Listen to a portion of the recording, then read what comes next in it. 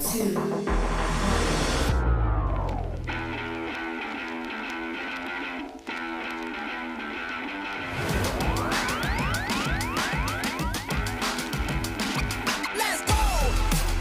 One more, you could attack for this. Just the pass. Penny's there. It's over. Fernando Cifuentes has found it. You've been patient. You've been waiting all this time, but you ready.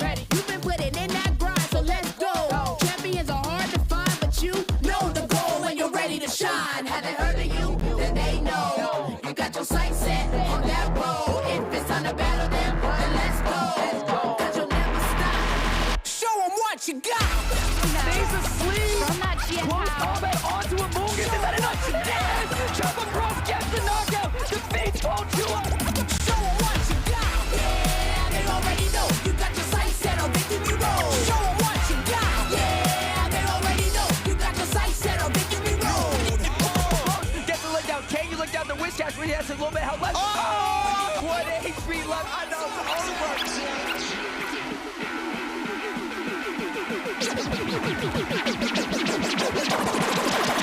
Show them what you got. Yeah, they already know. You got your sights set on victory road. Show them what you got. Yeah, they already know. You got your sights set on victory road.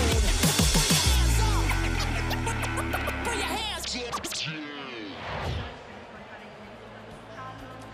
Buongiorno, Pokémon trainers! Welcome into the official broadcast of the final European Championship of the season. We are here in Bologna, the culinary capital of Italy, excited to start this tournament. Allow me to introduce ourselves. My name is Martijn, you may also know me as Nadequins, and I'm here with my team to guide you through this weekend, joined by Abi, Marcus, and Farid, and we are super excited for what we're going to see this time. I just want to ask you guys real quick, how are we feeling for this weekend? I'm super excited, right? It meta all started with Lille. We had Feraligatr, Ariados coming in, and then it evolved over time. We don't see Ariados anymore, so I want to see what the trainers have cooked up for this weekend. But even though Ariados might be gone, I think Malamar is going nowhere, and I'm excited to see how it does this weekend. I'm just really excited to have our last regional of the season. Everything has been coming down to this last event. We obviously had Portland in North America last time, and I'm just really excited to see what the Europeans have to offer. We have come so far, and we've had so many meta adaptations this season. Let's take a look at how far we've got and how many tournaments we've had this season. Yeah, as I said, it all started with Lille, but we are now here in Bologna. And after Bologna, we are going to have NAIC at New Orleans, which all leads up to the World Championships in Anaheim. Anaheim, California, that's what everyone is aiming for. And obviously, the way to get there is you can win one of these events, this special championship here in Bologna, but all of the previous event winners as well, they've already qualified for Anaheim this summer. And if we take a look at some of those, look at these players. I'm really excited to see Nickname performing so well. At the end of this season, he's just come in and he's swept the floor with the competition. Yeah, first player this season to win 2 championship titles, and he'll be here for his 3rd. And I actually think Colin has decided to come to Bologna as well. Yeah, just so he can have that opportunity too. I believe he decided 1 week beforehand. But if we take a look at the other side of the pond, we also have our champions from North America, which may be relevant for the North America International Championships next week.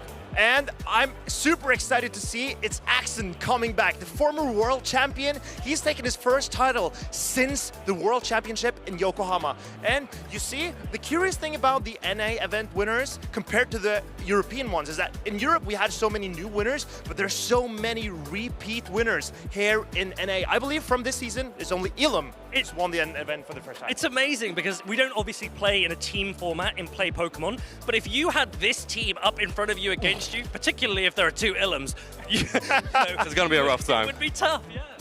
All these competitors, all these champions have directly qualified for the World Championships by winning their tournaments. However, there are more ways to qualify for the World Championships. Let's break down the championship points that you can earn through here. Yeah, absolutely. When you come to these tournaments, it's not just for the medals, it's also for championship points. If you place first in one of these tournaments, you get 350 championship points. Second, you get 325, so on and so forth. Different regions have different amount of players qualifying based on championship points. In US and Canada, it's 75, Europe 50, Latin America 50, Oceania, Middle East 10 and 5. And these championship points are obviously massive for everyone that is here competing, but there are also tons of prizes available for those top performing competitors as well. 108 booster packs plus a direct qualification to the World Championships in Anaheim for the winner, and tons of card prizes for everyone else. And I think the TCG booster boxes at the moment are quite lucrative, right? Oh, they're excellent, and they're with every new series of TCG cards, there are new Pokemon that are good. So your favorite Pokemon might be the next Pokemon to be good in the next update. The stakes are going to be super high here in Bologna, and for what we want to see in the first match, we're going to let you pick actually, because we're going to have a community choice poll. You can only vote on Twitch, however, so if you are watching on YouTube, make sure you open the Twitch stream to get your votes in. We have 4 pairs to pick from here.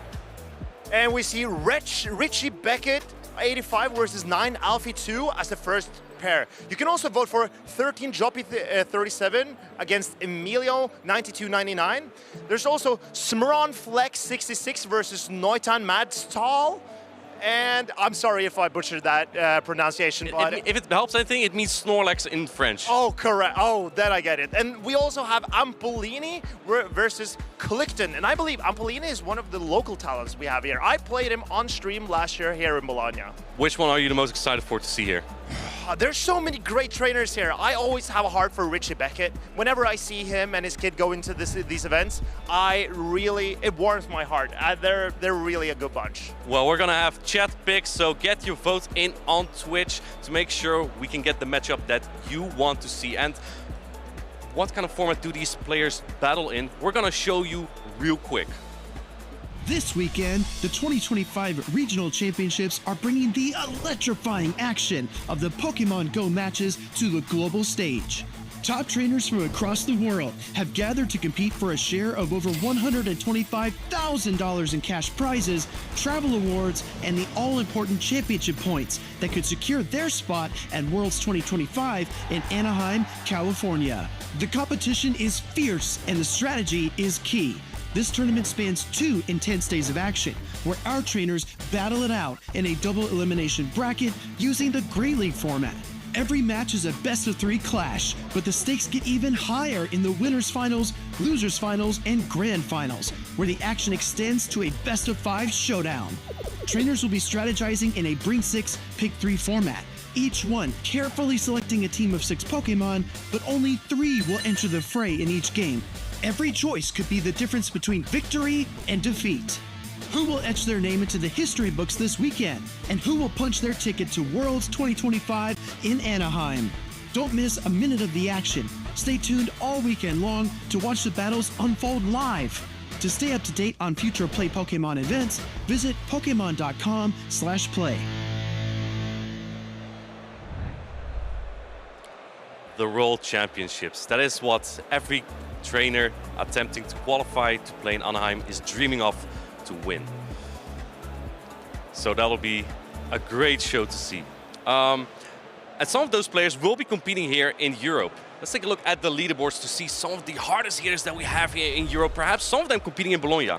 Yeah, we see all these trainers who've gone through this rigorous bracket system to win regional championships and also to accumulate CP points. On the first place, we have Patoman with 1,925 points, Ziz Wireless with 1,850, Colin 6 with 1,825, Tonton Bateuse with 1,874, so on and so forth. The golden ticket means that these players have won a regional championships and are already qualified for their places in Worlds. They could also have been top 4 at an international or finished highly at top 4 in the World Championship. I believe that's why you have a direct invite with that golden ticket, Martijn. Very sharp, Marcus. But there's also a reward for being high on the leaderboard, not just for glory, but also for travel awards, because the top 8 players on the travel award will receive a scholarship from Pokemon to pay for their travel to the World Championship. And the Tier 2 award, as you can see on the screen here, they will receive a stipend as well to help cover the expenses if they sign up for a round and place 1 round at the World Championship. So one of the really exciting things for players here in Bologna this weekend is, can they break into those travel award placements, or can they hold on to the position that they are onto? And I guess one of the questions when you approach Bologna is, what team do you bring? How do you ensure the best chance of victory? And I suppose one way that you can assess that is take a look at what happened in Portland last time. How did the Portland players compete? What did they use and how well did they get on? If we take a look at some of the winners that we had, our top 3 of Portland, and this is in the Might and Mastery meta, so it will be the same meta that we have here in Bologna as well. We have on first place the return of its accent. He ran that Blastoise and he put it to use really well. Second, we have Chemcoop with that Lapras Talonflame, and third place, let's not forget the Shadow Lapras that did so much work for Stud Muffins.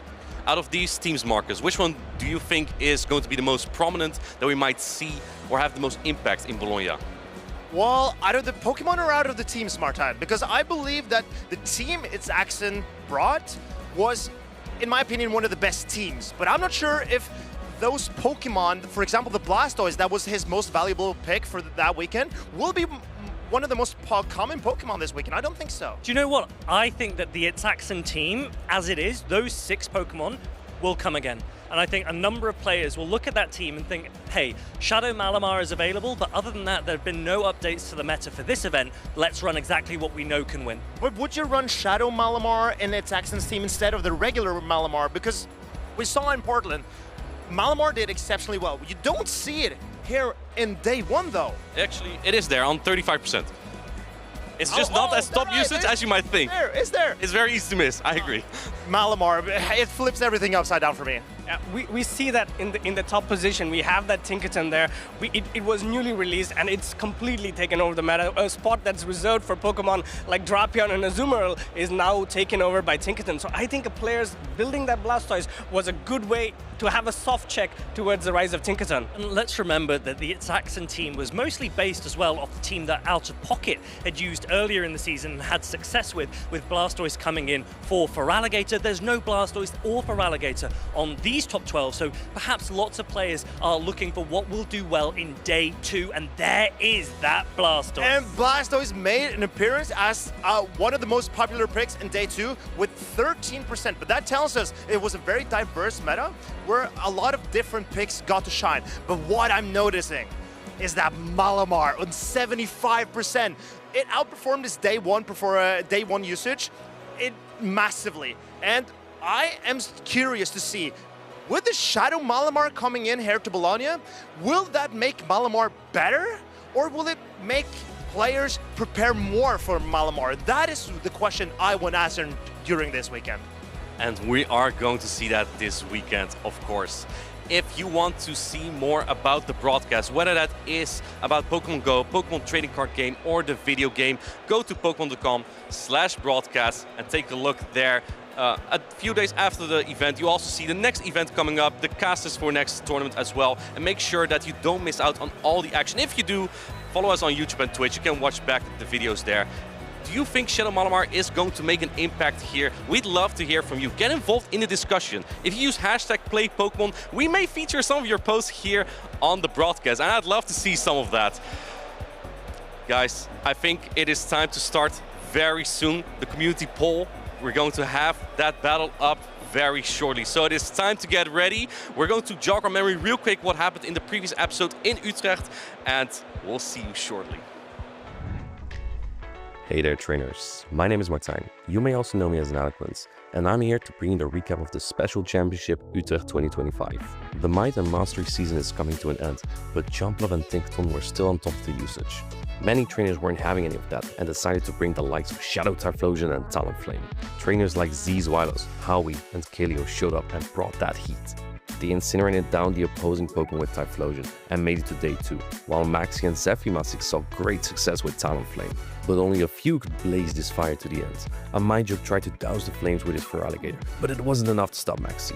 On the wings of Talonflame, Maxi soared into the grand finals against Nickname, whom had defeated Maxi earlier that day. But Maxi had learned from their first encounter. He managed to reset the bracket with a swift 3-0. A final best of 5 was to be played between the two. Nickname adapted with the Ferret and put Maxi quickly under pressure, leading to a 2-2 score. In the final breathtaking match, Maxi reversed that pressure to Nickname with the perfect alignment. Azumarill against Claydol, Talonflame against Ferret, Lapras against Azumarill. But in the last moments, time ran out for Maxi's Lapras. In an attempt to get energy for a double knockout, Nickname's Clado sealed the deal with a Rock Tomb, securing the KO on the Lapras, and just like that, Nickname became your 2025 Utrecht champion. This wasn't luck. Nickname's been grinding in the Go Battle League and practice tournaments, and it all paid off here. Think you have what it takes to become a champion? Check out pokemon.com/compete to find out more. Thank you for telling us about that, Martijn. I am Arceus Aurelius, but my friends call me Marcus, and I'm here with my colleague, Abby. Yeah, I'm definitely going to call him Arceus Aurelius for the whole time. I've been trying to make Abby my friend for so long, but clearly I haven't been successful yet. I mean, it will take a while to whittle me down, but that's okay. We saw Nickname winning the special event in a special championship in Utrecht. It was a great game. I think it was best of fives in the finals and a grand final reset that went up to 4-2-2 each, and then winning the last game. That was a huge, how do you call it? It was a huge marathon to get the title there. I was very impressed by Nickname. He played phenomenally this entire weekend. I believe Nickname only had dropped 2 games before that grand finals against Maxi. So Nickname, he really figured out the meta for that tournament. He put together a team and then he played it flawlessly through the entire weekend. Yeah, one of the key things about Nickname's team is what we didn't see from the Portland recap is that Corviknight. We didn't see it in any of the graphs. We didn't see it in top usage, but he piloted that Pokemon so well, made a lot of adjustments as well. I believe Nickname also said that Corviknight was his most valuable Pokemon for the entire tournament. He brought it to almost all of his games just to how safe it could be. Yeah, I mean, Corviknight in this meta, if you look at all the Pokemon, let's say for example in Maximilian's team or on a Mindjoke's team, can be a great set of Pokemon. You soft lose matchup and look at the other Pokemon that he has, the Typhlosion. It can incinerate down, and then whatever energy comes out of Typhlosion, you are going to be left in a whole world of hurt. But I gotta say, Maximilian really impressed me with his Talonflame play as well, and he brought that Malamar to great success, and then we have a Mindjoke. Both of these trainers got their best place finish so far in the Play Pokemon tournament. Maximilian with his first ever second place and a Mindjoke. He's collecting third places at this point. He's been one of the most consistent battlers that we've seen in the circuit, starting all the way from Season 1 to now. Great to see how he's doing. I know that he's also here in Bologna to try and make that third place into a first place medal. Obviously, like, this is his local tournament. He wants to take his shot at this stage and perform. And coming from a third place finish in Utrecht, I'm sure a Mindjoke will want to perform here this weekend. Yeah, it's not just about a Mindjoke. Nickname is also here. Let's take a quick look at how he won it. The last moments for him to win the regional champion. This is what happened here.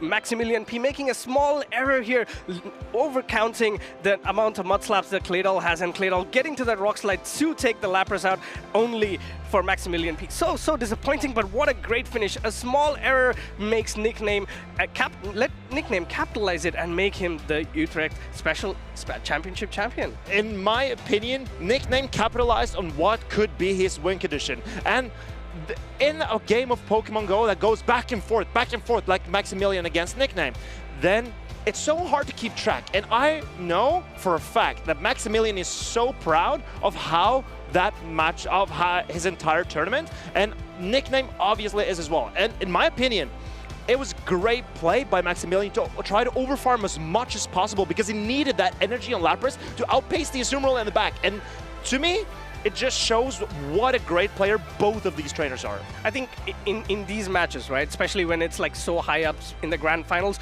you as a trainer, you are focused so much on not making any mistakes because you have to force your opponent to make a mistake, and that's exactly what Nickname did. He played that matchup out to get to that position where Maxi had to do that extra energy, had to try and get that extra energy to flip that game.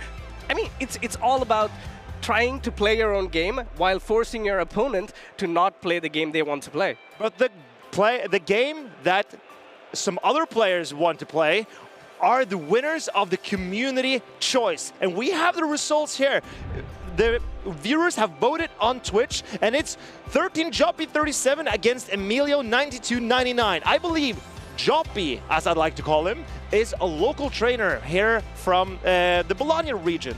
Giuseppe is a local, as you said, and one of the things is that you've noticed, I've seen him in a lot of Italian tournaments, and he's always done well. I think he's made day 2 quite a few times, and I'm really looking forward to see which of these trainers will go through. I'm excited to see AMELIO 9299 as well. More of a unwritten name for me. I'm not that familiar with the name, so I'm very excited to see that player as well. But I know they're up against a tough opponent in Joppy that was Worlds qualified at least once, maybe twice. Absolutely. I think we saw the players that the community wants to watch, but we have a list of players for you to watch to see how they do in this tournament. We have, of course, Nickname going for that unprecedented 3rd title in one season. I think it's never been done before in Europe. It's never been done in Europe.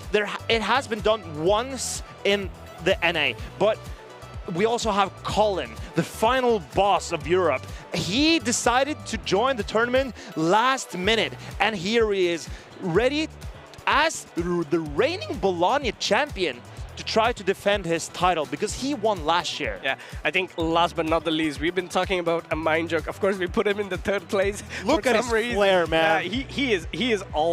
He is confident, and I think he's gonna be here to try and take the title away. Number 1 from Colin, and number 2 from trying to stop Nickname from trying to get that 3rd championship. And number 3 has to stop everyone else here as well. Absolutely. We have hundreds of trainers here ready to compete here in Bologna, and all these trainers, even though they are someone to keep an eye on, we also have some trainers who are aiming to qualify for the World Championship. As you mentioned previously, Abi, only the top 50 players from Europe will qualify for the World Championship. We picked them because, of course, we know Alejandro Diel. He's been in the circuit for a while. He's a good trainer. He's currently ranked number 62. All he needs to do is have a decent finish, and I think he's going to be pulling forward to that World Championship qualifying spots. And next is going to be Withered. Withered made his way in that regional. He was a revelation. He came in, he was calm, composed. For his age, it was great to watch. As a younger trainer, this is his breakout season, and he performed so well in Stockholm and top cutting that event. I'm sure he's proud. And then we have Kelio. He is Colin Six's brother, so there's clearly something in the water in the area for these trainers, because the level that Kelio and Colin are displaying is just phenomenal. Yeah, I would like to see Kelio go up against Colin in this championship. It would be nice. But you know that Kelio actually outperformed Colin in Utrecht.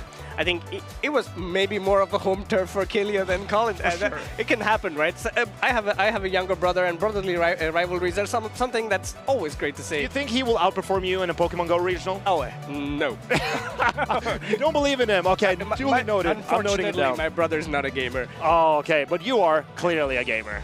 Yeah, I am. I play way too many games. Spend too much time on it.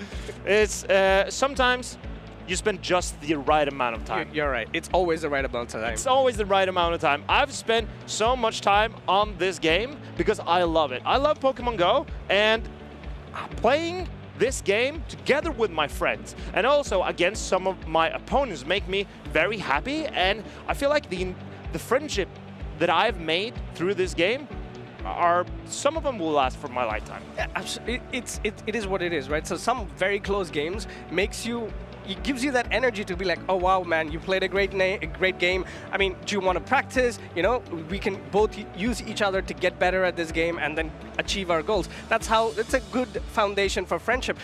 Exactly, and I also think that when you lose to an opponent, at least for me, I respect them a lot because they put me out of my comfort zone and played a game so well that I lost. So I have to respect them because I think of myself as a good player. And if my opponents manage to beat me, that makes them a great player as well. And this event is not just about players, it's also about Pokemon. So we've put together a small graph where we can see what Pokemon that we think will do well in this region. And you viewers, you want to get yourself a man that looks at you the way Abi looks at that Feraligatr. I can't lie, it's a beautiful Pokemon. It's a beautiful Pokemon. It's great character design. Of course, for me, I'm going with Feraligatr, the normal one, because it does have that bulk to it. So it Compared to the Shadow one, you prefer the regular one? Yes. Okay. In this meta, just because I feel that you have a Tinkerton, which is a very bulky Pokemon, so that little bit of bulk can help you set up another Pokemon. The other ones are, of course, the Unnovan Stunfisk, Blastoise, and Diggersby. You picked up Blastoise after watching its accent, didn't you? Absolutely not. For sure Absolutely not. I picked it before. But my pick, Talonflame, would be terrible into your picks, obviously. But I believe that the Flame Charge Talonflame can just cook through a lot of the Pokemon that's coming here this weekend. I also have the Ferret and the regular Malamar, because I think that regular Malamar is slightly more forgiving than the Shadow Malamar. Because you see Farida's picked the Shadow one. Yeah, he did pick the Shadow Malamar. It's all the way in top place. But also, he's picked some spicy Pokemon. The Shiny Bombardier, of course, having access to Rock Tomb, Sucker Punch, and Fly. Yes. Rock Tomb, Sucker Punch, and Fly. It's poised to try to take over the meta. Another Pokemon there that's been newly released as well is the King Gambit. You love that Pokemon, don't you? It's one of the best character designs I've seen, but it's not my favorite Pokemon. My favorite Pokemon is the one from the anime. It's the Ash Greninja. Oh, right. I can't see that one here, though. Yeah, absolutely. But there is another dark type, and I want to point out the Shadow Mightyena that Martijn has picked for this tournament. And also the Lantern. There's a lot of spicy picks here. Is the fish coming back? I mean, if you look at what we see, right? If you look at the top 6 usage, the Lantern does have a claim to the spot, especially if you're running Water Gun. The Diggersby matchup is not so bad. Of course, the Lapras matchup adds up over time, but then again, you have Thunderbolt that can do super effective damage to the Lapras. So I think it's fair.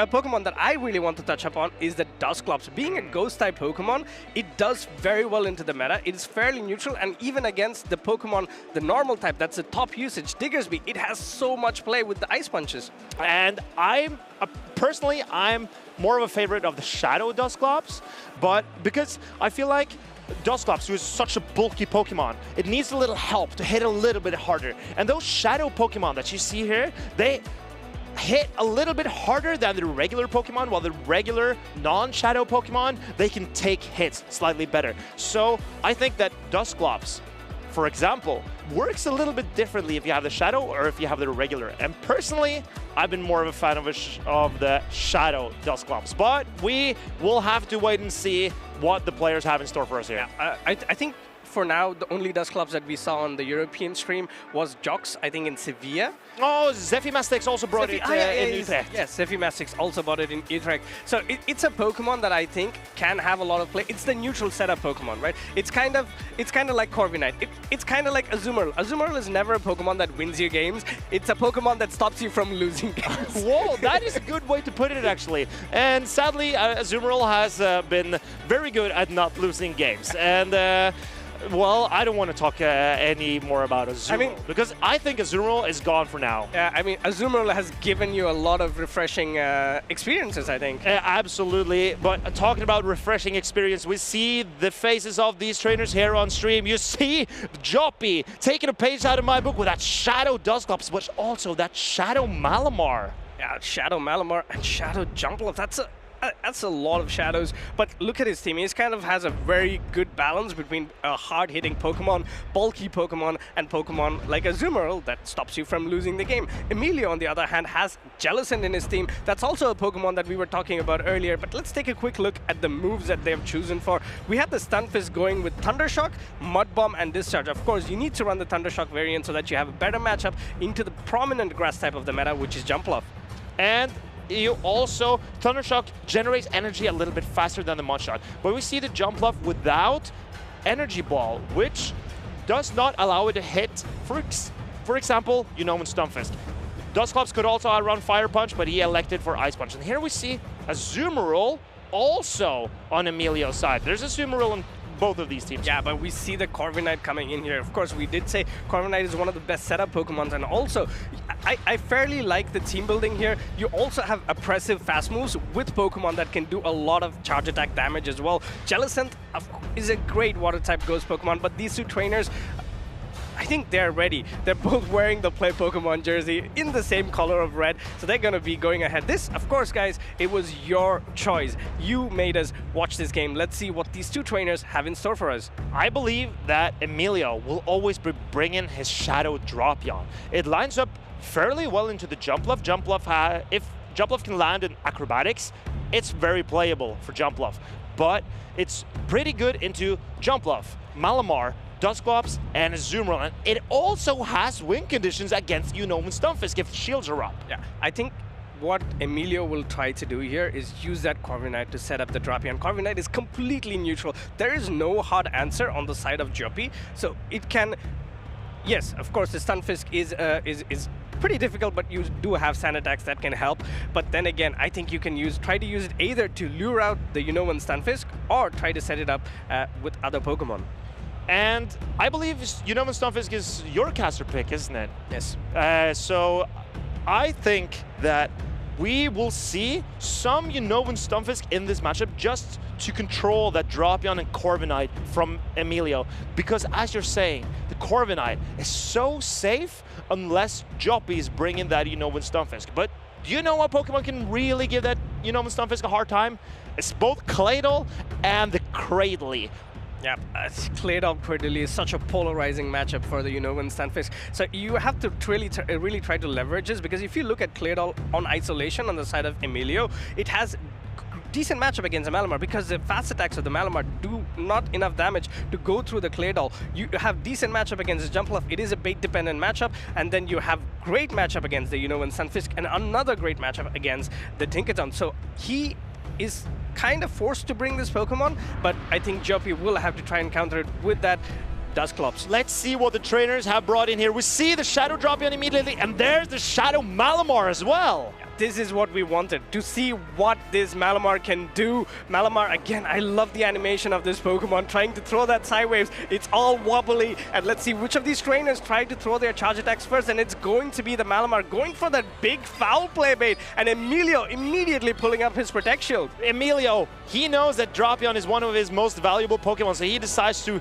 protect it. And here comes a Crunch. This will inflict heavy damage on the Malamar, so Joppy decides to put up his shield. Yeah, Joppy puts up that Protect Shield. This is going to do 1 damage to the Malamar, but of course he gets a defense fall here. But unfortunately at this time he gets to the superpower, and Emilio not throwing this. Will he shield? Yes, he pulls up another Protect Shield. Already no Protect Shield left for Emilio. But here comes and Emilio throws an Aqua Tail, and Joppy manages to catch it on his Azumarill. Yeah, great energy management here. The Malamar is one of the ways to play it, is to try to get a little bit of energy lead and save it for the back. He now has an shield advantage and also an energy lead. This is not looking great for Joppy, but this is amazing. Jellicent is one of the best Pokemons to bring into the Azumarill.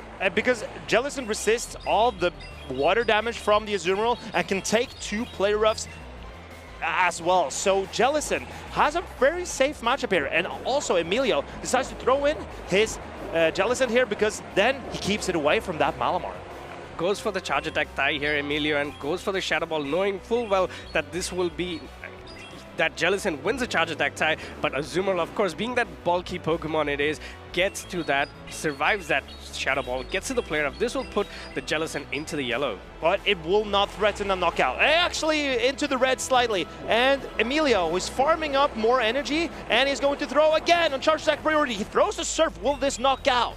The Surf would most definitely knock out the Azumarill in this range. If it doesn't, I would be very surprised here.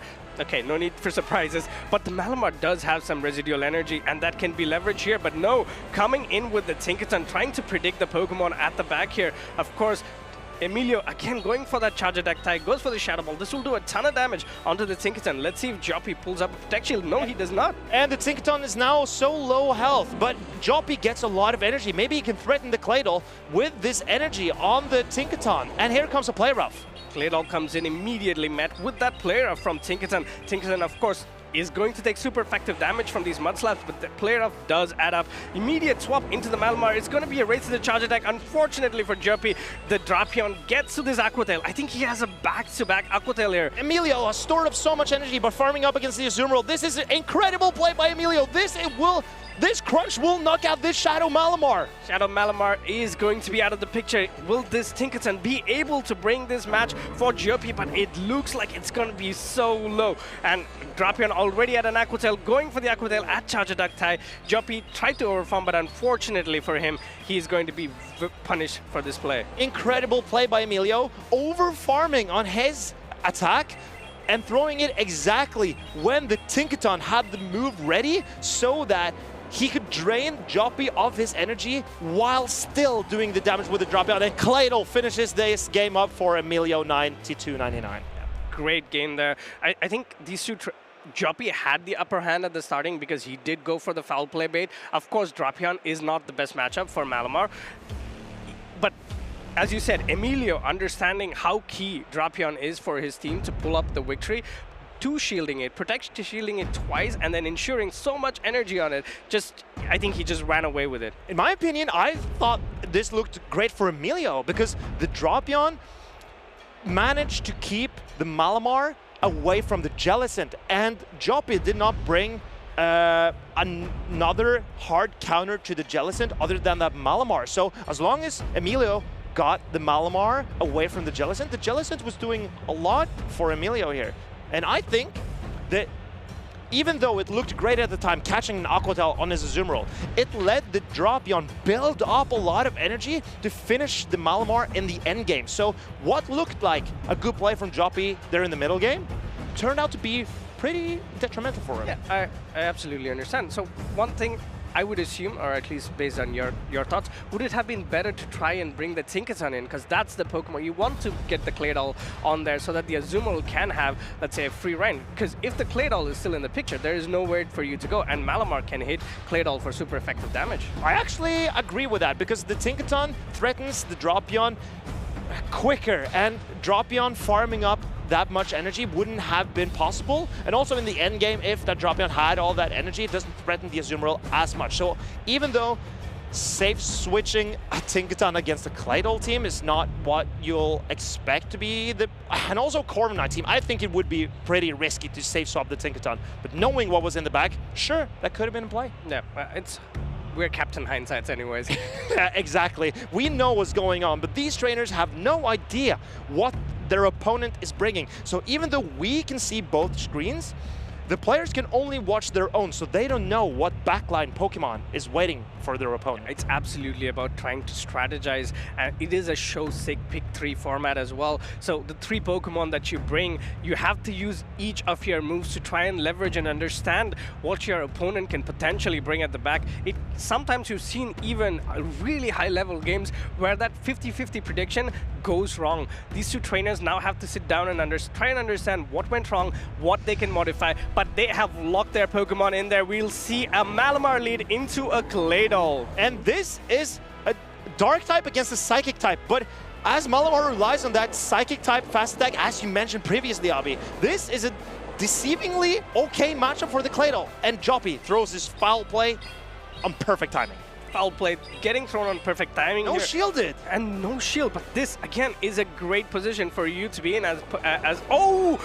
Joppy goes for a catch again, but this time onto the Azumarill. Of course, this is gonna be really, really risky because the Rock Tomb will now debuff the attack of the Azumarill, only to be met with its nightmare matchup, Jellicent. And this Jellicent is now even less threatened by the Play Rough from the Azumarill because of that debuff. And here comes the Shadow Ball. This is going to hit the Azumarill hard. Yep, Shadow Ball comes in here. Of course, Joppy cannot use his Protect Shield because he wants to try and save it for that Malamar, already putting the Azumarill into the yellow. But Play Rough coming in, I don't think it's even going to hurt the Jellicent.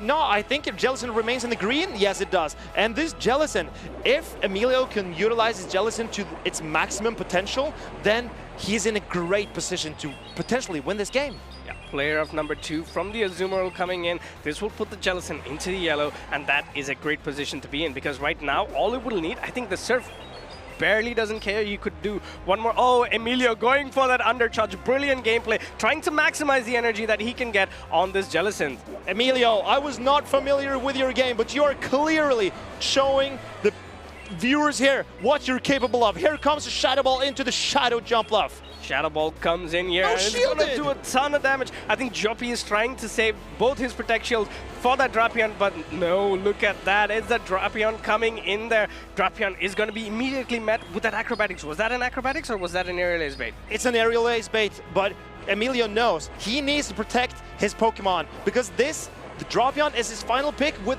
a lot of health points left, so he needs to protect this Drapion. But here comes the shield from Joppy as well. A Crunch coming in here. Will this get a defense fall? Unfortunate, and it does. Oh, that's just making it worse. And in comes the next charge attack from Joppy. Another shield pulled up by AMELIO. AMELIO knows at this rate that energy on the Drapion will be enough for him to win the game. Malamar comes in here and goes for the charge attack size superpower on to that Aqua Tail. And this will not knock out the Drapion, but this is exactly what Joppy wanted. He wanted to get this Drapion as low as possible. How can he manage?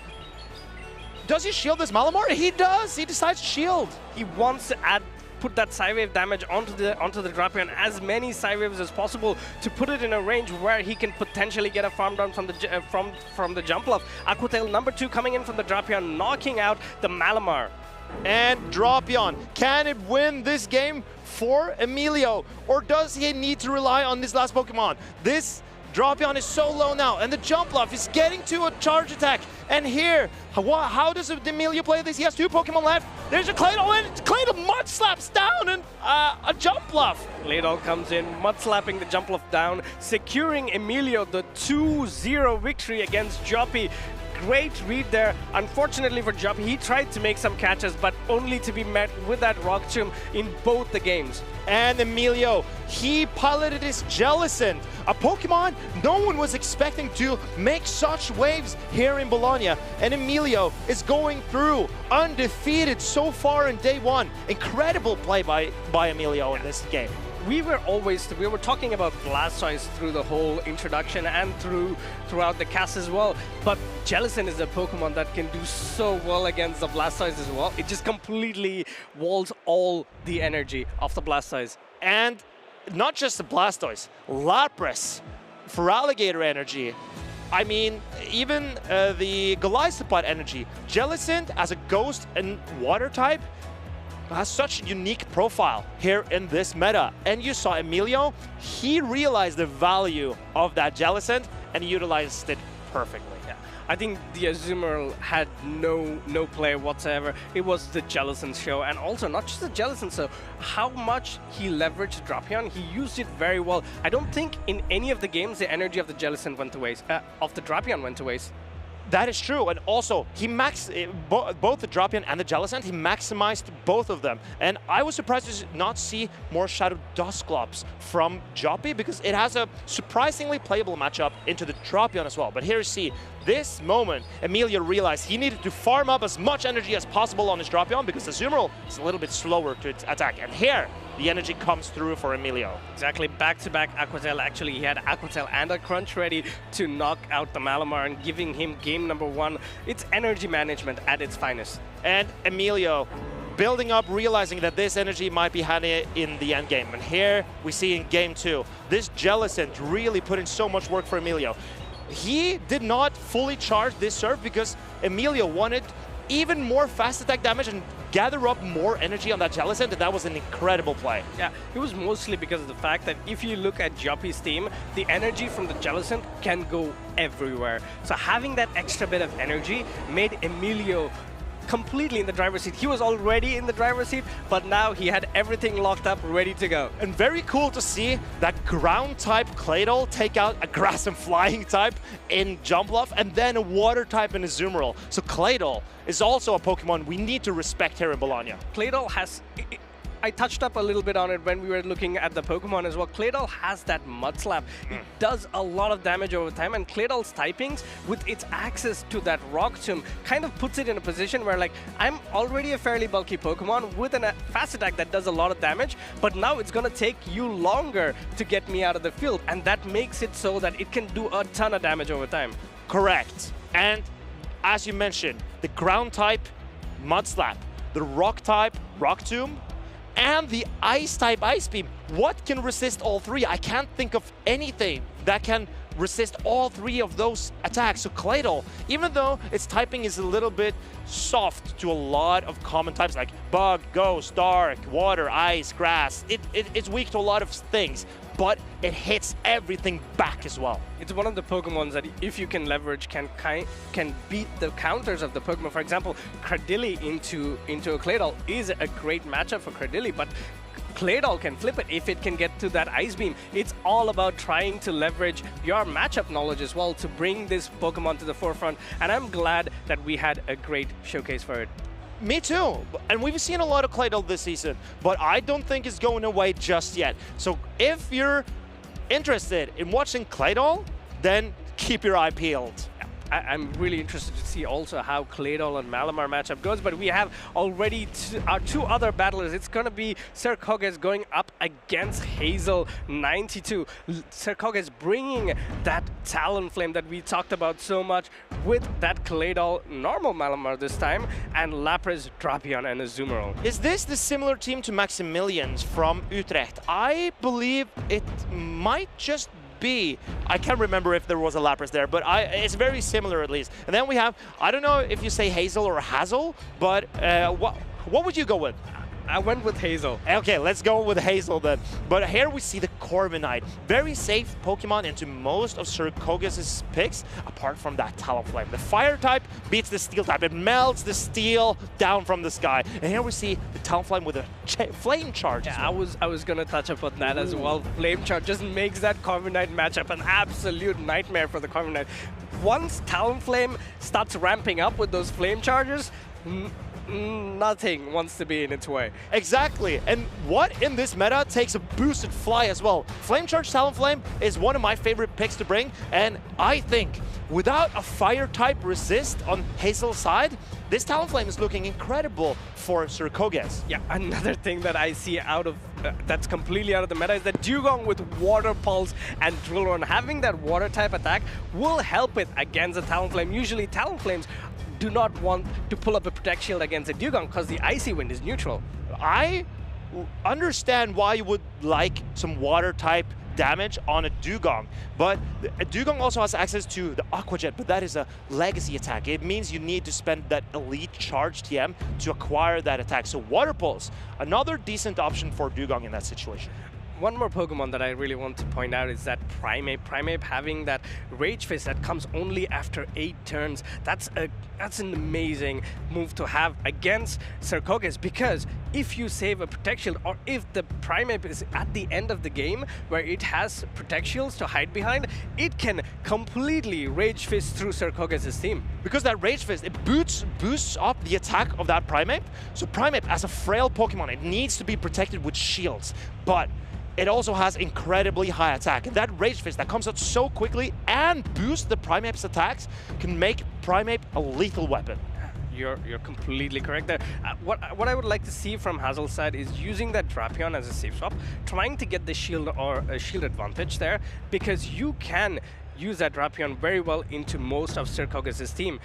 If that is done correctly, then the Primeape can take the show, or even try to have Primeape pull up Protect Shields and then have Lapras to seal the show as well. Oh, here we also see, I didn't notice it first, but this is a regular Drapion from Hazel. And compared to the Shadow Drapion, it takes attacks a little bit better. For example, the Psywaves from a Lapras does half the damage to a regular Drapion compared to the Shadow Drapion.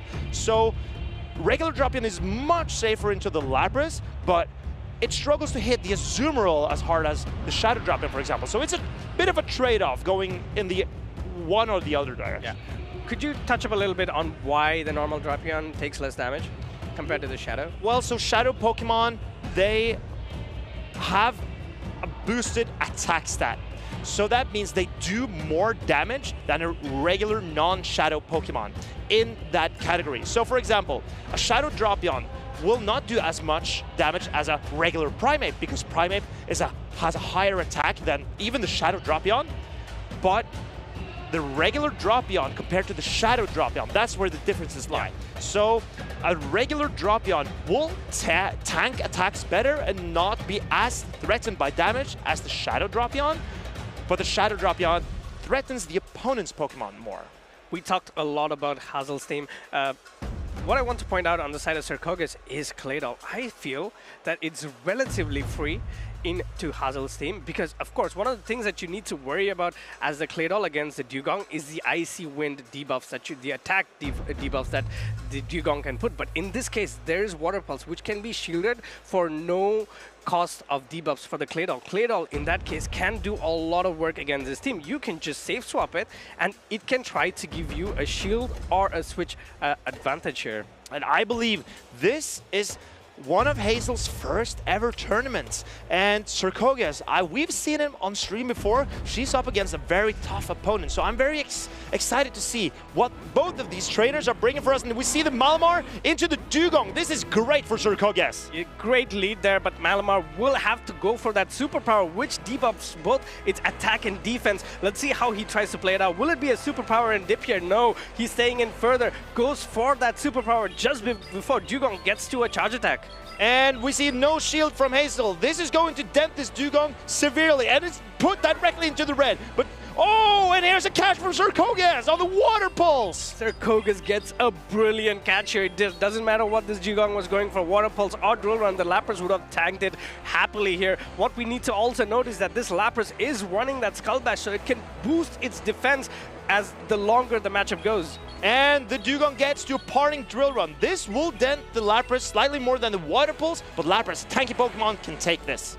Yeah, Lapras is tanking it like a champion. It has so much energy. Let's see what HAZEL comes in with. It is the Corviknight. Corviknight is going to take neutral damage from the Sparkling Area. Sparkling Area number 1 going into the Corviknight, and HAZEL pulling up a Protect Shield here. And this is a fairly sound Protect Shield because you have 2 Pokemon left, you need to protect them. And it's Circogus, excellent timing, throwing the Sparkling Area right before the Corviknight gets to its charge attacks. Yeah, great timing there, great recognition of the energy on the side of the Corviknight. Corviknight gets to the Sky Attack. Sky Attack, I'm not sure if this will be enough to knock out the Lapras, but pretty much put it deep into the red, I would assume. I think this is enough to knock out. This is as a Sky Attack, heavy hitting. The Lapras goes down. Circogus, now down to 2 Pokemon. He brings in the Malamar, but these Side Waves are resisted.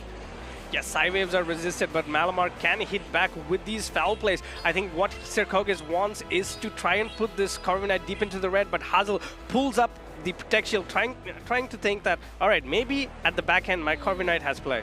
And Circogus, now up 2 shields.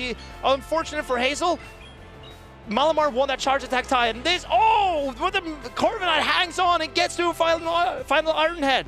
Yep, Iron Head is reached, and Circogus letting go of his Malamar, keeping it all on the Azumarill. Oh wow, Malamar actually survived that. Azumarill comes in, gets that 1 bubble advantage and 2 Protect Shields to hide behind. This is what I'm talking about. Azumarill is a Pokemon that does not win you games, but doesn't make you lose. I don't think there's any situation here where the Azumarill is going to lose a game. Well, let's wait and see, because this play ref will put the Lapras lower, but I don't think it's not even into the yellow. And this Lapras can boost up its defenses. If Circogus lets the Skull Bash go, no, he decides to put up the Protect Shield. He realizes he needs to protect this Azumarill. Yeah, Azumarill is his win con because Malamar does not have any energy, and it's so deep into the red that maybe a few Side Waves would knock it out. Of course, the Lapras, unlike the Azumarill, does not have a Protect Shield to hide behind. These players, of course, are going to slowly and steadily get this Lapras into a range where the Azumarill can take the game. And Azumarill will need 3 play roughs to take out this Lapras. And HAZEL is doing what she can. If she can just land this Skull Bash, then maybe the Side Waves can tickle it down. But no, Circogus decides to shield. Yeah, second Protect Shield coming up for the Azumarill. Azumarill is so close to the next player off, gets to it, and securing probably a knockout for this Lapras. A very impressive play by Circogus. He was always getting ready to fire off his charge attacks exactly before HAZEL got to hers. So in this situation, it was so tough for HAZEL to gain that advantage back because Circogus really played an outstanding game. Yeah, I think it all started with the Malamar against the Dugong going for that superpower just before the Dugong got to a charge attack, and then securing that Malamar towards the end game, getting it a lot of energy, going for that charge attack tie against the Corviknight, just completely neutralizing any advantage that HAZEL could build after Protect Shielding the Corviknight twice against the Lapras. But I'm also impressed by how brave Circogus is, because his Malamar and his Lapras would struggle a fair bit against the regular Drapion. If Hazel had just brought that Pokemon, I think she would be in a slightly more comfortable position for her. That's why it's a best of 3. That's why you can, even if you lose your first game, you have another game to reset, to try and understand what other Pokemon that you can leverage for your win condition here. And that's the opportunity right now Hazel has. But for Circogas, he needs one more win to win this round and advance to the next round. So let's see what these trainers have decided to do. If Hazel sticks with a Dugong lead that cost her a little bit in game 1, or if she changes it up, and Circogas, will he make an adjustment? Does he expect an adjustment from Hazel and then adjust his Pokemon? That is the question. Yeah, I think you have to, as a Hazel, you are now in a position where you have to adjust your lead, or not even the lead, you potentially have to adjust your backline Pokemon, because what we saw there was that her backline Pokemon let her down. But this is going to be a Claydol into a Dugong. This is not a bad matchup, but as I said, the Dugong does not have access to the Dicey Wind. But this is what Hazel decided to stick with her Dugong, and it paid off very much against this Claydol, but Claydol getting to that super effective Rock Tomb and debuffing the Dugong in the process. And no shield for the Dugong, because of course that Dugong does not have any opportunity to reduce the attack of the Claydol. Water Pulse coming in. Will this Water Pulse actually be enough to knock out the Claydol? I don't think so at all. No, but the shield is put up. Circogas valuing his Claydol in this situation. Can he outpace the Dugong? I believe he will. And here comes, oh, and he decides to go for a catch. Hazel throwing the Water Pulse and the Azumarill. Unfortunate use of that energy. Yeah, unfortunate use of the energy indeed. Azumarill will shrug off this Water Pulse, and Hazel going into that Drapion. Drapion is doing super effective damage with that Poison Stings, but unfortunately for Drapion, it does not have any charge attacks to do super effective damage onto the Azumarill. Great timing by Hazel, trying to minimize the amount of... Oh, and we see a debuff on the Azumarill side. How does Circogas want to play this? This matchup is now a lot better for this Drapion. Hazel pulls up a shield. Pulls up that Protect Shield there, but now it will be the Drapion show if Hazel can capitalize on this. Oh! Ooh. Very interesting play by Circogas. He throws on unoptimal timing, letting a Poison Sting through, but he gets off that attack, and this puts the Drapion low. This does put the Drapion low indeed, and Hazel going for this crunch. This crunch will, I don't think it's enough yet in this range, but did that, the Azumarill had a defense fall, right? Yeah, but it's still not enough. So one more and maybe, oh, the Poison Stings got it knocked out, and this Drapion has so much energy. Where will it apply it? Into an opposing Drapion. This is a crunch coming in. Circogas taking a resisted attack on his Drapion. Resisted crunch coming in, but will this crunch get a defense fall? Let's see what happens here. No defense fall, but he gets to an Aqua Tail as well. Drapion is gonna do a ton of work already. This will put the Circogas' Drapion into the yellow. Great recognition by Hazel here. She comes in with her Dugong to do some more fast attack damage, and then coming with her Corviknight to try to sand attack down this Drapion. Shields crunch. This can be risky because that crunch can debuff the defenses of the Corviknight. Let's see if it does. No, it does not, but this means that the Claydol comes in immediately, goes for the Rock Tomb attack debuff here. This, of course, is not going to do a great amount of damage to the Corviknight, but then it's going to be a huge uphill climb for this Corviknight to try and overcome the Claydol. Going immediately for the Iron Head here, this will do a considerable amount of damage if no shielded by Circogas. No shielded, and now Hazel needs to realize she can just farm down everything. No more charge attacks from the Corviknight would be the optimal play, but Claydol debuffing the Corviknight even more with this Rock Tomb. Yeah, putting the Corviknight deep into the red, but no, going for that Iron Head immediately. Maybe Hazel thinking that the Corviknight can be in a position where it can sand attack down, but no, Circogas says, I'm not gonna let you. Puts up a Protect Shield, goes immediately into the Drapion. Drapion was one away from that Aqua Tail. This Aqua Tail will come in and knock out the Corviknight from the skies. Incredible game by these two trainers. Hazel taking Circogas so close, but Circogas realizing what he needs to do and winning this game. I think throughout the whole game, Circogus gave no opportunity for HAZEL to come back into the game. Game number 1 was again that catch off the water type charge attack onto a water type. Game number 2, water type charge attack onto a water type again. And I'm very impressed by HAZEL and Circogus both. They both put up an incredible fight, and I'm very impressed. If she's new to Pokemon Go PvP, then she really put on a show, and I'm impressed with the talent we have here. But Circogus, really such a strong player, made it so tough for HAZEL to get her first win here in Bologna. Yeah, it is what it is, right? You come to these tournaments where you try to learn, and you learn more from your defeats than from your victories, and you have to keep repeating this process. It's all about consistency in the Play Pokemon Championships, because over the season you have so many opportunities to come, use your learnings, and then get better at the game. But I also think you can learn a lot from your wins. At least I prefer to learn from my wins than from my losses. And I'm Circogus. We'll look back at this, and maybe I can learn something from this win. But he made a lot of great plays, catching that energy, the water type damage on his Lapras. Incredible play by Circogus. Yeah. It's two things, right? It takes a lot of time for the Dugong to get to its charge attacks, but making it completely go to waste is just such a huge blow, especially at the start of the game. It was a superpower of the Malamar onto the Dugong, and immediately the Water Pulse cast onto the Lapras. It completely sealed game number 1. Game number 2, again, this is just another Water Pulse going into the Azumarill, man. I think he's just reading the game like a book. And unfortunate for HAZEL, but great for Circogus. And HAZEL really pulled it back with a regular Dropion. That Pokemon really impressed me in this game, but Circogus, with his Shadow Dropion, managed to withstand the Sand attacks and close out this game with an Aqua Tail.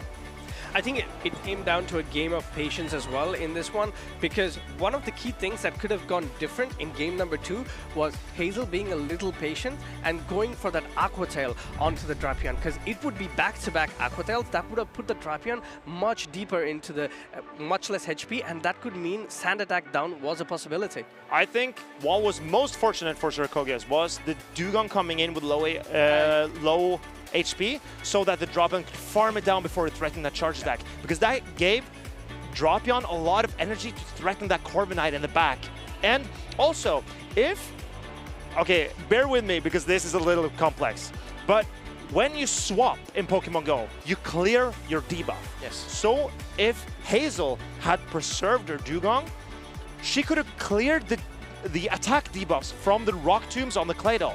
So she has a Corviknight. Yes, it's attack debuffed, but she can throw in a Dugong at the optimal time to clear the debuff and maybe then threaten the Dropion in the end. Yeah, I think these are all key mechanics and key functionings of the game that you need to understand. And where can you practice this? Of course, you can go to your local communities and then see and find out how these trainers play, practice your own craft, and make yourself better.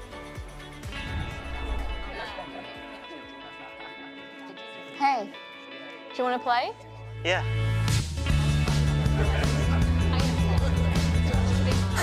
Nice. One shot? Wait, that card, yeah.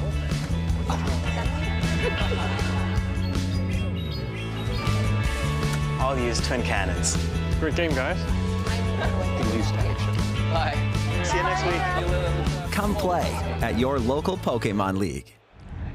And this is the local league. If you are interested in finding some local challenges or cups or tournaments near you, scan this QR code. And who knows, you might make some friends along the way. And I'm sure this trainer we just saw on the stage has been practicing their skills in the local tournaments. Yeah, I think Marcus is a bit held up on making friends here.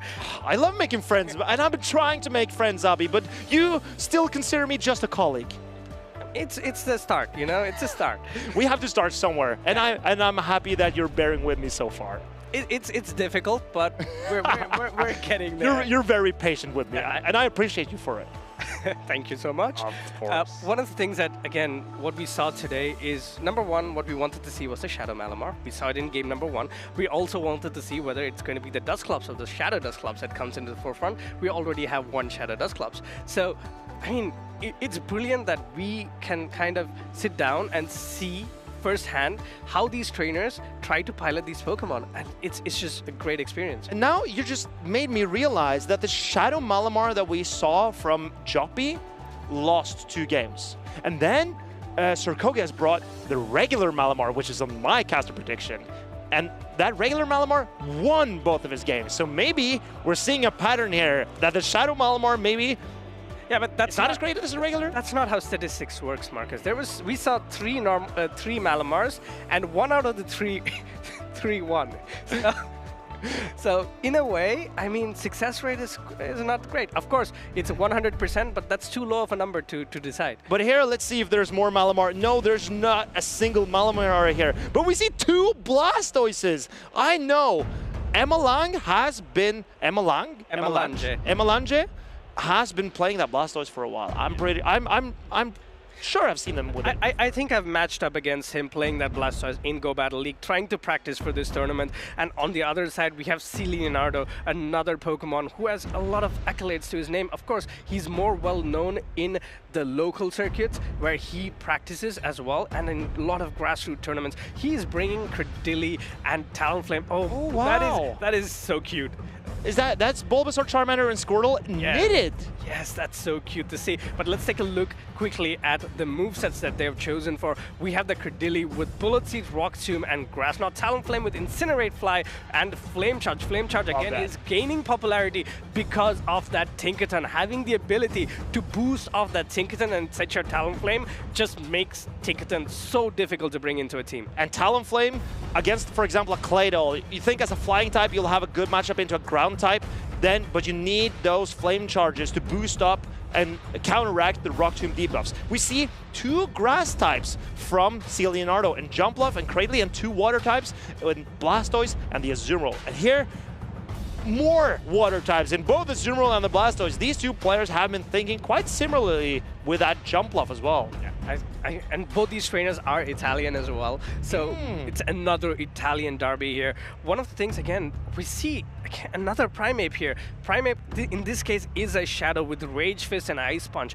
With having access to Ice Punch, Primeape has a much better matchup against that Jumpluff, because the Ice Punch from a Shadow Primeape, a Pokemon with such high attack, is just gonna put a whole lot of hurt into a Jumpluff. Imagine Primeape already having such a high attack stat, and then you get the Shadow Primeape with another boost to its attack. Of course it's a threatening Pokemon. Primeape is a Pokemon that I really enjoy playing, but I am terrified if I'm faced up against it.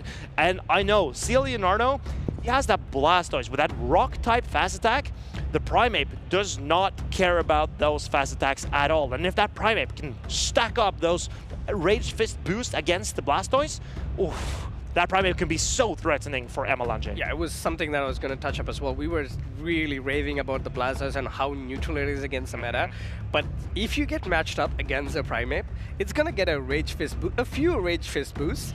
And just looking at C. Leonardo's team, is there any Pokemon that wants to take energy from a Primeape that's boosted?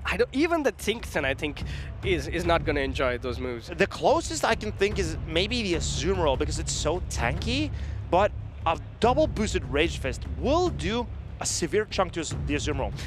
But looking at the Azumarill, whenever Azumarill tanks damage, we say this is going to be heavy damage into Azumarill, doing maybe 35–40%, because that is how tanky Azumarill is. It can withstand so much damage. Yeah, even a Zap Cannon from a Registeel is not enough to knock out an Azumarill. Can you imagine? Yeah, it's just, Zap Cannon is such a heavy-hitting move, and Azumarill is like, yeah, I'm still here, hello. Yeah, maybe you need to throw another one of those Registeel.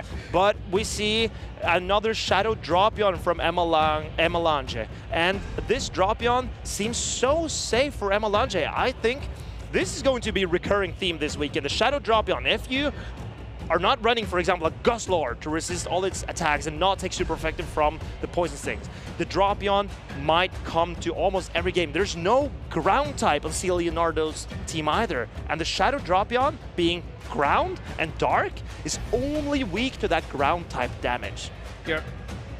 You're absolutely right, but one of the things that I see in C. Leonardo's team setup is that a lot of his Pokemon are neutral, or in a way has play against the Drapion. So maybe it's his strategy to let the Drapion come in and then take advantage of it towards the late game. That could be something that he could potentially set up for. Like, for example, if you have your Tinkaton onto the Drapion, that's a great matchup for you to be. If you're going to play Pokemon like Credilli, Talonflame, or Blastoise at the back, or even the Jumplofts, this way you get one of the hard answers to these Pokemon out of the way with a neutral matchup, while gaining energy on these Pokemon towards the end game. I think Leonardo needs that Tinkaton to control the Primeape and the Drapion, but let's see what these players have decided to lock in. Yeah, we have Tinkaton lead into the Drapion here. It's just what I talked about, but this is great scenario for Leonardo. Let's see his back Pokemon. He has the Azumarill and the Jumpluff. This makes it so that these two Pokemon do not have to see the Drapion. This is the best case scenario. This is exactly where you need to see the Drapion as Leonardo. For Leonardo, he got what he wanted. There's also a Primeape in the back, so AMELIO cannot swap out in this situation. But I'm noticing this Tinkaton it's taking a lot of damage from these Poison Sting and Aqua Tails. I believe 3 Aqua Tails from Drapion is enough to knock this Tinkaton out. Aqua Tail number 2 comes in, but this Tinkaton has 2 Bulldozes stored here. Bulldoze number 1 comes in. Bulldoze does have that opportunity to get a defense fall here. Let's see if it does. Bulldoze number 1, yes, it gets a defense fall here. Let's see what AMELIO does. Perfect gameplay there. Waits a turn and then goes for the Bulldoze to make sure... Sorry, perfect play by Leonardo to make sure that AMELIO does not make that catch. And AMELIO decides to no-shield this Drapion because he wants farm on his Primeape. This is a Bulldoze. Primeape can't take this, but he decides to shield up because Primeape is so frail that he wants all the health points he can have on this Pokemon. Yeah, and at this point, I think Tinkaton is forced to stay in here, but Primeape has so much energies. Of course, it's going to be Azumarill that comes in to absorb all these Rage Fists. Rage Fist number 1 coming in. This is not yet boosted, but only boosted by the shadow of the Primeape. I prefer Leonardo's position here. The tanky Azumarill can take these Rage Fists all day. I believe AMELIO maybe should consider swapping to his Blastoise eventually. Yeah, but I think swapping into the Blastoise could be the play here, or trying to catch a charge attack on the Blastoise could be a play. And of course, he tried to catch the Ice Beam, but unfortunately, Leonardo is showing patience and going for this player off. This puts him in a commanding position because Jumpluff can now come in, comfortably shield the potential Skull Batch because he does have 2 shields left. But I think, oh, and he outpaces to the acrobatics. AMELIO needs to shield this to keep his Blastoise alive, but he lets it go. And oh, this is going to do so much damage that it takes out the Blastoise. And now this game is sealed for Leonardo. He can shield this Jumpluff and Fairy Wind down the Primeape. This is looking great for Leonardo. Yeah, Primeape has nowhere left to go. Not only does it not have the energy to go through the Jumpluff and the Azumarill, it doesn't have the HP as well. Incredible gameplay there. I think he noticed. It's like we predicted as well. Drapion onto the Tinkaton means that all the Pokemon that is potentially weak to the Drapion, is free for Leonardo. It's like, yes, the Drapion had good matchups against a lot of the Pokemon that Leonardo has, but Leonardo has a lot of Pokemon that are neutral against the Drapion. They can soft lose, and that's a great position to be, because once you get the Drapion out of the way. That is correct, and the Primeape did not really have a target in this matchup because the Ice Punches, it's so hard to fight against a Tinkaton when you have Ice Punch. If you have that close combat, you can inflict heavy damage to that Tinkaton, but you need the Ice Punch to inflict heavy damage on the Jumpluff, so it's a bit of a trade-off. But we saw Leonardo not bring a hard counter to that Blastoise because of their Rock-type fast attack. It hits the Jumpluff pretty hard, and because the Jumpluff doesn't have any Grass-type damage, Blastoise can usually withstand at least 1 charge attack from the Jumpluff. If you are AMELIO and you're in this position, what would your change be? Me personally, I would try to bring in the Claydol. I would bring the Azumarill and the Blastoise. I think if you can safe swap the Azumarill, and potentially maybe you're met by a Cradily, that at least that frees up your Blastoise, because I think that AMELIO's best win condition is that Blastoise. You saw C. Leonardo bring Tinkaton, Azumarill, and Jumpluff. All three of them have played into the Blastoise, but Blastoise out also. If it gets a defense boost, it gets so hard to take it out from C. Leonardo's side. All right, I would have gone the Claydol route just because. Claydol? Yeah, it does its job. It's kind of neutral. Like it doesn't take super effective fast attack damage from the Blastoise. So you know what? You're right. Claydol could be a safe swap for AMELIO in this position. But here we see the players locking in. Oh, it's going to be a Tinkaton up against Azumarill, the current dominant fairy type, against the previous dominant fairy type that my friend Marcus likes a lot. And we see AMELIO. He's swapping in a drop-in into the Tinkaton. This is exactly what C. Leonardo wants. Yeah, and this is a great position to be in for C. Leonardo because this Tinkaton can do a ton of super effective damage with these bulldozers. Not only super effective damage, it also has the potential to drop the Drapions defense, making it very, very bad situation to be in if you're AMELIO. And here, I think C. Leonardo maybe should go into Azumarill, and he does. He gets the defense debuff, and this energy from the Drapion is now neutralized by this Fairy and Water type Azumarill. Fairy Water type Azumarill is not going to take super effective damage from any of these moves. It's all going to be resisted. Could this be a full bubble down for the Azumarill? Because that would put it in such a good position for C. Leonardo. Crunch number 2 coming in. This will put the Azumarill into the yellow, but that doesn't save the Drapion from being completely stinged down. AMELIO notices this and immediately pivots into his own Azumarill. Maybe this Drapion can be a catch potential in the end game, but now he needs to get the most out of this Azumarill. The Tinkaton already has taken an Aqua Tail, so maybe the Azumarill can do something if it can just manage to take out C. Leonardo's Azumarill before that. Yeah, C. Leonardo immediately going for the player up. This would have been a charge attack tie if AMELIO had decided to go for his own player up, but he wanted to get some more energy or potentially put this Azumarill in an Ice Beam range. Would Ice Beam have been enough there? I would prefer an Ice Beam from AMELIO in this position. Maybe even if it doesn't knock out, you can farm up even more energy without being threatened. But here comes the Tinkaton, and this Tinkaton resists all the attacks from the Azumarill, both the player ups and the Ice Beam.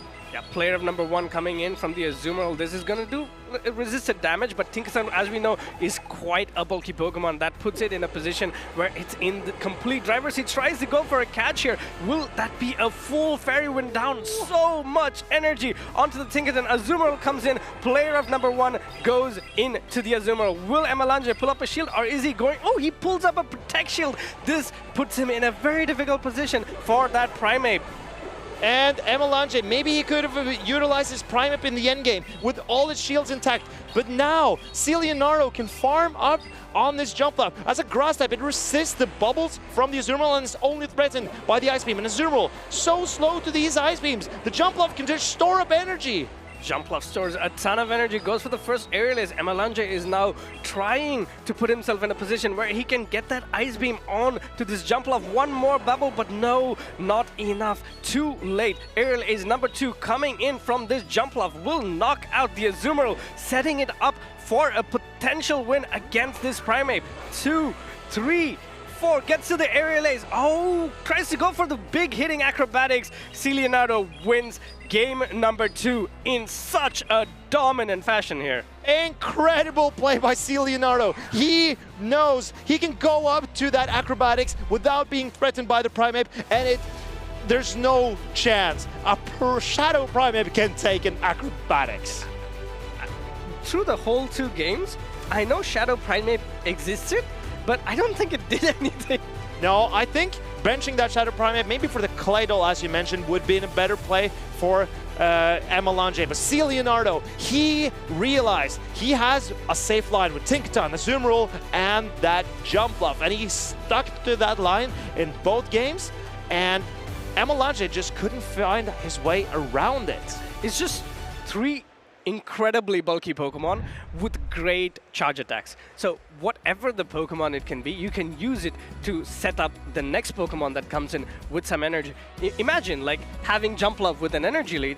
The Drapion is not a great matchup anymore for you. So incredible setup. And I just want to note, because at least I noticed, the Tinkaton on C. Leonardo's side, it took a lot of damage from the Shadow Drapion. So there are some Tinkatons, if they have a heavy investment in his defense, can take those poison stings a little bit better. And it looked like C. Leonardo's Tinkaton maybe is more invested in its attack or HP, and that makes the Drapion hit that Tinkaton a little bit harder. Here you see the Tinkaton would have fainted to another Rakuten. Yeah, I think at this point it would have been useful for AMELIO to understand this and go for a Protect Shield and try to leverage that, but letting it go, trying to get that energy lead onto the Primeape, unfortunately for AMELIO, the Primeape was not having enough. C. Leonardo goes for that acrobatics. This just, I think, KOs a bunch of Primeapes.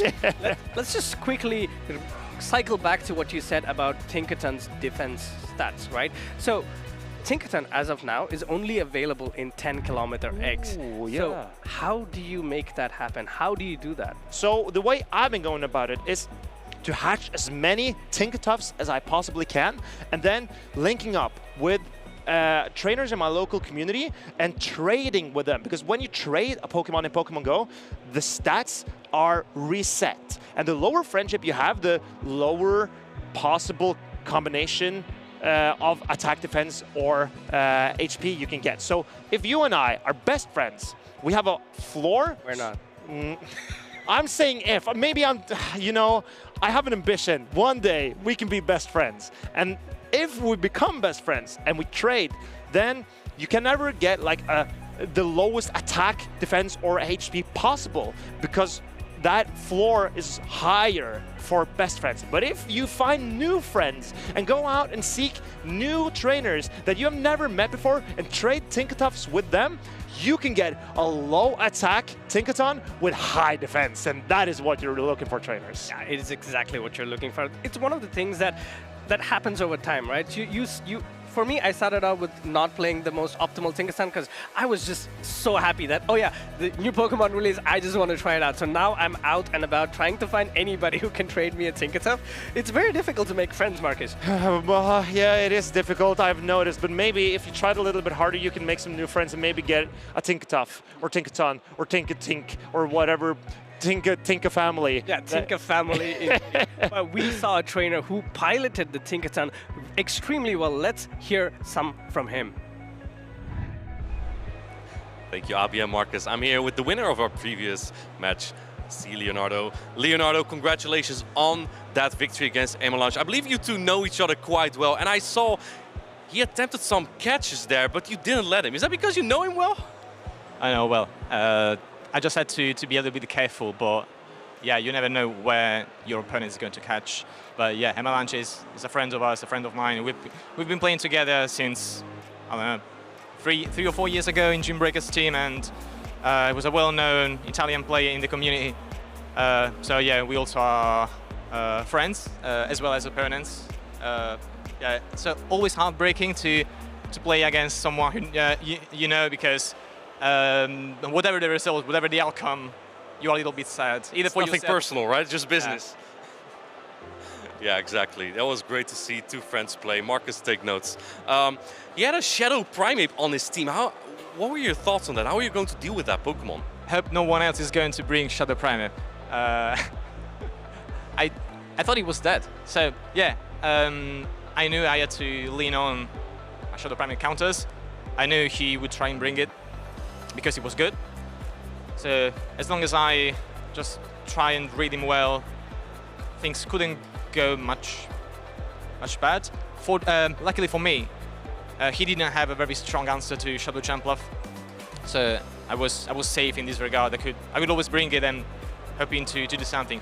Although we know that a Shadow Primeape with Ice Punch is actually a jump off counter. So yeah, that's why I wanted to say swap it. It definitely has some flexibility to it. Yeah. I saw that your team is not super great into Tinkaton. You have Talonflame, but there's a lot of resisted damage that you have with Blastoise Rollout. You have Cradley, all resisted damage. How did you consider Tinkaton in your team building for this tournament? Yeah, I thought a lot, and I've seen many teams actually are not this strong into Tinkaton.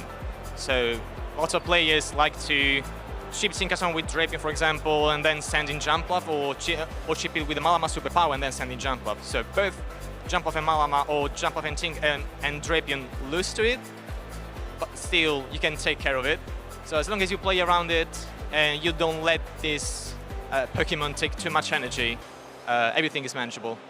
And plus there is Talonflame as well. You are right, I've seen many players do that, especially in North America as well, just the chip and dip. Congratulations again, Leonardo, on that tremendous victory. I know that you were you still are an incredibly big player in grassroots formats, and now top cutting over and over in Play Pokemon is incredible. Do you have any shoutouts you want to give to any players, family, friends that you have? Well, shout out to all the Italian friends, all the Italian players that are here today, and also shout out to my girlfriend who knitted these beauties. That's cute. Yeah. That's awesome. Good luck in your next match. Yes. Hopefully we'll see you again. And we have more battles to come, so let's roll.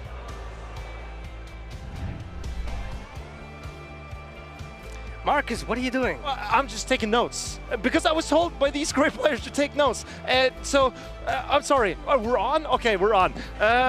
Okay, so thank you, C. Leonardo, for that great interview. And I just noticed he has a lot of friends. And I want to be one of those. It can be an advantage. I don't think we're friends in game, so I'm going to try to get a Tinkerton from him, and I'm going to try to make him a good friend of mine. So, are you saying that you and I can be friends? No.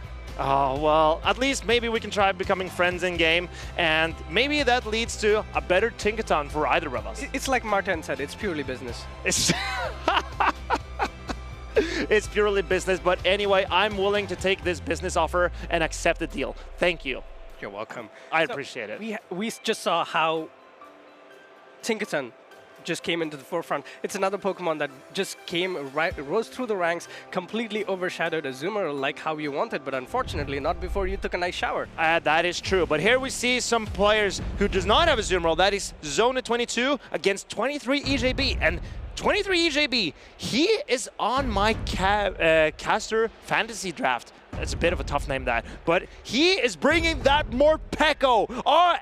Are you seeing what I'm seeing? Yeah, Morpeko. And Morpeko is something that EJB bought, but on the other side is that Umbreon. Of course, a Pokemon that we haven't seen in forever. And it's great to see it back, but if ever that Umbreon is going to be matched up against that Morpeko, that is not going to be something that's not going to be pleasant for the Umbreon. But Morpeko is another Pokemon that comes in with a ton of attack stat. It gets to his charge attacks really, really fast. 4 for the Psychic Fangs and 5 for the Aura Wheel. And Aura Wheel, of course, has an interesting mechanism. Care to explain it to us? Because Aura Wheel, even though it starts out as an electric type attack, it changes. When Morpeko throws one charge attack, Aura Wheel changes to Dark type, and next time you throw a charge attack, it changes back to the electric type, while also boosting Morpeko's attack during that charge attack. But here we see, it's your regular Feraligatr. Yeah, it's the regular Feraligatr indeed. It has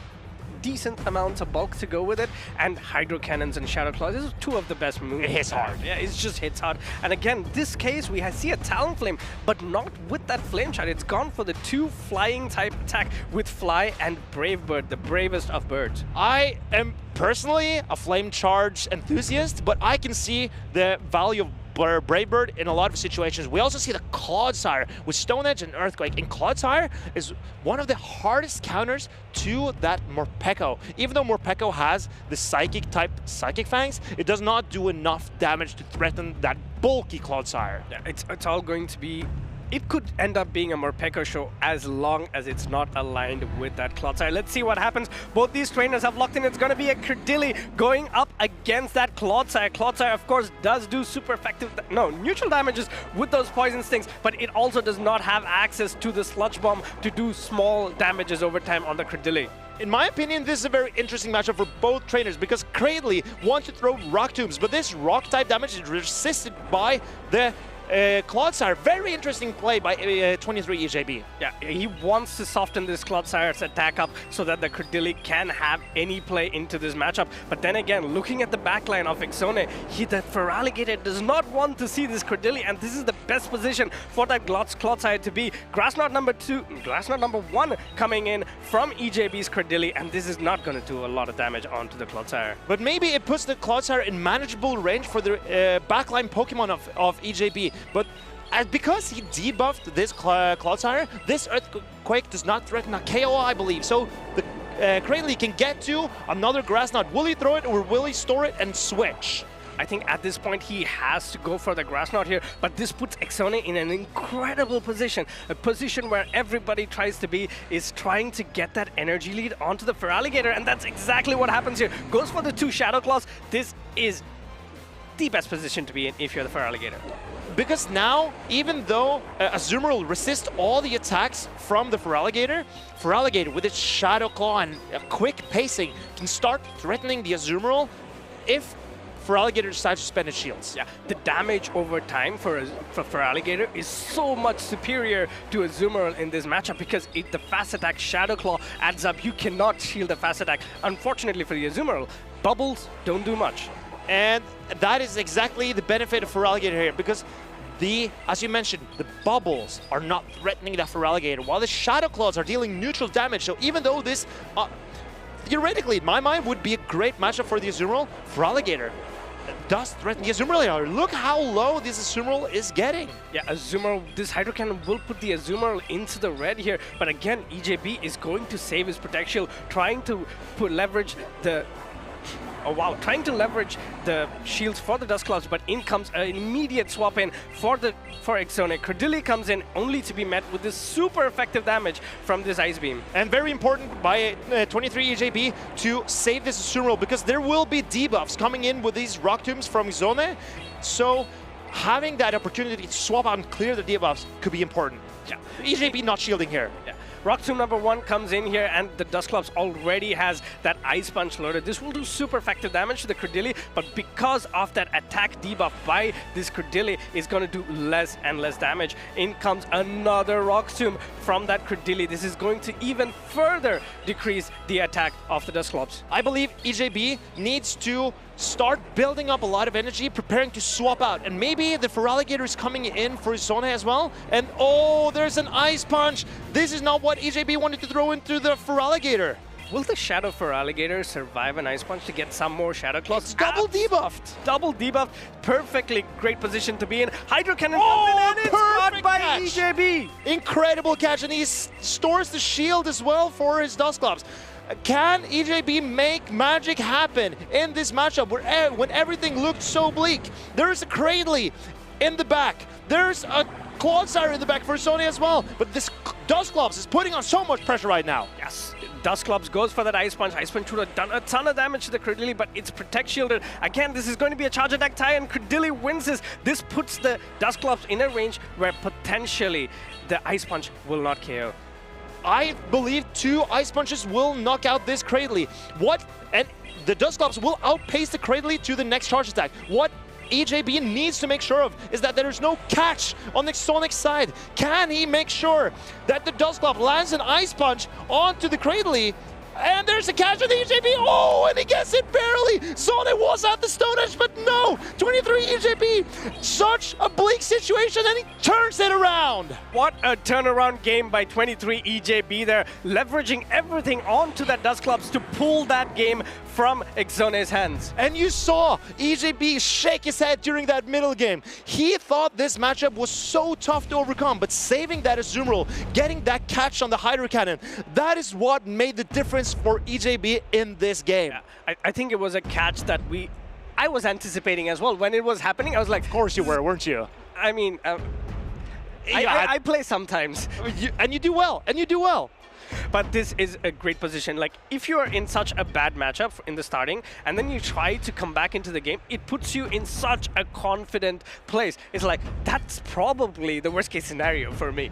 And I made sure that I won. So this puts the EJB in such a great position, but Zone in a position where he needs to sit down and try to rethink what could he have done better. Is there something that he can do now that helps him get back into the game? But I think Feraligatr lead would go a long way for Exone. Based on the Pokemon that EJ played, I think Feraligatr can do a lot of, how do you call it, roulettes with it. I think if Zone leads the Feraligatr and EJB leads the Morpeko, he's lost the game already. Yeah. So risking that Feraligatr lead, I don't think is worth it for Zone. But that's what will be interesting to see, how these players read their opponents. Because if Zone does not believe a Morpeko will come out, then why not risk it for Alligator lead or the Talonflame? It could, yeah, for Alligator lead, our Talon, exactly. It's winners round 3, right? So even if you lose this game, you still have the opportunity to go to the losers bracket and try to come back in. For Ixone, it's at this point go big or go home, isn't it? So let's see what he does. What can he change? Another thing from EJB side, if you were EJB, what would you do? Would you run the same thing again, or would you try to make changes? I think the Dusclops is always coming from EJB because it's, well, the Malamar and the Umbreon are problematic Pokemon for that Dusclops. It can put in work against everything else. But also, I think the Cradley should always be coming from EJB. It's so safe. It can basically safe swap against everything that except for that Malamar. But isn't that the same for the side of Zone?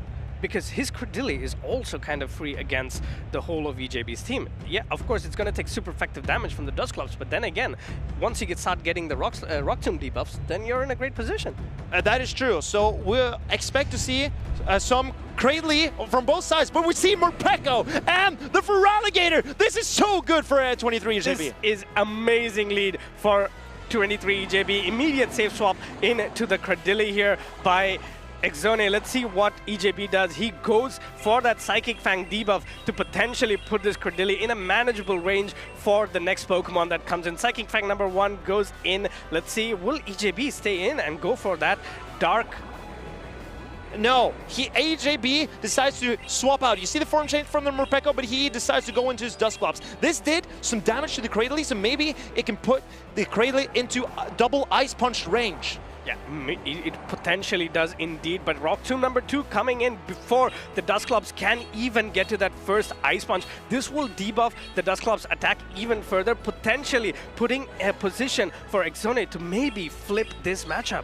And this is the tough part for 23 EJB. If 2 Ice Punches are not enough, then he's in a very peculiar position. But here comes the Feraligatr, and the Dusclops will throw an attack to try to stall out the switch timer to get that Morpeko back in against the Feraligatr. This is another thing that we need to understand as well. The switch clocks were misaligned because 23 EJB decided to stay in with the Morpeko, but now he will have to deal with this Feraligatr with that energy lead. Both these Pokemon get to their charge attacks at the same time, the heavy hitting charge attacks. So having that energy lead goes a long way for this Feraligatr. But Morpeko can boost up, and you see the Thunder Shocks are doing so much damage to the Feraligatr, and Sone decides to let his Feraligatr go. He does not want to protect it anymore because this Morpeko could get a lot of momentum. Yeah, Morpeko is already having a lot of momentum. Immediately going for that Psychic. Oh, Ixone, potential miscount there. He shields up this Psychic Fangs from the Morpeko. Massive shield, but as a ground type, Clodsire knows that it can always no-shield the electric type attacks coming in from the Morpeko. So this will be no-shielded by Ixone because it could not be a dark type Aura Wheel. Yeah. No shield again, second Psychic Fang going in, does a ton of damage. Yes, it is super effective, but the first Psychic Fang did debuff the defense of Clodsire. Again, and Stone Edge coming in. Will 23 EJB pull up this protection and give us a Morpeko shows? He said, no, I've given you enough. I'm going to go into my next Pokemon to try and win this game. And 23 EJB, he saw all the Pokemon from his zone. He saw the Cradley and the Clodsire, and he realized Morpeko has nothing to do here anymore. It got rid of the Feraligatr. And now the Azumarill threatens the Cradley with an Ice Beam. A shield comes up from Sone. Ice Beam comes in. This would have been enough to knock out the Cradily here, but at this point, what do you do? He goes for a Rock Slide here. Rock Tomb. Rock Tomb comes in, and I don't think there's any incentive for EJB to shield, and he shields up that Rock Tomb. And the Cradley will win this, the charge attack tie. And this is very well played by Zone. And now this could be slightly uncomfortable for EJB in the back. It's it's going to be very uncomfortable for EJB in the back. Ice Beam comes in here. This will most definitely knock out the Credilli. It's all going to be up for that Clodsire. Clodsire, it does have that energy lead. It can try to get a lot of energy and put itself in a range where one more Poison Sting is all it needs. Stone Edge #1 comes in to knock out the Azumarill. It needs one more Stone Edge to knock out the Dusclops. Dusclops get to the Ice Punch. Incredible play by Zone here. Can the Dusclops get to the Ice Punch? No, it cannot. And Zone takes this game #2. Wow, that was a Clodsire show. We all thought Morpeko was the one that was giving us a show, but it was not. It was the blast from the past. Clodsire coming in, showing why it's such a good Pokemon. 1-1. Exone brings that game from the clutches of Morpeko with that Feraligatr. If there's been one Pokemon that's been a constant this entire season, it's been Clodsire. It started out with Clodsire Feraligatr back in Dortmund in September, and then it carried on and still is putting on a show here in Bologna. It was like Clodsire at the start, and then a little bit of Diggersby, and then back to Clodsire Back to Clodsire. You're running Stone Edge as well. This makes that matchup against the Lapras so much better because you now have a charge attack that does super effective damage against the Lapras. And of course, Sludge Bomb is preferred against the Azumarill, but then again, we were all hoping for less Azumarills. And I gotta say, Azumarill did put in a lot of work for EJB there. It was the win condition, but it could not prevent him from losing this time. Yeah. So let's see what how the players are adjusting. Zone was kind of punished by going for the Feraligatr lead against that Morpeko, but it turned out to win him the game still. So will Zone keep to his Feraligatr lead? I think it all came down to how Zone effectively managed the switch clock misalignment. Because of the ability to do 2 Rock Tombs, tank energy from the Dusclops, his switch clock was up, so the Feraligatr goes in, gets that Shadow Claw advantage, gives him the shield advantage against the Morpeko that completely flipped the game on its head. He did end up shielding the Psychic Fang from the Morpeko, but then again, I think he managed that switch clock misalignment really, really well. And it's going to be a very interesting game to see what these trainers are locking in. If Zone is changing it up, if EJB is changing it up, the Morpeko, it really got a lot of momentum, but when faced against a Clodsire, it couldn't really put it low enough. No, Morpeko was nowhere to be found against that Clodsire. But another thing that I would like to point out is that as Zone, you're not really inclined to change up because that was your worst matchup. And both these trainers have locked in 1-1. Let's see who comes out of top in the lead. It's going to be an Umbreon against the Dusclops. And this is the worst thing you could see as EJB, but here comes the Cradley safe switch. And how does Zone decide to play this? He stays in to throw a Dark Pulse, softening this Cradley up. Yeah, Dark Pulse coming in, and at this point you can safely bring in the Clodsire if you want as Exone, softening up, and he goes for the Clodsire. Of course, this is not going to be a great position to be in as 23 EJB. Will he go for the Rock Tomb again this time? He goes for the Rock Tomb, making sure the Clodsire does less and less damage as the match goes on. And this is a Rock Tomb, will debuff the Clodsire, but it still does so little damage. The Grass Nuts will start coming in to start to threaten the Clodsire a little bit more at least. Yep, Clodsire is into the yellow already, but at this point the Clodsire can farm up so much energy. Goes for this Earthquake. Earthquake is still not enough to knock out the Credilli, but this puts the Clodsire in such a good position where it can farm up even more energy to go into the next matchup. I think the Cradley needed to shield up this attack, but now 23 EJB is threatening a shield on Zone's side, because if Zone doesn't shield this, maybe the Cradley can flip the switch. Yeah, Credilli can potentially flip the switch, but not before it can pull up the Protect Shield. 23 EJB does exactly that, pulling up that Protect Shield, trying to protect this Credilli for the endgame, or try to flip switch. I don't think it's possible to flip switch if Exone also goes for the Protect Shield there. But here comes another debuff. Who will get the farm down first? Will it be the Clodsire or will it be the Cradley? This damage from the Umbreon could prove pivotal in this game. Oh, and it barely doesn't get there. Oh, that is going to be so costly, because whatever Pokemon that comes in is going to be met with this Earthquake. Of course, it's debuff, but this puts that Umbreon back on that Dusclops. That's a nightmare of a matchup if you're the Dusclops. And this is not what EJB wanted to see, because when he inevitably comes in with his Azumarill, there is a Cradley waiting in the back, and 23 EJB, he's not given up yet. He knows that this Azumarill can threaten some damage on this Cradley.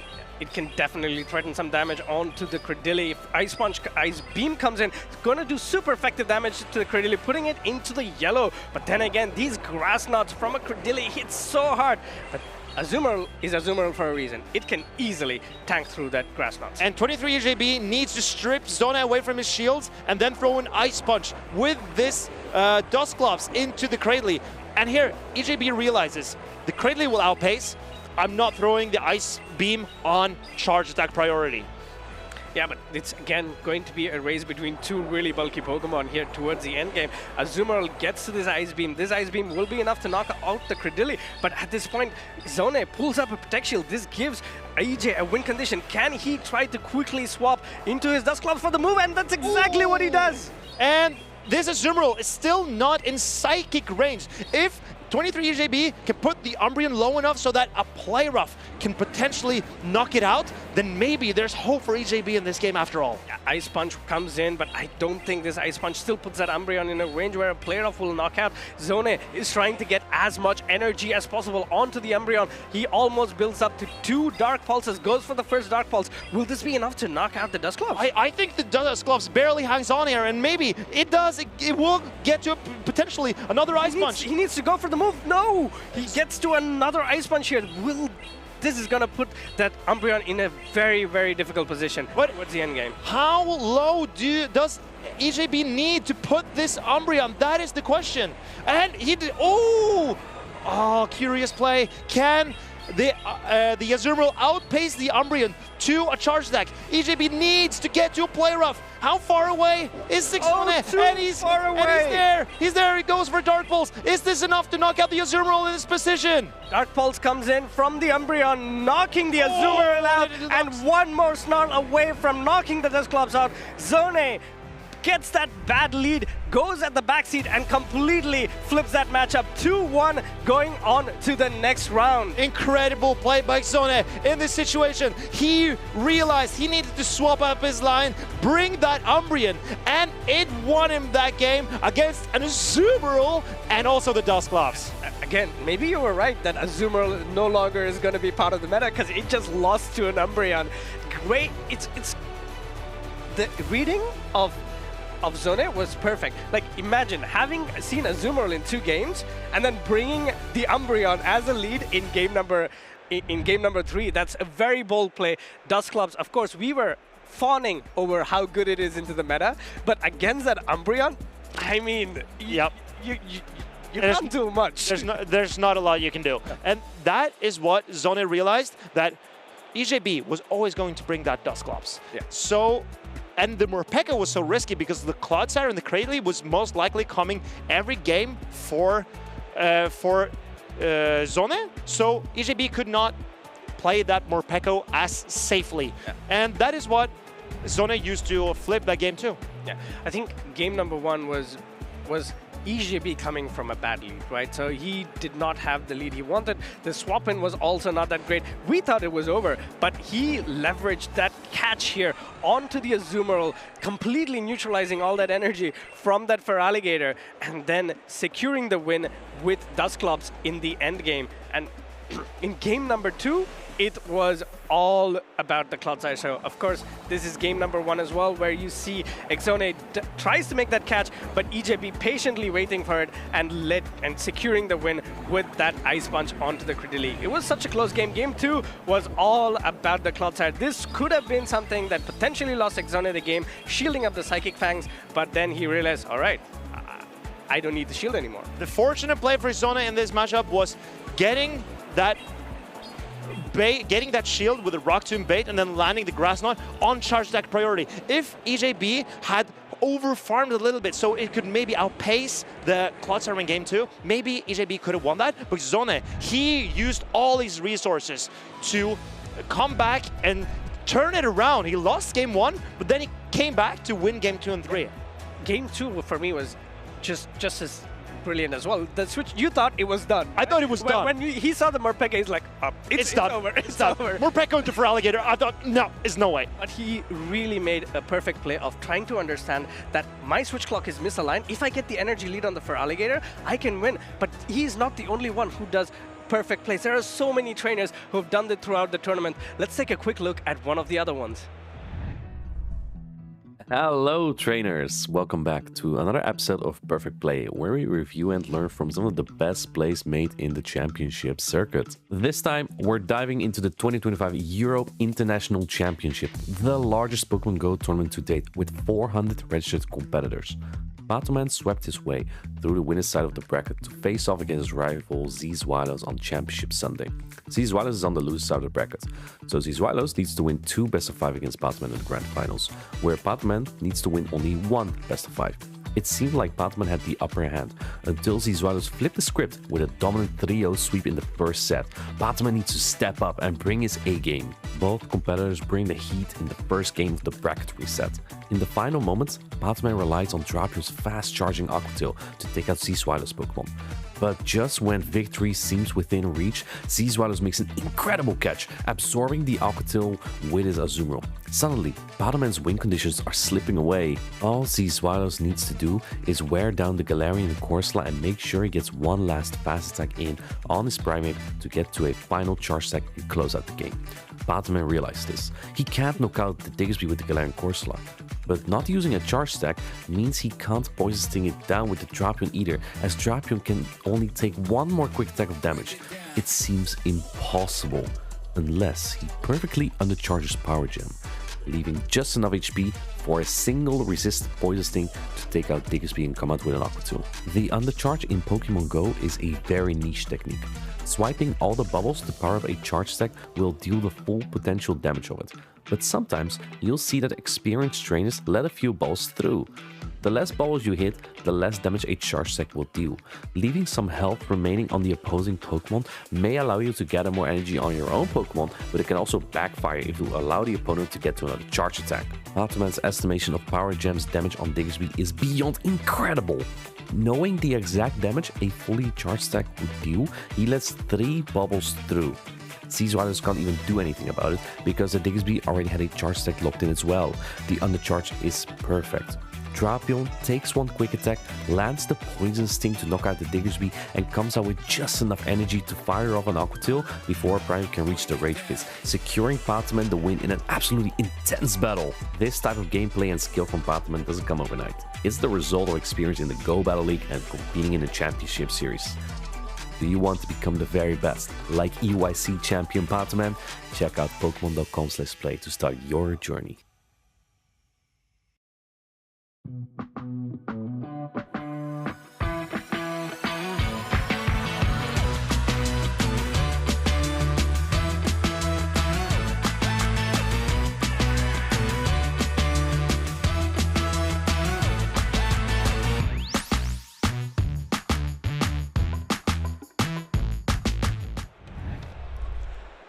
Welcome back, trainers. We are here for more battles in Bologna, the special championship here. My name is Martijn and I'm joined here by Farid. Farid, you're looking sharp today. How are we feeling? I'm feeling a little bit sharp, but maybe not as sharp as some of these players, because we are already seeing some incredible Pokemon Go gameplay here at the Bologna Special Championship. This is our last event in Europe of the season.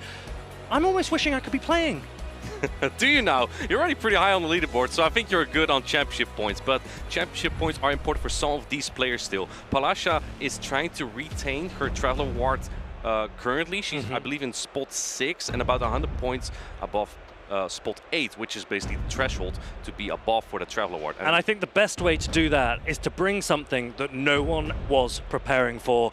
Look at that. In her team, it is Shadow Mightyena. I'm not sure if Noitan Matsal is going to be prepared for that. He needs a lot of championship points to qualify for the World Championships, but opposed of him is the Queen of PvP. And she brought the spice here in Bologna with that Shadow Blastoise. We saw its accent in Portland do so well with Blastoise, but this is the Shadow variant, which has a little bit different matchups. And then that Mightyena, we've seen that in Europe 2 weeks ago from Slash as well on the broadcast. Sucker Punch is one of the best fast attacks in the game currently, and Mightyena has a lot of attack to back it up. So let's think about that dark and poison coverage that Shadow Mightyena is able to offer. It gets same type attack bonus on its dark attacks, so Sucker Punch will be doing a ton of damage, and then Poison Fang, it guarantees a defense drop, so Shadow Mightyena could be really oppressive here. It has super effective Poison Fang for exactly that Azumarill. Azumarill would still be able to defeat Mightyena when both Pokemon have the same amount of shields, but it will be a very close match. If you look at the other Pokemon though, Claydol and Jellicent, they do not want to see any of that Mightyena, so it's going to be a real challenge. And Noiten Matsal didn't have the greatest performances yet this season, so he's really looking to try and take down Paula in this matchup here. And he is a very good player. He's got a standard meta team, maybe a little bit of spice there in that Jellicent, which does a great job of walling the energy of Pokemon like Blastoise and Lapras. But how is he going to account for something like Shadow Mightyena? Martin, is there anything that you would lean into on his team? Can you see him using? I think that the Cradily does have a lot of play into the team of Palasha. It has great matchups into Talonflame. It can take it out in one charge stack with the double super effective Rock Tomb.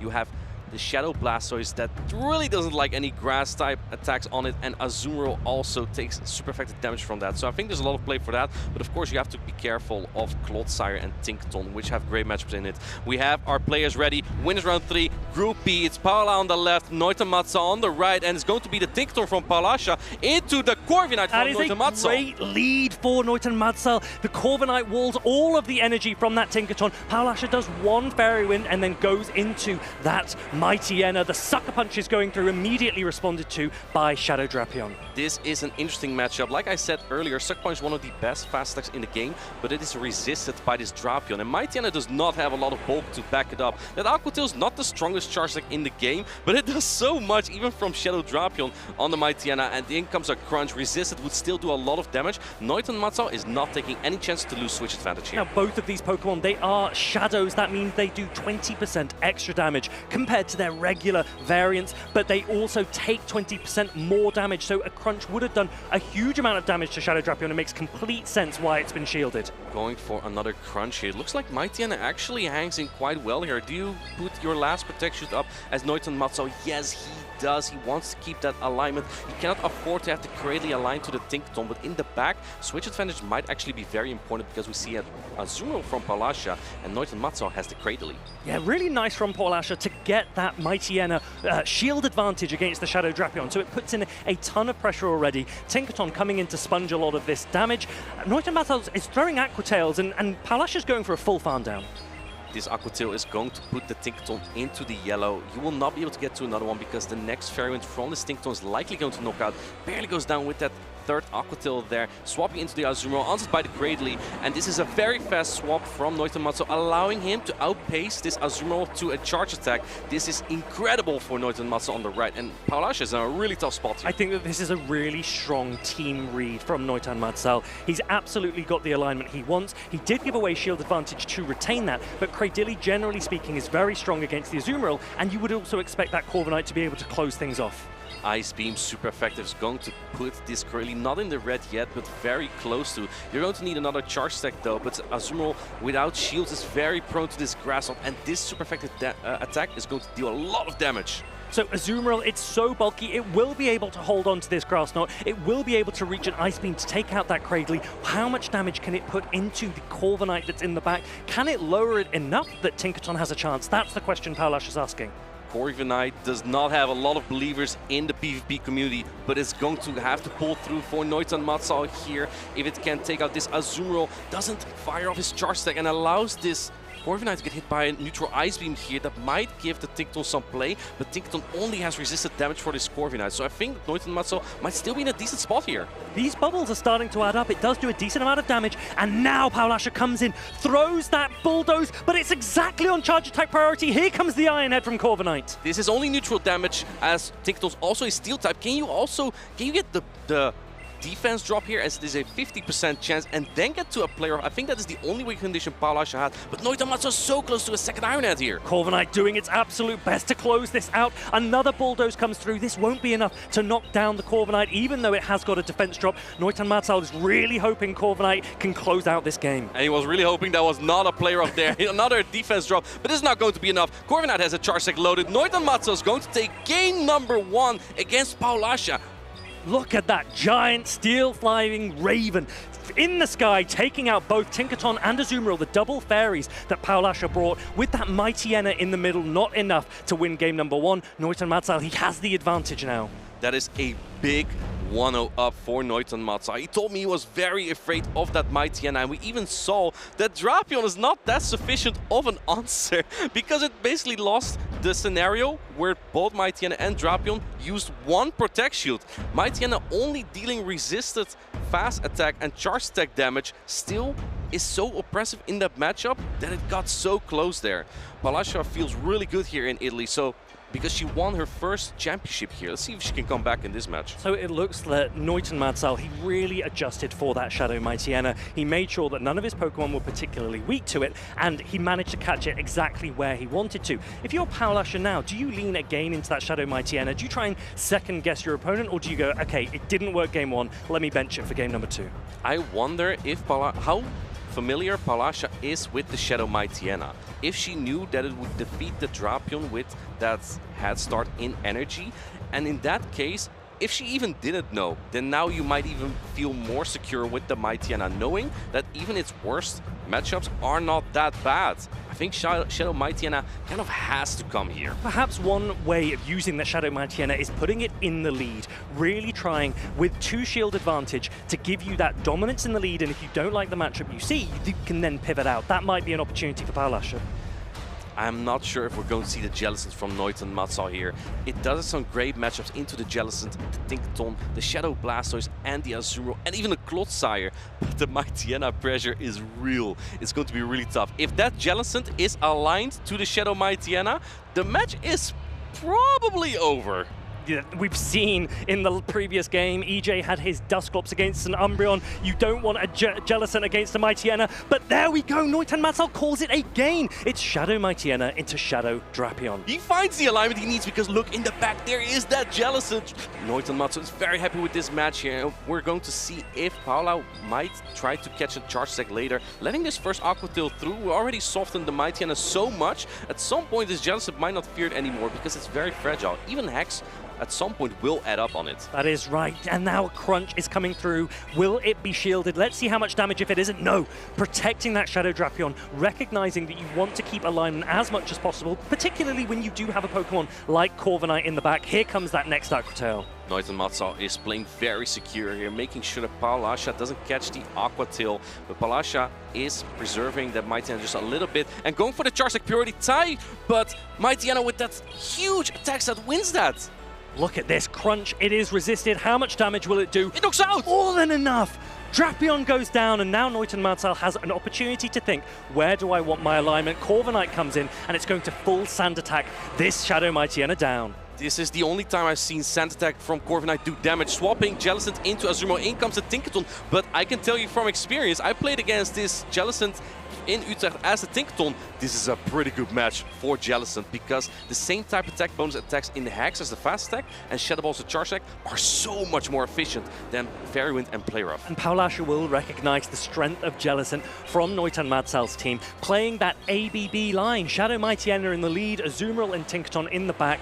The Shadow Mightyena's gone down, which means Jellicent has full freedom to put in a ton of work, and look at the amount of damage it's putting in onto this Tinkaton already. It is so healthy. I think as Paulasha, you have to put up your last Protect Shield here. You need to land a Play Rough to put it in Play Rough range for your own Azumarill. But then there's still the Corviknight in the back, because Noitamatsu had so much energy on it. He's looking in a pretty good spot here. Player is going to land, but Noitamatsu still has time to farm up more energy on this Jellicent. It's not even into the red yet. And it makes complete sense that Noitamatsu is using the shields on the Jellicent, because once this Tinkaton goes down, the Azumarill is forced to throw bubbles into the Jellicent. Resisted bubbles will take ages to take the Jellicent down. round, you almost guarantee that you will land a Shadow Ball onto the Azumarill, and then you can start to come in with that Corviknight. Jellicent is putting in so much work here in Bologna. Shadow Mightyena could not find the alignment for Palasha, and Noita Matza is making the best use of it. Jellicent showing everyone just how strong it can be into meta teams, but also this is a Pokemon that is primarily targeting Blastoise and Lapras. This is an Azumarill Tinkaton that it's also taking on as well. These are great matchups. Noita Matza absolutely dominating this game so far.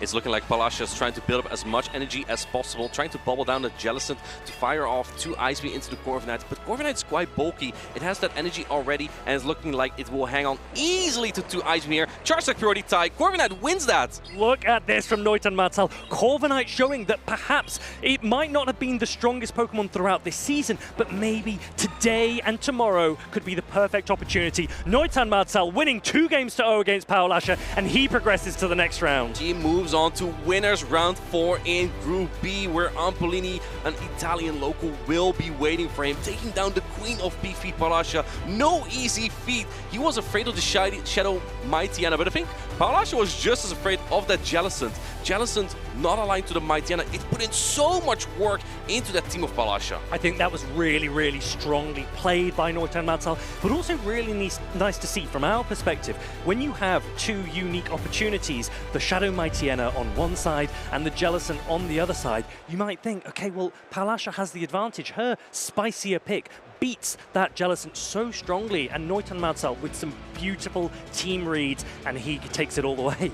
Drapion was on Shadow Mightyena in both games, and I think it was really necessary. But even Shadow Drapion, resisting all that Sucker Punch damage, still lost the 1 shield scenario to the Mightyena, which is crazy to me. Even though the Shadow Mightyena went down, even though Palasha lost, that looks like a pick that could have a lot of potential. So if you have a Shadow Mightyena, I think it might be worth giving it a go. It really targets some Pokemon like Shadow Malamar and Lapras. Those were not on the team from Noita Matza, but there was a Ghost-type Pokemon. So Dark-type just really making that resurrection here, especially because of Malamar being so good. And you have Poison Fang as coverage. In this game number 1, Noita Matza making the perfect read, having his Corviknight on the Tinkaton, the Drapion on the Mightyena, and the Cradley on the Azumarill. I think it was really well utilized. That Corviknight came in both of those games. It doesn't have the strongest matchup against Talonflame, but perhaps Noita Matza recognized my team is so comfortable against Talonflame that Palasha might not be likely to bring it, and that puts Corviknight in a great position to actually be one of the more flexible picks in that line of 3. What is your opinion on Corviknight? I know one of our co-casters, Homeslice Henry, is not a fan. He calls Corviknight a fraud. I think it's actually a really flexible Pokemon, only really fearing Unova and Stunfisk in this current meta and Fire-type Pokemon. I think Corviknight's one of those Pokemon that obviously benefits from its incredible defensive profile. It has 11 resistances as a Steel and Flying type Pokemon. Do you know them out the top of your head? Every single resistance. Every single one of them. I want you to write them in chat, but it has some double resistances as well, and that can be really important, particularly when you're compressed into a line of 3. To be able to come in and resist both of those Tinkaton attacks was really, really important. And I know you're a big fan of Steel Flying type Pokemon. Martine brought Skarmory to the World Championships last year in Honolulu, Hawaii. But Corviknight actually has a much different way of playing because it has access to Iron Head, Sky Attack, as well as Sand Attack, that ground type attack, which is a little bit more flexible because it allows you to dip in and out a little bit more quickly. I think you also brought Skarmory to, was it Louisville? It was a Shadow Skarmory. Or Shadow Skarmory, Objectively cooler, remember? Even cooler, yeah. Making your favorite Pokemon even more favorite, right? It was a homage to you, my friend. Was it? You know? When you perform like that in the World Championships, you can do nothing but take inspiration from it. And Noita Matza has taken inspiration perhaps from Skarmory, bringing that Corviknight, but can he go all the way here at the Bologna Special Championships? Corviknight is a great Pokemon. What did we think that was going to be good in Bologna? We made some predictions on Pokemon you might see here. As you can see, sorry, it is the caster fantasy picks that we have first. We have the players that we thought were going to be really good here. And I went with some Italian players. One of them we already saw on the stream here. We have Scafo. We didn't see him yet, but we did see C. Leonardo. And the last person that we have here is Kaleo. That is Colin's brother, and he's fighting for that Worlds qualification. And he actually is a player that has come so far this season. He's obviously a Dutch player. You know him well. I think you actually played him at the last event. How did that go? I did. I lost to him. I tried to predict him a little bit in a way I probably shouldn't have. I just wanted to try out the Shadow Dusknoir, but his Typhlosion was way too strong. He even took out my Blastoise with it. It's just such a strong Pokemon with Incinerate and Thunder Punch right now. I really wonder if he's brought that Shadow Typhlosion again, or has he, as I think many players have, lent into that Blastoise pick that Axon has inspired so many with off the back of his victory at Portland. You can see my picks here. We've got Kazim33. This is a player that has won a regional championship this season in Dortmund. Paulasha, who we just saw on stage, but don't write her off. She might be in the losers bracket, but she is no stranger to a strong losers bracket run. And then also Strange Top. He is a player that continues to impress and perform, and he will be looking for a medal this weekend. On Abi's side, we have a player who actually won a medal in Utrecht, Zephy Mastix, and Borja, who won a medal in Sevilla. So some hard hitters there as well. Aspasciato, known to be a great name in grassroots, a good friend of C. Leonard, a little bit in that same scene in the conversion of grassroots formats to play Pokemon, and just trying to make a name there for himself as well. And we have some incredible players also getting ready on stage. Players that are both in fantasy picks, but also I think in a lot of your picks at home, you are supporting for so many players because there are so many different teams that we are seeing, so many different Pokemon, and these players are leaning into everything possible to try and win the Bologna Special Championships this weekend. One of them is actually a very fresh champion. He won the Utrecht Special Championship, nickname on your left, and in fact that is the second championship he won this season. It was a back-to-back actually that he competed in. Can he get the back-to-back-to-back? Yeah, because he didn't play in Sevilla, so although HK Assassin won that event, from Nickname's perspective, he says, well, you know, I wasn't there. Maybe if I was, who knows? I could be going for 4 right now. Guess we'll never know. We will never know. But what team has he brought? That is something that I think a lot of players here this weekend will be very interested in. And he also has that Corviknight. But interestingly, he's also gone for a fire, a water, and a grass type pick. 3 elemental typings there, and he brought plushies of Typhlosion and Swampert. Superior is an interesting choice. Personally not my favorite at the moment because of all the Jumpluff that are around, but he does have Corviknight and Typhlosion to cover that, and we see Shadow Malamar. It is time. I really like that Shadow Malamar pick. I am sometimes a little bit apprehensive when I see fire, water, and grass type coverage on a team. There's a part of me that goes, is this player really just going for alignment? But perhaps when you've got an option like Shadow Malamar that can win lead with 2 shields to its name, then perhaps that can be a strategy that works. On the other hand, we've also got Furret here. We've got the Blastoise that we've spoken about, and one of my favorite Pokemon, Shadow Lapras. Why is that one of your favorite Pokemon? I think that it has such massive damage output from the Psywave and Sparkling Aria combination. I personally have been running it with Skull Bash. Here we've got the Ice Beam variant. This will give it a much better matchup into opposing Jumpluff, but also into that Superior that we saw on the side of Nickname. It might be not much needed when you also have a Claydol. Claydol doesn't do super well into grass type either, so you want that extra coverage on that Shadow Lapras. Secret is no stranger to the scene as well, has competed in quite a few tournaments and reached top 10 at 2024 Liu. At that time he played a Frostlass, and Frostlass was quite good in that meta currently. We haven't seen it as much right now, and I think fire types might have a lot to do with that, but also Tinkaton. Yeah, Tinkaton has been a huge impact onto the meta this season, coming in with that Fairy Steel typing. That has a huge number of resistances as well. It's a Pokemon that allows you to be a lot more safe against the very familiar Azumarill Shadow Drapion core. Nickname hasn't lent into that, but he has locked in his team, as has Cycris. Let's get straight into game number 1. We have from Nickname the Shadow Typhlosion into the Blastoise from Secret. This is a decent matchup for Blastoise, but with 2 protections up, Typhlosion could win it. Looks like Nickname doesn't want to utilize his Typhlosion here though. He's swapping into the Corviknight immediately. And Secret at this point, he's looking like, I hope the third Pokemon isn't as strong into Jumpluff. Yeah, Corviknight's taking neutral from those rollouts, neutral from these Hydro Cannons, but remember that Iron Head would be resisted against the water typing of Blastoise. Sickris, on the other hand, has said, you know what, I'm going to go into Furret, which runs Sucker Punch, Dark type attack, neutral, and even though its charged attacks are resisted by this Steel Flying type Corviknight, perhaps you can just Sucker Punch the whole way through. Corviknight again is looking so good into a team here. If you look at the team of Sickris, there's nothing really that hard punishes it. The Furret only has resisted charged attacks on it, but it's like one of his better answers on his team for it. Yeah, perhaps if you throw one Swift here just to get that Corviknight into a range where you can Sucker Punch down, then Typhlosion's Incinerates will come through, but you will be able to potentially get a shield back off that Typhlosion. It cannot get to another charge attack here, but like you mentioned, Typhlosion is going to farm a lot of energy here. The problem is this Furret will get to 2 Swift here, and I fear that Nickname has to take one unless you go 2 Protect Shields down. Looks like he's already made his mind up, hoping that there will be no Jump Love in the back. Yeah, and look, this is one of the issues with Incinerate. You cannot take down this Furret without taking another 2 Sucker Punches, maybe even 3 Sucker Punches might hit that Typhlosion. So here it comes, look at that damage, and then the Blastoise comes in just before the rollout hits. Nickname manages to get that Thunder Punch off. This will do a decent amount of damage. Sickris gave up switch advantage here. This allows Nickname to swap in, but I think he wanted to keep the energy for the Jump Love in the back. There's no Ice Beam on this Blastoise. He can only go for a Skull Bash, and it barely gets there. Just gets that Skull Bash. This will do a lot of damage. It won't threaten a knockout from the Superior. It will put it into the yellow. And look at that Jump Love in the back for Sickris. This will be able to sponge so much of that Superior energy.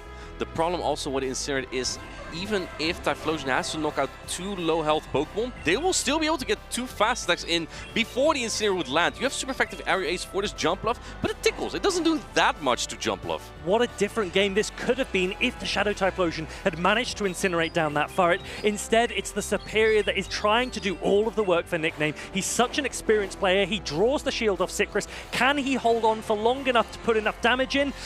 Here comes the Aerial Ace on charge attack priority. That's probably I think, not the timing you want to throw this on. You're still going to knock out this Jump Love. I honestly do think that you have enough health on your Furret to get 2 Sucker Punch in, which might almost be enough to take out the Typhlosion. And I believe that the Typhlosion is either at a Thunder Punch or needs one more Incinerate. Here it comes. Players are starting to lean in. They're trying to get close. Here comes the charge attack from Sickris to take out the Typhlosion. Nickname wondering, is there a chance? Can I reach one more attack on my Superior to take out this Jump Love? It's 5 Vine Whips away, but the Shadow Jump Love is already at that Aerial Ace. It's coming in.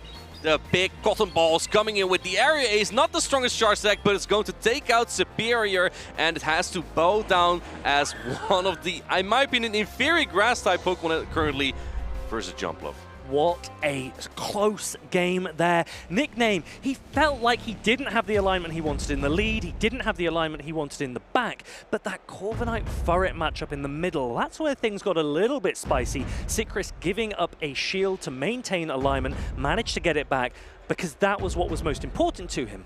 I think the problem for Nickname mostly was he wanted to set up the Typhlosion for an energy or a shield advantage. He managed to do so with the Corviknight. Corviknight is such a free Pokemon into the team of Sickris. He can take on pretty much everything. But because Sickris managed to get so much energy on the fast-pacing Furret, Typhlosion actually didn't have an easy farm down there, and that put him in trouble using his Protect Shields in the right position. Maybe if he used 2 Protect Shields, he had more play, but Blastoise was going to be tough to get down either way.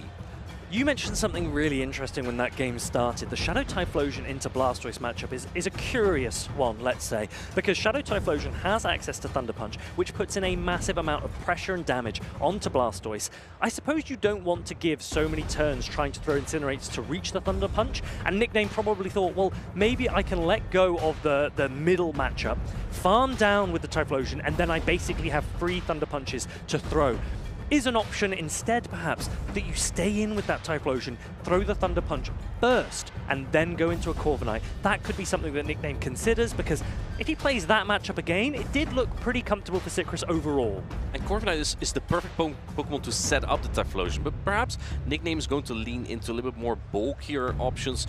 I don't know if you want to bring the Superior when your opponent has shown the Jump Love, because that is like one of the few Pokemon it really doesn't want to see on the team of Secret. So Nickname, the previous champion from Utrecht, has to make an adaptation here. This could be the second upset in a row, because earlier we saw Palasha lose a 2-time champion, and now Nickname a 2-time champion. Secret is 1-0 up.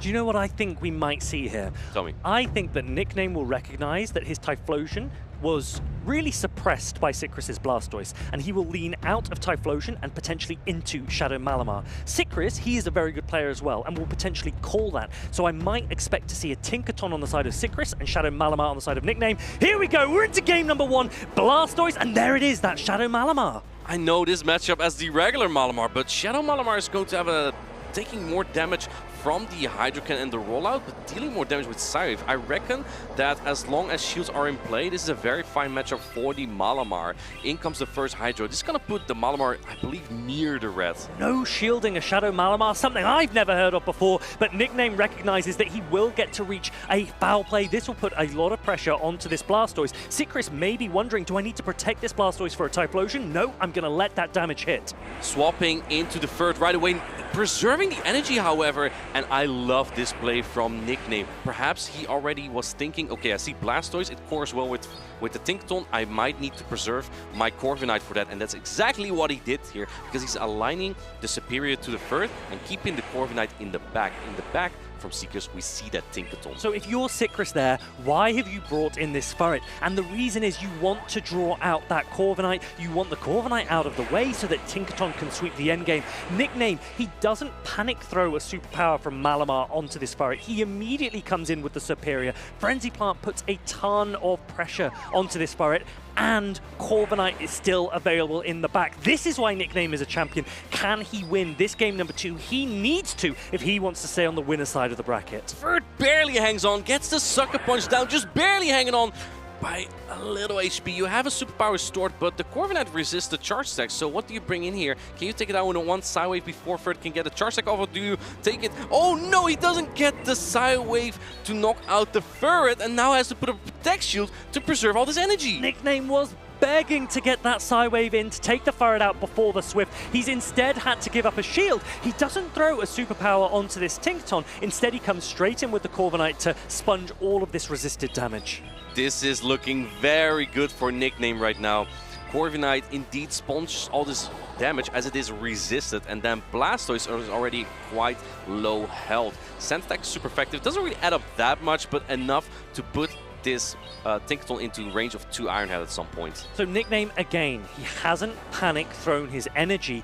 He's kept it on the Malamar. Now the Blastoise is coming in. It reaches a Hydro Cannon. This is the most damaging attack Sycris currently has available against this Corviknight. That's why that shield goes up. Can Nickname do this actually? Because that Blastoise space is so fast. Only 3 rollouts for the next Hydro Cannon. Nickname is counting, throwing it right before. Is the Switch Lock up after this? If not, then Blastoise will reach another Hydro Cannon, which might be crucial. Sycris will recognize that the switch is maybe there. Malamar's going to come in and try and throw its energy. There it is! Superpower comes in. It's going to take down this Blastoise. Really well played by Nickname there. The timer just coming up there, and it comes through for Nickname.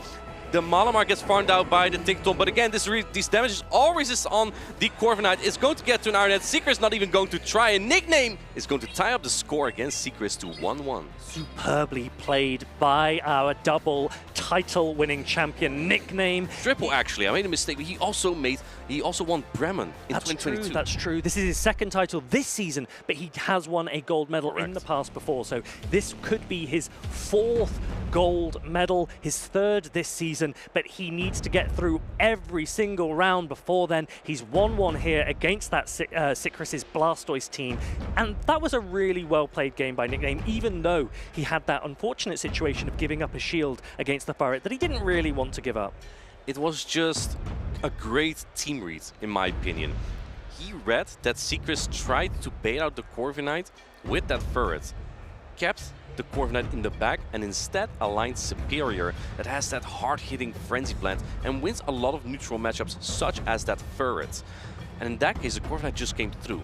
Even though he let it, the Superior go, went for shield advantage instead, didn't have the alignment in the end as the Blastoise came in onto the Corviknight.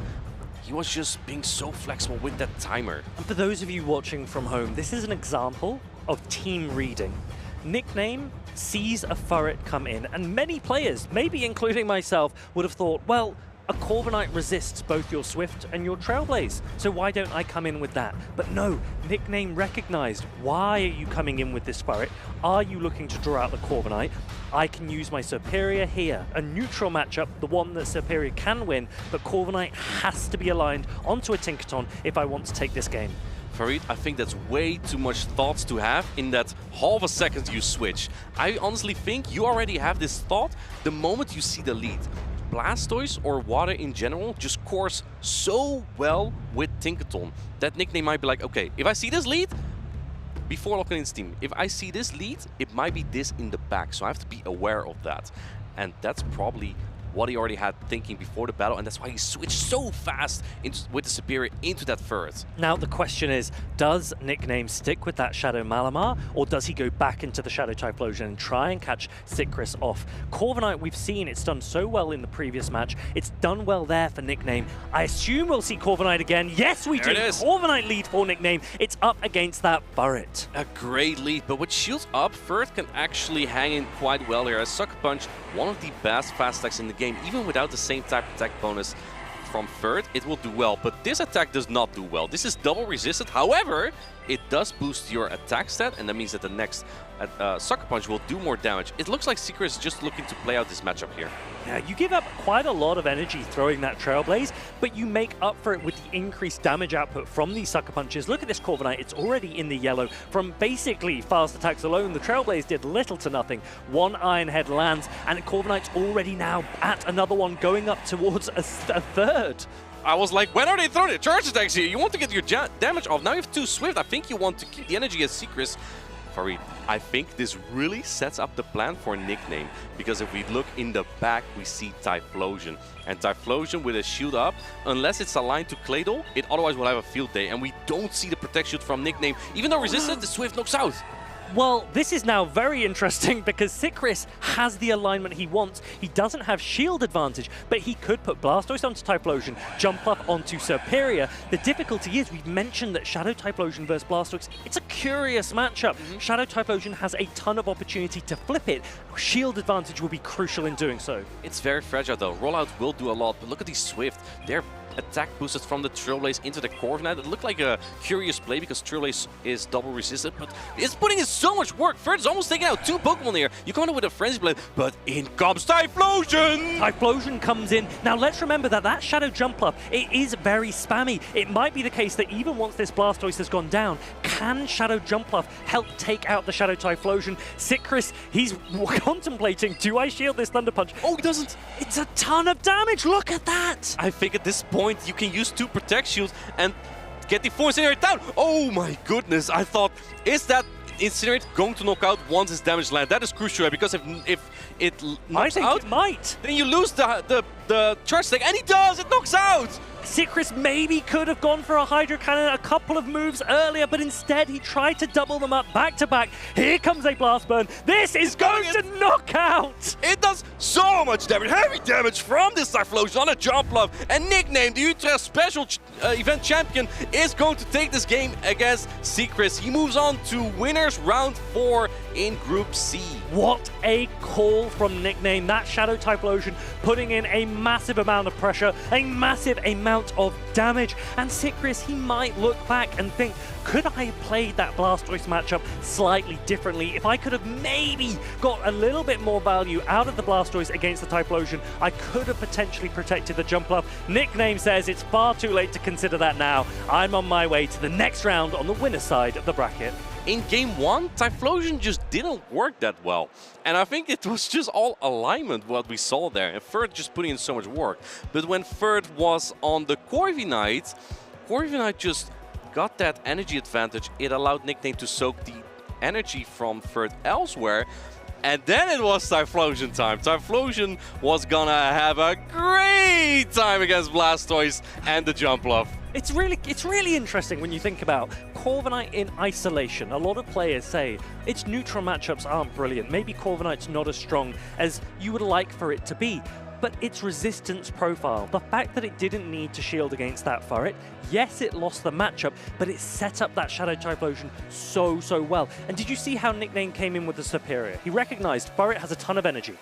I'm going to take all of that energy on Superior. I don't need the Superior. What I want is to sweep with Shadow Typhlosion, and that he did. Sweep? What is sweep? Can you explain? He took out the broom and he pushed out that Jumpluff and Blastoise. They left the battlefield. Nickname took the game. And look, these players, they know each other well. It's all smiles when you're getting ready for these matchups, but you do lock in during these games. Sycris, who took that first game with the alignment that he needed, and we mentioned that this was maybe a feature of running a grass, a fire, or water on one team. There's also no Dragon-type Pokemon to incorporate these elemental typings. There's a lot of Fairy-type Pokemon right now with Azumarill and Tinkaton, so these grass, fire, and water cores together, they might actually work a little bit well together, but it could form a little bit of a triangle where alignment is very important. And in this game too, again, the Typhlosion play was just so on point. It is, sometimes we call Pokemon a sweeper Pokemon, or it has great sweeping potential. It takes out the broom and just cleans up everything with a shield advantage. And Shadow Typhlosion is such an exciting Pokemon as well, because we would typically call it quite fragile, a squishy Pokemon, because it doesn't have a massive stat product. It's nowhere near as bulky as some of the mainstays in Pokemon Go PvP like your Azumarill, but the damage output, that's what Nickname was leveraging against, and that Thunder Punch on that Blastoise, wow, I think that took Sycris by surprise. Dude, I know, it took me by surprise in Utrecht as well. When Kilio swapped in Typhlosion, he safe switched the Typhlosion against me, and I went in, whoop, there goes Blastoise, roll out Hydro Cannon, easy. And no, I let a Thunder Punch through, he just incinerates me down. It was crazy amounts of damage. Now, I actually remember watching that game. You were on stream at the tables, and I saw a peculiar Pokemon from you, Martijn. I don't know if you ever got a chance to broadcast it on the public stream. Can you tell us what it was? What did you bring to Utrecht? It was a Dragon Flying type Pokemon. Dragon Flying type Pokemon. Yeah. And you like legendary dragons as well, don't you? Yeah, what's it called again? It's, oh, Rayquaza. Yeah, it's just Rayquaza. It was a Rayquaza. And how many times did you bring it in Utrecht? How many times did it hit the field for you? I brought it once. You brought it once? Okay, well, how did that game go? I won. Oh, really? It has a 100% win rate. It has a 100% win rate. Well, you heard it here first. Rayquaza, maybe that should be next on your build list. But for now, let's get back to the action here at the Bologna Special Championship. We've got Zephy Mastix up against Davide 1510. These trainers currently also have a 100% win rate in Bologna. However, one of these has to win and one of them has to lose. We are still in Group C on the other side of the match that we just saw. Zephy Mastix recently coming off that top 4 in Utrecht. Davide has a couple performances to his name and usually brings some more interesting Pokemon. This time it looks like he went with full hard meta, and Zephy Mastix, I believe that is pretty much the same team from Utrecht. I recognize... did he bring the Charge Bug? It's difficult with Zephy Mastix because I cannot remember the last event in which he did not have that shiny Gastrodon. Gastrodon's always there. Pick. He will never let this Pokemon go, but he has been curating his teams around that Gastrodon, and Dusclops was a Pokemon that he has brought before. We've seen it earlier in this tournament already, that Shadow Punch, Ice Punch. It has really interesting pacing, where it's very easy for opponents to lose track of how much energy you're generating from Hex and which attack is coming through. The Ice-type damage, which can be double super effective against Jumpluff, or Shadow Punch, which is less impactful but so spammy. I just double-checked. This is exactly the same team from Utrecht. Zephy Mastix has faith in his Pokemon. Again, some interesting Pokemon, the Gastrodon, Talonflame core, and Dusclops can match up really well in some teams. Malamar is actually quite playable, and then Gladeon and Jumpluff is a core you tackle. You also have Ice Punch for Clodsire. Lapras, however, you need an extremely high defense and low attack, low HP Dusclops. So the Psywave from Lapras is the damage is halved. It goes from 2 damage per Psywave to 1 damage. And in that case, Dusclops can win when 2 shields for both Pokemon are in play. Yeah. Otherwise, the matchup is honestly quite pathetic for Dusclops. It gets shredded by Lapras. Well, the thing is with Dusclops, it's one of those Pokemon that has a massive defense stat. Huge amounts of defense, but very little HP. And so if your Psywaves are doing more every second, you are taking so much more against that low HP stat, and the Psywaves shred through, exactly as you say. So Zephy Mastix, how has he, what Dusclops has he chosen to build? That is a question that I've actually had conversations about with many players. They say to me, Farid, what Dusclops should I be going for here? Because should I do more damage with my Hex, or do I want to make sure I take less damage from Lapras Psywave? I think the latter, in my mind, definitely the most important. Well, why would you go for Shadow then? Shadow is an option. Shadow is an option because you want that extra spam damage from those Shadow Punches. You think to yourself, look, if I'm going to throw something anyway, I want to get in as much damage as possible. Because it's really fast. Well, let's remember, it's interesting with a 3-turn attack. Every time you throw a charged attack, particularly with a 3-turn attack user, if you're against a Cradley, you are giving them 1 free bullet seed. And every single spam Shadow Punch you're doing, that Cradley gets closer to a Rock Tomb. And Rock Tomb is way more valuable to a Cradley than any damage output from that Dusclops. So Shadow Dusclops users say, look, if I'm giving you that attack anyway, I may as well do as much damage as possible. I see the vision. Shadow Dusclops can actually win the 2-shield scenario against Malamar, despite foul play being super effective. But Dusclops bulky enough. And there we have that shiny Dusclops. It is into the Malamar, but like I said, Shadow wins this. Dusclops does, the regular does not. But Zephymastics will have played this matchup so many times. So let's all lock our eyes on this screen. Let's see, how does Zephymastics play the Dusclops versus Malamar matchup? I think a lot of us will have much to learn from this. I don't think he even minds. He has the third in the back, which you cannot really swap in here. Otherwise, you may get hit by a superpower. But the third in the back looks so good into the double water in the back, as third has access to super effective Drill Blaze. Now look at this, Zephymastics looking at his opponent. He wants to make sure he is in his opponent's head as he plays out this lead scenario. Is he going to let this Dusclops go? Is his plan to just whittle down the Malamar and farm it down with Ferret later? Dude, it's so bulky. Look at that. And look at how low you get this Malamar. Malamar even has to fire off the foul play. Otherwise, you get to know, but the catch on the Lapras. That is a great play from David. And keeping all that energy on the Malamar, that could be very efficient on the backline of Zephymastics. Coming with the Ferret to have the Trailblaze ready for this Lapras. And Zephymastics saying, hey, it could be worse. I could have thrown an Ice Punch. At least Shadow Punch is neutral stab damage. It puts that Lapras in a range where 1 Trailblaze might be enough. Davide, he's going into this Lapras because he's playing a double water backline. He's trying to bait out the Ferret. He's hoping for Blastoise to have a free run in the endgame. And Ferret runs even faster through this Lapras now, boosting up its attack. Are you going to shield up this Ferret? After that, can Lapras get to that sparkling area? Barely does. Lapras is a very bulky Pokemon. Now this is one of the advantages of running the regular Lapras. It's able to reach more attacks. Each one does slightly less, but perhaps getting off the sparkling area is more important. But this is tough because Malamar already has a charge stack. If David comes in with the Malamar, he would be able to get 2 shields probably immediately, but in comes Blastoise. Interesting play coming in with the Trailblaze. You have to use a Protect Shield here, I think, because this is boosted and super effective on the Blastoise. You don't have a lot of fast attack pressure though, and now even your Malamar would get Sucker Punch down. Davide, he's cooking something here because coming in with that Blastoise, it's a little bit interesting because you're not able to fully farm down, so you're forced to throw this first Hydro Cannon out. Zephymastics is going, look how much damage my Ferret has done into Davide's team already, and now here is my signature shiny Gastrodon, and hopefully Zephymastics will be saying, oh my goodness. Dude, I thought that was a skill match for a second. That was exactly what Zephymastics was hoping for, recognizing when an attack would be coming through, catches the Hydro Cannon, and now Gastrodon has a much better platform to succeed in this endgame. Hydro Cannon coming through. I think it does about the same damage as a superpower slash foul play from the Malamar, which remember still has an attack loaded, but I think at this point Zephymastics just going to spam some Body Slam. The Blastoise already is very low at this point. Body Slam not the most efficient charge stack currently, but would still do a much damage. You're going to try and get the charge stack priority tie on the swap, but the Must-Have comes through. Now you have to use a Protect Shield here, but I believe that Gastrodon... Oh, he lets it go though! This is so close now. Did that Mud-Slap take out the Malamar? He didn't take it out. The Gastrodon is getting Psywave down. Davide 15-10. He takes game number 1. What a surprising ending we had there. Gastrodon would win Charge Stack priority there against the Blastoise. So I would think if you use a Protect Shield there, you come out with the energy on Gastrodon. But I think that Zephymastics was just too... or maybe underestimated the Malamar. I think there, Zephymastics thought to himself, if you throw a superpower, my Mud Slap might take you down, and then I have a free run to throw an attack into the Blastoise. So he didn't want to shield up a foul play just in case the Mud Slap then didn't take down the Malamar, and the Malamar could reach another attack.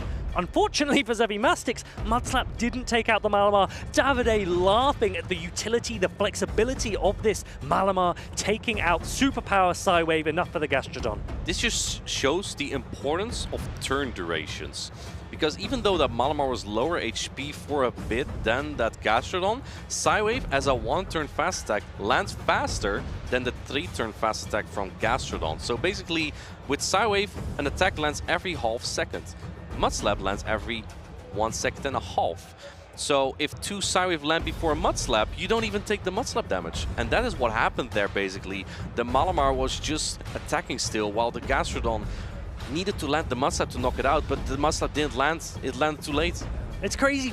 We talk about turn-based games, and you'll often hear us talking about 1-turn attacks, 2-turn attacks.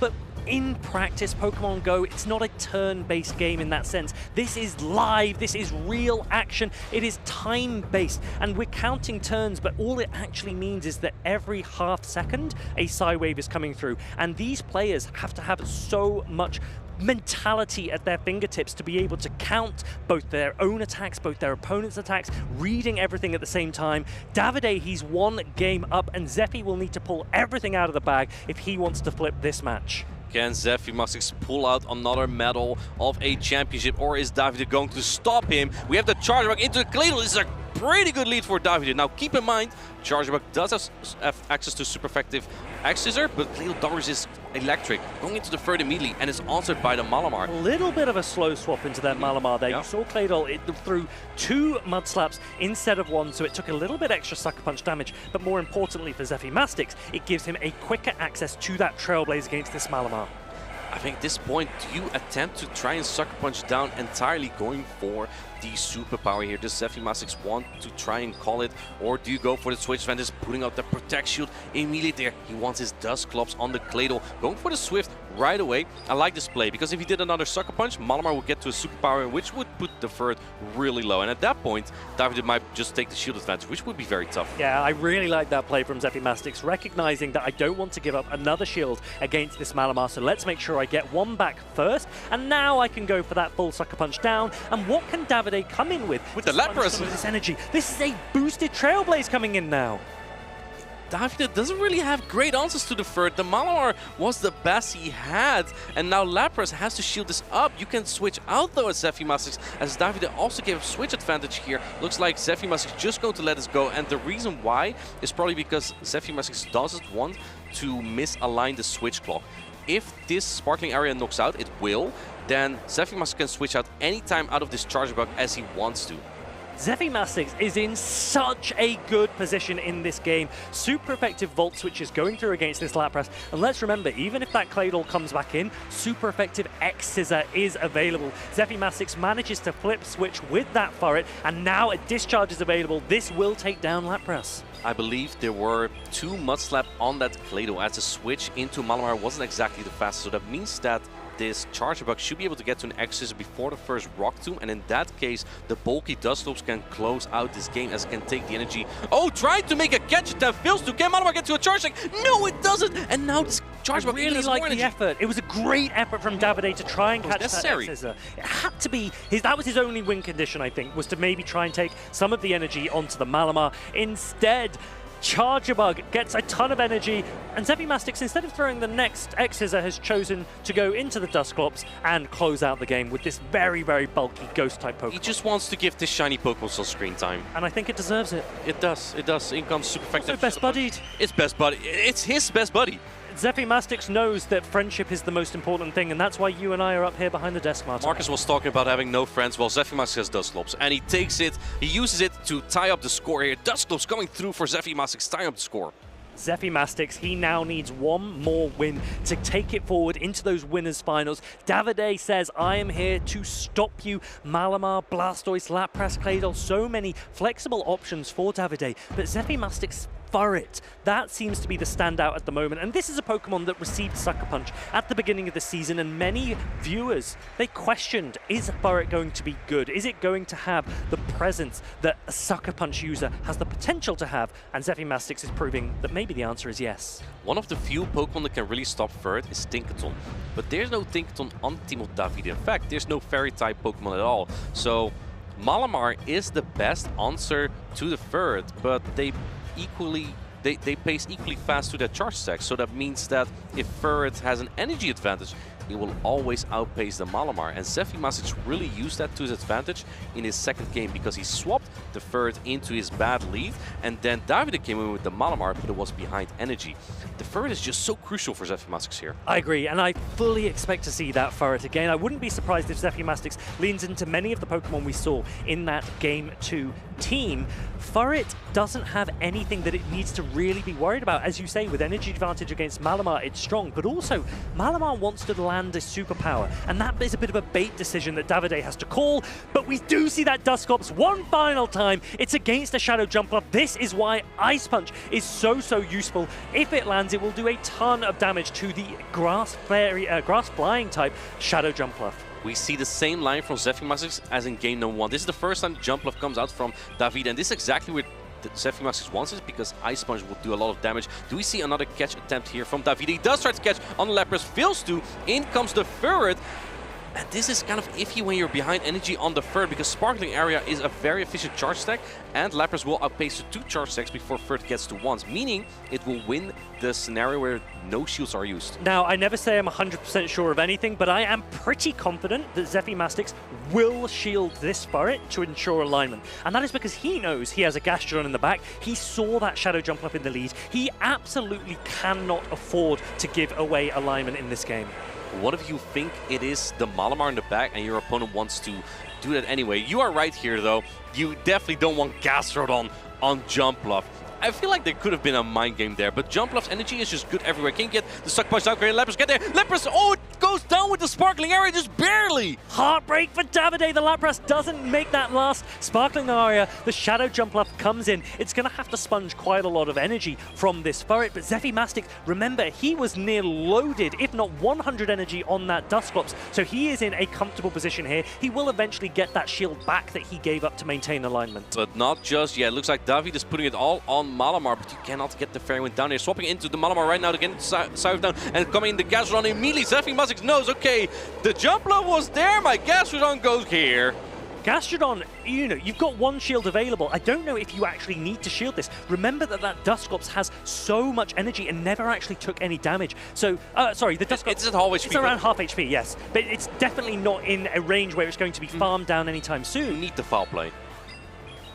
Body Slam, it's going to get shielded up by Davide, and Malamar is trying to do its absolute best with the shield advantage to take out this Gastrodon. Jumpluff also has a decent amount of energy as well. Zephyr, all 3 Pokemon still available to him. Do you hang on to this foul play? No, Gastrodon doesn't. Not as bulky as you might think it is sometimes, but there are already 2 Shadow Punches loaded here, and like you said, Jumpluff has energy. This is going to be a very close end game, and one of these players may need a catch attempt here, going for another Shadow Punch. It's 1x of another one already. I think it might already be another Shadow Punch. This is just how quick Shadow Punch is to reach, and once this Malamar goes down, Jumpluff has very little health. No, you're right. 1 more Hex to the next Shadow Punch. Look at the Hexes coming through against the Malamar as well. But does Jumpluff have an Air Ace here? I believe it farmed up a little bit on the Ferret to the point it's either at an Air Ace or one of in it comes, and it does have it, and he makes the catch! What an incredible prediction by Zephyr.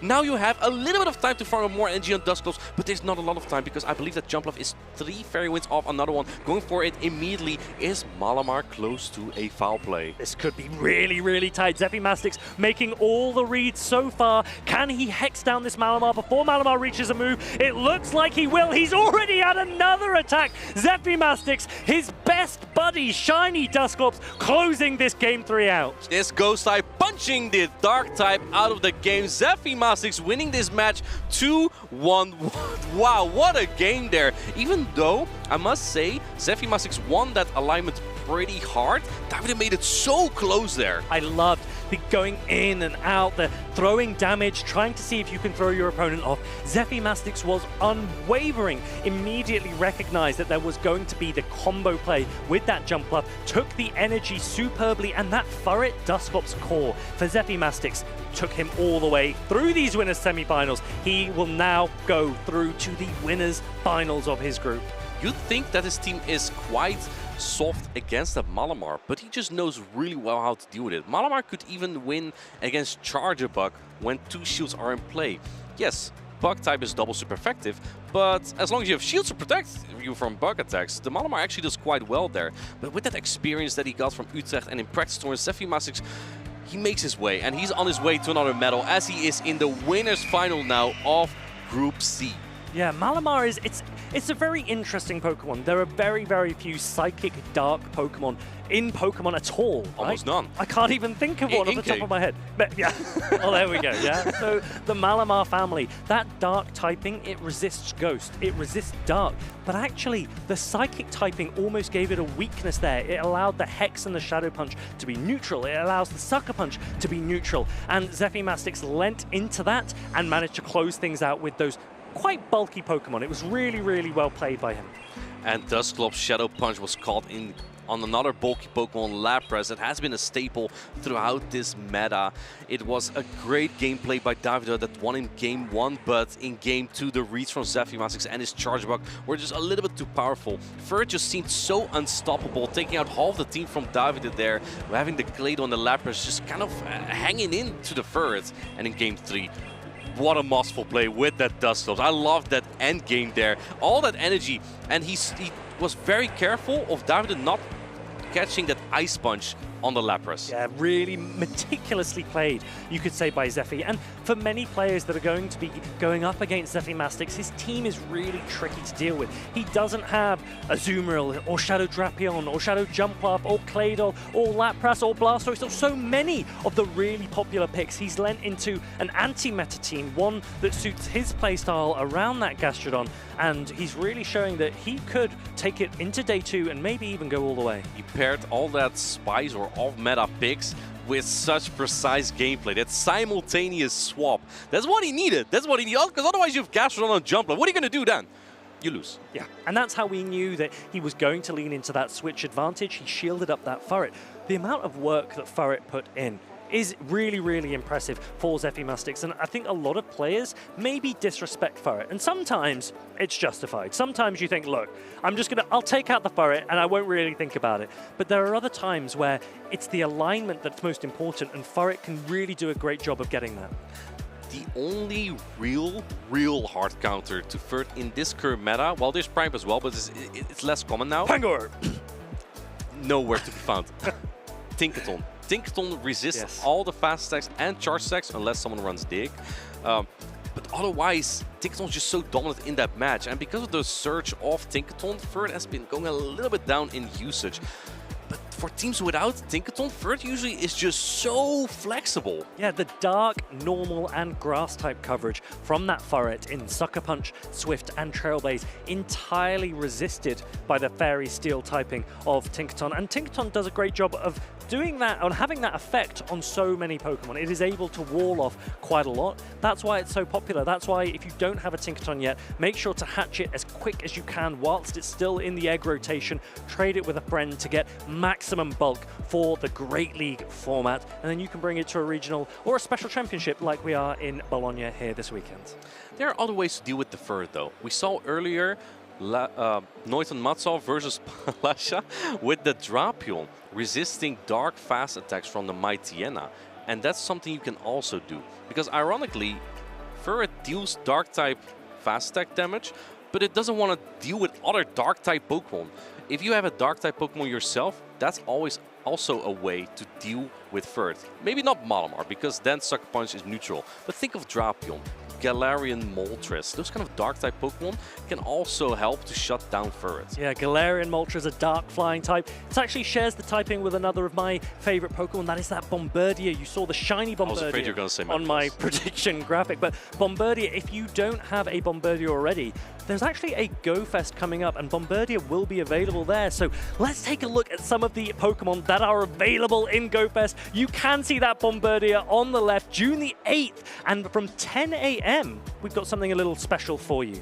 I will be there. You will be there? I will be there in New Jersey catching Pokemon. Hawlucha will also be spawning there, and I would really like that Pokemon. It is one of the very few with Flying Press, one of the most efficient charge attacks in the game. And if you are not going to be there, you can still tune in. We've got a special broadcast for the very first time, hosted by some of our colleagues in North America, Speediest Chief 2 and Gabby Snyder. They will be playing GoFest so that you can watch and immerse yourself in everything that goes on in Jersey City.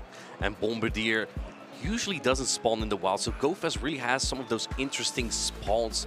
And yeah, this is just a great opportunity for PvP players to get those specific Pokemon that you want with a low attack and high defense and HP. And the really nice thing is we've said that we're coming towards the end of the Play Pokemon season, definitely our last event here in Europe. So we can use this summer as an opportunity to go out, go and play the game, go and meet people from across the world. GoFests are an amazing opportunity for that. We played last year in Madrid, do you remember? Going around the parks. And that was a good time.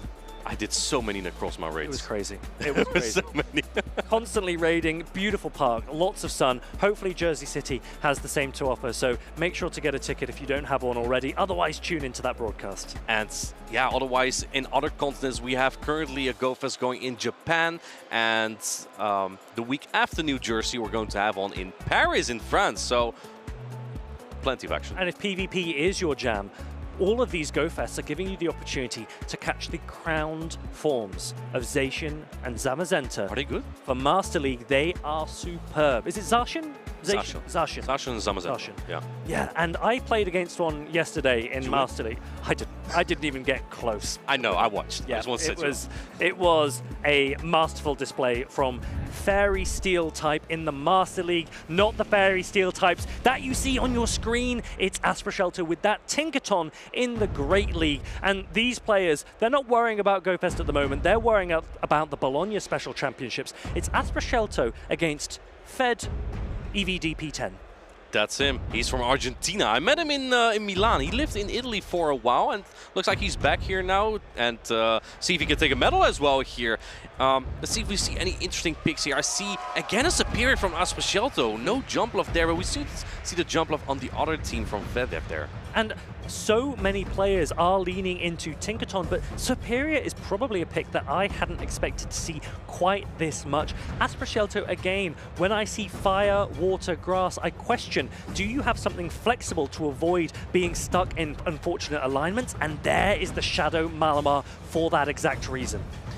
Shadow Malamar is going to be an absolute staple here in Bologna. Regular already was good, but the damage output from Shadow is going to be even better. And I think one of the matchups where Superpower is going to be even more terrifying is Drapion, because Drapion resists Psywave. They still add up, kind of, even though resisted. But Superpower will pretty much almost knock you out in one go. Yeah, I think Shadow Malamar is a really strong option. If I were against this team, I would be bringing it every day and twice on Saturdays. Lucky for Asprashelter, this could be his chance. Shadow Malamar, showcase, please. I've got my fingers crossed. I know you do at home as well.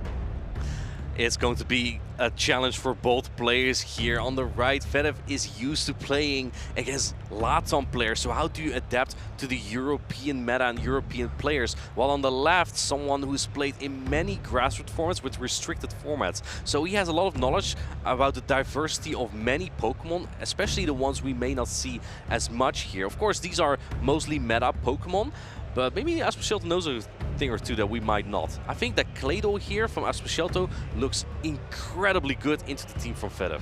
I wouldn't be surprised if Vedev leans into that Shadow Jumpluff, maybe that Shadow Drapion as well, because as we've said, Shadow Malamar puts a lot of pressure onto the team. Remember, the Psywaves do extra damage to a Diggersby than a regular Malamar ordinarily does, and that can be hugely impactful for that matchup as well. So I'm curious to see what both players are going to bring here. I think, how do you tackle the Diggersby otherwise as Asprashelter? You have the Superior, but Diggersby actually can really hold his own here. And we saw in North America that Lapras actually is sometimes a little bit iffy into Diggersby once you get the attack drop there. And that Lapras from Asprashelter does have Ice Beam, so maybe double Psywave. Lapras, Malamar. The Lapras can cover the Jumpluff and the Shadow Drapion, and Malamar can basically cover the rest. So I wouldn't be surprised if Vedev leads into the Blastoise as a more neutral option into both of those Pokemon. Both players were locked in, but looks like they have to re-queue real quick again as they, well, they knew what they were going to play. I think we're going to see some Corviknight action from Fedev on the right side, which is kind of scary when there's a Talonflame on the opposing team. But does Talonflame look very playable into Fedev's team? It's like there's triple water on the team from Fedev. Wait, triple? I see only 2. I kind of consider Drapion as some water type with that fast Aqua Tail. Yeah, definitely triple water type coverage. That Aqua Tail we've seen so much, not just this season, the season before. Will we see it next season? Who knows? But for now, let's look at Tinkaton into Corviknight. A superb read from Fedev. What a goal! Corviknight again into the Tinkaton, swapping into the Shadow Malamar. It looks like Fedev is staying in for a little bit. He doesn't want to swap in that Drapion just yet, even though that is a slightly more favorable just because you resist the Psy Wave, but you really don't want to take any superpower damage. Look at this foul play. That does so much damage from Shadow Malamar. Yeah, it does a lot of damage, and also if you are able to shield up this attack, you could Psy Wave that Corviknight into another foul play range. So Aspercelto very pleased that he's able to get some value out of the Malamar already. The thing is, he's given up a shield, and now a Shadow Drapion has come in. This can put a ton of pressure onto the Shadow Malamar. Going for the superpower. Fedev had a shield advantage, now uses that protect shield to even the shields and protect the Drapion from the attack. A Crunch will definitely knock out the Shadow Malamar, which now has his defense dropped as well. And then you have some energy to go into the Tinkaton as well. But it looks like Aspercelto thinking he stalled the clock so much that he can swap out now, perhaps. He does get so close, and he tries to make that catch onto Tinkaton coming in. Fairy Steel typing, it means that Crunch would be resisted. So Fedev goes for the Aqua Tail instead, which Shadow Drapion is happy to throw because it reaches them so quickly. Because the Corviknight stayed in for a while, Aspercelto was able to delay the switch lock by about 30 seconds, and now being able to soak all this damage on Tinkaton is really nice because it's not going to be very useful to Corviknight. Corviknight can still come in now. Now you still have to throw your resisted energy here. Is Aspercelto going to try to preserve this Tinkaton, or is he fine with it here, letting the Corviknight get a lot of energy? But Corviknight's getting low already. Yeah, defensively, Corviknight is so good, but offensively, these sand attacks perhaps aren't doing as much as Fedev would like. He's going for that full farm down, but he now will need to shield a play rough if he wants to get value. He chooses not to. He says, do you know what? I think I can farm this down and get better value from something else, and I don't hate that play because that is almost exactly what Blastoise is great at doing. I think Fedev knows it's going to be the Claydol in the back, and you want to keep your shields on the Blastoise for that, but now there's going to be 2 foul play coming out from the Shadow Malamar, which are basically going to knock out, so you need to use the protect shields. You cannot roll out down this Malamar here. But you sure can try, and Fedev is getting as close as he can. He gets one rollout through for free as that foul play throws, but I don't think he's going to be able to roll the whole way down before another foul play comes. He's going to throw a Hydro Cannon now. This is such a difficult scenario for Fedev because even though he could have farmed up more energy here, he kind of needs to maintain a balance between energy and HP because Mud Slaps also add up. But can you even roll out down the Tinkaton here? You can roll out down the Tinkaton, I think, before it reaches an attack, but you cannot afford to let your attack get caught on that Tinkaton. That would be really, really punishing for Fedev. I wouldn't be surprised if you come in with a Shadow Drapion now. One crunch from a Shadow Drapion here, and then you are in a great position, but the catch is available. Here comes the Tinkaton. It comes slightly too early. Fedev recognizes that his win condition is available by farming down the Tinkaton, reaching the crunch, and a massive amount of damage is about to land. Claydol, a Drapion answer? I don't think so, mate. As he jumps through this Claydol, Fedev takes game number 1. That is superbly recognized. In terms of win conditions, Fedev calculating on the go, what do I need to do? My Blastoise will put the Claydol into the range where Drapion can take it down. The only way I can lose at that point is for an attack to be caught on the Tinkaton. Not gonna let that happen. Aspercelto goes down, Fedev goes to game number 1. I feel like that was kind of a tough matchup to begin with Aspercelto. I was like, what is he cooking? As he tried to preserve that Malamar and then switch out. He danced around with the switch clock because Fedev was staying a little bit long in that lead matchup. But Fedev, yeah, the way he preserved his Drapion and used it in the end to fastly pace to another charge stack, he made sure that both his Blastoise and Drapion were in a position to take out the last Pokemon. That was going to be pretty obviously the Claydol. I think Fedev recognized pretty easily there. Claydol's is coming out. I need to take care of that. Now, Shadow Malamar, it didn't perhaps do as much damage as Asprocielto may have liked, and to be honest, I'm not sure if I really like Shadow Malamar as a safe swap. Malamar, the regular variant, I absolutely agree with. Safe swap, lead as a closer, it can do it all. But in my mind, I think Shadow Malamar actually operates best in the lead, because you have the opportunity to superpower and dip, rather than what we saw there. The Drapion comes in, you throw the superpower and you're stuck. That's a little bit more uncomfortable. Did Out of Pocket teach you that? Out of Pocket teaches me many things, and honestly, if you want to learn, then he is a great player to watch. He is one of the top Malamar users, and he didn't get an opportunity to use Shadow Malamar. This is the first event that Shadow Malamar is eligible, and we want to see it do well. This might be the only event that it has the opportunity to shine. Can Asprocielto be one of those pioneers here this weekend? So far, Shadow Malamar is having a tough time here. Fedev, he played in a couple tournaments before, but hasn't had the results yet that he wanted. He even used an Oinkoloin in Buenos Aires this season. And that was in Latam. Now he's playing in Europe, playing against an entirely different competition. Maybe he just does better here. Both players are locked in. Here we go for game number 2. Game number 2, kicking off. It's the Tinkaton into the Shadow Drapion. This is a strong lead for Asprocielto. Many people think, oh, Shadow Drapion can hold its own, but Tinkaton really is dominant. The Blastoise safe swap comes through. The nice thing about Blastoise safe swap into a Tinkaton is that you reach Hydro Cannon just before they reach a Play Rough. Correct. But what I also love about this, when there's a Tinkaton lead, there shouldn't be a superior in the back. Because if Asprocielto would have that composition, he would be annihilated by a Corviknight lead. Both Pokemon don't stand a chance against Corviknight. So this is a very safe Pokemon to switch into a Tinkaton lead there. You outpace, like you said, with the Blastoise winning the 0 Protect Shoot scenario. If Hydrokin would knock out, I think you actually barely hang on here. It's interesting that Asprocielto has chosen to stay in with the Tinkaton here. It's not getting the same amount of value against the Blastoise as it would have against the Shadow Drapion, but Asprocielto thinks, well, hold on a minute. If I can maintain alignment, then maybe I can put a Claydol on it. Fedev goes, actually, I don't want to let that happen. I think Blastoise has a lot more play available in this game. And you definitely get your Protect Shoot back. If you look at how much energy this Blastoise has, it needs to live 4 Psywave here to get to another Hydrocan. And if it can, looks like Asprocielto is putting his Protect Shoots on the Claydol, knowing the backline in comes the Drapion. But now this Malamar has the opportunity to get to that superpower. I have no idea how much damage it's going to do, but I really want to see it. It takes it into the deep yellow. It will do a ton of damage if it lands. Fedev doesn't want to risk that. Now comes the Claydol. Claydol with 2 shield advantage beats pretty much everything in the game. Asprocielto probably won't want to take damage, even though he knows this is likely to be an Aqua Tail. He's thinking, do I want to let it through? Yes, I will, because I'm confident it's not a crunch. What a call by Asprocielto. This is kind of a tough dilemma with Claydol. You resist a lot of fast attack damage, but you take super effective damage from almost everything. So yes, you had that 2 Protect Shield advantage.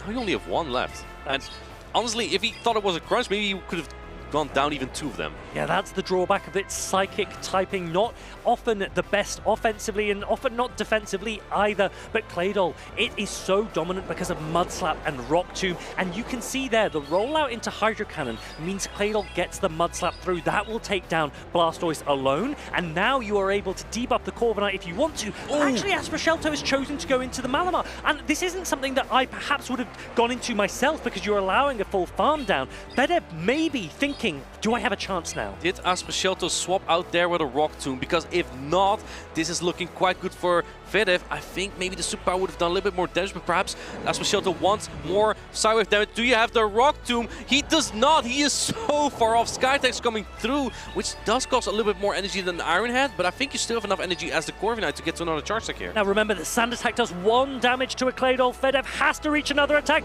He reaches the Iron Head. It's going to land against this Claydol. He has flipped this game on its head, and he is going to take down Claydol with Corviknight and win these winners semi-finals. Fedev takes it for Latam here as he moves on to the group finals here. What an incredible performance, and probably his best so far even in his championship series career even.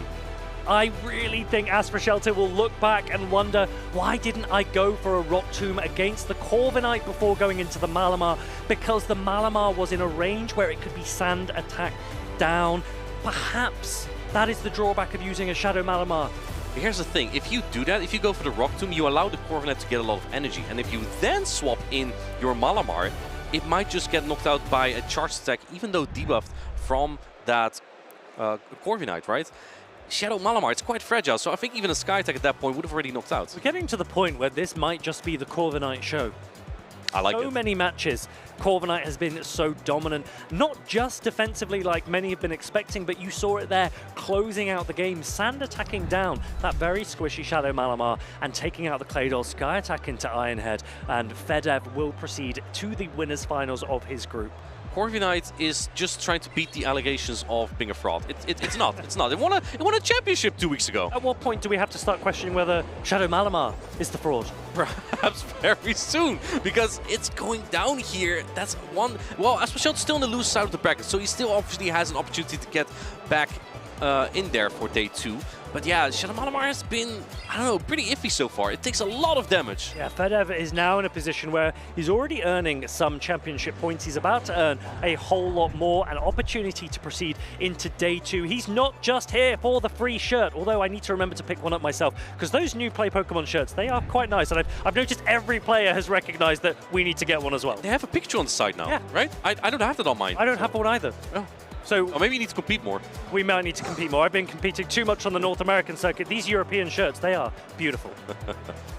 Yeah, well, there will be another North American competition, though, because we have the North America International Championship in 2 weeks. So anyone missing championship points from here in Bologna, still wanting to qualify, can still compete there. I know you are going, Arceus Aurelius is going as well, so there's going to be still a lot on the line for the World Championships, not just to qualify, also for the Travel Award. Yeah, and I know the majority of you in chat, you're mostly here just to see this man's face. Will we see your face in NAIC, Martin?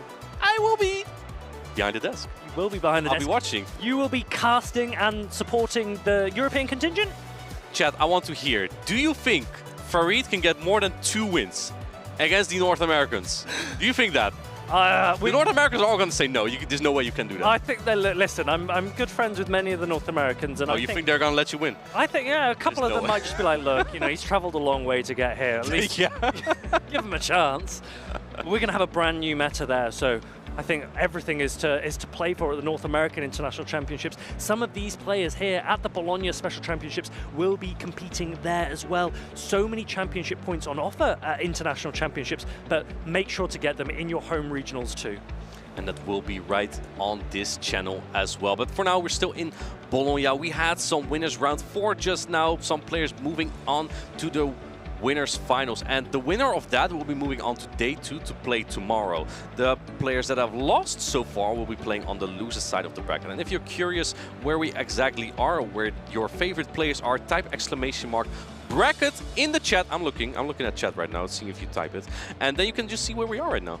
And we have seen so many winners already. We saw Fedev, we saw Zephy Mastix before that. We saw Nickname, the champion from the Utrecht Special Championships. If you missed any of that event, then make sure to lock your eyes on the screen, because we've got a showing of just how superbly he played at that event. I'm Nickname 29585, and I just won Utrecht Special Championships. Nickname is your Utrecht champion! Maximilian P with a crucial miscount, and Nickname, he can't even believe it, throws the Rock Tomb into the Ice and Water type and wins the big final. My strategy in for day 2 was basically to prepare for my next opponent, and also like I was watching all of the other battles and how other people were playing, so basically trying to learn their playstyle and figured out how can I beat it. The match that definitely stood out for me was the grand finals, of course, against Maxi. Maxi is a phenomenal battler, and after getting 3-0'd basically by him, and after bracket reset, I wasn't feeling too well about it. But I somehow managed to still beat him, and I'm shocked I managed to do that. I used team based on Shadow Typhlosion as a main damage dealer and like main offensive power. And this team is made by my good friend Kaifie. He's very good at team building, and he spends a lot of time on that. So I decided to give it a try at this tournament, and it worked out really well. Shadow Typhlosion is definitely something that people have to fear. And this makes them more predictable, because I know they have to respect Typhlosion. My favorite Pokemon in my team, I think, has to be Corviknight, surprisingly enough, because Corviknight was core breaking a lot of teams, and also it was very good at dealing with Pokemon that were quite strong into my team. So basically Corviknight helping me beat some tough matchups. Playing Pokemon Go definitely helped me gain more confidence in basically in everything I'm doing because of the hard work and practice I've put into these tournaments. I prepare a lot for these tournaments, so I'm really happy that it's paying off, and it's something that definitely showed me that everything is possible by hard work. Winning this tournament definitely makes me, I would say, excited about the Worlds, and it makes me really want to practice even more to become even better player than I currently am, just to perform at Worlds as best as I possibly can.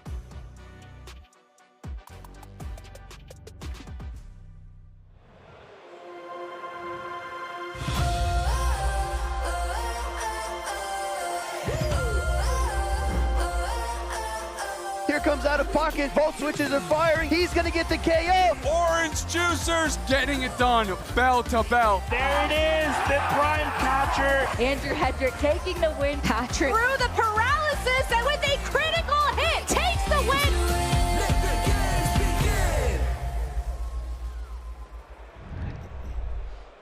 Let the games begin indeed, but we are already underway into this tournament where we've watched so many exciting games from Count Xevious, and joining me is my colleague Marcus. Oh, are you calling me Marcus now? Well, this could be the start of something great.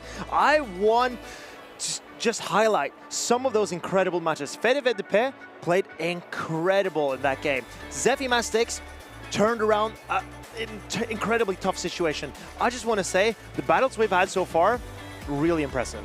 I think the highlight for me was against a Fedeved matchup against Aspercelto was letting go of that Corviknight with so much energy, understanding that it's done its job. I don't need this anymore. Incredible realization, I gotta say, hands down to these players. I also just want to note that if you are wondering how your favorite trainers are doing in this tournament, in Twitch chat, you can type !bracket and see how everyone is doing. We obviously have some winners finals coming up. Colin 6 against C. Leonardo 77. In the Group B, we have Ampolini against Circoges, which we saw early on stream. Circoges still not has dropped a single game in this tournament. He's the one who was running the Shadow Dust Clubs, wasn't he? I believe he was. Yeah, it's a great pick to have, the Shadow Dust Clubs. There's so many trainers that are vying for that spot, trying to be crowned the next special championship champion. And Colin is here to defend his title. So he's the final boss for a reason. Already in, let's say, he just needs one more win to go to day 2. And this is the winners finals, people. If there's one game you need to watch this one. It's Colin 6, the final boss of Europe, and he is facing off against C. Leonardo 77, an incredible trainer we've already seen on stream. Two incredible trainers, and just to point out that Colin 6 is running a team that was piloted very successfully by its Accent. It's exactly the same team here, and as you know, you told us earlier as well that it's one of the most solid teams you can build into this meta. I think it is, and as you see, Blastoise, Rollout, Hydro Cannon, Skull Bash. Blastoise has the opportunity to run Ice Beam instead of Skull Bash for a better Jump Left matchup, but Colin, as its Accent did, decided to go with Lapras with the Ice Beam instead of the Skull Bash. We've seen both of those Water-type Pokemon run Skull Bash, and here, Colin did not want that overlapping type coverage between those two because it would have made the Pokemon similar. Now they're different. Yeah, Lapras now has a little bit more coverage into Pokemon like Cardilli, for example. Ice Beam does super effective damage, and you can potentially flip some matchups. But on the side of C. Leonardo, we see the Talonflame running that Flame Charge. This puts him in a very good position against Pokemon like Diggersby, Pokemon like Tinkaton, and Jumpluff as well. You could ramp up your energy and go, and the flies that come after is going to do so much work. Another Pokemon that I would like to point out as well is that Cardilli. A lot of the people have reverted back to, let's say, Jumpluff as being the core grass type, but him bringing Jumpluff and Cardilli means double water strats are even more difficult to execute. I think the Flame Charge on that Talonflame is really what separates this Pokemon compared to the Brave Bird. Because, as you mentioned, the Diggersby matchup, the Flame Charge is so important for that Diggersby matchup because you can make sure that you always win. Because Talonflame with Brave Bird needs to land one of those Brave Birds to take out the Diggersby, but Flame Charge Talonflame can ramp it up, hit it with a fly, and always consistently beat that Diggersby. Yeah, it will be interesting to see how Leonardo can use that Talonflame to try and beat Colin6's team. Of course, the Talonflame is not like, it doesn't have any counters. You would never want to be a Talonflame into the Blastoise because it has access to that roller that does super effective damage just by the fast attacks. It doesn't even have to get to the Hydro Cannon. I'm not even sure Leonardo is going to risk that Talonflame into the Blastoise from Colin6, but let's take a look what they've decided to do. We see Blastoise into Blastoise. Oh, it's a Blastoise with the glasses. That's the best Blastoise you can have here. It's a mirror matchup. It's going to come down to which of these trainers win Charge Attack tie. And Charge Attack ties are decided by the highest attack of the Pokemon. So we take a look, and this Leonardo that has the higher attack Blastoise, letting it fire off the Skull Bash first. And Colin6 decides to shield up. Yeah, pulling up that Protect Shield, protecting his Blastoise from the damage, but unfortunately for Colin6, the Skull Bash of his own Blastoise is going to go up into a Blastoise that's already raised the defense. But Leonardo is going to push that advantage, the advantage that he has, because he knows his Blastoise is the one that's going to throw that Skull Bash first, and that is a dominant position to be in. I think Leonardo knows that this is looking great for him. What does Colin do in response? Will he shield? He shields the second Skull Bash as well. He's investing into his Blastoise. It's going to be a very good investment because this Skull Bash is still going to do a lot of work against Leonardo's Blastoise. Does he pull up another Protect Shield? No, he does not. Wow, the defense boosted Blastoise still hangs on. We'll get to that Hydro Cannon, but then again, this Hydro Cannon is not going to be enough to take out Colin's Blastoise, but it goes for another Skull Bash. Double boosted Blastoise were not taken out by this Skull Bash. Colin's Blastoise is surviving as well, and now Colin's at 100 energy. He's maxed out. And he has back-to-back Hydro Cannons to unleash into whatever Pokemon that comes in. First Hydro Cannon into Leonardo's Blastoise. Yes, he's at a shield disadvantage, but this Credilli is going to make a great job at it. Malamar swapped in immediately, but at this point, you come in with a Tinkaton. This is a nightmare of a matchup for this Malamar.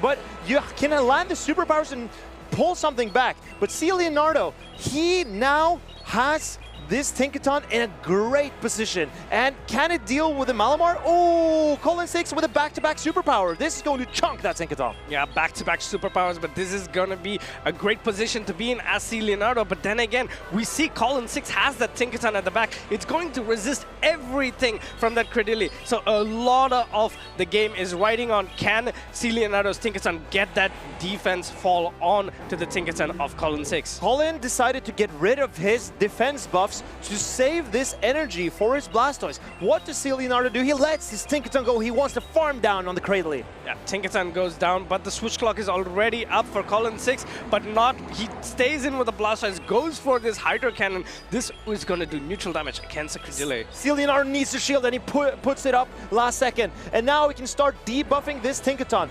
Will this Cradley pull it back through all the tough hurdles that it still has to overcome? Everything from this Credilli is going to be resisted, but the pacing, because it had that energy lead, it's going to be able to debuff that Tinkaton's attack twice already before the Tinkaton can get to the player that does a sizable amount of damage on to this Credilli. And now you see the Tinkaton is almost half HP. That means the Cradley needs to land at least 2 more charge attacks. Can it hang on? Player comes in, doesn't do a lot of damage to that Credilli, but this is all going to come down to, will Colin be able to save this move and safely go into the Blastoise? Going for the Grass Knot here, heads up play, because I think Grass Knot does more damage than that Rock Tomb. You're correct, it's slightly more damage. And Colin, he needs to clear this debuff, and he also needs, this Cradley to lose charge attack priority. He needs his Tinkaton to win, and the Tinkaton comes to the player off. Will this knock out the Cradley? This is a not debuffed Tinkaton, and the play ref comes through and it knocks out the Cradily. Tinkaton comes in and then takes Cradily out of the picture. It looked very dire for Colin, especially losing that charge attack tied towards the early game. But Colin made sure that his Blastoise went through C. Leonardo's Blastoise. That shield advantage was completely neutralized by all that energy Colin could build on that Blastoise. The difference in this matchup was C. Leonardo let that Skull Bash through, meaning that Colin 6 shielded up a Skull Bash. So since C. Leonardo let the Skull Bash through, he was in range of getting taken out by a Hydro Cannon.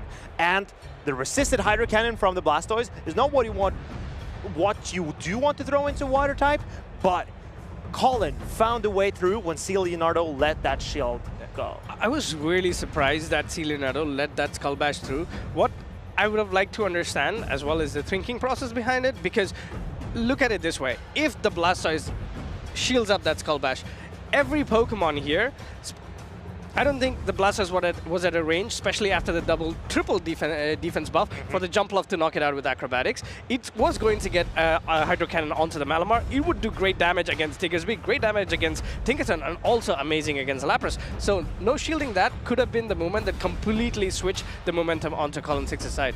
I completely agree with you. I think C. Leonardo, him making that decision, not shielding his Blastoise, was what gave Colin enough momentum, because he could farm up so much energy on his own Blastoise, threw a Hydro Cannon to take out C. Leonardo's Blastoise.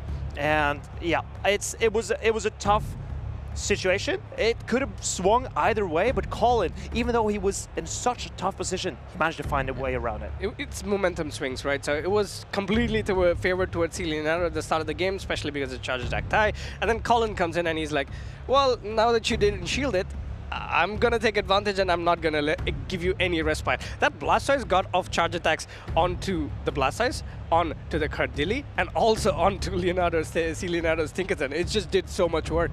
Incredible work by all of these trainers, and I'm very interested to see how they adjust, because C. Leonardo, this game, he cannot lose it if he wants to stay in the winners bracket. This is Colin's opportunity to knock C. Leonardo down. But then again, it's going to be decided by this game. Both these trainers have locked in their Pokemon. It's going to be Tinkaton against Jumpluff. This is a great lead for Tinkaton, but then again, we know that Jumpluff can still do a ton of damage against this Tinkaton. C. Leonardo knows that he can outpace to 2 acrobatics against this Tinkaton, and it tanks 1 play rough. In every zero shield scenario, C. Leonardo can always land 2 acrobatics into this Tinkaton, and you see it chunks. Yeah, that's great insights there. But what a catch by C. Leonardo onto his own Tinkaton. That was unprecedented. This is going to get rid of so much of energy from Colin's Tinkaton and take resisted damage as well. But the Colin Tinkaton does get to this Bulldoze. It's all about that defense drop now. Does Colin get it? And it does not get it. There's a 50% chance, and Colin managed to sneak around it this time. Can C. Leonardo build up enough energy to threaten this Tinkaton or whatever Pokemon are in the back? Another Bulldoze comes in. C. Leonardo thinking that the energy would be more efficient on this Tinkaton. He gets a ton of energy here, but let's be honest, Tinkaton will not be able to knock out Colin's Tinkaton by this move. And I think, oh, here comes the Blastoise, and C. Leonardo gets to a play rough. This is exactly what he needed his Tinkaton to do, to get out this parting play rough and make this Blastoise manageable for his own Blastoise in the back. At this point, would it be even more efficient to go for the Hydro Cannon here and not let the Skull Bash come through? But no, Colin goes for this huge Hydro Cannon bait here. If this is called by C. Leonardo, no, it's not called. Pulls up a Protect Shield. This puts Colin in a very dominant position. But can C. Leonardo knock out with a Hydro Cannon now? He goes up, max out his energy, goes for the Skull Bash. This will buff Blastoise defense, and Colin puts up a shield because he knows that this is a heavy lift for the Lapras in the back. This is going to be very, very interesting to see how it ends up. The Blastoise of Colin goes for the Skull Bash. It's going to do a ton of work against the Blastoise, puts it in a range where some Psy Waves and Sparkling Areas will be enough to knock it out. But at this point, C. Leonardo says, okay, I'm not really going to wait for the good timing. I just need to get my charge attack into the Tinkaton and get it out of the way, and that's exactly what happens here. It's going to be an interesting endgame. Can Colin find a way around this buffed Blastoise? Or is C. Leonardo the one with his back against the wall? Here comes the Lapras, and this is a buffed Blastoise. Can the Lapras take it out? It is a buff Blastoise indeed, but then again, this Lapras getting this energy lead is going to be so critical towards the end game, because let's remember, the Lapras is running that Ice Beam, which will do double super effective damage against a Jumpluff in the end game. First charge attack coming in from the Blastoise, it's going to be a Hydro Pump bait, and Hydro Cannon bait, and Colin unfortunately falls for it. And there's, just barely does not get off that final Hydro Cannon. That is detrimental for C. Leonardo. Can he now outpace the Lapras to an Acrobatics? Oh, and Probably he barely doesn't get there. Oh, and he needed that catch, and now Colin 6 knows he can throw an Ice Beam into this Jumpluff, and Colin 6 is winning this Winners Finals. Ice Beam, double super effective damage into the Jumpluff will knock it out, and also knocks C. Leonardo into the losers bracket, propelling Colin into day number 2, commanding 2-0 win there by Colin 6, showing us once again why he is the final boss. He is the reigning champion of Bologna, and it does not want anyone to take that title away from him. Incredible display by Colin to make sure he goes on to day 2 trying to defend his championship. That was perfect Blastoise play there. Every time he managed the energy on it, and even in both games, he made sure that the Blastoise was not knocked out. He made sure he had residual energy on the Blastoise to do a ton of work towards the backline of C. Leonardo. That's how you play Blastoise, people. Impeccable in my eyes, and unfortunate for C. Leonardo that his Blastoise fainted with an charge attack. What happened there was Psywave is a 1-turn move, and that means those attacks that have 1-turn duration, they take priority over charge attack. So even though C. Leonardo was pressing his charge attack, the fast attack from Lapras registered first. We've seen some Incinerates, 5 turns, that would not register, but the 1 turn, that does. I think damage registration is something that we also have to learn as we go. Game number 1, again, it was a Blastoise show, but this is what happened here. Colin made the call that the debuffed Play-Rough would not be enough to knock out the Credilli, so he saved that Play-Rough, swapped into his own Pokemon to clear that debuff, comes back in with the Tinkaton to get that Play-Rough in. At this game, game number 2 was a great heads-up catch by C. Leonardo, getting that Play-Rough onto the Tinkaton, but I feel staying in this matchup for an extended period of time kind of pulled the game away from the side of C. Leonardo onto Colin 6. Colin knew he had the Lapras in the back to take out the Jumpluff if it got to that situation. Getting rid of the shields and then landing the Ice Beam into that Jumpluff won Colin this game. I mean, it was brilliant to watch here. I think if it's Axen won a regional with this team, I think Colin can definitely do so as well. And I was curious because the Shadow Malamar is so strong into that team, was my opinion of it, because the Blastoise takes more damage from the Psywaves than from the regular Malamar.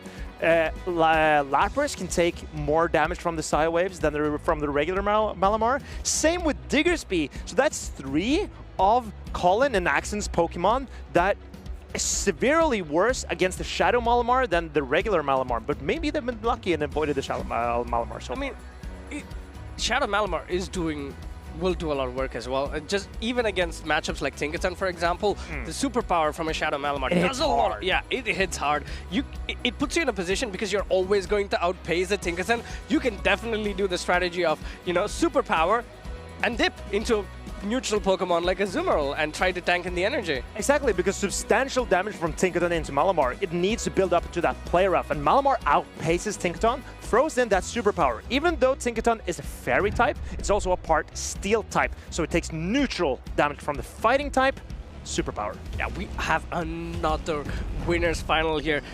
Ampolini going up against Circogas. We saw Circogas. He's not the one who's running the Shadow Dust Club, sadly. His judgment. Correct. This is Maxi's team. That's what it was. Yeah, and Ampolini here is going for that Shadow Feraligatr. It's a Pokemon that we saw doing a lot of work towards the start of the season in Lille, and it's making a comeback here as well.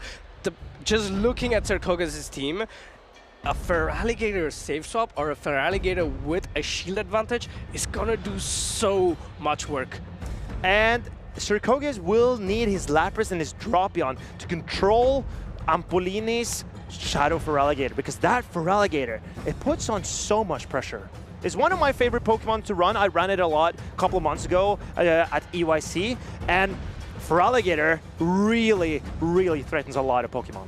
I like the team composition here. I kind of find it, I approach team building in a different way. I look at it as like attack damage carries, and then you have support Pokemon, and then you have your defensive Pokemon that can help you set your attack damage carry. And that's how we saw Ampolini's team. With that Diggersby, it's going to do a ton of work here as well. Looking at this matchup, Talonflame, again, not running the double flying type move is going to make Diggersby struggle a lot more against this Talonflame. Claydol, again, is going to have not so great matchup against a Diggersby, but then Ice Beam still does do super effective damage. Diggersby has a lot of play, I think.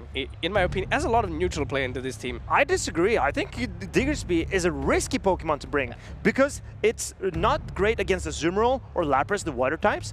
The Malamar threatens it with superpower. Talonflame has a consistent matchup with Flame Charge, and also the Claydol has Ice Beam. So it's just the Dropion that's a really good matchup for Diggersby. So even though we've seen a lot of Diggersby in this tournament, it hasn't been brought into a lot of games. Actually, you're absolutely right. Oh, I think. Stop it. Yeah, that's 1 point for our friendship. So, of course, I understand from your perspective as well. But also, Malamar does seem like a good Pokemon to run if you're Ampolini. It's gonna have a ton of neutral play. Of course, we have to see if it's going to be that Malamar with that high attack stat that can do great work against the Azumarill as well in the 2-shield scenario. Jumpluff looks good, but then again, whenever there's a Talonflame, you're always going to be afraid as a Jumpluff. I think what you're saying about the attack stat on the Malamar is incredibly important because there's a break point, as I like to call it, on the Claydol. If the Malamar has enough attack, the Psywaves do 1 more damage to that Claydol, going from 1 damage to 2 damage, and that's a 50% damage increase. And that matchup, all of a sudden, is so much better for that Malamar. Yeah, I think if you're running a not so high attack-weighted Malamar, let's call it so, then the 1-shield scenario becomes so close because the Claydol barely survives with a few HP to get off that next Rock Tomb. So I think it makes a lot of sense to have a high attack Malamar if you're planning to play in the championship circuit. I think you're absolutely correct, and we will see what these trainers decide to lock in.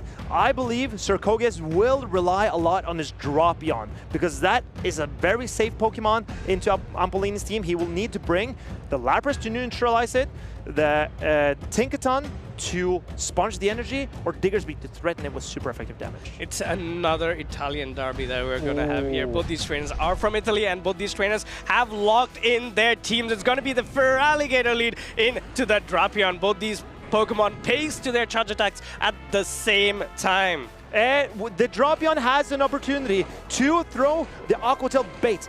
If Ampolini does shield an Aqua Tail bait, then Circoges can win this matchup. But if not, Feraligatr will win the charge attack tie, as we see here. Yeah, we can see the Dropion had gone for that Crunch. Crunch will do a ton of damage against Feraligatr, but Ampolini says, I'm not going to take any chances. I'm winning charge attack tie. I'm going to push my advantage as much as possible here. No defense fall on the Crunch, and this is going to be a charge attack tie again. Oh, and we see a catch on the Aqua Tail. Very impressive play by Ampolini, but he was hoping to catch a Crunch, and now Circoges can start farming up on the Dropion, which he did previously as well. Oh, this is going to be a great position to be in. What looked like a dominant matchup for Ampolini is completely swapped onto the side of Circoges. Diggersby coming in, going for the Scorching Sand, and I think if the Scorching Sand gets that attack fall, then this matchup could be closer than what we expect. But the Diggersby, oh, there's the attack fall, but the Diggersby has already taken an Aqua Tail. Maybe the Lapras can hang on through another Scorching Sands and win out this Diggersby. That is what Circoges has to hope for. Will this be enough to knock out the Diggersby after that attack fall? No, it's not enough. Diggersby will get to that Scorching Sand. This Scorching Sand will put Lapras deep into the red, and into the red, and that could potentially mean a trampoline to jump on for that Feraligatr. But can the Lapras farm down the Diggersby before the next attack? Yes, it can. And Circogus is not that far away from the Skull Bash, which will heavily threaten that Feraligatr. Let's see which Pokemon comes in for Ampolini. Will it be the Malamar? Yes, it is. He's potentially going for that Psywave down. Look at that damage. I don't think Circogus gets to a back-to-back move here. I think the Lapras is going down as well, but Circogus has kept his Azumarill in the back. And that Azumarill will sponge all the energy from the Malamar, and he needs to bring it in right here. Yeah, this is a one-shield scenario as well that considerably... Oh, it goes into the Dropion! Maybe he's smarter than I am. He throws the energy into the Malamar immediately. Yeah, this puts the Feraligatr in a great position where it can come in now and try to get some energy lead. But no, goes for this superpower. This superpower will knock out the Drapion, and Feraligatr will have a huge uphill climb once it sees that Azumarill coming in. Feraligatr comes in, Azumarill comes in. This looks dire for Ampolini. Incredible recognition by Circogus, because getting that Malamar low, he knows that the Feraligatr cannot quickly deal with that Azumarill. And if Circogus can land 2 attacks, stripping away 1 shield, and then taking the Feraligatr low with this Azumarill, then he can win this game. It's still going to be really close. Azumarill still has to get to 2 charge attacks before the Feraligatr gets to 2 as well on its side. First charge attack comes in. It's going to be an Ice Beam bait, but Ampolini is forced to shield this charge attack from Azumarill. I think Circogus knows. He just needs to land an Ice Beam, but this Feraligatr is putting in so much work for Ampolini still. This game is not over. Yeah, Feraligatr needs 4 Shadow Claws to get to the next Hydro Cannon. How much does Azumarill need? 1, 2 bubbles. It's there, and goes for a catch. But what a great patience. Will he get to a move? No, he does not. That was so close as well on the side of Malamar. And the Malamar almost made a move, but Azumarill managed to get the farm down, and this player-up will win Circogus game number 1. Player-up comes in, knocks out the Feraligatr. Game 1 goes to Circogus. That was, to show patience there at that moment is just very, very difficult to have, because Feraligatr was just 1 away. All it took was that a slight hesitation, like half a second, half-turn miss, and the Hydro Cannon goes. And this is world-class play from Circogus. He realized what he needed to do to win, and he executed perfectly. Circogus still undefeated in the entire tournament. This is the winners' finals. What does Ampolini need to do to take even 1 game away from Circogus? I think Circogus has made no mistakes so far, especially coming in with that double water. The Diggersby did help a little bit for Ampolini by getting that defense fall on attack fall onto the Lapras, but unfortunately Lapras is such a bulky Pokemon that it was not enough to overcome it, and the farm down, the Psywave down of the Lapras onto the Diggersby just completely switched the game into the side of Circogus. Even this late in the season, we see Shadow Drapion and Azumarill still reigning supreme on some of these teams. When you have a trainer as skilled as Circogus piloting this bulky Azumarill with a spammy Drapion, it's so hard to handle. You know what was my favorite part of Stockholm? Tell me. It's when you predicted that Azumarill wouldn't win, and then you took a nice shower. It really helped all the other casters, I've heard, because we could finally sit next to Marcus. Wow, you're funny. Thank you. At least you're trying to be. Let's see what these trainers are thinking. Or let's guess at least. What would you do if you were Ampolini? You're down a game against Circogus and he's undefeated. What do you do? You need to adjust something, don't you? Yeah, Diggersby did not do a lot for you. I mean, looking at the damage that the Malamar was doing for Ampolini, I would assume it was is an attack-weighted Malamar. So I would like to lead it to see what happens, because the backline was the Azumarill, but if the Malamar is in the lead, it's going to do a great job. And it was a Malamar lead for Ampolini, and this is a great position to be in because Superpower does a ton of damage. Psywaves are also resisted by the Dark typing and the Psychic typing of the Malamar. This Psywaves from the Lapras are not doing anything at all. And, oh, but Circogus lets a foul play through. This was a great bait from Ampolini. Yeah, great bait by Ampolini, but it's not a great bait if it's being called like a book. Circogus calls it and then goes for this heavy-hitting Skull Bash here. Skull Bash will do a ton of work against the Malamar, but this is still not going to be enough to put the Malamar into the red. And Malamar still has this in its flappy hands because this superpower will knock out the Lapras. How is Circogus deciding to play this? He's letting his Lapras go. Lapras will go down, but the Malamar is very close to another superpower. At this point, you could potentially save the energy, but no, Ampolini says, I'm going to push my advantage. Yes, I know the attack is dropped on the superpower, but I'm still going to do some damage onto the Drapion before I swap into my next Pokemon. Even though this is looking bleak for Circogus, his Drapion, the energy from the Drapion, still will put in some work here. He needs to make sure that he can threaten the backline Pokemon with some of this Drapion energy. And here comes an Aqua Tail into the Tinkaton. Aqua Tail comes in, but what Malamar has done is put this Drapion very close to knockout range if the Bulldoze lands here. Of course, it's not going to completely knock out the Drapion, but then again, it will want the Drapion to pull up shields. Aqua Tail number 2 comes in. I think Circogus needs to store some energy on this Drapion and go into his Azumarill eventually to try to handle this Tinkaton and the Feraligatr. He needs to shield this charge attack, and he does. He does indeed. Charge attacks comes in, but then again, look at that. So many Aqua Tails. I think this is the third Aqua Tail that the Drapion is throwing onto the Tinkaton, putting it into the red. Let's see if Ampolini wants to shield at all.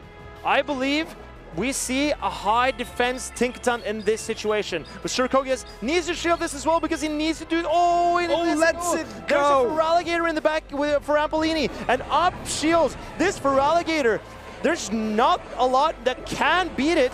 And Circogus, he doesn't have a lot of fast damage to hit this Feraligatr. Yeah, fast attacks of Bubble are not doing anything. This Feraligatr is going to chomp down that Azumarill, forcing it into submission and potentially get that 1-1 result for Ampolini. Hydro Cannon number 2 comes in. Circogus does not have too many shields to hide behind. And he knows that this is looking tough for him, but he goes for the Hail Mary player of play. But Ampolini knows he can shield whatever. If it's an Ice Beam bait, does not matter. As long as he keeps this Feraligatr healthy, he can go on to win this game. Here comes Feraligatr. Look at that Shadow Claws. The animation is already so intimidating. It's 2 giant jaws clamping down on you and getting all your win conditions out of the way. Hydro Cannon being shielded by this Azumarill, but Azumarill is never going to outpace this Feraligatr before it gets to another move. I think the Feraligatr can even Shadow Claw down this Azumarill. This will be the first game that Circogus loses in this battle, and Ampolini has pulled a game back. Ampolini and his Feraligatr pulling up a great show, tying this match 1-1. This is the winner's final. Both these competitors are trying to compete and secure their winner's side of the bracket position for day number 2. Ampolini going into that Malamar completely switched the start of the game. Yes, Circogus did call the initial superpower bait, but going for that heavy-hitting Skull Bash could have potentially set him back a little bit. But how? I wonder what goes through Circogus' mind, because he has a Drapion and a Azumarill in the back, and he sees a Malamar in the front. This is, in my opinion, a situation where we have 2 Malamar answers in the back, but he decides to stay in with his Lapras. And that made the Tinkaton so hard to deal with in the back, and also the Feraligatr, obviously, which Lapras can hang in against. I think what you explained to us just about now is what we typically call it as an ABB scenario, where your lead Pokemon is where your backline Pokemon is going to be very strong against the Pokemon in that we see in the lead as well, so you can switch out and try to bait out the counters. So it's something that we always see in this play, but these 2 trainers, of course, they know what is going on, and it's an amazing lead for Circogus. A nightmare scenario for Ampolini. This is Talonflame in the skies, only to be met with a Feraligatr going into the Lapras, but it's a bit late, I'd assume. I think this is looking okay for Circogus still, because this Lapras takes only resisted damage from the energy of this Feraligatr. And there is no more water types on Ampolini's side. If Circogus can neutralize this Feraligatr, you saw how good it was for Ampolini in game number 2. At this point, it's going to be critical to preserve the switch advantage for Circogus. Hydro Cannon number 2 comes in, already puts his Lapras into the red, goes for the Sparkling Area. Sparkling Area, of course, is going to be resisted, but we know that Feraligatr is not the bulkiest of Pokemon. I think Circogus is still looking great here, because if he can reach the Sparkling Area, the Feraligatr has to shield, and that will put Circogus up 2 shields. He can come in with the Azumarill, sponge all the energy from the Feraligatr. I think Ampolini will need to swap out his Feraligatr with energy here. Oh, but it's so tough for him. Yeah, it's still 2 shields for Circogus to hide behind. It's a huge uphill climb for Ampolini, but we have seen his Feraligatr overcome the odds in the last game. Let's see if it has enough in its tank to try, and that's step number 1. Catch the resisted Ice Beam on to the Tinkaton. Now it will all come down to how much work this Tinkaton can do against the Talonflame, which comes in here. But the Talonflame does not fear any of the energy from the Tinkaton. It does not need to shield a Bulldoze, a Play Rough, or anything that this Tinkaton can throw. It's going to be Boost City with these flame charges. Bulldoze number 1 comes in, gets a defense fall. This makes it a little bit more interesting. Bulldoze number 2 comes in as well, but Talonflame has no incentive of shielding here. And even with a debuff, Circogus knows this is not a play rough, it does not threaten the knockout. If he can just boost up on this Talonflame, come out with a lot of energy, how is Ampolini going to deal with this Talonflame? Throw the energy immediately, take out the potential for Alligator that's coming in. It's gonna be... Let's see what happens here. In comes the Malamar. Flame Charge goes into it immediately, and whatever move comes in next is going to do so much more damage because the Talonflame has boosted its own attack. Feraligatr comes in between the Incinerate to claim the first shield for Talonflame. But this Talonflame has 2 shields, and it can just farm down the Feraligatr. It did with the boosted Flame Charges. And here comes the Boosted Fly, and this Talonflame is going to win this game for Circogus. Talonflame started this game in the sky, still in the sky, taking out 3 Pokemon by itself. What an amazing read by Circogus, understanding that Ampolini might want to play the Tinkaton to counteract his double waters, which is the Lapras and the Azumarill at the back, and getting that Talon onto the Tinkaton, completely neutralizing any play Ampolini would have in the future. Incredible display by both of these trainers, but Circogus, he benched his best Pokemon so far in the Shadow Drapion at the perfect moment, bringing in that Talonflame instead. Talonflame is the bird to be reckoned with. The king of the skies in this meta is definitely Talonflame. It was Altaria for the longest time, then it became Noctowl, but now it's Talonflame. I really love that Talonflame pick from Circogus, and bringing it out in just the perfect moment is what sealed this game for him, because the Tinkaton, that could be a really problematic Pokemon for Drapion, for Azumarill, for Malamar, for Lapras? For Lapras as well, but for Talonflame. There's no problem. There's no problem with the Tinkaton. It's just 2 shield advantage. Like, I think Ampolini really had to fight for it, because if you're in such a bad matchup, there's nothing you can do. You will have to fight for the switch.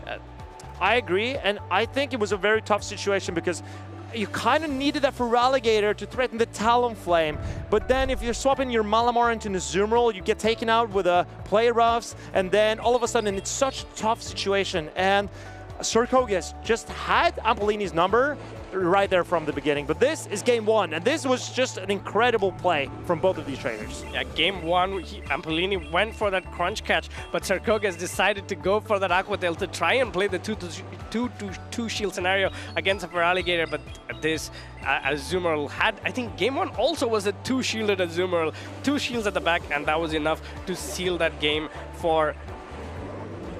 But this was so close. The Azumarill barely bubbling down before the foul play coming in, and then managing to knock out the Feraligatr. And here, in this game number 2, Ampolini, this is game number 3, it seems like. Ampolini got a catch? Yeah, game 3. This is game 3, and eventually, Talonflame was what sealed it up for Circogus.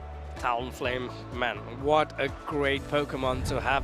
It's one of those Pokemon that can apply a ton of bench pressure on people who are running Tinkaton and Jumpluff, which are very common Pokemon to see. And then it's just, both these Pokemon, they do not want to face against Tinkaton. But do you know what puts on a lot of pressure? Shadow Typhlosion. And I believe the next game we have coming up is Nickname against Zephyr. And Nickname is still, even now, this many weeks after Utrecht, he's still running that Shadow Typhlosion, and it swept him his previous game. I think he made a small modification to his team, which is bringing in that Swampert and the Serperior as well. It's two great Pokemon to have to try and counteract, let's say, people bringing in Blastoises. Like, Serperior has such a good matchup against a Blastoise that you're not as afraid as a Jumpluff, because Serperior brings in bulk, but also has Frenzy Plant. That does a ton of damage.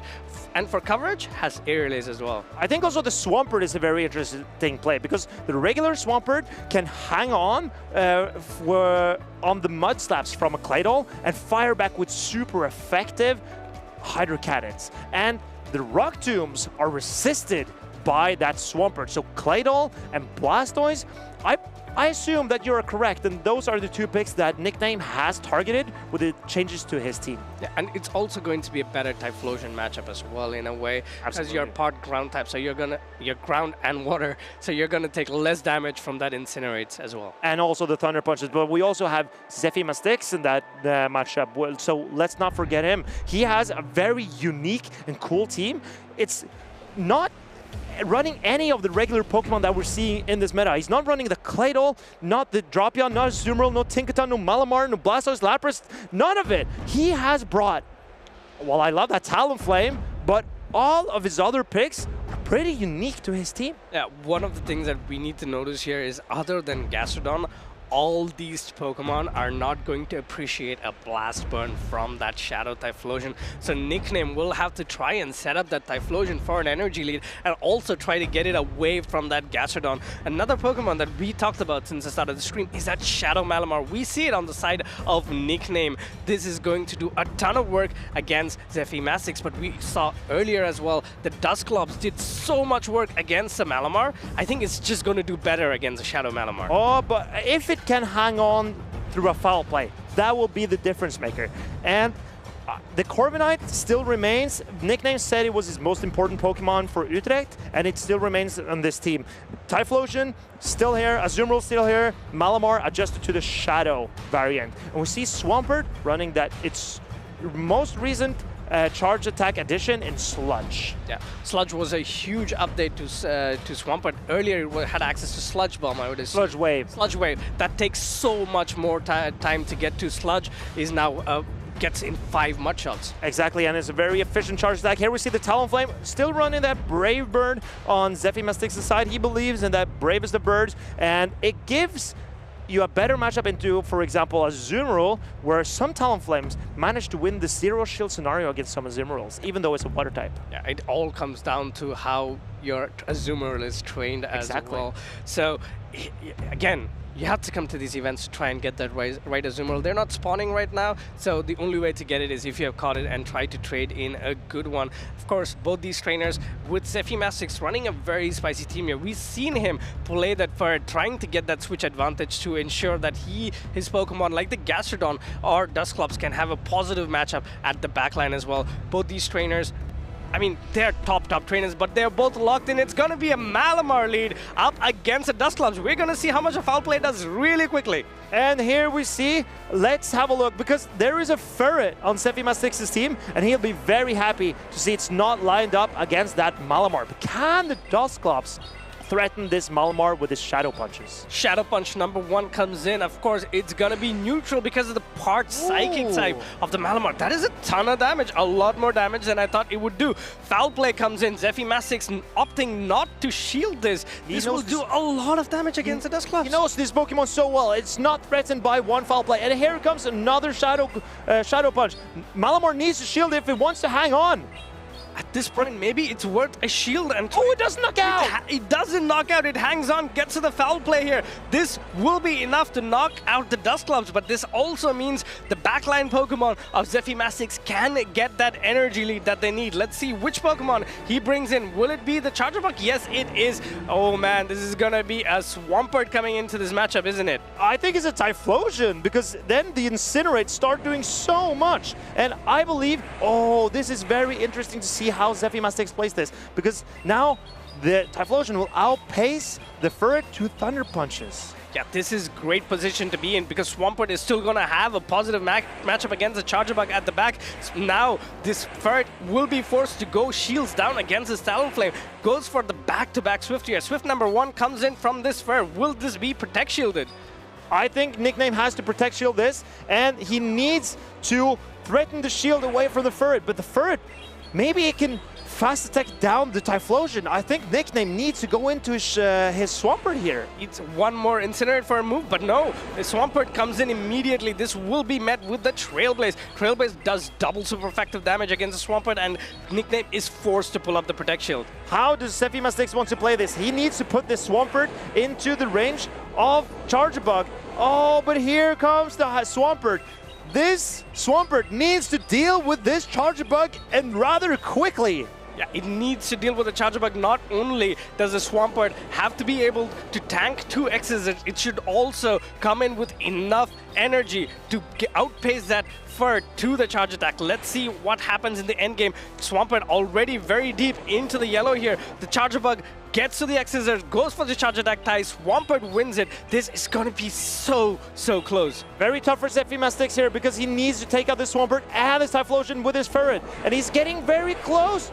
Oh, and there comes a swap. But the Typhlosion barely hangs on. And that is what Zephymastix needed to win. But Nickname, trusting in his Typhlosion, and it reaches the parting Thunder Punch. Thunder Punch is reached by the Typhlosion. 1 HP and a Dream. That was as close as it can get. Nickname understanding, yes, I know how I've trained my Typhlosion. I know that it will survive those sucker punches from the Ferret. It came all the way down to the wire. A very thin wire if you take a deep look at the Talonflame's HP. I think Zephymastix's choice to bring in the Charge Bug into that Malamar made this game a little bit harder for him. If he brings in the Ferret, then Ferret will outpace the Typhlosion. So it will threaten the shield from a Typhlosion first before the Typhlosion threatens the shields from Ferret. And so I think coming in with the Ferret could have been the play for Zephymastix. Yeah, 1-0 to Nickname.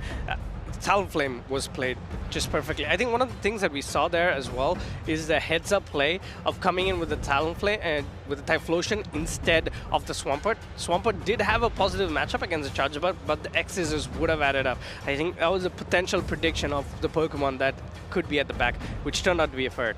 And I think you're very correct in your analysis here, because the Charger Bug would outpace the Swampert to 2 attacks and possibly take out the Swampert before Swampert could threaten a knockout on the Charger Bug, because Charger Bug is not threatened for a knockout from 1 Hydro Cannon. Yeah, especially from a non-Shadow Swampert as well. So let's see how these trainers try to edit how they approach the game. Definitely Zephymastix will have to make some changes because it started out in a very neutral way, but then it quickly escalated to a point where his Pokemon did not do enough to win that matchup. I think Zephymastix should continue to trust the Ferret, because the Ferret looks so safe for him against Typhlosion, Swampert, Azumarill. You know what? It doesn't have the greatest matchup either. I think one of the Pokemon that Nickname should definitely continue using is that Shadow Malamar. It put a lot of work. Got that Dusclops, which is a huge neutral Pokemon, out of the way, but Malamar is going to be met with this Charger Bug. Charger Bug can do double super effective damage with those X-Scissors, but Malamar is so quick to its charge attacks that it will outpace this Charger Bug before the first X-Scissor gets thrown. And Malamar also has a way higher higher attack stat than the Charger Bug, and it threatens a lot of damage on this Charger Bug, and it will always win that charge attack priority. I think Malamar, if it shields this X-Scissor, can it? Possibly can win the 2-shield scenario. Could it potentially Psywave down here? I don't think so. The Charger Bug will get to move, but in comes a Dusclops save swap here, and this is not great for Zephymastix, because this energy, we know from earlier, is not enough to knock out the Malamar, and the Malamar will get to 2 charge attacks. Shadow Punch connects, Malamar gets to that first foul play. This will put that Dusclops deep into the red, if unshielded. I think Zephymastix is going to double shield these Dusclops here. There's not a lot of Pokemon that can handle this Dusclops on Nickname's side, and he is going to invest in this Dusclops, is my guess. Dust Club? Oh, no, he lets does it go. not. That was a very bad guess, Marcus. I'm sorry. I will be quiet from now on. Swampert comes in to tank all this energy from the Dust Clubs. As you said, if it was a Shadow Dust Clubs, it would have done a lot more damage here, but this is two non-Shadow Pokemon going at each other. Swampert can potentially completely mud-shot down this Dust Clubs. Shadow Punch number 2 comes in. And this, Zephymastix needs to make a hard prediction that there is a Superior in the back, and he doesn't. He goes into his Charge Bug. That was his only win condition. The Gastrodon in the back cannot deal with a Superior in the end game. There's going to be a slight delay towards the end game because the switch clock for Nickname is still not up yet. I think Nickname knows what Pokemon it is, Zephymastix knows what Pokemon it is, and it is not going to be pretty when the switch clock is up and in comes that Superior. And they're both laughing at this situation. Sadly, Zephymastix in pity. Nickname, he finds it funny because Zephymastix was expecting the Typhlosion, and he doesn't even swipe any bubbles. Zephymastix realizes that this game is already over. Nickname throws a Frenzy Plant for good measure, but this is Nickname, and he is unstoppable here in Bologna too! Yeah, unstoppable force in not just Bologna, he's been unstoppable in so many regionals, and it only makes it fair that he goes to day number 2 unbeaten.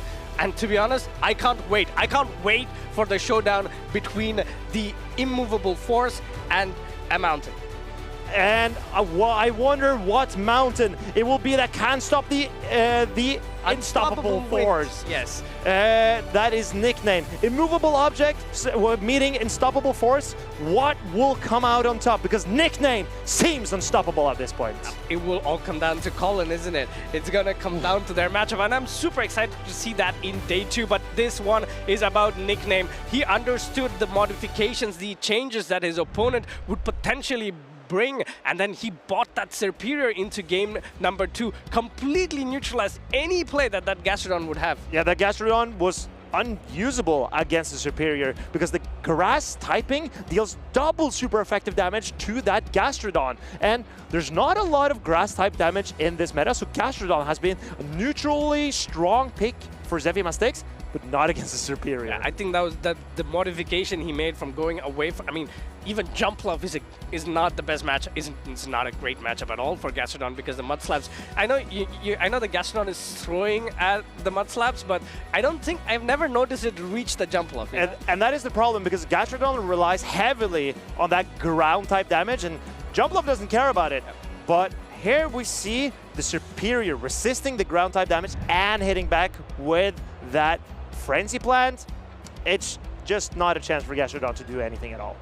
Wow, Nickname is looking unstoppable. Game number 1, it was about the Malamar, Shadow Malamar. So knowing and understanding the Shadow Malamar can tank 2 Shadow Punches from the Dust Clubs to get to 2 foul plays to knock it out, securing the switch just at the start of the game, and this Talonflame coming in, no, Typhlosion coming in, hanging on by a sliver of an HP to knock the Furret out of the game. It was such a close game, and then Zephymastix adjusted to counter that Typhlosion, but Nickname made his own adjustment and bringing that Superior. Nickname only has dropped a single game so far this tournament, and he did not want to drop any more this time. And Zephymastix puts up his hand, he surrenders because he saw and realized that Nickname got the better of him in that situation. Wow. Wow, just wow. Just wow? Yeah, just wow. I'm lost for words. As a caster, that's a bad thing. It doesn't sound like you're lost for words because they keep flowing out of your mouth. I'm quite talkative. I'm sorry. No, don't be sorry. You're enjoy still not you my for friend, Marcus. Well, I'm trying. So, I mean, we saw a lot of the Pokemon that we really wanted to see come to the forefront. We saw the Dust Clubs, which was predicted by Martin. We saw the Shadow Malamar, which is kind of, I think, predicted by Farid. Correct. We saw, you know, when Stunfisk predicted by me, didn't do a great job. But we saw the Blastoise that did a great job, and for Alligator. I've seen, and also Zephymastix was bringing the Furret that I believed in, and I think the Furret was the potential win condition for Zephymastix in that game number 1, but barely that Typhlosion managed to hang on. It was sliver of an HP. I think game 2 may... I would have really pushed for leading something strong against Malamar and then having Ferd as a potential safe swap, because we've seen so many times Ferd comes in and then can flip that Malamar matchup in the 2-to-1 shield scenario, just boosting up on the first Trailblaze and then trying to secure the switch. In a game where your opponent is playing like really a polarizing Pokemon, like the Typhlosion, for example, when you have like a hard answer like Gastrodon, fighting for that switch advantage could go a long way in helping you win the game. I agree, but I'm not sure exactly what ZephyrMastix could run to deter that Malamar lead, because even the Charger Bug with his Volt Switch, that's an electric type attack, does not hit the Malamar very hard. It needs to build up to that X-Scissor, and Malamar wins charge attack priority and can shield the X-Scissors, not taking a lot of damage from the Charge Bug if shields are up. Yeah, and especially because it's a Shadow Malamar, so the Psywave damage is also steadily adding up. We saw in game number 1 where we had the Malamar onto the Charger Bug. It did so much work before swapping out and then coming back in, doing more damage, going back again, and then doing even more damage after.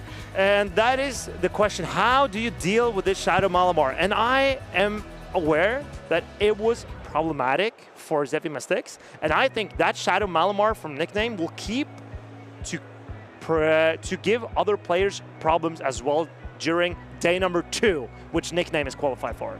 Day number 2 indeed, and it's something like this, right? So you said that is a question, but I thought to be or not to be is a question, but I guess we don't do that anymore.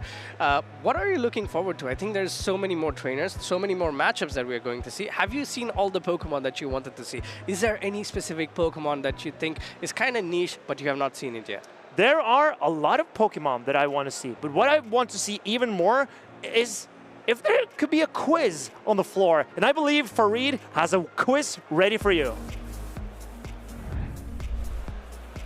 Thank you, Marcus and Arby. And now, as you know, we're at the Bologna Special Championships, but what you might not have known is that Bologna is the culinary capital of Italy. And so we thought we'd honor that by doing a little bit of a quiz about Pokemon that represent food. So I've gathered 2 trainers here with me. On my right, we've got Bugcatcher Snorrick, and dressed perfectly, by the way, might I add. And to my left, forgot their costume, but we have Tube Girl Stone Collection. And these 2 players, they're actually going to be up against each other very soon in their losers round 3. So to warm them up, we've gathered them in. And now, both of you, I'm going to ask you 5 questions. It's going to be a best of 5, right? I'm going to ask you a food type, and you are going to try and tell me one Pokemon that represents that food type. Are you ready? Okay, easy one to start with. And let us know in chat if you know the answers as well. First one, ice cream. Vanillux? Say it again. Vanillux? Vanillux, that is perfect. We've got the whole Vanillux family. They had a community day recently, the ice cream Pokemon. So we'll go 1. What we'll say is, when you've got an answer, just like put your hand in straight away, and I'll give you the microphone, okay? So 1 up. Question 2, an apple. Applin. Applin is correct. It's got a huge family as well, lots of evolution opportunities, but Applin, you can find those apples in the Pokemon Go map right now. Make sure to click on them for Pokemon catches or other items. 1-1. Okay, question 3. A Pokemon that represents an egg. Executor. Executor, that's exactly correct. There's actually quite a few options. Did you have another one in mind? No. Well, you also had... Yeah, Volibee. Yeah, well, Volibee, yeah, that's an egg. The Chansey family as well. So a couple of options there, but 2-1. All right, can you pull it back? Question 4. Tea. Fatality? Oh, that's the German name, I think. Oh. Describe it, and I'll tell you if you're correct. So it's a teacup, which has the colors purple and blue, and it has some yellow ice. That's right. So in the English name, Sinistea and Poltegeist. Do you know their matcha equivalents? No. No. You've also got Poltergeist and Sinistcha as well. So those are the T Pokemon. That takes us to 2-2. Now, this next Pokemon is not yet in Pokemon Go, so I'll be very impressed if either of you get this. And I would like you to tell me a whipped cream Pokemon. I know it. It's Pokusan. In English? Oh, it's not the English name. Oh. Describe it. Describe it.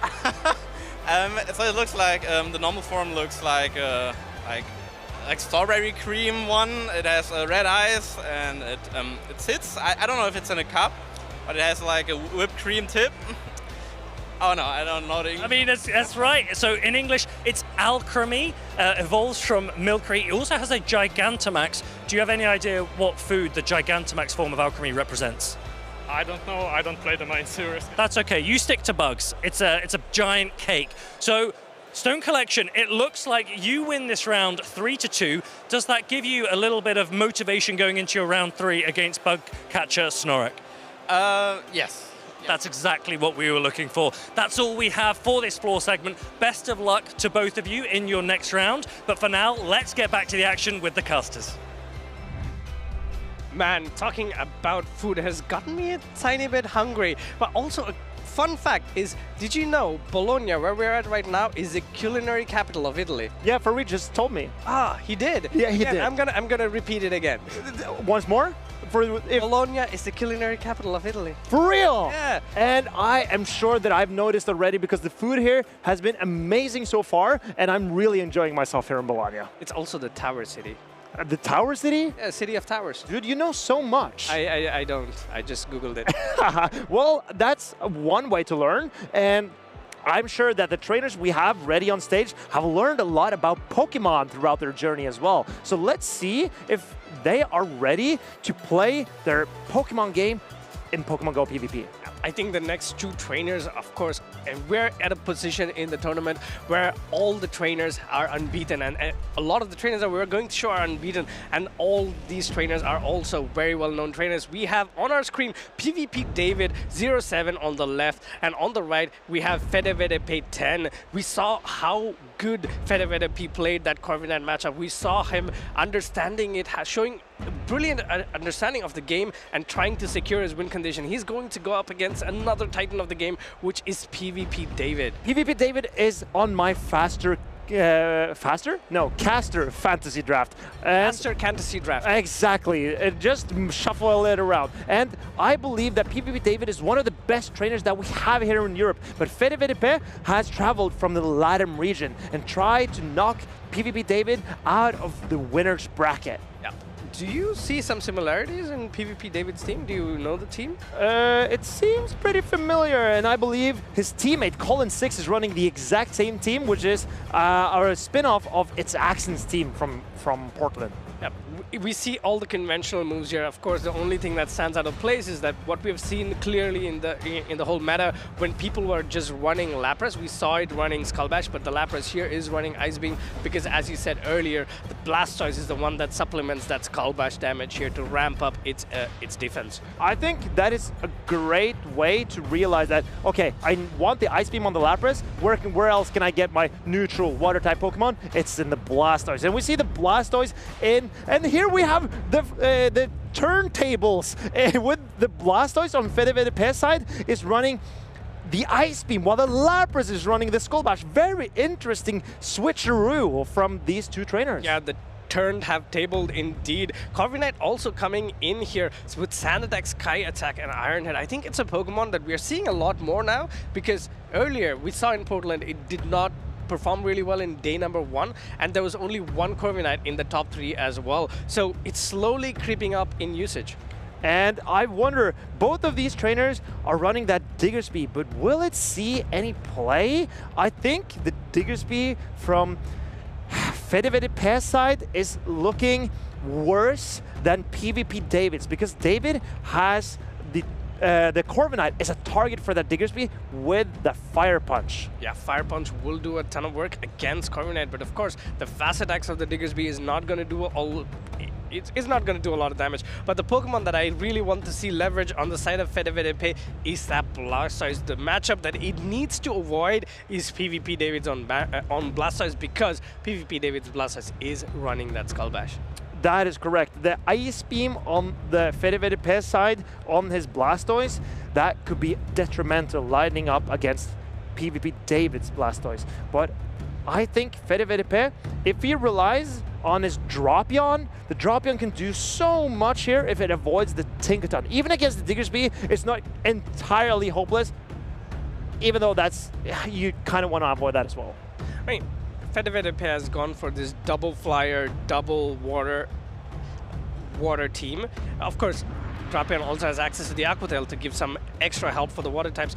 But then again, Pokemon, like, even with this matchup, Diggersby is still going to do a ton of work, but also Jumpluff on the side of PvP David can do a lot of work against, let's say, most of the core that Fede can bring. I think the Jumpluff would be too risky for PvP David to run because of that Ice Beam on the Blastoise and also that Corviknight. But let's have a look at what these trainers have in store for us. Yeah, both these trainers have locked in their teams. It's going to be a Corviknight going up against that Diggersby. Diggersby, of course, is going to take a ton of neutral damage by this Corviknight, but having access to that Fire Punch to do super effective damage against the Steel type of Corviknight is going to go a long way here. This is not what Fede wanted to see, because he is soft in the lead against this Diggersby with his Corviknight, and also in the back with his Dropion. But I don't think Fede has the opportunity to swap out here. He needs to stay in with his Corviknight. Sky Attack comes in. Corviknight, as you said, is staying in.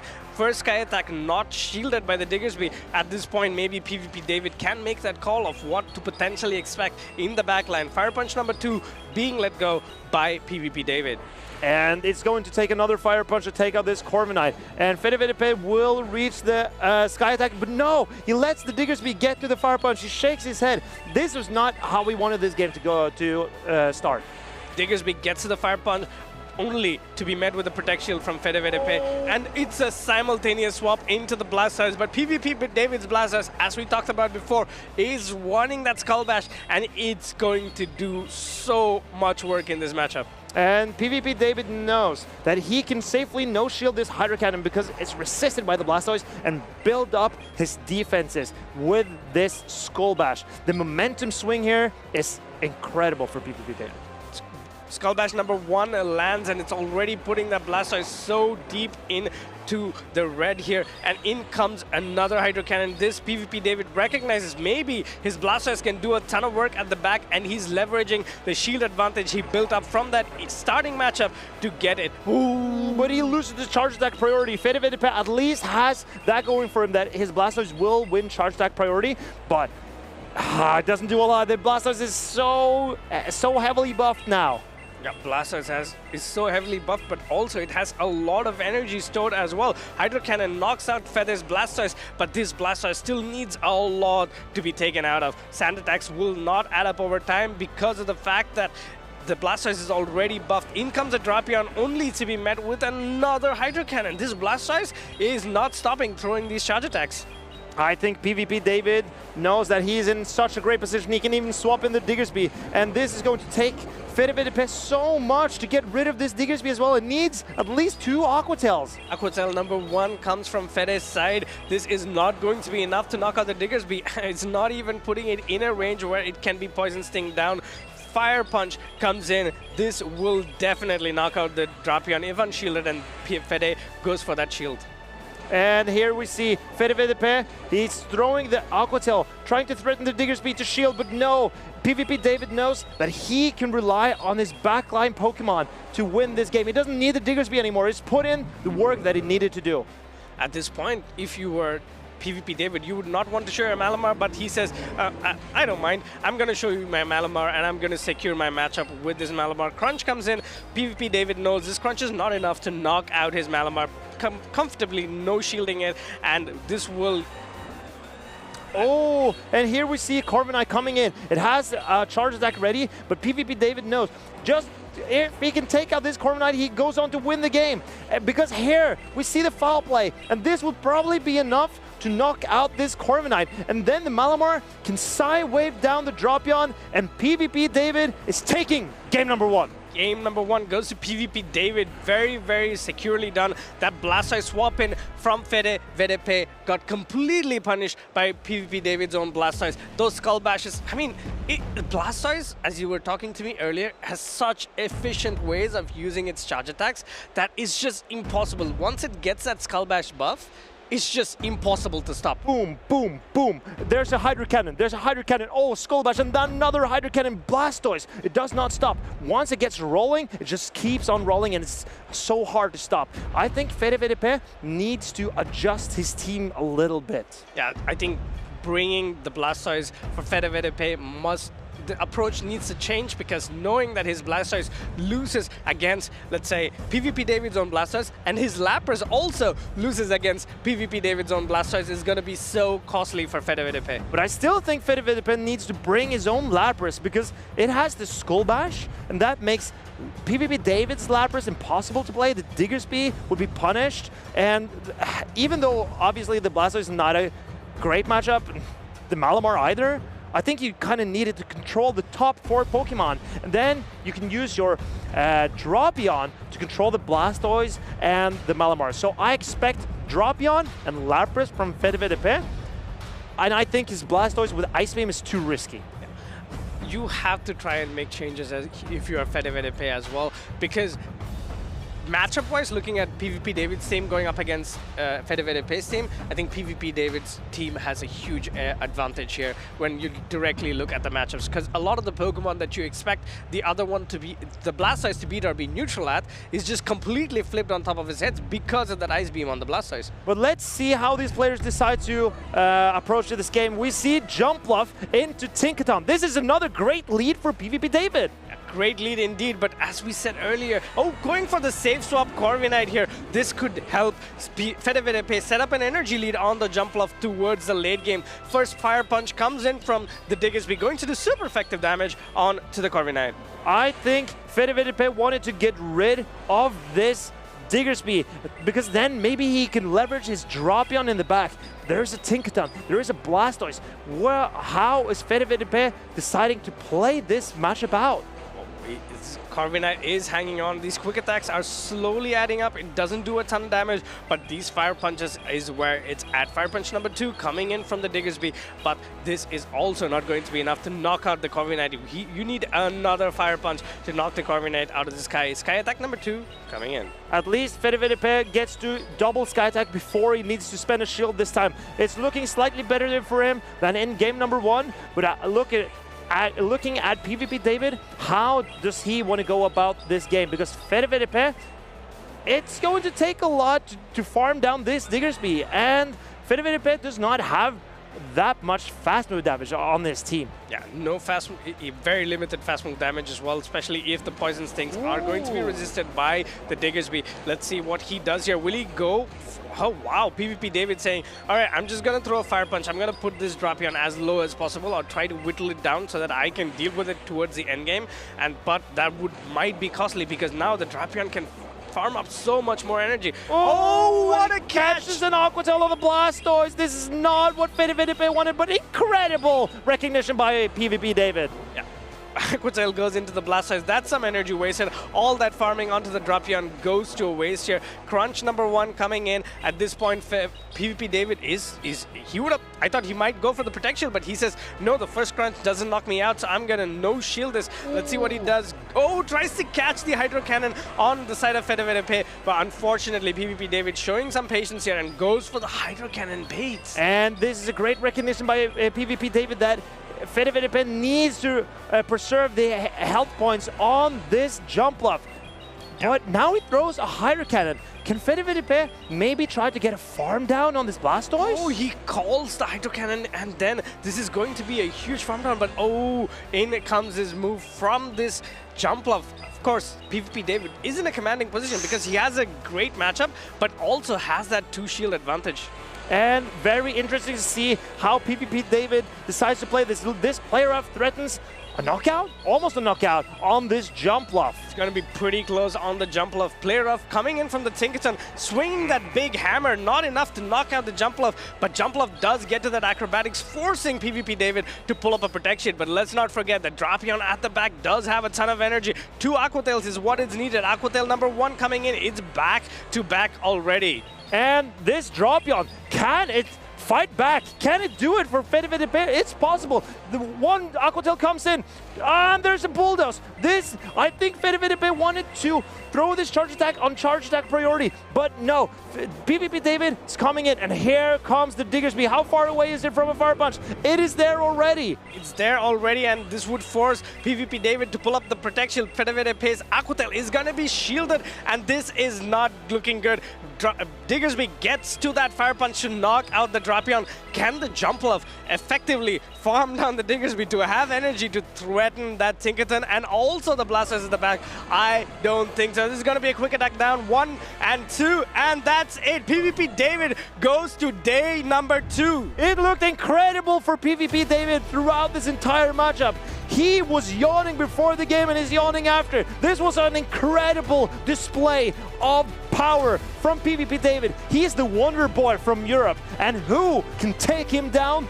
I'm not sure, because this was an incredible display. So far, we have had 3 amazing trainers going into day number 2. It was Colin6 first, Nickname next, and then PvP David after. It's gonna be a stacked day number 2. And don't forget Sir Kogas as well. All of these 4 trainers who are ready for day number 2 have played incredible games so far. I'm so impressed. Oh yeah. I think everybody is impressed. It's the pinnacle of the meta, as you call it. We all started so long ago, but now is when people have understood what is needed, where the meta is, and what they can bring to completely dominate. And exactly, it's so interesting to see as well. PvP David bringing that Diggersby. We both talked about it, that we have seen a lot of Diggersby on teams, but not it being brought a lot into the games. But Diggersby for PvP David putting so much work into this game. Yeah, Diggersby was the star of this game, even though there were 2 water types. A Corvin and a Jumpluff. Of course, these are Pokemon that can still take super effective damage from the Diggersby. So it did a lot of work for PvP David. But then again, in the end, he made some great calls there. We knew the Drapion would want to throw the energy. Once it gets to 100, he knew that, predicted it, and gets that energy completely wasted onto the Blastoise. That was... It was a perfect play. I wonder if Fedevedepe believed it so much in his Drapion that he thought he could win the entire game off of it, because it certainly looked like it. But that Aquatel catch from PvP David neutralized a lot of the energy from the Drapion that goes everywhere if you don't have a great place to sponge it, and he managed to find that. Yeah, it's all about tracking your energy, right? So the Drapion was in the game for a long time. It started out, and then it got a lot of energy from all those poison sinks. It added up, but PvP David understood that I need to keep track of this energy. I need to know when it gets to 100, that's when I will make the swap. That's when I will ruin all the energy and all the potential advantage that Fedevedepe built up. That, for me, is a perfect play. I agree with you, and imagine PvP David, Fedevedepe throwing a crunch into that Blastoise. Then it threatens a knockout on the next crunch. Instead, PvP David managed to catch the Aquatel, a resisted attack, and so Fedevedepe would have to throw 3 attacks into the Blastoise to take it out, and that completely swung that matchup. PvP David was on point to master all the skills. There are so many skills that you can learn throughout the championship tournaments, to watching them, but also through this tiny segment where we talk about perfect plays. Hey trainers, welcome back to another episode of Perfect Play, where we break down the strategies and big plays from the top trainers of competitive Pokemon Go. Today, we're diving deep into a masterclass performance by none other than Colin6, one of Europe's finest and multiple-time champion who's kicking off the 2025 season with a bang. Our focus is the decisive Game 3 between Colin6 and Howie at the 2025 Dortmund Regional Championships. Midway through this high-stakes battle, Colin makes a pivotal decision. He chooses to conserve all his shields for his Feraligatr. His Ariados in the back has virtually no play against Howie's Talonflame. Colin knows he must avoid this unfavorable matchup at all costs. As the battle progresses, Feraligatr takes on Howie's bulky Azumarill, and in comes Malamar wielding the dangerous Psywave fast attack. This is where Colin needs to think fast. Feraligatr lacks the bulk to withstand multiple Psywaves, and he must knock out Malamar immediately. However, doing so would leave Feraligatr with very low HP and no energy, almost defenseless against the awaiting Talonflame. The odds are stacking against him. But this is where Colin's expertise comes into play. Recognizing the mechanics, he executes a sequence that can only be described as sheer brilliance. Colin's deep understanding of game mechanics and lightning-fast reflexes comes in handy here. He attacks 4 times with the Shadow Claw from Feraligatr, then catches the damage from the second Incinerate on the Clodsire. Clodsire faints, but Feraligatr avoided the damage and it's still on the field. Switching back, he squeezes in 1 more Shadow Claw and unleashes Hydro Cannon just in time. It's like Feraligatr just avoided 2 Incinerates! To better understand this perfect play, let's view the battle as a timeline. In Pokemon Go PvP, each turn lasts half a second. Shadow Claw is a 2-turn, 1 second, fast attack, while Incinerate is a 5-turn, 2.5 seconds, fast attack. The damage of a fast attack is applied at the end of these durations. Do you see where I'm going with this? Here's the math. 4 Shadow Claws take 8 turns, and 2 Incinerates take 10 turns. This timing gap allows Colin to switch to Clodsire just before the Incinerate damage lands, effectively absorbing it on the Clodsire instead of the Feraligatr. Moreover, since 1 Shadow Claw is 2 turns and 1 Incinerate is 5 turns, Feraligatr can sneak in a Shadow Claw and then launch Hydro Cannon before Talonflame's next Incinerate hits. Feraligatr literally said, "I'm not done with you just yet, Talonflame." This play allowed Feraligatr to avoid 2 Incinerates of damage and get to the charge that Colin 6 needed to win this game. With this play, he showed not just quick reflexes, but also his deep understanding of the game's underlying mechanics. Turn durations, fast attack timing, energy gains, and switch mechanics. Let's take a look at this one more time. 4 Shadow Claws. Catches the second Incinerate on Clodsire. Swaps back in Feraligatr to reach the Hydro Cannon. Wins the game. Incredible. The decision making of Colin 6 under pressure is a neat display of high-level competitive play. He assessed the situation, calculated the exact timing needed, and executed flawlessly, all in real time. Wow. This was a very high-level play from Colin 6 that required fast thinking and decision making that even the best amongst us could learn from. Do you think you have what it takes to become a Pokemon Go master? Check out Pokemon.com/compete to find out more. Short turn duration, long turn duration. Martijn actually told me before this cast that he wasn't going to wear a tie because it would take too many turns. So don't worry, I've got you guys sorted. Welcome back to the Bologna Special Championships. I'm Tomahawk UK, this is Inadequance, and we have some incredible matches all day still to come. Yeah, thank you for your great introduction. I just want to make you look good for once instead of all your silver medals. I know. Well, Martijn actually lends me his pins at every event. It looks good on you, actually. Thank you. Thank you. Yeah, maybe you should run a Shadow Dialga next time. That's true. I need to pick a new dragon for tomorrow, don't we? We do, actually. All right, well, our next matches are actually not going to be on the winner's side of the bracket. We are moving for a little bit to the loser's side of the bracket. Those players have lost once already, so they have basically only 1 life left. You can lose only once in double elimination, and if you lose twice, you are out. So the pressure's high here. It is, but there is still a lot of opportunity. Sometimes it takes that 1 loss to really motivate you. You've had some incredible losers runs in the past. I think your Utrecht special title was from off the back of an incredible losers bracket run, isn't that right? Yeah, I think I lost my first match of the day, felt bad, decided not to lose anymore. Let's take a look at these players, because one of these has to not lose as well. We have Ampolini from Italy versus Noitan Matsal. We saw him earlier today play against Paulasha, and in the loser's side of the bracket, they actually played again, and he managed to defeat her twice in this tournament. Our Shadow Mightyana's gone! He aligned his Drapion on Shadow Mightyana every single game. He's a genius. That's just how we do it. He's a genius. If you're weak to something, just put your best counter to it. This is how we do it. But we've got Ampolini now next up for Mantal and Diggersby, Jumpluff. These are all very familiar Pokemon, very meta Pokemon. So this is probably a team that you've had a lot of practice against. Can you tell me, Farid, why is this Jumpluff not Shadow, actually? Because the majority of the Jumpluff we've seen are the Shadow variant. Now, there are 2 reasons that you might not have a Shadow Jumpluff. One of them is because you simply don't have one that you like to use, right? And so you go, hey, look, it's a Community Day Pokemon, and my regular one is better. But the other reason is that regular Jumpluff takes 1 less damage from Malamar's Psywave. And in a meta where Malamar is very popular, that could be really, really valuable. That extra bulk can put you in situations where you can tank so many more attacks. Is this a team where you would use that non-Shadow Jumpluff? I think you take Ice Beam better from the Claydol, but Mud Slap is triple resisted anyway, so I don't think you really fear it there. You also feinted 2 Ice Beam from Azumarill regardless, so I feel like the placement of the regular Jump Bluff here is very niche. And there's also a very easy Bullet Seed breakpoint against a regular Jump Bluff, which if Cradily reaches, which most should be okay to reach, then you can actually just take down the regular with 2 Rock Tombs, but the regular Jump Bluff can't easily take out the Cradily either, so that's often not a great matchup for the regular Jump Bluff. That is good to know. You learn a lot here about those break and bulk points, and for the record, for those not aware what the breakpoint means, it means you reach that one extra damage per fast attack once your Pokemon has sufficient attack for that. And same for bulk point, of course, but then for defense.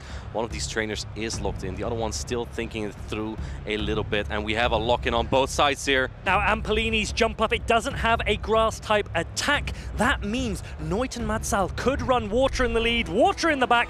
There we go, it's Azumarill into Tinkaton, and Jellicent is in the back line there for Noiten Madsal. I expect to switch it from Noiten Madsal because it's too better answered to Tinkaton. In comes the Malamar answering the Jellicent, but Jellicent does not have a terrible matchup here, especially with that Hex advantage. I believe if you are fast or if the Malamar is not fast enough, the Jellicent will be able to get to 2 Surf here, and then Jellicent will win the 0 shield scenario. Now let's remember, a couple of seasons ago, Surf was adjusted. It takes a little bit more time to reach it, but it does a lot more damage. You can see that 1 Surf landing, and Malamar's already in the yellow, but Jellicent's there in the red after 1 foul play. And look, Jellicent is about to knock out this Malamar unless Ampolini is going to use a Protect Shield to keep switch advantage. No, he's not shielding. That means the plan of Noiten Madsal here is unfolding perfectly. He can align the Corviknight now on the Tinkaton, but I think Ampolini is fine with that. It's Shadow Feraligatr in the back. Potentially, but Noiten Madsal, he really did want that Corviknight onto that Tinkaton. The question he now has to ask himself is, how do I take down this Feraligatr? It might be the case I sponge as much energy as possible into the Azumarill and then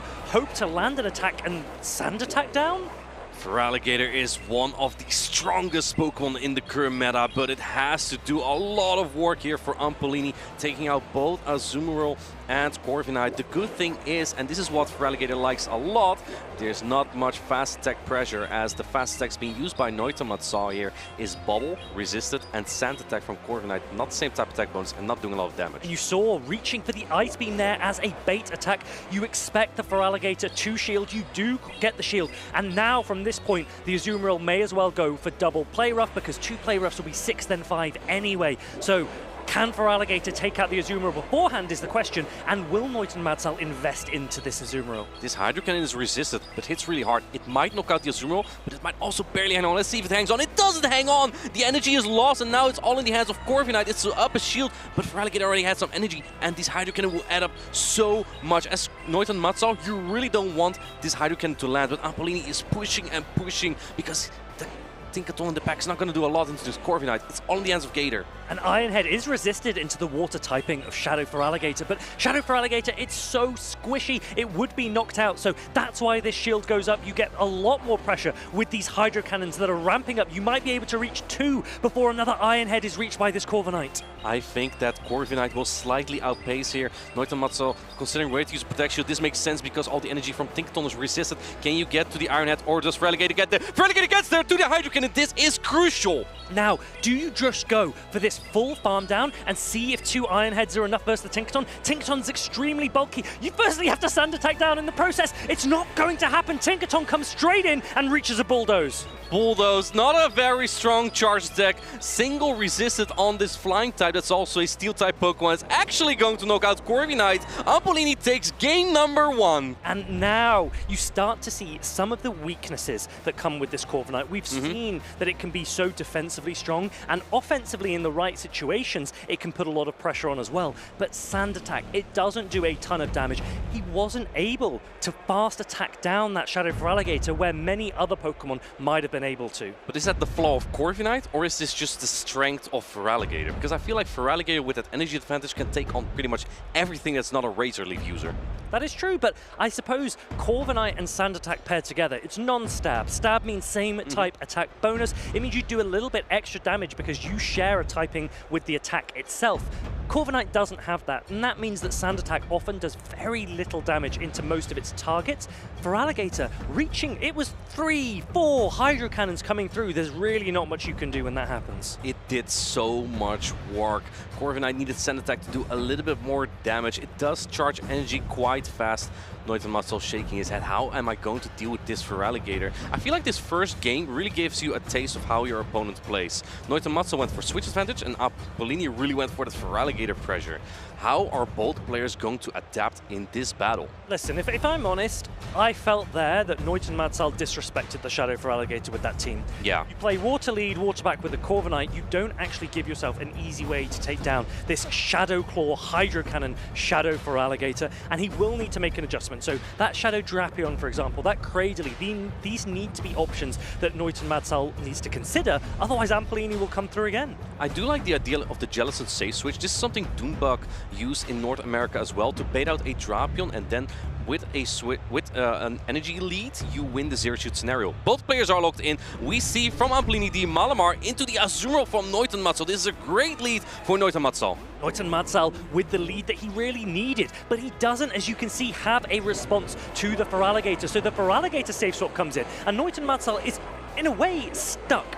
You just have to come in and try and reach play roughs, but if these are shielded by the Feraligatr, how are you taking it down? This is definitely scary. However, you resist. This is probably the Pokemon that can take all the damage from Feraligatr the most in this meta. Player is going to do a lot. I'm not surprised to see the shoot from Apollini here, because Feraligatr is just such a valuable Pokemon for him into the team of Neutenmatzel. For many players, when you use a safe swap and your opponent doesn't swap out immediately, you start to think, can I get more value out of this? They clearly don't have a hard response. As we're seeing here, Corviknight coming in, Sand Attack is doing little to nothing, and the Hydro Cannon comfortably outpaces the Sky Attack. This does so much damage. The second Hydro Cannon is coming up. Neutenmatzel probably has to shield this to make use of that Corviknight, or he would have to put shields on Claydol, but Claydol doesn't want to see this Feraligatr either. If Feraligatr is able to flip switch, that could be huge for Apollini, but instead he's opted to go back into the Malamar, an aggressive swap. He's not going to shield it. I think he's going to basically say, I don't see a ton of play for the Malamar. I want to sweep with Feraligatr later. I don't want to have to shield it against a Corviknight in the process. The counting of these trainers is impeccable.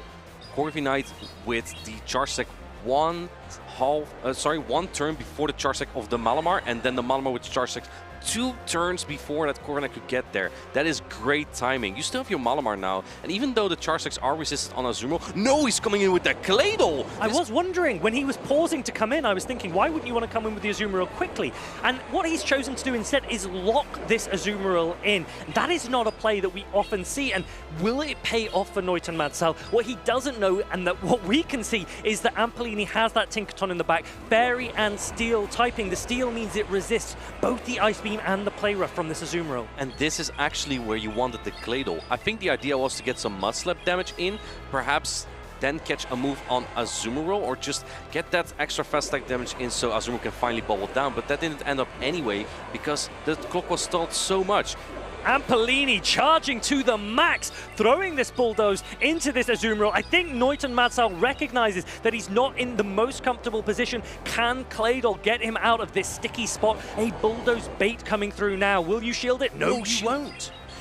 That makes sense, because there's still Feraligatr on the side of Apollini. It is going to be Claydol against the Roll 3 Pokemon on the side still. Defense drop from that Bulldoze. Now the player will be very threatening. Do you use a Protect Shield here then? Tell you what, you're getting to the point where if you could reach multiple attacks, maybe your opponent might make a mistake, and Neutenmatzel has to just do what he can. Here comes the Feraligatr. A Rock Tomb comes in. The problem is 2 Shadow Claws might be enough to take out the Claydol if this goes shielded. I think Feraligatr is in a really good spot. No, letting the Feraligatr go. It hangs on even. Gets another Shadow Claw in. That might be crucial. You still have a little bit of Tinkaton, a little bit of Malamar. Where do you use a Protect Shield, or just go to the Side Wave down? And Apollini, he takes down Neutenmatzel. He moves on to day 2. A superb play from Apollini with that Shadow Feraligatr. And I think it's fair to say that Feraligatr is not going anywhere anytime soon. When you have that pressure, Shadow Claw and Hydro Cannon, your opponent has to respect it. And Apollini has just shown us all what happens if you don't.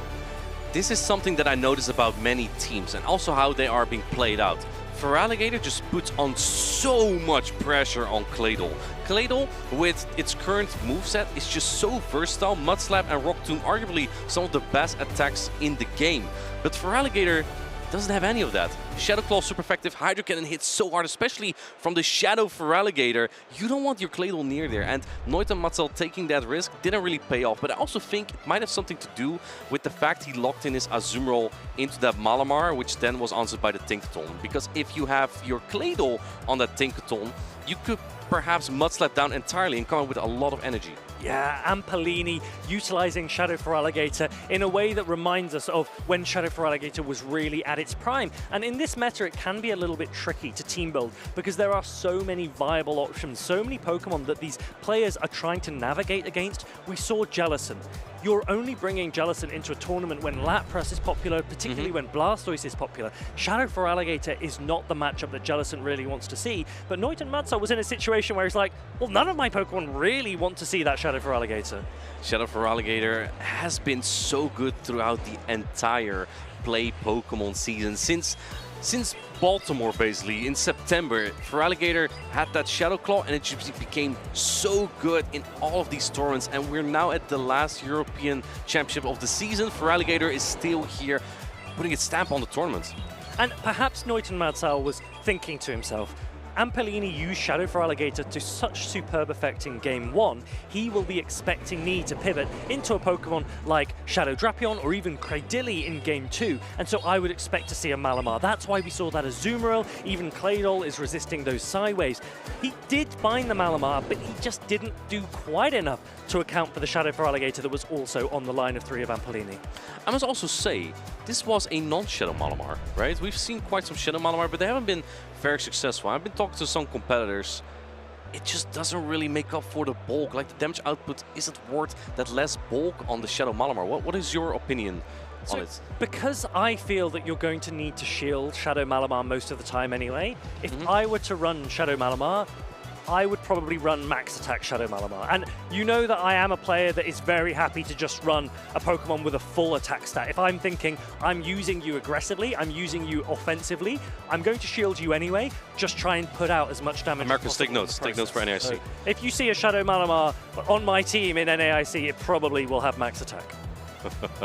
I'm curious to see if you will actually bring it there. That was in the losers finals in this tournament, and we're gonna go straight into the next losers finals. We have on the left, we saw him earlier today, C. Leonardo, and he's up against another Italian player on the right, Alfie. And we see again that Corviknight. And here, instead of a Shadow Swampert, we're actually seeing that regular Swampert, which has a much more different profile to the Shadow because its matchup against Azumarill is not quite as strong in the Zero Shield scenario. 2 Sludge just aren't quite enough, but you do have bulk to be able to hold on to so many more attacks. So let's see how that works out for Alfie.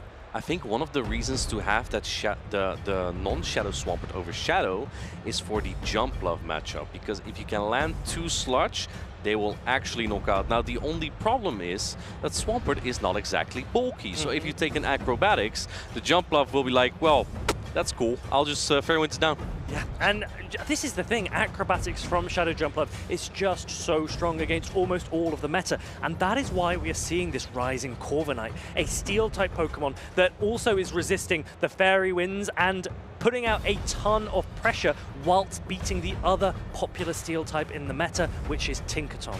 And there we see that Tinkaton from C. Leonardo. I asked him in the interview earlier, how did he consider Tinkaton in his team building or to play against? Because he has a lot of Pokemon that deal resisted damage into it, like Cradily, Azumarill, Jumpluff, and Blastoise rollouts isn't super favorable into Tinkaton at times either. He only really has Talonflame to account for it, but because of the moveset of Tinkaton being a little bit average at times with Player of M Bulldoze, Tinkaton's actually quite manageable pick, especially from what we've seen of North America, right? With out of pocket, with the Malamar lead, Jumpluff in the back, throw Superpower, going Jumpluff. Well, what do you do? Yes, and one Pokemon that I feel like hasn't been spoken about enough is that Flame Charge Talonflame, with such strong matchups both into Corviknight and into Shadow Jumpluff. But the problem is, as you've said, water coverage is so prominent. Even that Shadow Drapion, we effectively regard it often as a water-type coverage with that Aqua Tail, and so many players are put off from using that Talonflame. For me here, if I'm seeing a Corviknight and a Shadow Jumpluff, I am definitely thinking to myself,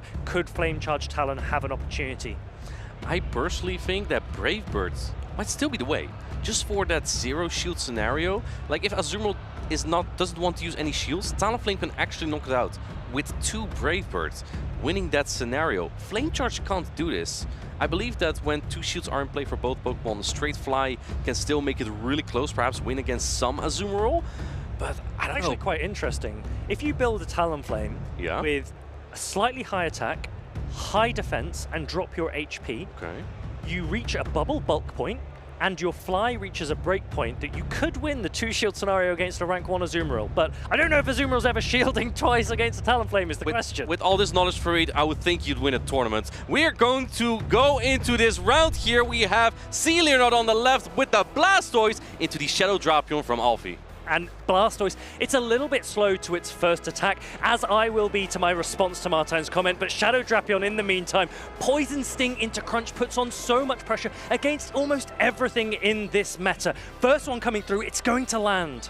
The Crunch is going to do a lot of damage. No shielding the first one makes sense. There's a 30% chance that this will drop the defense. Not this time though, and going for the Hydro Cannon right here. Otherwise this Drapion will get to another Crunch, and you don't want to be the first one to shield generally. Now, we've seen lots of teams that run double water in the back. This is actually a double grass in the back from C. Leonardo. And I'm very interested to see how Alfie responds when he sees his Swampert doesn't really have anywhere to go. Yeah, Swampert's gonna have a tough time in the back here. Blastoise still hanging on. C. Leonardo put up his first Protect Shield, going for the Hydro Cannon. Not exactly an optimal time because the Poison Sting snuck through, but you don't want this drive to get to another charge stack. So in that regard, it really worked out well for him. I mean, what do you bring in now? You've got a ton of value out of this Blastoise, right? He gets to another Hydro Cannon even. Oh. You do get to another Hydro Cannon. He actually banks the Hydro Cannon, goes aggressively into the Cradley. I like this from Alfie. He goes, okay, yes, you're a grass type. I'm going to put some damage into you first before I go into my Furrow. I don't need to panic swap. He's actually looks like he's staying in.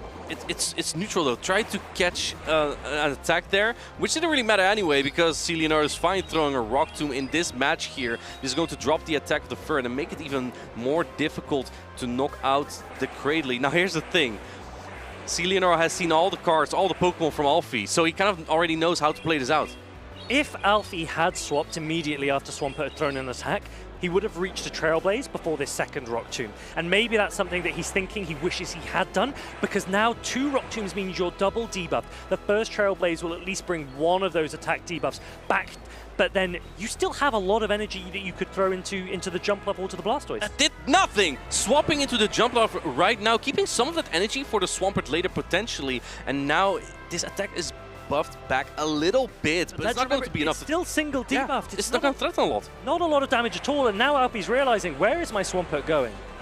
Well, it's going to go into the jump left right here, but I think that Alfie tried to catch a potential area ace maybe that could have threatened the first, but he's going to be met by this Acrobatics and is going to wipe Swampert off the field. Oh, sweet baby Swampert. Furret has everything on its shoulders now, but let's remember, its debuff has now been cleared. It will be doing normal damage from its Sucker Punches and its Swifts. Will it be enough? Let's remember, Leonardo has a Hydro Cannon banked on that Blastoise. I think he was...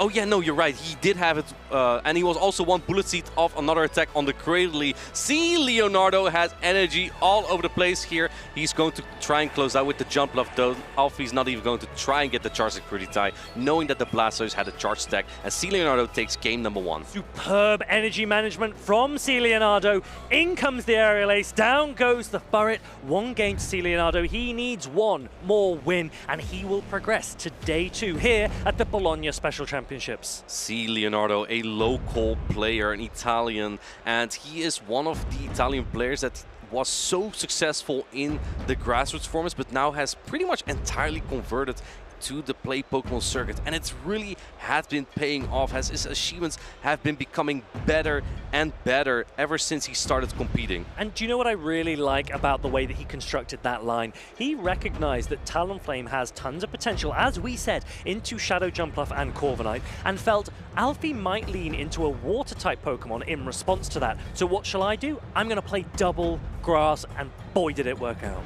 I think even Blastoise is pretty fine into Swampert. I know against Shadow Swampert, a Hydro Cannon plus rollouts, the more shields are being played, Blastoise wins that matchup. But at least the Swampert resists the rollout. There is some play for both. It's more neutral, at least. The Hydro Cannon does so much. It's one of the most efficient charge attacks. Swampert would know. Yeah, Swampert also doesn't resist Hydro Cannon like Blastoise does. So Swampert is forced into the non-stab Sludge attack, which is still a good attack, but Blastoise getting to run its favored Hydro Cannon into almost all of Alfie's team is a really nice option for C. Leonardo. Let's see how these players are going to adapt. Alfie, this is already his best achievement to date in the Play Pokemon circuit, as he had played at EYC and Stuttgart before in this championship series season. But he's never reached it to the winners or losers final. So this is his first time there. Let's see if he can make that into a day 2. He has to overcome C. Leonardo by 2 games at this point, though. What adjustments do you make here? If you're Alfie and you're back against the wall, you're worried about the Talonflame, I still think you lean into that Shadow Drapion Swampert. I think Drapion's very solid, very safe. I think maybe even Corviknight, if you're not expecting the Talonflame, because Talonflame is difficult to play in that double water line. We're going to find out right now. We have the Blastoise. It's met with the Swampert. 2 water-type starters. This is a matchup that everyone wants to see. How does a regular Blastoise against a regular Swampert play out? Alfie, first to fire, Sludge coming through, Blastoise happy to take it. I think 2 Sludge will not be enough to knock out the Blastoise, but the Mud Shots will add up over time, whereas the rollout don't really. But this Hydro Cannon is gonna chunk on the Swampert. Honestly though, even though this seems to be a fine matchup for the Blastoise, I think C. Leonardo does not want to meet the Swampert here at all, because he has double grass again in the back. And Alfie reaches that second Sludge just before Blastoise reaches the Hydro Cannon. But let's remember now, Blastoise is on its fast cycles for Hydro Cannon, so the next Hydro Cannon after this, Blastoise is going to reach very, very quickly. The question is, can you make a catch? Leonardo recognized that the jump bluff came in. He went for another rollout, and now for the hard-hitting Skull Bash. That was so patient by C. Leonardo, going for that Skull Bash there. Now, the annoying thing about this is, you kind of don't want to stay in here, but you also don't want to lose that defense buff here. Going into the Cradley, we see the Drapion in the back. I think Alfie might be in an okay spot here. This Acrobatic is going to do a lot of damage, but also gives Cradley the opportunity to build up energy. Yeah, I really like the position for C. Leonardo because he's still got that Hydro Cannon banked onto the Blastoise. Let's remember that Alfie still has energy on the Swampert as well. Really nicely timed from Leonardo to prevent the attack coming through with the Rock Tomb now being shielded. And it drops the attack once more. Alfie put up his first Protect Shoot there to preserve this jump bluff and make sure to make use of it in case it is again that double grass in the back. I think Alfie might have a little bit of a feeling there. Taking out the Cradley here. How do you take out this jump bluff though? Because you don't have a lot of fast attack pressure and Blast is already quite low. I think that maybe a shield on that Cradley could have been useful for Leonardo because now you're in a position where you're going to have to shield this Blastoise to get the energy off. He's actually going to let this go. Do you think Blastoise can hang on? I think barely not actually. Area is coming through. It actually hangs on by 1 HP and catching the move. Sorry, the charge attack on the Swampert. Really nice catch from Alfie, but actually he's decided I want the value from this. I want to keep the energy that I've got on the Swampert because I think it's going to be more useful later, and he's exactly right. He knows. He just knows. Okay, C. Leonardo, not very creative right now. His team worked so well already. He's going to do it again, and it's double grass in the back. Like, if you don't need to make an adaptation, why would you change the successful team? Going for another Sludge here, and C. Leonardo needs so much energy because 1 Acrobatics is not going to take out Drapion in 1 attack. You need 2 charge stacks from full health. It is interesting that Alfie switched out of the jump bluff that would have been able to tank the Hydro Cannon to catch on a Swampert that he was going to shield anyway. Yeah. So I don't know if that's necessarily the outcome he wanted, but I think he's managed to do a decent amount of damage with his Swampert onto this Shadow Jump Bluff, and he still has that Shadow Drapion and some energy on his Shadow Jump Bluff in the back. You need so much here. I think this might be a little bit too much for the Jump Bluff to handle. Going for the Aerial Ace, perhaps, maybe expecting a catch. Do 2 Aerial Ace knock out here? Or does I think the Drapion also has a crunch now, right? I think he might try and throw. No, he recognizes he can't. He was maybe going to go for the Aerial Ace into an Acrobatics, recognizing that 1 attack alone wouldn't be enough. Alfie paces far too quickly with that Shadow Drapion. It looks like his catch on the Swampert, at least he recognized that it still had value, and that's what's most important. It might not have played out optimally, but he then went and chased the win condition. I wonder what went through Alfie's mind there as he made that catch. Maybe he was like, wait, I got this attack, but maybe Swampert has more value. If there is that jump bluff in the back, do I want to keep the Swampert? Are you telling me it was a BM catch? What's a BM? I don't know anything. He's just going to show off to his opponent that hey, I know when you're going to throw. Yeah, sure, I'm going to shield it, but I just want you to know that you didn't mean to throw it when I caught it. Perhaps. Just a little bit of a flex play there, and it could have also been a flexible play to just farm down with the jump of or gather energy on the jump of afterwards and hit an acrobatics if you expect the opposing jump of as well. So a lot of options there for Alfie, and he chose one that worked well for him. This is his best performance so far, and he wants to take it even further. The really exciting thing about this season, this meta, is that so many players that haven't yet seen success in the Play Pokemon circuit are rising up. They are performing. We've had massive names being knocked out by new players, and this is something that I think is motivating so many Pokemon Go players to come and compete at these regionals and special championships and go and progress their Pokemon Go career. A lot of these players have gotten their experience from the Go Battle League. Even though the Show 6 Bring 3 format might not be exactly the same sport, the Go Battle League provides you with that experience of matchups and how much damage some attacks take. So in that case, Alfie really does well there. And Go Battle League is something that you and I obviously play a lot, Martijn. Now, yeah. I've just looked at your phone here. What elo are you currently at in the Go Battle League? 3800. 3800. Yeah. So why does the number say 1651? Wait. I think you may be looking at your own phone. Maybe. Yeah. Well, Martijn, eventually you will hit ace, and these players, they already feel like aces because they are in the losers finals. They are on the precipice of making day number 2. They need one more win here. Well, maybe they're aces to you because you try to defeat everyone who's hitting legend, but to me, they are legends, and both players are about to lock in here. We're gonna see this Italian clash unfold. Deciding game number 3, Alfie versus C. Leonardo. We're going to have the Azumarill Mirror. Azumarill Mirror. Maxi 1 million P says this is his favorite matchup in the game, and these players will both now need to have a think. They've got a little bit of time to have a think. How do I want to adjust for the end game? They will know what the attack stats on their own Azumarill are. So they might have an idea as to who would win charge attack priority, and they might already have a game plan as to how they want to see out the mid game. I wonder what both players are thinking. Looks like C. Leonardo is trying to keep that energy, bait out the Corviknight here with his Cradley. Although Blastoise is more of a neutral pick, I actually would have preferred perhaps to see that Blastoise come in just because it has a much more neutral play into the team of Alfie. However, you can also get a lot of debuff here. Maybe that's the plan of C. Leonardo, to then get a big farm down on this debuff Corviknight. Yeah, it sounds like Leonardo would have preferred to use his Cradley, and that's what he's done. Rock Tomb is debuffing this Corviknight, and Sand Attack is not doing a lot of damage at all to this Cradley, which is crazy. The grass rock-type Pokemon up against the Steel Flyer, and look at the health difference of these two Pokemon now. Bullet Seed's just not adding up here, Farid. You need like 10 more minutes to farm this down. This is going to be a slow game overall. We've gone for a lot of bulky options, safer options, so to speak, but there is a Shadow Drapion in the back. And so the question for Alfie is, can he leverage the shields that he still has to really get maximum damage output in the end game?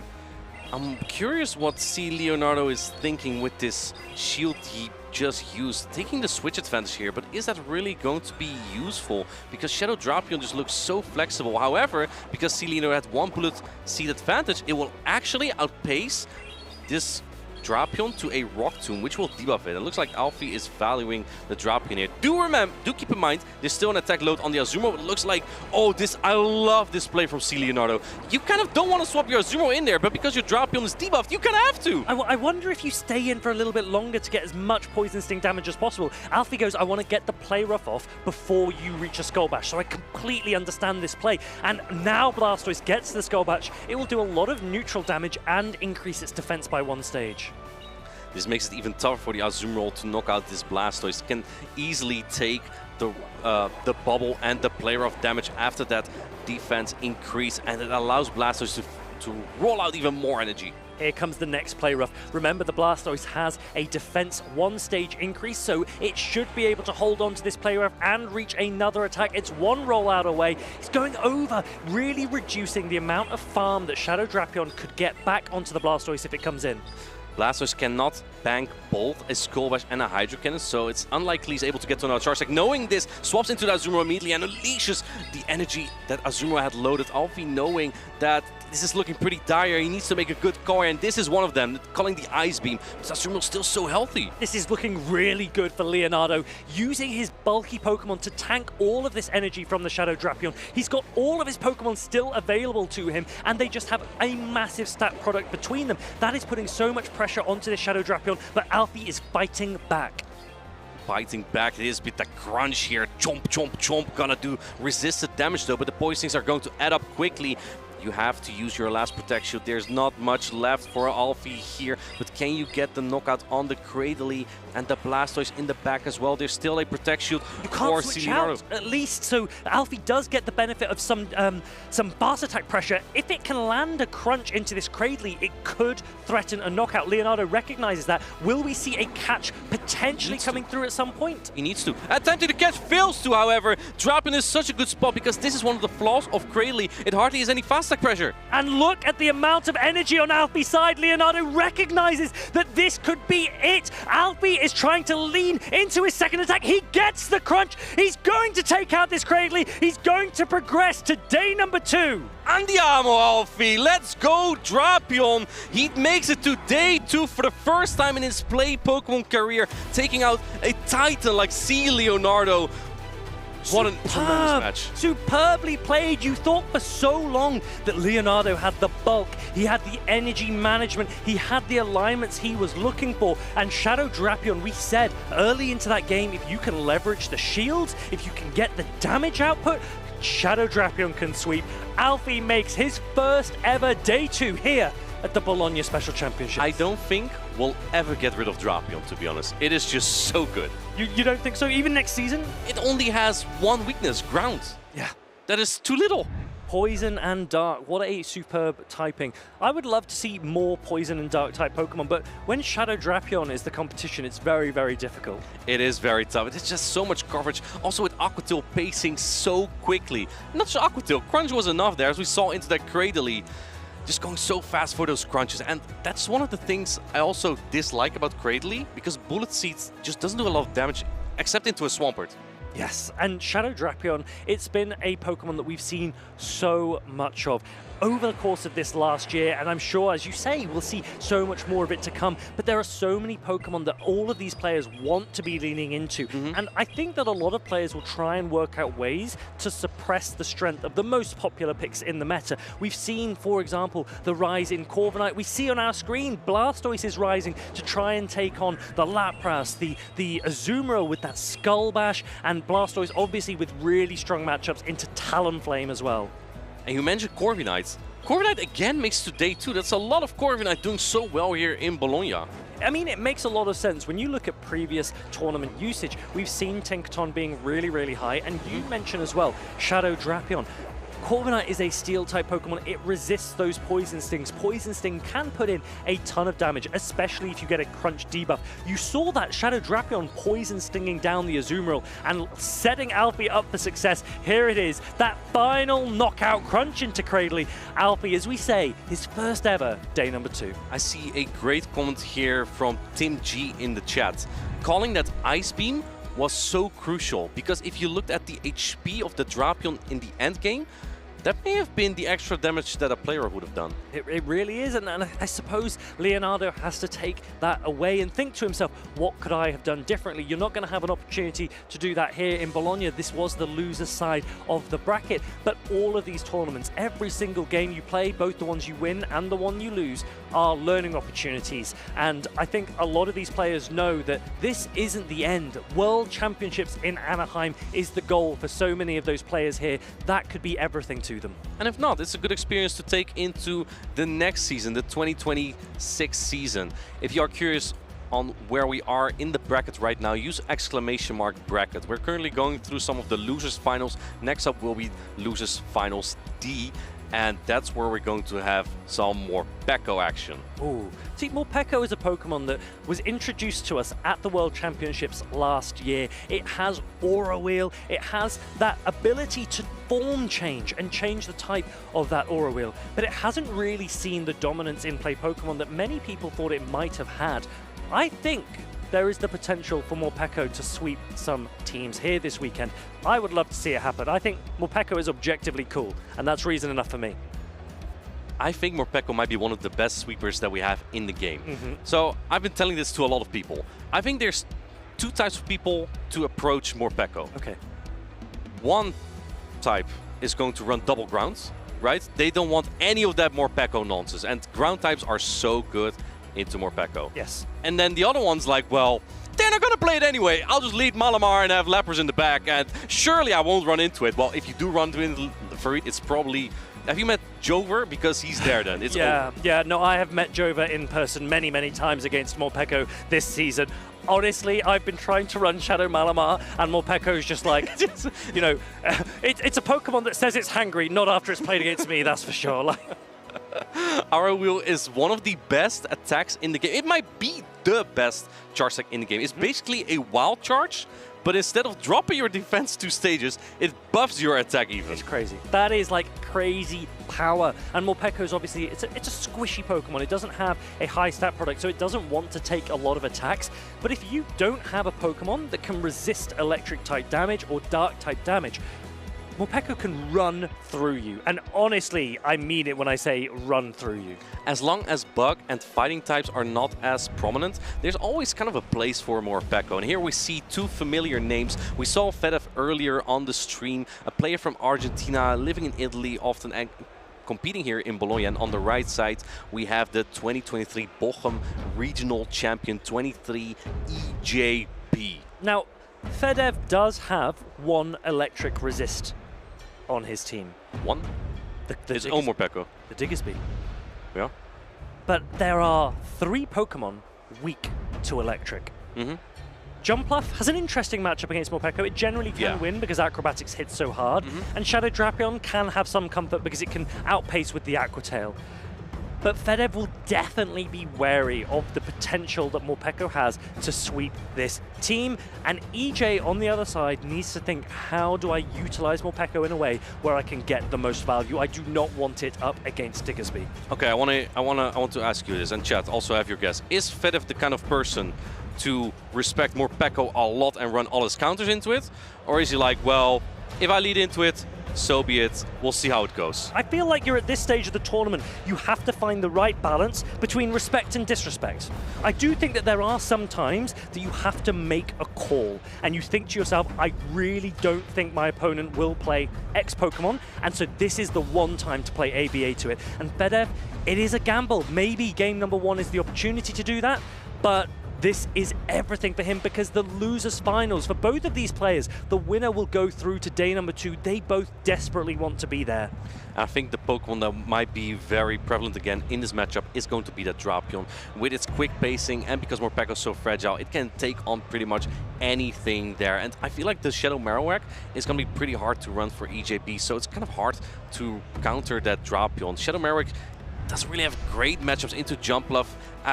The Lapras is playable, but I wouldn't want it. Here we go, we have Jumpluff, and there's that Morpeko! So Morpeko, it is going to resist flying type damage, but it takes super effective from Fairy Wind, and those Fairy Winds alone can put it in a range where Acrobatics can threaten a knockout. EJB, he's going to overfarm ever so slightly before throwing this first Aura Wheel. It will do a ton of damage if it lands. Looks like Fedev went with the 3 Pokemon that can deal with Morpeko. Facing it here, still taking a lot of damage, and now the Aura Wheel is a dark type charge attack, meaning that Drapion can take it a little bit well. Now I must say though, you really don't want to take that damage there. There's the Aerial Ace bait, EJB shields it, in comes the Drapion. Honestly, if you go for an Aura Wheel here, it will still do so much damage. It's going for the Psychic Fangs bait. If this goes unshielded, it's kind of, oh my, that is a painful shield. Big shield for EJ. Psychic Fangs, it's resisted because Dark double resists Psychic. So even though the poison weakness is there, it's neutral basically now because you've managed to reduce the defense of the Shadow Drapion. Then coming in with the Azumarill, you can now go straight Ice Beam here. I think you can go for Ice Beam and Bubble down the Drapion entirely. No defense drop from this crunch. Very fortunate for EJP, but he's likely going to tank at least one crunch here. I don't think that this Drapion will even hang on to the next Ice Beam, so perhaps you can preserve a good amount of health on this Azumarill by negating the next attack. But maybe you just want to build up, and it looks like Fedev going for the Octo, perhaps stalling the clock to get out, but the problem is... like this. But an Ice Beam would do so much damage on the jump off, you can't take it there. It will, but you put it in a position where you start to really put pressure onto the Azumarill, and Azumarill's now throwing this Ice Beam into the jump off very early. But look at what's in the back. It's a Diggersby, so I feel like you have to come back in with Drapion here to get rid of this Azumarill. Maybe that is the play that Fedev is looking for here. The energy from Drapion will be extremely valuable, and keep in mind, oh no, coming in with the Diggersby to take the energy here. It's a curious play, but I think that this is the real benefit of Morpeko. You are so worried about Morpeko that you are forgetting about the other Pokemon on the team. They're not even a concern to you right now because you're trying to work out how you suppress the Morpeko energy. I'm going to take that one up. I think it's actually a really smart play. If Fedev was predicting the Cradley in the back, he knows he has to keep that Drapion for it, because now he still has that Pokemon. The timer is almost up, not yet for EJP, but Fedev is staying in. Do you shield this? I think you have to. You might have to, but you try and call a Rock Tomb. Grass Knot lands. It does a ton of damage to the Diggersby. Everything now on the back of Shadow Drapion for Fedev. EJ in a really strong position. All three Pokemon still available. The crunch is going to come through. EJ's going to let this land. I don't think that this will be enough to knock out. He knows this is not enough. Crunch will barely not knock out this Cradley, and after this charge stack right here, the timer will be up. It looks like Fedev knows that the game is over. He's conceding by letting this Rock Tomb go. EJB taking game number 1 in this losers finals. I really liked how aggressive EJ is with that Morpeko, going in and forcing the opponent to make a decision first, because once Aura Wheel has one stage boosted your attack, even though the typing changes to Dark, it would still do a ton of damage to a Shadow Drapion. We remember earlier today we saw a Shadow Drapion up against a Shadow Mightyena. You're resisting all of its attacks, but you still have to shield because you don't have the stat product to be able to hold on. Exactly. It's 1-0 for 23 EJB now, and how is Fedev going to adapt her? He went kind of as strong as possible as he could to Morpeko, yet he wasn't able to hang on with it. I feel like he got it in his worst matchup, and it feels weird to me to say that the worst matchup against Morpeko was the jump bluff. The thing I would say, whilst he is playing relatively strong into Morpeko, he's got it almost the wrong way around in my mind, because you're allowing Morpeko to throw its electric attack into the lead, and that is great for EJ. Whereas if you lead a Diggersby there, Morpeko cannot throw that electric attack. But do you feel like that could be predictable? Let's say if you lead Diggersby into Cradley, yes, maybe that could be a better possibility, because it's hard to bring the Shadow Marowak. If you safe switch the Drapion into a Cradley, you would outpace the first charge stack and then maybe open up a little bit more for yourself.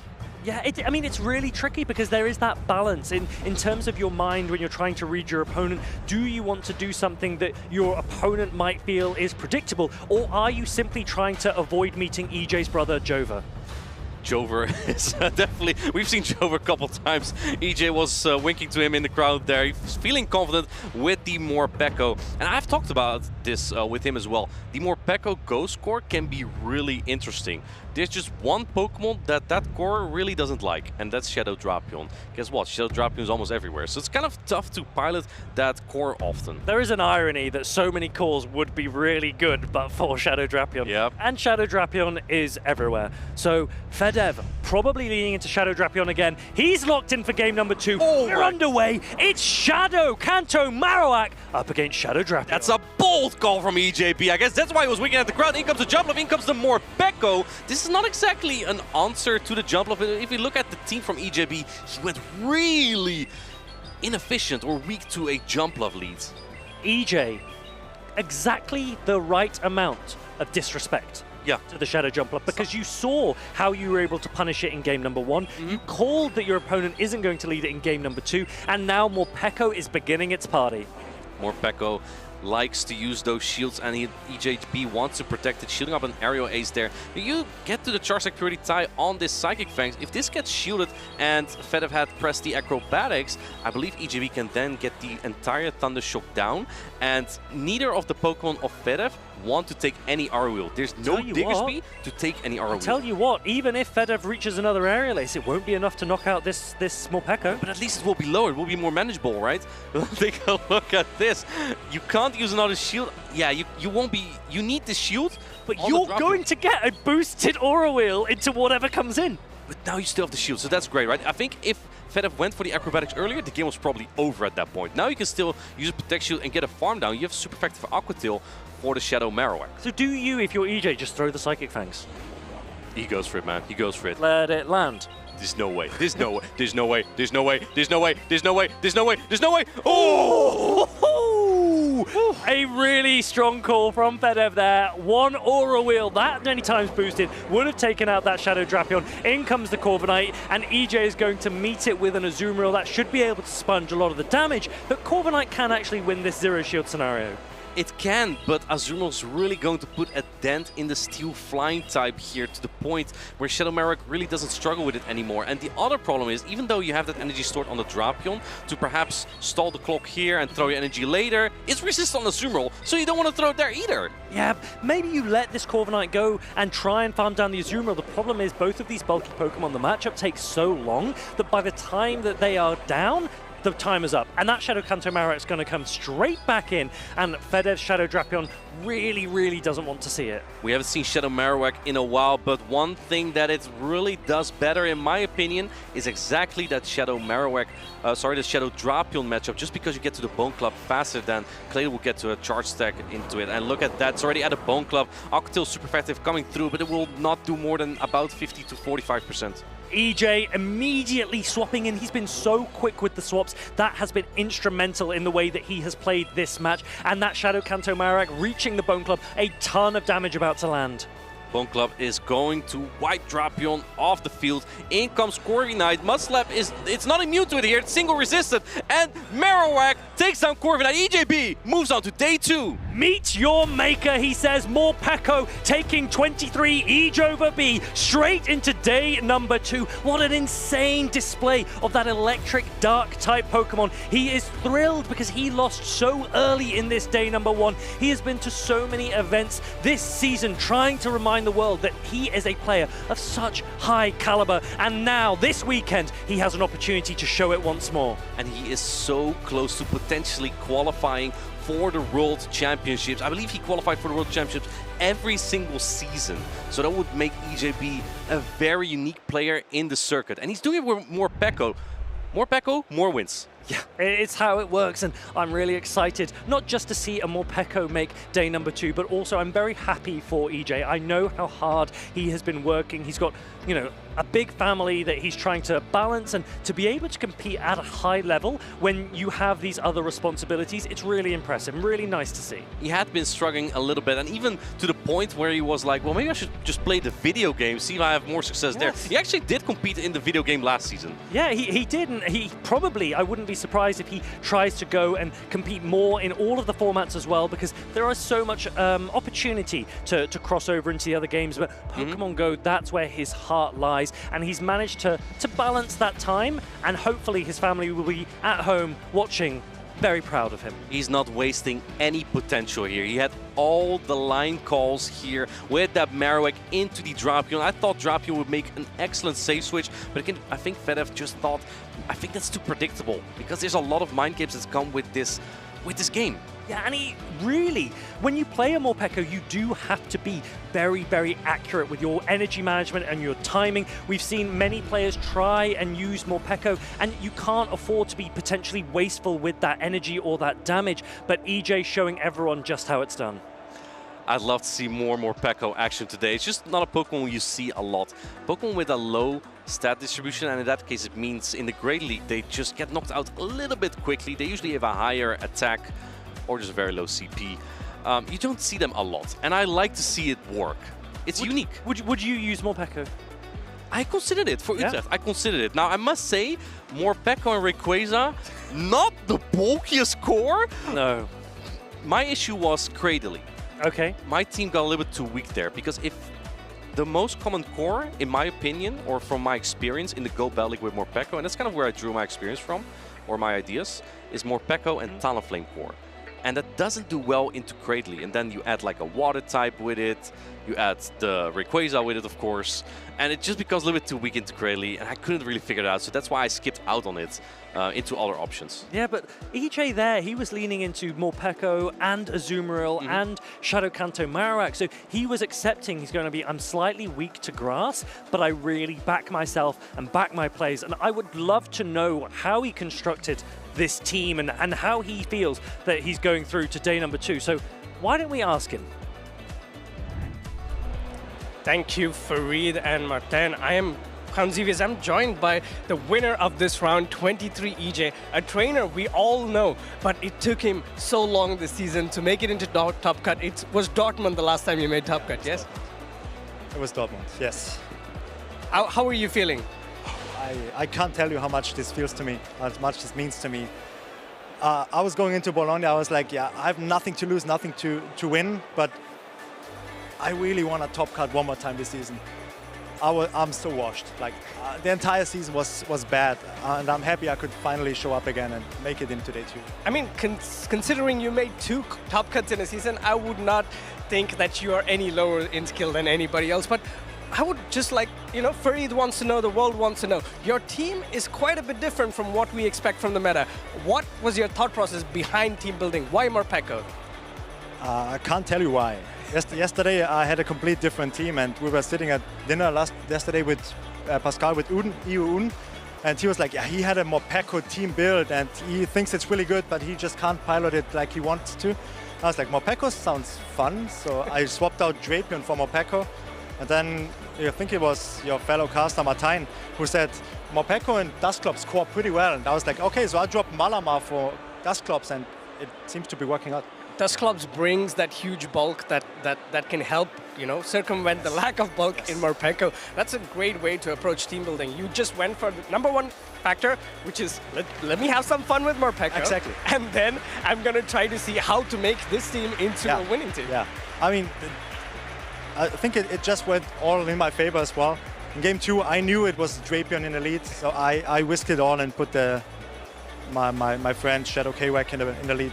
And yeah, I mean, it could not have gone better. It was an amazing read, game number 2. Getting that Kanto Marowak on to the Drapion, it just worked out brilliantly. Yeah, I mean, that's the risk you can take if you're 1 game up, right? Yeah. Like it's win or go home, and he has to try it all, and Drapion was his best mon to bring.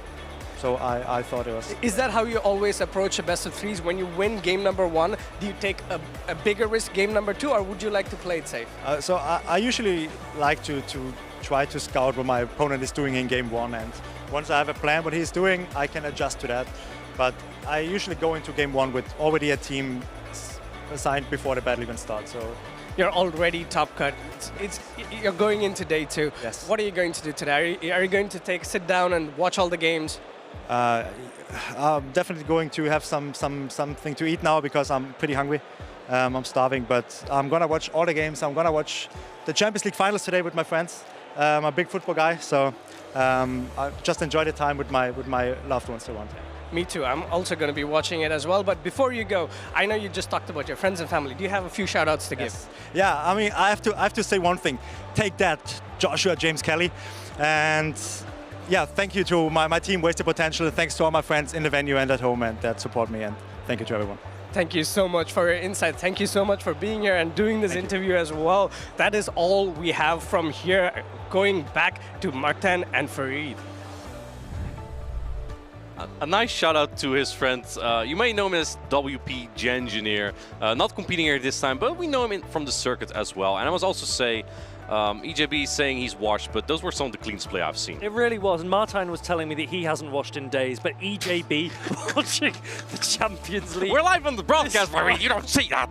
It's actually Inter Milan in the final for the Champions League, so here in Bologna, there's going to be a ton of support and atmosphere. We've got a ton of support and atmosphere inside the venue as well. EJ, I'm really pleased to see him make day 2, and I know so many supporters at home, so many supporters here are really happy for him as well. It's great to see all the fans, family and friends come together. I'm still thinking of something to get you back, by the way. That'll come for later. We're still on the loser side of the bracket. We're going to get the losers finals of Group C soon. That'll be Zephyr again, another familiar name we've seen earlier, against XXL Cactus from Czech Republic. We've seen him in the championship series before We have as seen, well. He's made top cuts as well before, so this is a player that Zephyr will be familiar with. He's not perhaps as prominent as Zephyr has been. Zephyr is a player who has reached grand finals, he's had medals in the past as well, and he wants to keep working. So he has, as we know, his signature Gastrodon pick, and XXL Cactus has a Shadow Jumpluff, and that is immediately the thing that my eyes are drawn to. I think for Zephyr as well, the first thing you do when you look at a team, if you have a Gastrodon, do they have Jumpluff? It's like your decision tree, right? Do they have Jumpluff? Yes, no Gastrodon. No, use Gastrodon. I mean, it makes a lot of sense, but Zephyr he puts his Pokemon in a position, he compiles his, the composition of his team, really puts pressure onto a Shadow Jumpluff. You've got that Clodsire, you've got that Talonflame, and so Cactus needs to think to himself, how afraid am I of the Gastrodon? Do I have to rely on Jumpluff, or could I lean into a Pokemon like Lapras or Shadow Feraligatr to take it down instead? There is kind of an issue that XXL Cactus is facing because he has 2 ground-type weaknesses on his team. Now, a Diggersby may be more manageable for Drapion, but Gastrodon and Tinkaton don't do that well there. Luckily, you have plenty of other options, of course, in the Jumpluff, but also Lapras, Diggersby would do quite fine in there. If we take a look again at the team of Zephyr, we see all these off-meta picks, and also, again, the Dusclops. One of the things I really like about Zephyr is he looks so composed. All the time, he looks like nothing is phasing him. He's very relaxed. And I think that that approach to your gameplay already starts the mind games with your opponent. When you look like you have no care in the world because you are just that confident with your team and with your Pokemon, whereas Cactus is there, perhaps with a little bit more pressure on his shoulders. Perhaps. I'm pretty sure that XXL Cactus is very much due to a top cut again. The last one was in Stuttgart in December, so it's been a while again, but he is here on the brink of the losers finals. The winner of this match makes to day 2. We have Zephyr with the trusted ferret into the Shadow Feraligatr of XL Cactus. It's a great lead for Zephyr. Yeah, this is really nice because Ferret double resists the Ghost-type Shadow Claw, so XXL Cactus gets out of there straight away and goes into the Shadow Drapion. The Dark-type resists the Sucker Punch, but because you started a little bit late, the Swift will come through first for Zephyr. This is kind of awkward for Zephyr. Of course, you have the charge back for the Feraligatr as well, but you can't really bring in Talonflame because this Drapion has access to Aqua Tail, and 2 of them will knock out the Talonflame. So bringing in the Charge Bug here, but Drapion's getting ready to be really annoying here. And the difficulty is, as soon as you give up shields to preserve alignment, you're then in a position where Shadow Feraligatr could really sweep that backline. We've mentioned it before. There goes the shield. Cactus has got some advantage because shields are now in his favor. He's going to probably let this Shadow Drapion go down. Zephyr shaking his head, recognizing that the second Volt Switch would not be enough to knock out this Drapion, so he has to expend some energy. But you cannot really come in with the Feraligatr here, I feel like, unless you're fine taking all the Volt Switch damage with no in comes the Jumpluff. Zephyr knows now that Switch advantage is really nice, but the Feraligatr with an shield up makes for an incredible sweeper. Now, if Zephyr throws his next attack as soon as he reaches it, I wouldn't be surprised if Cactus goes straight into the Feraligatr. Yeah. He's actually not going to give that opportunity because he will throw in Aerial Ace first, but Cactus now needs to think, how do I best leverage my shield advantage? That is the only way he is going to be able to win this game. We're about to find out. We see the switch. Oh my good! I feel like Zephyr even swap before XXL Cactus, going with the immediate reply to this Feraligatr, because if the Feraligatr had too much energy, it would take on the Ferret. I currently have my hand over my mouth at how genius that was from Zephyr. He comes in with the Talonflame, knows that Cactus is going to be clicking on his Feraligatr and is already pressing the Ferret. And Cactus's eyes when that Ferret comes in just recognize the caliber of player he is up against. Zephyr now reaching another Swift, taking that shield from the Shadow Feraligatr. And that pace is so important for the Ferret. I feel like all the Germans watching from home are like, wow, that play was wunderbar. He's able to get to another Swift here potentially because you can take another, but no, he's letting it go actually. Yeah, I think that this makes a lot of sense, forcing the Feraligatr to throw a ton of its energy, a huge amount of value that Zephyr has managed to get out of this Ferret, and now the Talonflame comes in, but the problem is, it's not going to reach another attack. Because, so Talonflame can win Charge Security, but only if you have a high attack Talonflame. And Oh man, here we see an interesting play there because the Feraligatr didn't have a charge deck yet. This Acrobat is going to do a lot of damage, but if Zephymask is able to get to fly, he would have this game. Let's see if Talonflame can hang on. You need to be able to get one more Incinerate if your Zephymastic's in. You need to be able to tank this attack. He's going to reach it. The fly is not there. It's the Aerial Ace. The area is being reached by Jumpluff, and it's actually going to take out this Talonflame. Zephymask losing the first game. XL Cactus making the Feraligatr work so well, just like we've seen before. My heart is pounding. Farid, I think that if you shield the ferret there, you are fine. I agree, because you make it so difficult for the Feraligatr to take you down. I don't know, actually, because in hindsight, the Jumpluff would likely retain all his energy and get to the Acrobats and the Aries. That might be enough. I think what this is just showing is that Shadow Jumpluff is really strong. The acrobatics damage there and the pacing to Aerial Ace put Cactus in such a good position, and Zephymastics with all the tricks in the toolbox was not enough to overcome the potency of that Shadow Jumpluff and that Shadow Feraligatr together. We're talking a lot about those two Pokemon, but let's not forget the most reliable safe switch in the meta. Shadow Drapion. It was so good, it threw Zephymastics entirely off, and it was a pretty good strategy by XL Cactus as well, because let's say your Shadow Drapion is answered by Gastrodon, you can basically wall it entirely afterwards with the Jumpluff and just gather energy there for whatever comes back in, because if it is Talonflame, we saw how much that Acrobatics did. That was really, really impressive. I have to say, I had my heart in my mouth. I thought that Cactus had opened the door for Zephymastics to win.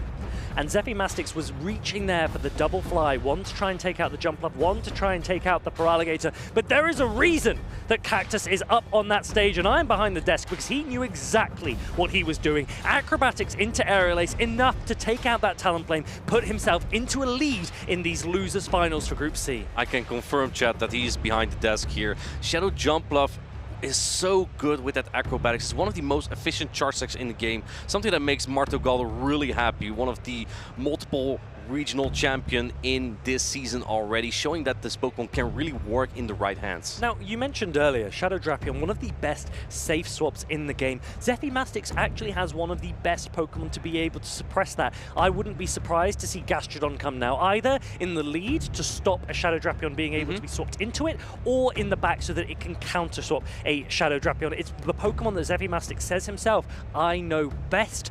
Will he bring it to get him out of this tight spot? We're about to find out. We're going into the next game. We have the Gastrodon from Zephymastics. It's met by the Jumpluff. This is a tremendous lead for XL Cactus. XXL Cactus says, I know what your signature Pokemon is, but the Jumpluff has done so much for me in game number 1. Let's see what it can do in game number 2. Swift isn't going to be reached before the Aerial Ace, so Cactus can now pivot out if he wants to. I think Zephymastics is really trying to predict some calls here, but not making the calls exactly that he wants. XL Cactus, on the other hand, coming in with that Drapion and can comfortably just take this matchup. You can even farm up some more energy here before the next Swift, as the Sucker Punch are resisted and don't deal a lot of damage. It's been a hot minute since we've seen the chip and dip strategy used as effectively as this. You put the Furret exactly into a range where a Crunch can threaten a knockout. It doesn't go shielded. Zephymastics' Furret goes down, and Gastrodon now gets a nice little bit of farm, but where is the energy going if the Jumpluff comes back in? It's probably going to the Jumpluff with a Body Slam, but it's not going to do a lot of damage. We see the Dusclops in the back, which is a very neutral Pokemon, going for that energy advantage. The clock is not up yet, so you get an entire Hex down here. That's 2 Hex advantage, but Shadow Claw damage adds up a lot from Feraligatr. Let's see how much Dusclops can do here. Now, this shiny Best Buddy Dusclops, we've seen it perform really, really well for Zephymastics before, but the Shadow Claws, they're already doing a lot of damage, and every single time you're throwing an attack, more Shadow Claws are coming through, and that can put a lot of pressure onto Zephymastics. Yeah, like especially because you get to so many, you give away some of those turns by timing it in that way. Like 3 Hex, 9 turns versus 10 Shadow Claws. So it's basically 10 turn from 5 Shadow Claws. So it's 1 turn you give away. A lot of mathematics here. And you can see, like you said, this Dusclops now getting into the yellow. But this Feraligatr is getting pretty low too. It will get to 2 more Hydro here though. Yeah, Zephymastics wants to make the most out of this Dusclops, ideally taking out the Feraligatr, maybe with a snipe on the Gastrodon and banking an Ice Punch, but honestly that still makes it a little bit tricky. So he's going to go for a Shadow Punch instead and still has the Ice Punch. Let's go. The Jumpluff. Lets the Feraligatr go entirely and now puts it all on the Jumpluff. That's interesting here indeed.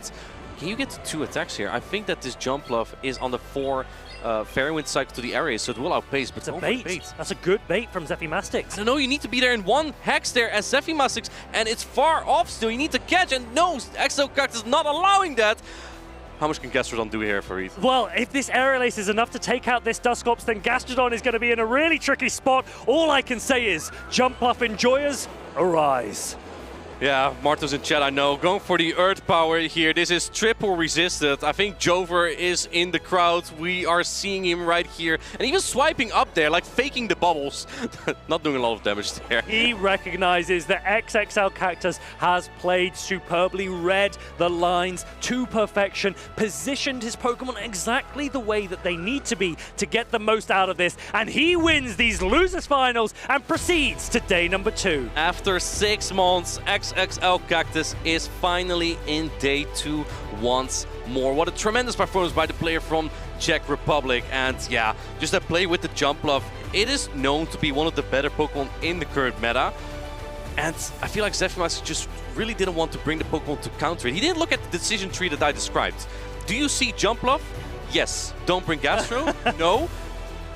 Bring Gastro. But there was jump bluff. And I feel like Clodsire could have been so valuable here for us. I agree. You had that opportunity to have ground defensive typing, but also a way to hit back into that jump bluff. You knew that jump bluff had done so much against you in game number 1. Zephymastix perhaps thinking to himself, if I were to play this game again, what would I do differently? And I think Clodsire would make a lot of sense. Clodsire, it's not exactly a core breaker to jump bluff and Shadow Drapion, but one thing that I tried at the Europe International Championship is if you have Clodsire in a position where you can get shields down and the opponent has a Drapion in the back, then Clodsire actually becomes quite good there, because an Earthquake will basically remove the floor under that Drapion and it just falls into it, it's gone. It is true. Shadow Drapion does not want to take attacks. That's why, generally speaking, players use it in high shield scenarios when they can protect it as best as possible. But Shadow Jump Bluff, I think that was the story of this match. And XXL Cactus, he'll be so pleased with himself. He's done for the day. He can put his feet up and just start thinking and preparing for tomorrow. Do you think he's a Marto Galda viewer, like also supporting Jump Bluff this much? I think so. Yeah, would make sense. I mean, acrobatics, it's like so efficient. It's like a Psy Strike from Mewtwo, but a little bit more energy with the same amount, the same amount of multiplication in damage. Right? So makes it one of the most efficient Pokemon in the game. As you can see here, taking out a Talonflame. That's a Fire-type Pokemon, chat. I think we need to buff Fire. I think we need to do something to try and suppress this Jump Bluff, because it is causing havoc here in Bologna. We are at the Bologna Special Championships. If you are just joining us, we have seen so many players already progress to day number 2, but we still have so many matches still to come. We are in the losers side of the bracket, because these players, they are not out. And we've played the first 4 groups on stream now. Some of the winners rounds, some of the losers rounds. The next rounds will be played on the winner's side of the bracket again in the next 4 groups, and then we'll have another loser's side of the bracket. So there's a lot of action to still go through. And if you want to see for yourself who actually made it to day 2 already from groups A to D, use !bracket in the chat and you can find out.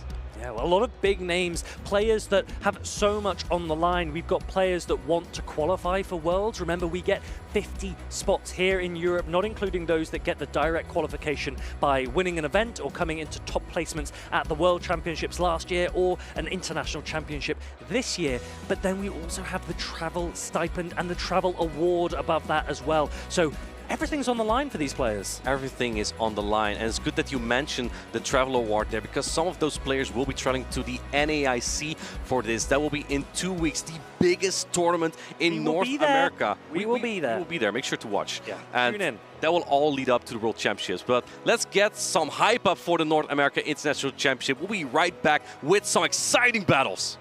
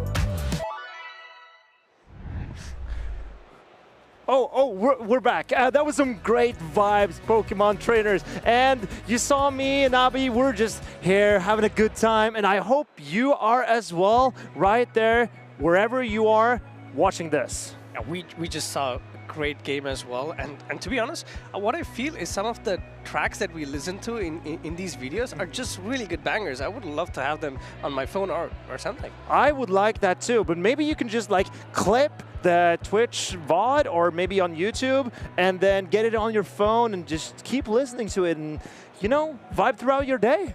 Yeah, that's a good suggestion. I'm going to try to take you up on that. Yeah, I think you should.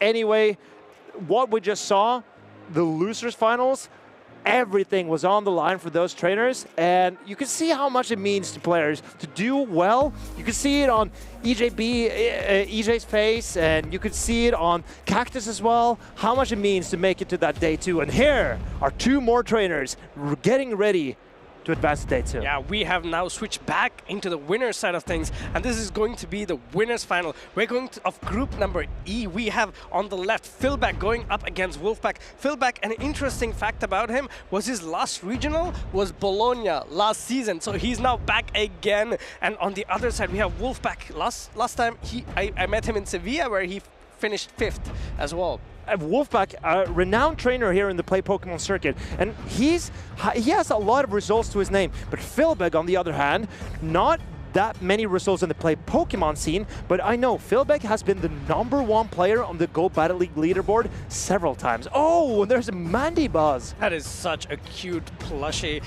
You know, I really like it when trainers really bring up the plushies as well, because it just gives another dimension to everything. It's like, oh yeah, I'm playing these Pokemon, but I really like this one. I don't see any Mandibuzz here though. Oh yeah, there's, but you know, it's like plushie doesn't necessarily mean it's good in the game right now. So, but look at this team sheet here. We have the Gastrodon, of course. It's a Pokemon that has very dominant matchup, and it's done a lot of work throughout the course of the meta, especially by being a solid answer, like a very oppressive answer to the Feraligatr and stuff, and also against a Drapion. But right now, it looks a bit unidirectional, especially when there is so much jump lofts on the screen. And I think the Blastoise, as we've seen, after its Axon 1 in Portland, then Blastoise has all of a sudden picked up with a lot of traction here in Bologna. We see the regular Dusclops, non-Shadow Dusclops, the Shadow Malamar. I think all of these Pokemon are super interesting, and I'll be very interested to see how Wolfpack pilots these Pokemon. Yeah, and on the other side, we see that Ferd. The Ferd has been that cute little nuisance that everybody had to deal with in this meta. It's Trailblaze giving it an attack boost, and then the Swift coming in so fast after 5 Sucker Punches constantly adds up. It's a Pokemon that, if you leverage correctly, can get you the switch advantage even in bad matchups. Following up Ferd is another Pokemon that can be a great Pokemon to close out games. That's that Talonflame with Fly and Flame Charge. You know, during the World Championships at Hawaii last year, I claimed to be the best Flame Charge Talonflame player in the world. How did that go? Well, I finished top 16. Oh. So there was only one Flame Charge Talonflame that outperformed me. That was Lurgan Rocket. But here we have another trainer who I believe can challenge for that title, and that is Philbeck. He's undeniably a great trainer. But let's see if he can pull out the Talonflame and put my claim to shame. Yeah, but there's also in these 2 teams, we see that Pokemon Shadow Malamar, both these trainers bringing it in there. So it's going to be really important to see who leverages this Pokemon's abilities the best. Both these trainers have exactly one solid answer to the Shadow Malamar, and that's the Tinkaton. Will they be able to avoid that one Pokemon that can completely neutralize that Shadow Malamar? But I think it's, even though, as we've discussed before, even Tinkaton is not safe from that superpower. The superpower hits it incredibly hard, and I'm looking at Philbeck's Ferret here because it's just the Tinkaton that has a safe matchup. And here we go into game number 1. Game number 1, both these trainers have locked in, and it's gonna be the Talonflame against Tinkaton. A nightmare for Wolfpack. Let's see what he does. Will he pivot into his own Malamar? And that's exactly what he does here.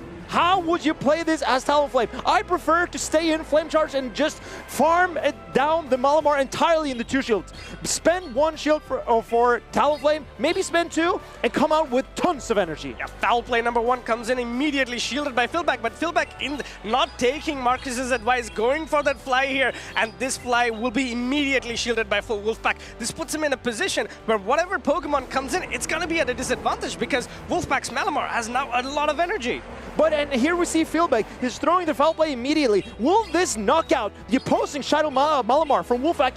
Wolfpack decides to spend a shield. Wolfpack spends a shield, but this puts his Malamar in a position where he can go for the back-to-back superpower. But no, he goes for that foul play. Foul play will put this Malamar into the yellow and potentially at a range where a superpower can knock out. Philback makes that call. Philback will want to keep alignment in this matchup. And here we see the Tinkaton comes back in, Wolfpack. He decides to leverage that switch timer that's misaligned, and Philback throws a superpower into this Tinkaton. Superpower now comes in and is gonna do a ton of damage, already putting a bulky Pokemon like Tinkaton into the red. But this is exactly what Wolfpack wants. He wants his Tinkaton to be as low as possible so that the Talonflame does not get that energy start.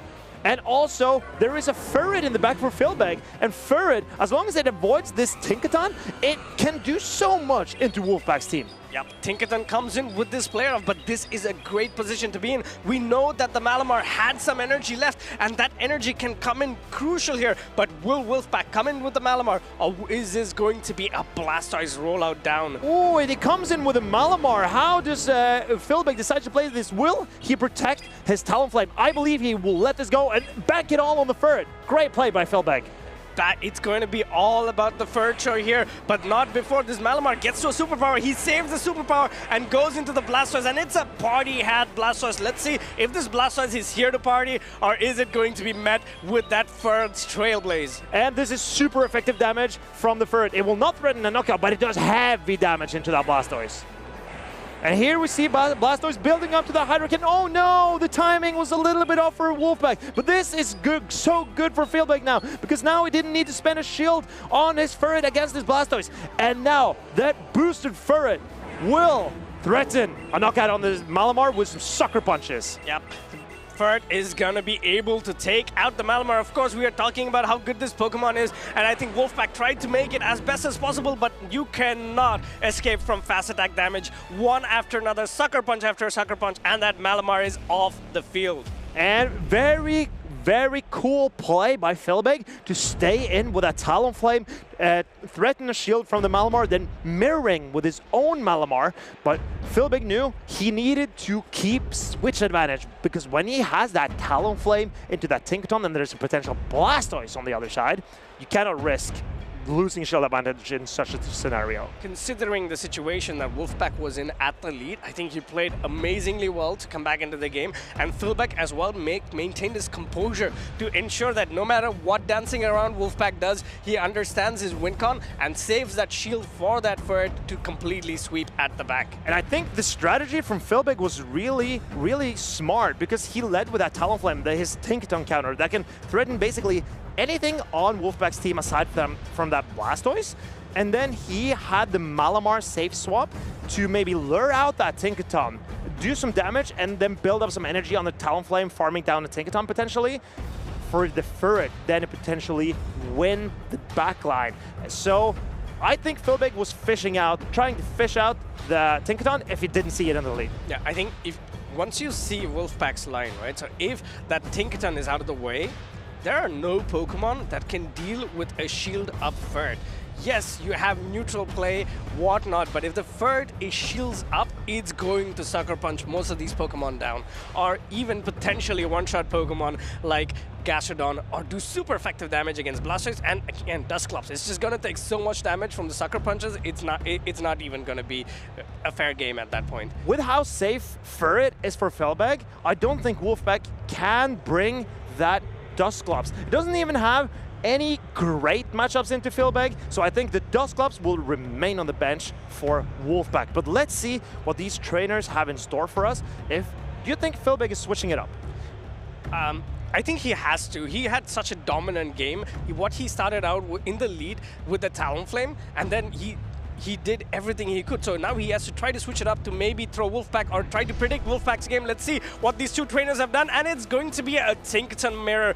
Both these fairy Pokemon are going to be swinging their hammers at each other. Let's see which one of the swings land first. I think this is exactly what Philbig wants to see. He wants to keep the Tinkaton away from his Ferret. And was this a charge attack priority? No, it was not a charge attack priority, but unfortunately for Wolfpack, he gets that defense fall from the Bulldoze. This Tinkaton now will take a lot more damage from the following Bulldozes. Let's see if he is lucky as well. No, unfortunately, does not get the Bulldoze debuff. And the Bulldoze debuff is incredibly important in this mirror matchup. If you never get the Bulldoze debuff, 3 Bulldozes might not threaten a knockout. Yeah, but this is a good indication as well. He got another opportunity. Ooh. Now the debuffs are evened out because Wolfpack's Tinkaton 1 charge attack tie. Both these trainers are going to be taking the same amount of damage from here on out. And you can see, oh, and he swaps in the Ferret against the Tinkaton. This is such a brave play by Philbig, but he's in total control here because the Ferret outpaces the Tinkaton to a Swift rather than to a Play Rough. Swift comes in, this should knock out the Tinkaton, but this will put Malamar in a position where it can completely dominate this Ferret. Let's see how these two trainers play it out. Ferret gets to that Swift here. Swift will do a ton of damage against the Malamar. At this point, you really need to try and secure this Malamar towards the late game. Very curious to see Wolfpack shielding up a Swift, but he knows that he needs to get this Ferret out of the way for his Blastoise to potentially win an end game. Yeah, we'll see how Blastoise can do. Gets that foul play bait here, and this is again a charge. No, it was not a charge attack tie. I think Philbig waited a bit too long, potentially wanting to get even more energy to shielding that Ferret. So that is a great position to be in. Excellent play by Philbig, because now we got an entire Sucker Punch for free because Wolfpack threw on alignment, which means now Philbig would be able to outpace the Malamar. So Wolfpack lets his Malamar go and puts it all on the Blastoise. Yeah, Blastoise has a huge uphill to climb here. Can it actually roll out down the Ferret? Philbig, understanding that the Blastoise has a shield, goes for that bait on the Swift as well. Man, this looks like he's completely in the driver's seat. And Wolfpack needs to throw the Hydro Cannon unless the Ferret is going to that Trailblaze, and it gets there, and this is going to do detrimental damage to that Blastoise. In comes the Trailblaze, and this is super effective. Puts that Blastoise into the yellow here, and now into the red. Skull Bash coming in, but this is too little, too late for this Blastoise. There's not a lot of HP to hide behind. Philbig is just a few fast attack and 1 charge attack away from going into day 2. And Philbig dominating here in the winners finals in Bologna. And he did not even lose a single Pokemon in this game. Philbig has come to claim the throne here in Group E. 3 Pokeball flex from the side of Philbig, dominating gameplay. Game 1 was all about the Talonflame, but Game 2 was the Ferret show. So much energy, and it shows that he knew exactly what he was doing, in the sense that he went for that Swift bait, which either forced Will to throw the move or get to another Trailblaze to put it in a range where 1 player up would be enough. Philbig realized how valuable that Blastoise was for Wolfpack in the end game, because when Blastoise was his final Pokemon, if it gets too low, then he loses the game. So the Swift bait was very clever, getting to that Trailblaze, trusting in his Ferret. We see in these matchups that the change to rollout, reducing its damage, had a huge impact on these games. In Game 1, it was just another 1 HP on the Ferret. Game 2, not enough. Gets to the Trailblaze on, again, a 1 HP, completely changing how the game went. Let's see, game number 1. Of course, we all know Wolfpack, he's just a very nice trainer to be around. He's just very kind and very humble, and I hope that he still makes a run in the losers bracket. I'm confident he can. He's now in losers final, so he's not out of the tournament yet. The way these tournaments work is that when you've lost once, you go into a second bracket that we call the losers bracket. So Wolfpack is not knocked out of the tournament yet, while Philbig, undefeated, is in the winners bracket. And tomorrow he will face off against other people who are undefeated too. Yeah, that is going to be great to watch. We have so many trainers. I think it shows, right? So he's been practicing. He's just not been to a lot of regionals. Coming back again after exactly 1 season from Bologna last season. It's just great. Now he's in the top cut, and this is going to be a huge boost for him, and I hope to see more of him actually in the next season as well. I hope so too. You can see he's a very skilled trainer, and for him, I can't remember his placement in Bologna last year, but I suspect that this finish already, maybe I've surpassed that, because now getting into the top 16 in day 2, that is really a serious accomplishment. Yeah, and again, you do get access to not only the Champions points, but also for those booster packs as well. And I know there are a lot of people who collect these booster packs, and for you to have them, it's just great. The feeling of opening a pack, even though I've not gotten into it, but I've opened a few packs, and it's just exhilarating to pull a card that's just out of the world. Opening Pokemon packs, it really takes me back to my younger years, because I thought you're young. Yeah, well, of course I'm young. What do you mean? But I remember the feeling that when my grandma gave me my first ever Pokemon cards, the feeling that I had, we were in our cabin, I opened up the package, and I still remember the first card that looked at me was a Seeking. Ooh. And that was the first ever Pokemon card that I owned myself. And that feeling of opening packs, I still get that feeling of nostalgia that takes me back. It's a brilliant feeling, and of course, it's also, you have these cards and you meet up with your friends and you talk about it, you try to play the game, and also you try to exchange and trade all these things. Another place to do all of this is also for Pokemon Go as well, is during, let's say, the organized events or side events, and also in community events as well. And I really enjoy my local community. Where I'm from, we have some really enthusiastic people who sets up local tournaments and meetups and raid hours and organizes all of these things so that I can go and hang out with people that I met through Pokemon, and also people that help me to take down the legendary Pokemon in raids or Dynamax raids, because sadly I cannot do it on my own. Yeah, absolutely. But community is all about it, and people do organize a lot of these local tournaments as well. Let's take a look at how you can find them and also participate as well. Hey, do you want to play? Yeah.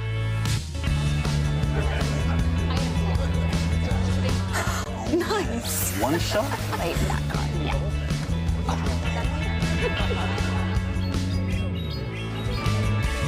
I'll use twin cannons. Great game, guys. Bye. See you next week. Come play at your local Pokemon League. So, trainers, scan this QR code. You are just one scan away from meeting your newest, bestest of friends. And I think that when you scan this QR code, you will find all the events that is happening near you, and go take a look at all the Pokemon events that are blossoming in your field. Yeah, that's a great way to approach the newest, bestest friends, because it was a big tongue twister, and I'm really proud of you that you could get this done. Thank you. Also, scan the codes, go to the location, meet trainers. There's not just going to be locals, there also might be trainers who are very accomplished at the game, where you can learn from them, battle them as well, and improve your gameplay. You can go, there's a lot of tiny intricacies and tiny mechanics that you can learn practice after practice after practice. It just doesn't happen overnight. Nickname, for example, he almost let go and he almost retired last season, but then he went back to the community, back to his roots. He played again and again and again, and look at him now, 2 regional championships. Maybe a third. Maybe a third. He's in day 2. And I believe that Nickname travels with a lot of his friends to most of these tournaments. For example, Snorek, Bugcatcher Snorek that we saw in the live segment previously, usually travels with Nickname to these events. And I believe that a strong community can help you reignite or just ignite your passion for the game. Talk about ignition. One of the trainers that ignited their Pokemon Go career this season was Withered. It's who we will be seeing next.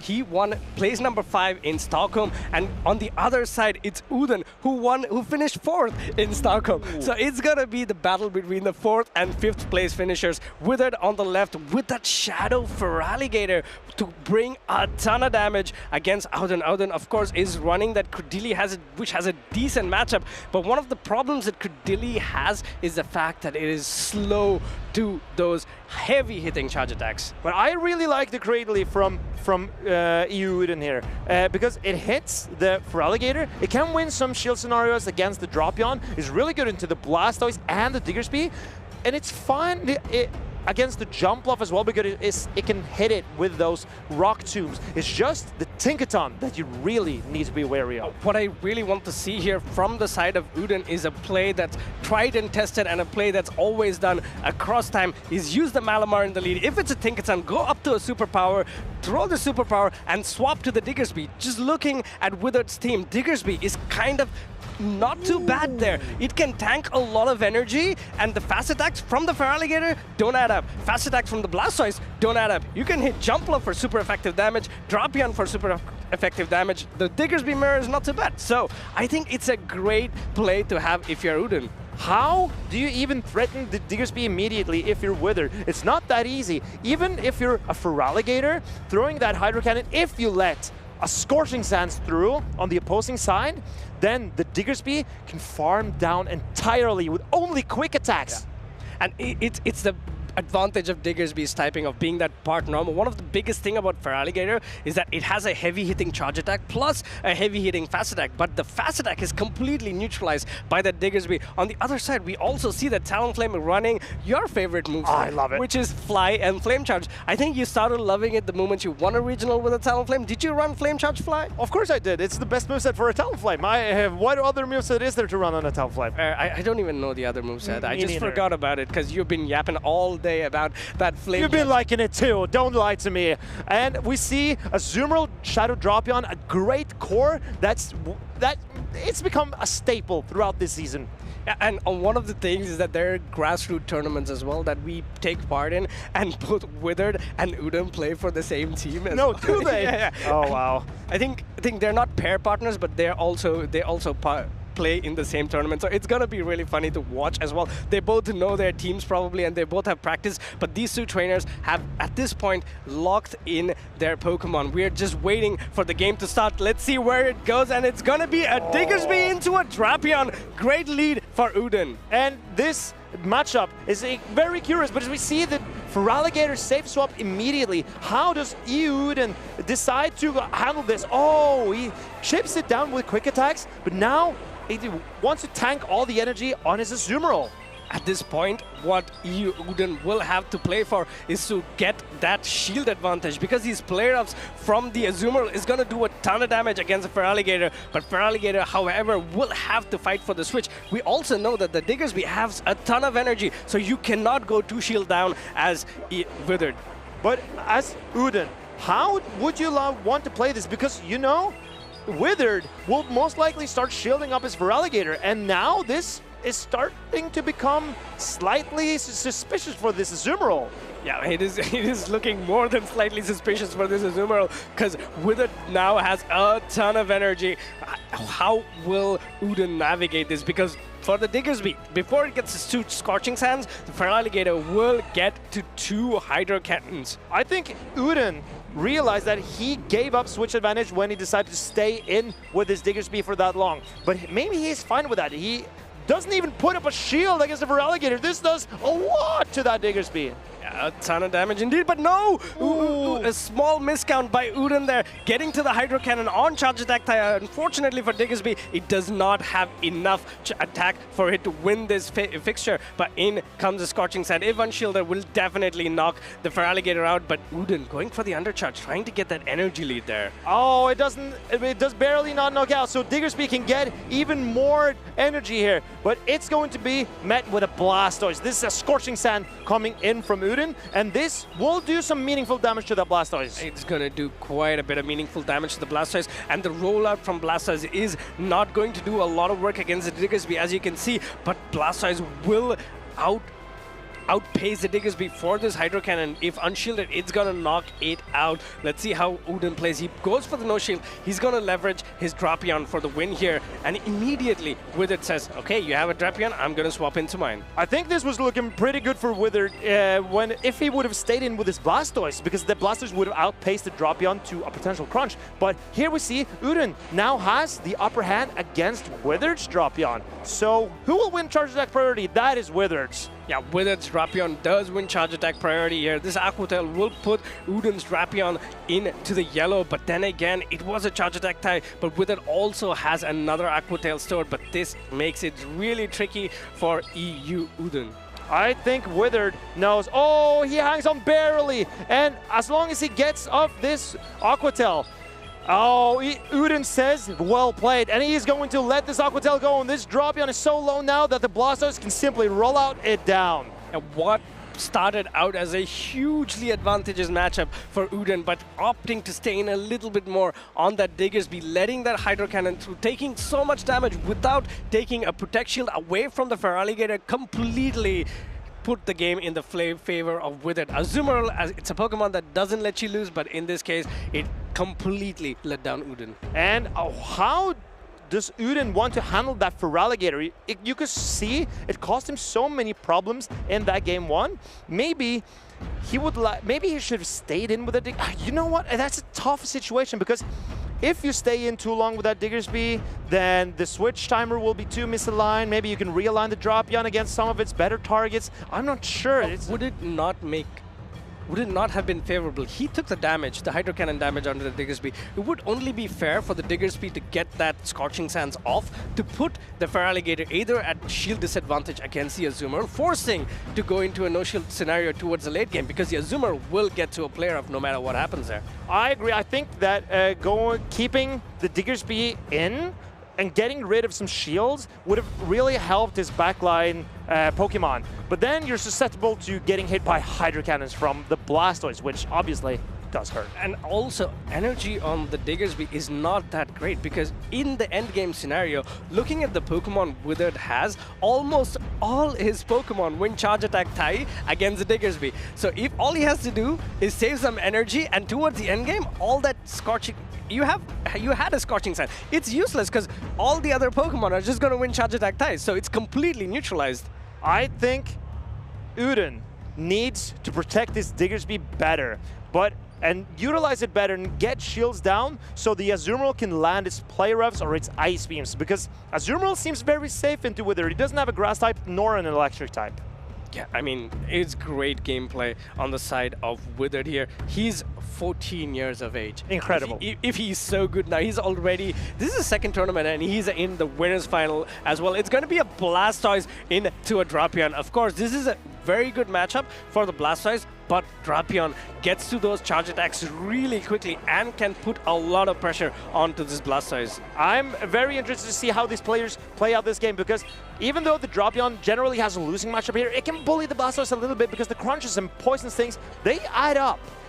And look at that, Blastoise already into the yellow here. Goes to try to catch a move, but this is a great position. The Credilli got two bullet seeds. That puts it in a place where it gets to the Rock Slide against a Drapion, and this could potentially flip the match into the favor of Credilli. Because this is now debuffed Drapion, and the Rock Tomb will be a 2-hit knockout, while the Crunch from the Drapion will not threaten a double knockout or a knockout from on the Cradily. Credilli is now 3 bullet seeds away. But he gets that defense fall here. Unfortunate. This would put EU Auden's Credilli in a range where the Crunch can knock out.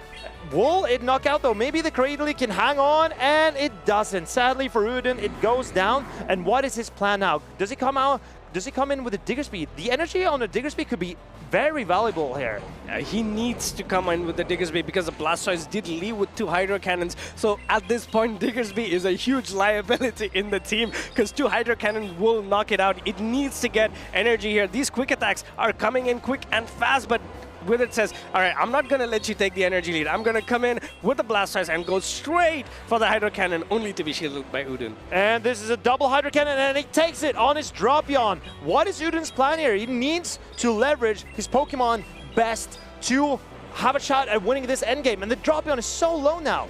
Drapion is so low indeed, but it will get to this charge attack before the Blastoise. Going for the Aqua Tail here. This will be enough to knock out the Blastoise, but for Withered, there's still 2 more Pokemon come to play, and it's gonna be the Feraligatr and the Drapion. His own Drapion is very, very low, but this Drapion can still potentially Poison Sting down Uden's Drapion. I think coming in with the Drapion would be a good player, but you see the Feraligatr also making its appearance, and it's to shield up this crunch from Uden, and now is the Diggersby in Hydro Cannon range. It's getting very close. Doesn't matter that it's in Hydro Cannon range or not, it does have the Scorching Sands here. It will come down to potentially Scorching Sand debuffing and Switch Clock not being up for Withered. Going for the Fire Punch bait here, this is going to be crucial. Does Withered call it? Because at this range, the Scorching Sand is not enough to debuff, but he goes for the call, unfortunately, gets baited by Uden. Oh, and he gets to the Scorching Sands. Will this be enough to knock out the Feraligatr? Because Uden does not want to take a Hydro Cannon. He's going to be so close. Scorching Sand comes in, not even close to taking out the Feraligatr. Feraligatr gets to that Hydro Cannon. This is going to do super effective damage onto the Diggersby. Diggersby is still a very bulky Pokemon here. It hangs on with 1 HP, but not enough HP to get a win for Withered. 2-1 going into day 2. Amazing gameplay by Withered. Withered, he is not threatened by anyone in this field. He has not dropped a single game so far in this tournament, and he remains undefeated in rounds and in games, and you can see him enjoying himself there on stage, celebrating with the ones that he is close to. Oh, that is another cute plushie there. I was just talking to Withered and Uden backstage as well, just before they got into the game. They were just having a friendly banter. It's like, hey, don't see my team sheet, don't see my team sheet. I don't want you to know what my Pokemon is. Even though these two are friends, they're still trying to get that edge, keeping their teams away from each other as long as possible. I'm sure that they were pretty well aware of what Pokemon the other were bringing. As close as they are, playing on the same team in Grassroots, these trainers probably have been preparing for this tournament together. Yeah, Withered did a great job in understanding what his win cons were. Of course, Uden unfortunately had that bad lead in every game, but in game 1, no, he had a very positive lead, but then he stayed in a bit too long, just a teeny tiny bit too long for the Feraligatr to come in and completely neutralize that Azumarill. I was very impressed by the Feraligatr gameplay by Withered here, even against a Malamar, a Drapion, and a grass type of Cradley. The Withered took the risk that Cradley would not be in the front or would not be on the Feraligatr, and he managed to get that alignment. Yeah, and this is game number 2 where Uden played for his win condition, goes for the Fire Punch bait, does get the bait, but of course Diggersby is such a bulky Pokemon that its Scorching Sands was not enough to knock out the Feraligatr. Feraligatr getting to the Hydro Cannon, and this was enough to seal the deal for Withered, giving him a chance again. Not a chance, giving him the lead into day 2. And this is Withered's first day 2 finish on the winner's side of the bracket, and I'm sure that he must be very proud of his accomplishments so far. Just a couple of months ago, he was in Stockholm. He performed a perfect play against the EUIC champion Pokémon. So you can see his prowess already, how strong of a trainer he is even at that young age. Yeah, it's the next generation coming in. We saw in Lille was Boom coming in for his first ever tournament, and I think he obliterated the competition. He just went, that was one of the fastest run into day 2 that I've seen. There was one trainer who I believe could have got the better of Boom in that tournament. That was Lurgan Rocket with a Shadow Magnet Zone, but he didn't manage to align it correctly. And now you see the young trainers, they are using their skills to make a progression deep into these tournaments. And you see Withered, he was playing against Uden in Stockholm as well. They matched up in that tournament. I believe that Uden was the one to win in Stockholm, but now Withered got his win in a grudge match against Uden. But it's not over yet, you know. Uden still has the opportunity to go from the losers bracket and still try to get that redemption game against Withered.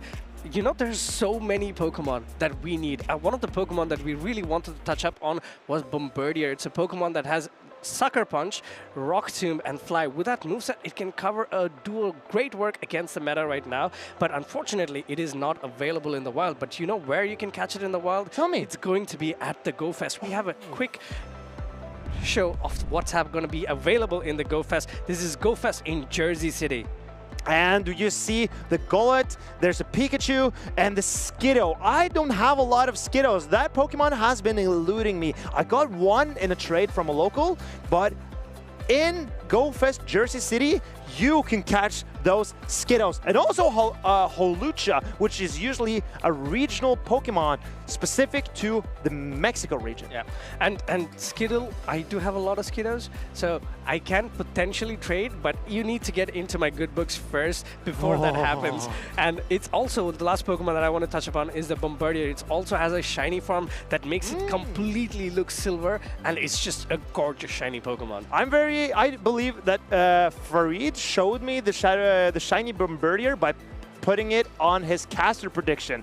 And I've been facing some Bombardiers when I've been playing some grassroots and practice tournaments, and I think it's a very annoying Pokemon to face. It's got such high attack that the Sucker Punches start adding up quickly. And it's like, it has such high attack, and you also have another Pokemon in the meta, or at least in the GBL, where it's a blind format to kind of bait out its counter. So a team that was popularized was something like a Claydol with a Galarian Moltres Safe Swap and Bombardier at the back. It's just so oppressive that if you don't know what you're going up against, it's an auto loss, because Bombardier at the back line is just impossible to deal with. And if Bombardier gets to that Rock Tomb and debuffs the opposing Pokemon, all of a sudden it doesn't take as much damage anymore. And Bombardier, being a little bit of a frail Pokemon, really makes great use of that debuffed attack on the opposing Pokemon. And there's very limited amount of Pokemon that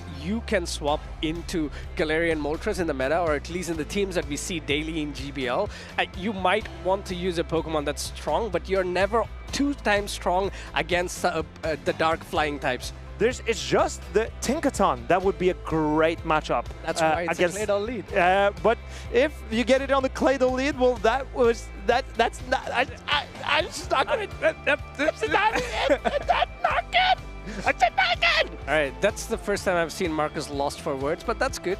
It's always nice to see that. But also there are so many other trainers, so many matches for us to see here. And the next match is going to be, let's say, an event champion, a regional champion, Kazim, going up against an Italian player with Bombarune. Kazim, I think he won the Dortmund Regional Championship. It was his first regional win in so long, and he came in and he took it by storm. I believe that Bombarune has not played on the Pokemon Championship Series before. Oh wow! So this is but he's very proficient on grassroots scene. But I think he's also a streamer, isn't it? Is he a streamer? Is Bombarune a streamer, or was it Bomberlane? Dude, you have got me dead to rights. I have no idea. All right, okay. But it's great to see new trainers coming to the scene. We saw a lot of new trainers coming to the scene towards the early end of the season. Boom was a new trainer coming in. Withered is another new trainer. We saw Borja coming in as well. He did great in Sevilla. So many new trainers. It's always wonderful to see a lot of these skill trainers coming in. And also some trainers who've taken a long break from the game come in and do well.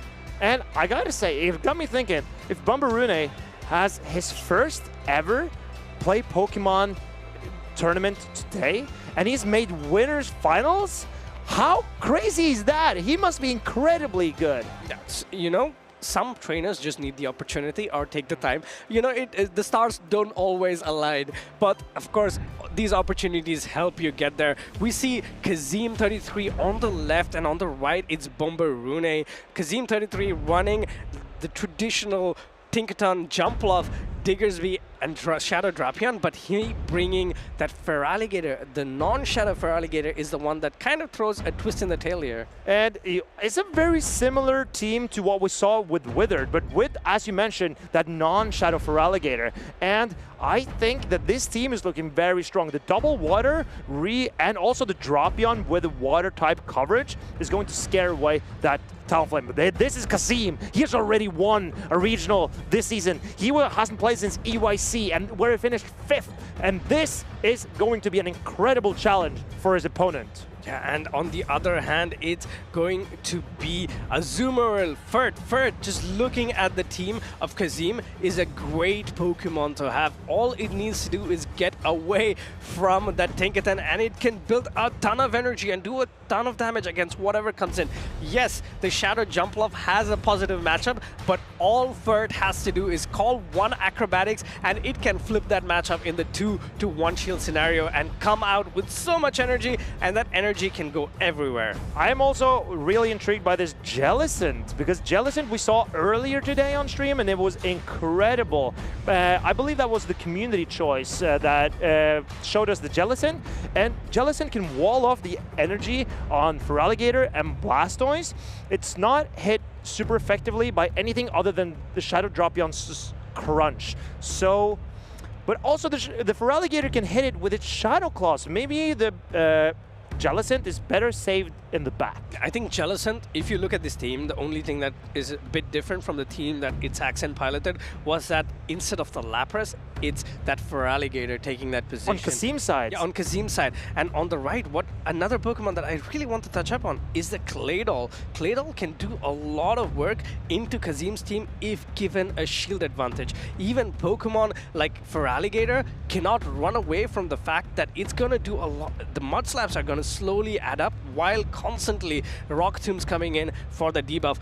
Blastoise, yes, it does super effective damage with its charge attack, but the rollouts are resisted by the Claydol. And the Claydol is mostly scared of that Feraligatr, like you mentioned, because the Shadow Claws are super effective on the Psychic type Claydol, and also, obviously, the Hydro Cannons hit it so hard. But so, it will be curious to see what these trainers have decided to lock in for this game number 1.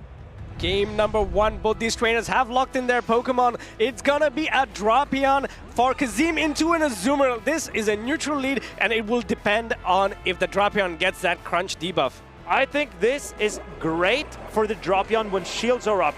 Azumarill generally wins if it can land that play rough, but Drapion will want to throw some energy. No, it wants to save the energy, and Bomberune throws a play rough into this Feraligatr. This is a great position to be in if you are Kazim, because there is so much energy on that Drapion. And looking at the backline of Bomberune, there is nothing there that he wants to take that energy off the Drapion here.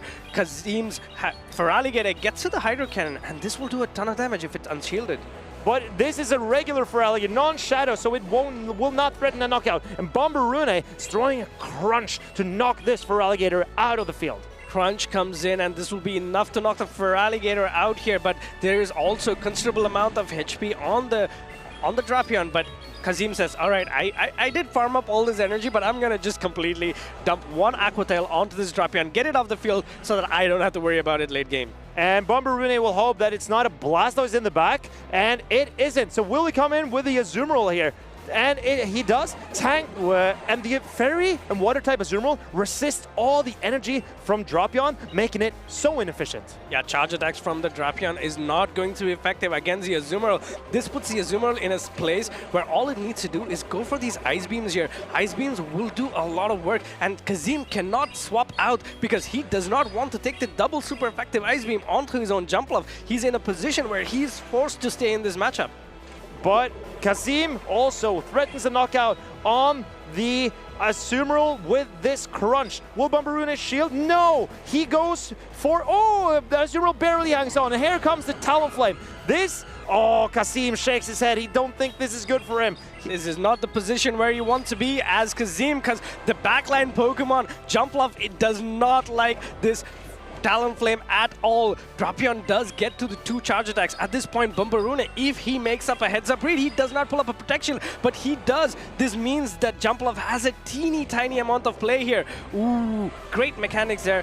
does one poison thing, and then swaps out. And then Bomberune, he has the Brave Bird on the Talonflame. Will Kasim shield this? This is a Fly. No, he doesn't shield. A Fly comes through, but it does so much damage to the jump bluff. It doesn't even reach an acrobatics. And this Talonflame is winning this game for Bomberune. Bomberune leveraging Talonflame, completely neutralizing that jump bluff. Jump bluff came in and it went before we could blink.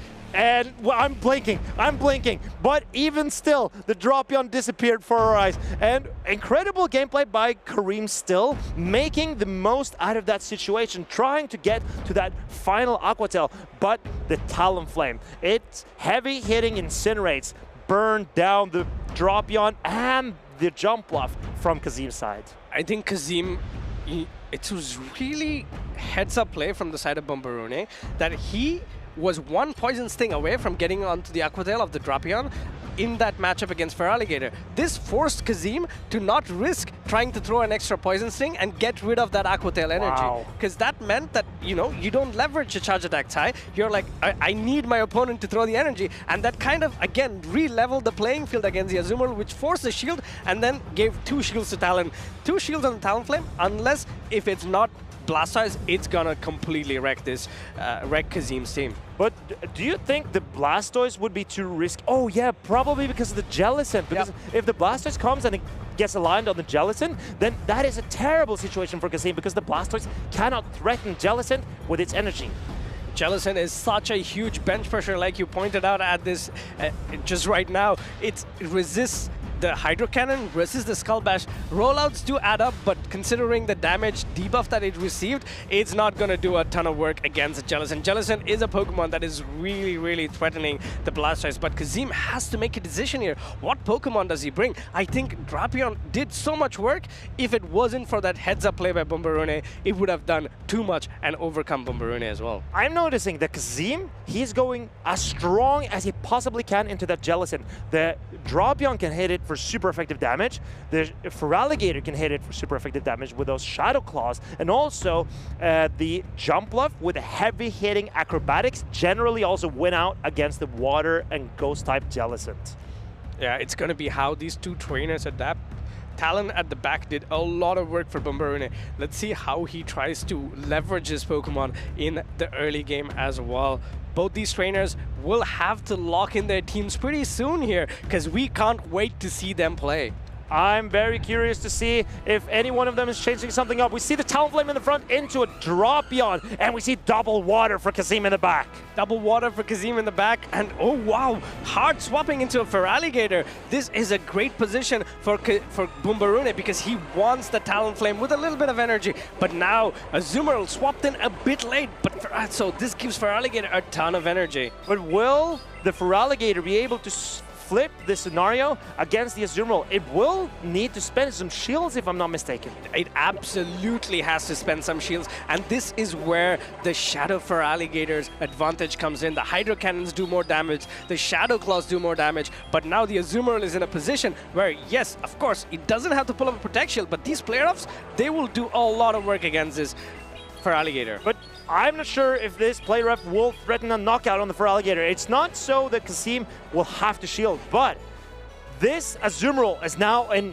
a dangerous farm down range for the Shadow Dropion and Kazim side. Oh, but Kazim decides to shield. He pulls up a Protect Shield. This Azumarill is only 2 away from another player off. He goes for the timing there, and no, Kazim predicts it, knowing that Bomberune would want to get that player off and trying to force him to shield here. But this is a great position to be in. If you are Bomberune, you can potentially throw one Incinerate and go for the for the charge attack, but no, coming in with the Dropion here. He wants to get a head start on his Dropion. He's probably prepared to shield this Hydro Cannon and then threaten Kazim's Pokemon with energy on his Shadow Dropion. There's no Azumarill on Kazim's side, so nowhere to sponge that energy efficiently. Ooh, Oh, Bomberune making a miscount probably. He did not expect the Feraligatr to be at this amount of energy. He cannot shield here. Yeah, that is unfortunate indeed. This Drapion is now so deep into the red, it's going to be almost impossible for it to do a meaningful amount of damage on the side of Kazim. Kazim's Drapion, we know, has a lot of energy. He force pivoted into that Feraligatr, and then in comes the Talonflame, only to be met by one of its hardest counters in the Blastoise. Rollout's doing double super effective damage. He goes for the big, heavy-hitting Brave Bird to try. Oh no, it's going to be a no-shield on the side of Kazim. No shield from Kazim. How does the Blastoise take this? Not well, but the Drapion in the back. Oh, but it gets to a parting fly. Does Kazim let the Blastoise go? He does. Yeah, at this point, Blastoise has done its job. He made the Talonflame completely energy dry and almost got it out of the field. Bombarune's Drapion now has not enough HP to try to get to 3 Aqua Tails here. Aqua Tail number 1 coming in. I think it will be a no shield by Kazim. At this point, Kazim needs to identify that his win con is not throwing a charge attack. He will Poison Sting that. Oh no, he goes for the Aqua Tail. And I believe Kazim is laughing at himself. He knows he doesn't need this this Aqua Tail to potentially win. But Bombarune, can he get to another Aqua Tail? Maybe, but Kazim has a shield. I don't think the next Aqua Tail will threaten a knockout. Kazim telling his friends to chill out. Yeah, he tells his friends to chill out, but will it get to another Aqua Tail? No, it does not. Enough Poison Sting damage to knock out Bombarune. 1-1 for Kazim. Kazim made a great read bringing the Drapion in, but not only bringing the Drapion in, he force-swapped this Feraligatr, knowing full well that he had 2 better answers for that Talonflame in the back to not waste that Drapion on that Talonflame. I believe that Bombarune was in a position to do quite well, but the second that he let the Feraligatr get to that Hydro Cannon that he couldn't shield, then it was so tough for him after that. It was a huge uphill climb for Bombarune. It's all these small things that add up, right? It was just 2 turns. It's 1 second of decision making that can completely flip how a game goes. And that made his Drapion drop so low that the Drapion could no longer handle both the opposing Drapion nor the Blastoise. And you saw the Talonflame still putting in a lot of work with its energy. That's the upside of running the Brave Bird, because it hits so hard against the stuff that resists fire. Yeah. I think, you know, it's really great to see how it's game sense in the end, right? So Kazim, most of the time, if you have a Drapion into a Talonflame, it's not a bad matchup because your Aqua Tail do a ton of damage. But understanding that towards the mid, after he got some energy lead, he's like, I have 2 better answers for this Talonflame. I'm just going to swap out. And if you're having Drapion problems, I feel bad for you, son. But I've got 99 problems, but a Drapion isn't one. Yeah. Well, let's see if Bombarune decides to make some changes here. Looking at what Kazim has been running, he's going for the double water strategy. And honestly, I would really like to see if Bombarune wants to go that Ferret route, because if he does have that Ferret in the backline or Ferret against a Feraligatr where the Shadow Claws are not doing enough damage, it could potentially catapult it to completely flip the game for the side of Bombarune. But do you think it's time to bring the Jellicent now? Ooh, I mean, look at it this way. He ran Feraligatr and Drapion in both games. It would be risky, yeah, right? It would be very risky to bring in the Jellicent. And honestly, if it was me, I would have potentially gone for a Hail Mary play and bought the Claydol. Oh, yeah, you've been singing Claydol's song this entire day. It's just so good Pokemon, man. It's just, the Mud Slaps are so good, the Rock Tomb is so good, and has coverage with Ice Beam. What's not to like? Well, if the Feraligatr is always coming for Kazim, I think the Claydol might be a little bit too risky for Bombarune here. That's why you lead it, man. Oh, I think that would be detrimental for Bombarune, because here you see the Feraligatr in the front, and that is unfortunate for Bombarune that he's not having his Ferret lined up against the Feraligatr. Yeah, Feraligatr is going to do a lot of work against his Azumarill, but of course, this Feraligatr is a non-Shadow variant, so the Hydro Cannons are not going to add up. Hydro Cannon number 1 comes in from the Feraligatr.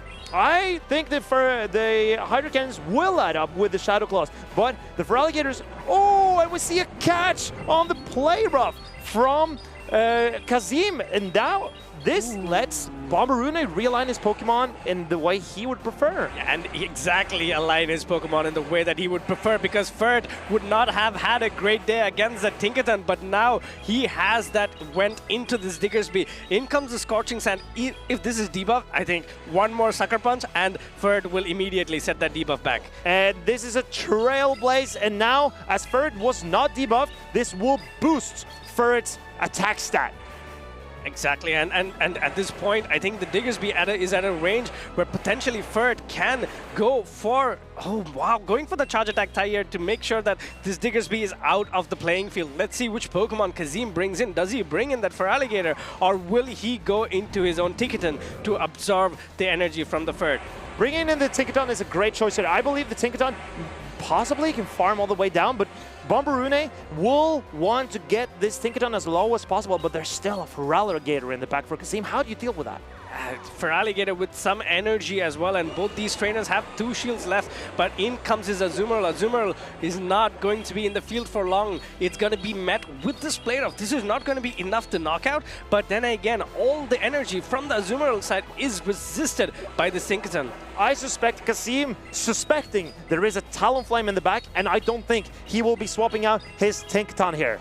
Yeah, in comes a player of not very effective damage, but in comes this Feraligatr. It can set up a mean farm down here. Oh man, it goes for the first Hydro Cannon. Hydro Cannon will be enough to knock out the Azumarill if unshielded, as saving another Hydro Cannon so as that Ferd cannot set up any shenanigans. But how does Bomberune decide to play this? Coming in with the Dropion or the Ferd? Because the Ferd lacks the damage output to deal with the Tinkaton, but it's going to take a Hydro Cannon if it comes in here. The Dropion comes in, and it is able to take a Hydro Cannon. Yeah, it will be able to take a Hydro Cannon, but this Hydro Cannon will put it in a range where even a Bulldoze would be enough to knock it out, so he has to pull up a Protect Shield. This game could come to a point where it's all going to be about that catch. Second Hydro Cannon reached by the Feraligatr, and Bomberune going for that Aqua Tail bait. And here we see Bomberune still shielding up his Dropion. And what does Kazim do? Will he shield this Feraligatr or bank it all on the Tinkaton? Oh, he shields an Aqua Tail. Aqua Tail number 1 comes in, and he swaps in to his Tinkaton here. This is, I would assume, is a great position, kind of swapping the match in the favor of Bomberune a little bit, pulling up his second Protect Shield. This is very interesting gameplay on the side of Kazim.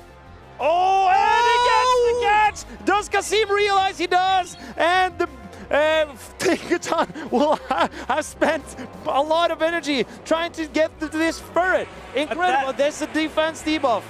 Defense fall, and that puts Kazim in a very dominant position because he can now completely Fairy Wind down. Goes for this Bulldoze. Bulldoze will do super effective damage, but not enough to knock out the Drapion. Can the Drapion have enough energy to get to the Aqua Tail? I don't think so. There's another Bulldoze coming in here from the Tinkaton, and this will end the Drapion and seal Kazim's Day 2 run here in Bologna.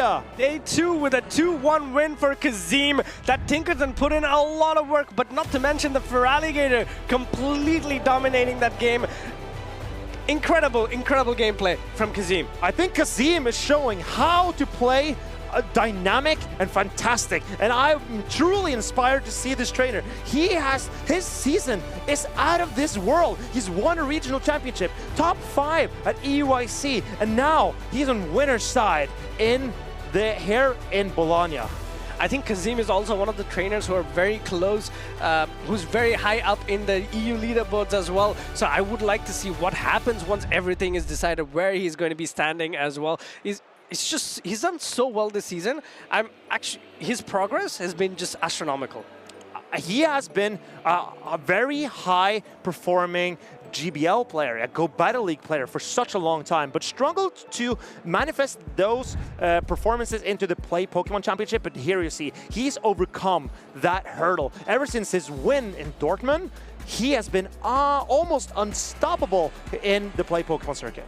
Kazim has been on a roll in the Play Pokemon circuit, and this is the game where Bomberune pulled out a masterclass with his Talonflame, completely neutralizing this jump off. But afterwards, I think Kazim said, all right, you're gonna bring your Talonflame, I'm not gonna give you the opportunity to. So he went both the games, 3 semi-strong against the Talonflame to make sure it's completely benched, and in game number 3, went for the Feraligatr lead, expecting the Talonflame lead, but gets Azumarill as a lead, and that completely energy on the Feraligatr just went through Bombarune's team there. The Tinkaton bring in game 3 from Kazim was really clever, because that way he tried to scare away the Talonflame after that game 2. He believed he had scared it away. What he did with the Feraligatr was bank a Moom and then swap in the Diggersby. In case there was a Talonflame, possibly Talonflame comes in with the Diggersby, and then the Tinkaton would be freed up in the back. But imagine, Jellicent actually could have made showing here in game. It could have made a huge impact, but all it had to do was get on the Tinkaton. That's also difficult because it was Feraligatr and Drapion, so you just needed to have hit the sweet spot in calling that lineup as well. And that is, if you get it wrong, that could be so unfortunate that it could end you the game. So I believe Bombarune made the correct choice. He played it a little bit safer, but in the end, when he didn't get the alignment that he needed, then that Tinkaton really put a wrench in his machine. I mean, it was also really close in the end as well. We saw the Bulldoze catch on to the Ferd. If the Ferd did not have a defense drop, it could have potentially got to the Swift and knock out the Tinkaton, and all that energy would have completely gone to waste. And then the Drapion had 3 Poison Stings, so it was 2 away from a crunch. That would have potentially knocked out the Feraligatr as well. So it was really close, came all the way down to the wire, and that defense fall completely changed what I think could have been a different outcome to the game. So you're saying that game ended on a 50-50, but here we have 2 other trainers. This is Scafo99, a local player against Freaka. And here we see, last time Scafo played in a Gdansk? I'm not sure if it's the last time he played, but last time he top cut this season was in Gdansk, where he finished 3rd. Yeah, and Freaka, on the other hand, his previous tournament was Sevilla, where he did come 13th place. Freaka, we know him from the previous season. He's been a trainer that's out and about. He's done great for himself, had a great run in EUIC a while ago, so he's now trying to get back into the picture as well. Scafo is running that Feraligatr instead of Blastoise with the team that we have been seeing so much, but on the other hand, it's Freaka going for that Corviknight. Corviknight has been a Pokemon that's been showing up a lot more, but unfortunately for him, he's going to be met with so many Pokemon that's going to do well against a Corviknight with like types of Diggersby. If it was a Lapras, it would have been a positive matchup, but instead of Lapras, we see Scafo99 running the Feraligatr, which has a better matchup against the Corviknight. And I also think what Corviknight needed to become a good Pokemon was Malamar, because Malamar's ability to hit Pokemon quite hard and then soften opposing Pokemon up for Corviknight to neutralize them. I think those two work so well together that I think Freaka might have an upper hand here. As you've been saying, you like when players lead that Shadow Malamar. And I believe leading Shadow Malamar here and having that Corviknight in the back, that could be a winning recipe for Freaka. Yeah, it's not just Corviknight. You could have the Azumarill as well in the back and then try to soak up the energy. Of course, the worst case scenario, you get met with the Lapras, but then again, the Lapras goes for a Skull Bash. You get to the player of before you do the initial amount of damage, and then you can set up the Malamar for such a huge farm down, because Sidewaves from the Lapras doesn't do a lot of that. It doesn't do, I mean, it does some damage, but then again, not enough. That's exactly. Malamar as a Dark and Psychic type triple resists the Sideways from Lapras, so that is an incredibly good matchup for that Malamar. And I think if Scafo dares to bring that Lapras, he's taking a massive risk, because if he aligns it to the Malamar, that Malamar can easily get out of hand. Malamar is such a good Pokemon, especially the Shadow variant, because of the extra damage. Also, we're towards the tail end of day number 1, and there have been so many trainers who have played, and if you as viewers want to keep track of your favorite trainers or trainers that you're rooting for, all you have to do is go on Twitch and type in #bracket to see what's been happening so far today. This exclamation mark bracket. Exclamation mark. And I just want to say, this is the last winners finals of today, people. If you're having the kettle on, or if you're putting your kids to bed, or whatever you're doing, now is the time to take that break. Bring the kids, bring the kettle into the living room, in front of the TV. Get this up on the big screen, because this is Freaka against Scafo99. Freaka against Scafo99, both tremendous trainers here. Let's see what they have both locked in. It's a Malamar lead, as we called, into the Lapras. This is terrible for Scafo. This is perfect for Frika. This is exactly what he wanted to see. But Scafo deciding to stay in with his Lapras. Yeah, he potentially wanting to try to go for the charge attack tie here, but no, Frika understanding that the damage from the sparkling area will be less damage if he doesn't throw the superpower first, and that's exactly what he does here. Coming in, goes for this foul play bait. Does Scafo call this? He looks like he wants to call it. Does he call it? Yes, he does! And this is a foul play, and maybe a double foul play will take out the Lapras here. An incredible counting by Frika, throwing exactly on charge attack priority.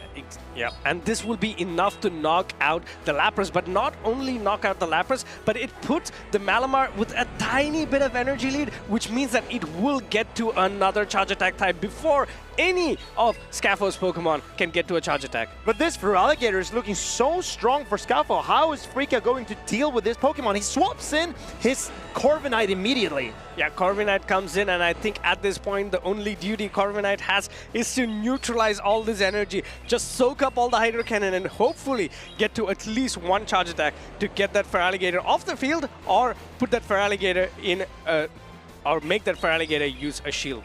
But Frika decides to no-shield this Corviknight. He believes it can hang on. I think it does, but now it's so low. Frika gets to the Sky Attack, but it will be farmed down by the Feraligatr. I don't think this Sky Attack threatens a knockout, but Scafo 99 double shields his Feraligatr here. Double shields his Feraligatr, but this is going to be a great place to be if you're Frika. You have 2 shields, and you have one of the bulkiest Pokemon in the game for giving those 2 shields. It's going to be the Tinkaton coming in, and a player of will be able to knock out the Blastoise. Let's see, Feraligatr, and let's see if Scafo tries to optimize it. Will he go for that catch on the Drapion? I think Frika, he wants to take this Feraligatr out with this double shield his Tinkaton, but no, he doesn't necessarily need to, because here he has 2 Bulldozers, and if he can take out this Drapion before he can get to any energy, oh, and the Bulldoze doesn't do enough. No, it won't.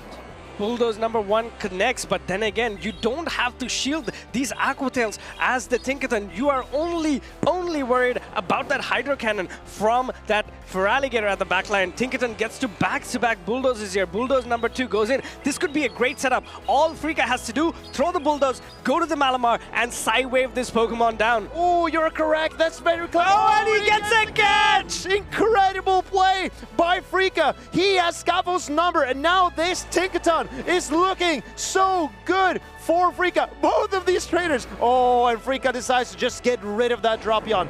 Feraligatr gets 1 Shadow Claw, but can it outpace the Tinkaton? No, it cannot. Frika with a player up, taking this game number 1. Game 1 going to Frika. Absolutely perfect gameplay there. Understanding that the Drapion has to get to 2 Aqua Tails to threaten that Protect Shield, but Frika knows his Malamar will be able to Psy-Wave that Drapion down if it doesn't throw any energy. Infallible play by Frika. When he got that great lead with Shadow Malamar into the Lapras, he knew that his Malamar has probably such high attack that he can win the Shadow Lapras, the Lapras matchup. Straight foul play in the 1 shield, and that is just incredible recognition by Frika.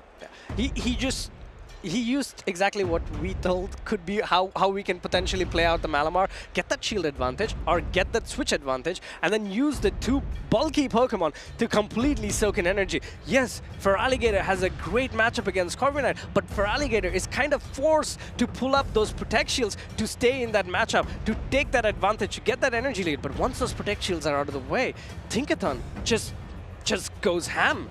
It does, and as we discussed, it was the Malamar lead with Corviknight in the back that really sealed this for Frika, because the Shadow Malamar, it put in so much work against Scafo. I believe also Scafo has a high attack Feraligatr, so it's very curious to see what Pokemon will win the charge attack priority between Malamar and that Feraligatr, because they're pretty close. Oh yeah, that is true as well. We will see what happens. I think it's not just Feraligatr. I think it's also Gliscopod and Feraligatr as well. There's a lot of Pokemon in that attack range, but here we see the Azumarill from Frika against the Feraligatr. The momentum this Feraligatr can build up has shown to be very valuable for earlier matchups. Yeah, it's going to be very valuable, but then again, we see the Malamar. We also see the Tinkaton at the back as well for Scaffo. Tinkaton is the Pokemon that Malamar does not want to see. So how this lead matchup goes off is going to be very crucial on how Freaka can try to win this game. Scaffo, on the other hand, needs to make sure that his Feraligatr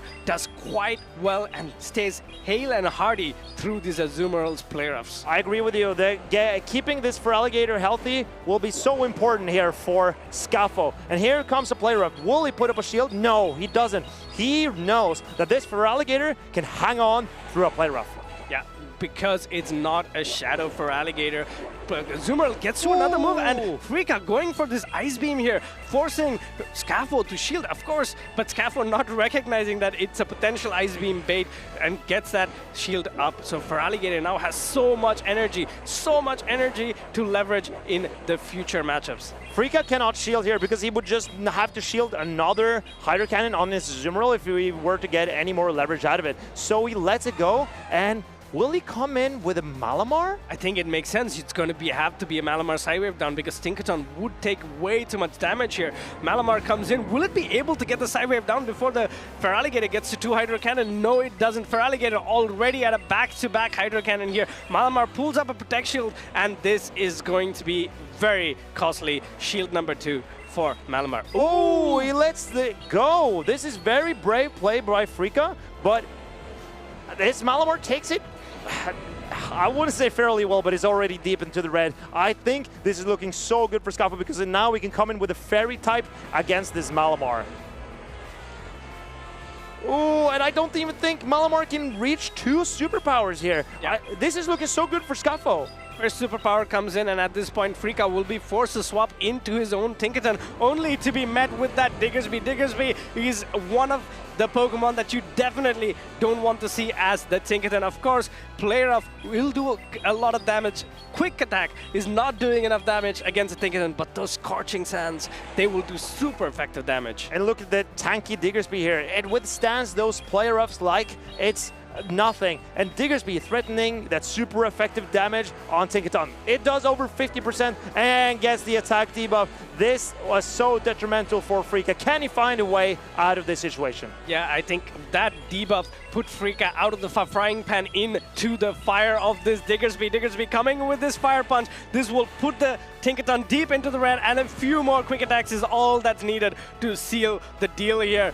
Malamar comes in, one more Quick Attack, and Diggersby has done it. Such a dominant way to secure this game 2 for Scaffo. 1-1, and it's all going to go down to the wire. 1 win is what separates these two trainers from going to the winner's side in day 2. And Freaka, he saw the writing on the wall and decided not to spend his final shield there. Sadly, he cannot bring it into the next game. There will be 2 Protect Shields still for both players in this game number 3. How do you adjust if you're Freaka? You won game 1, then you lost game 2. How do you adjust now? You know the Feraligatr is coming. It's just so risky, right? You know the Feraligatr is coming. You need to play the Credilli, but then again, Feraligatr is well known to be a Pokemon that can dance around with energy, and having that Ice Beam, it's going to be very risky. For Scaffo, for example, I don't think he really has to change. He can still lead the Feraligatr. The only Pokemon that he would be afraid to be matched up against would be that Malamar, because Malamar will get to the charge attack at the same time, but then again, it can shield potentially and then try to do a lot more damage over time. I think if I am Freaka, I would be brave and lead the Cradley, because the only terrible matchup for Cradley here is that Tinkaton.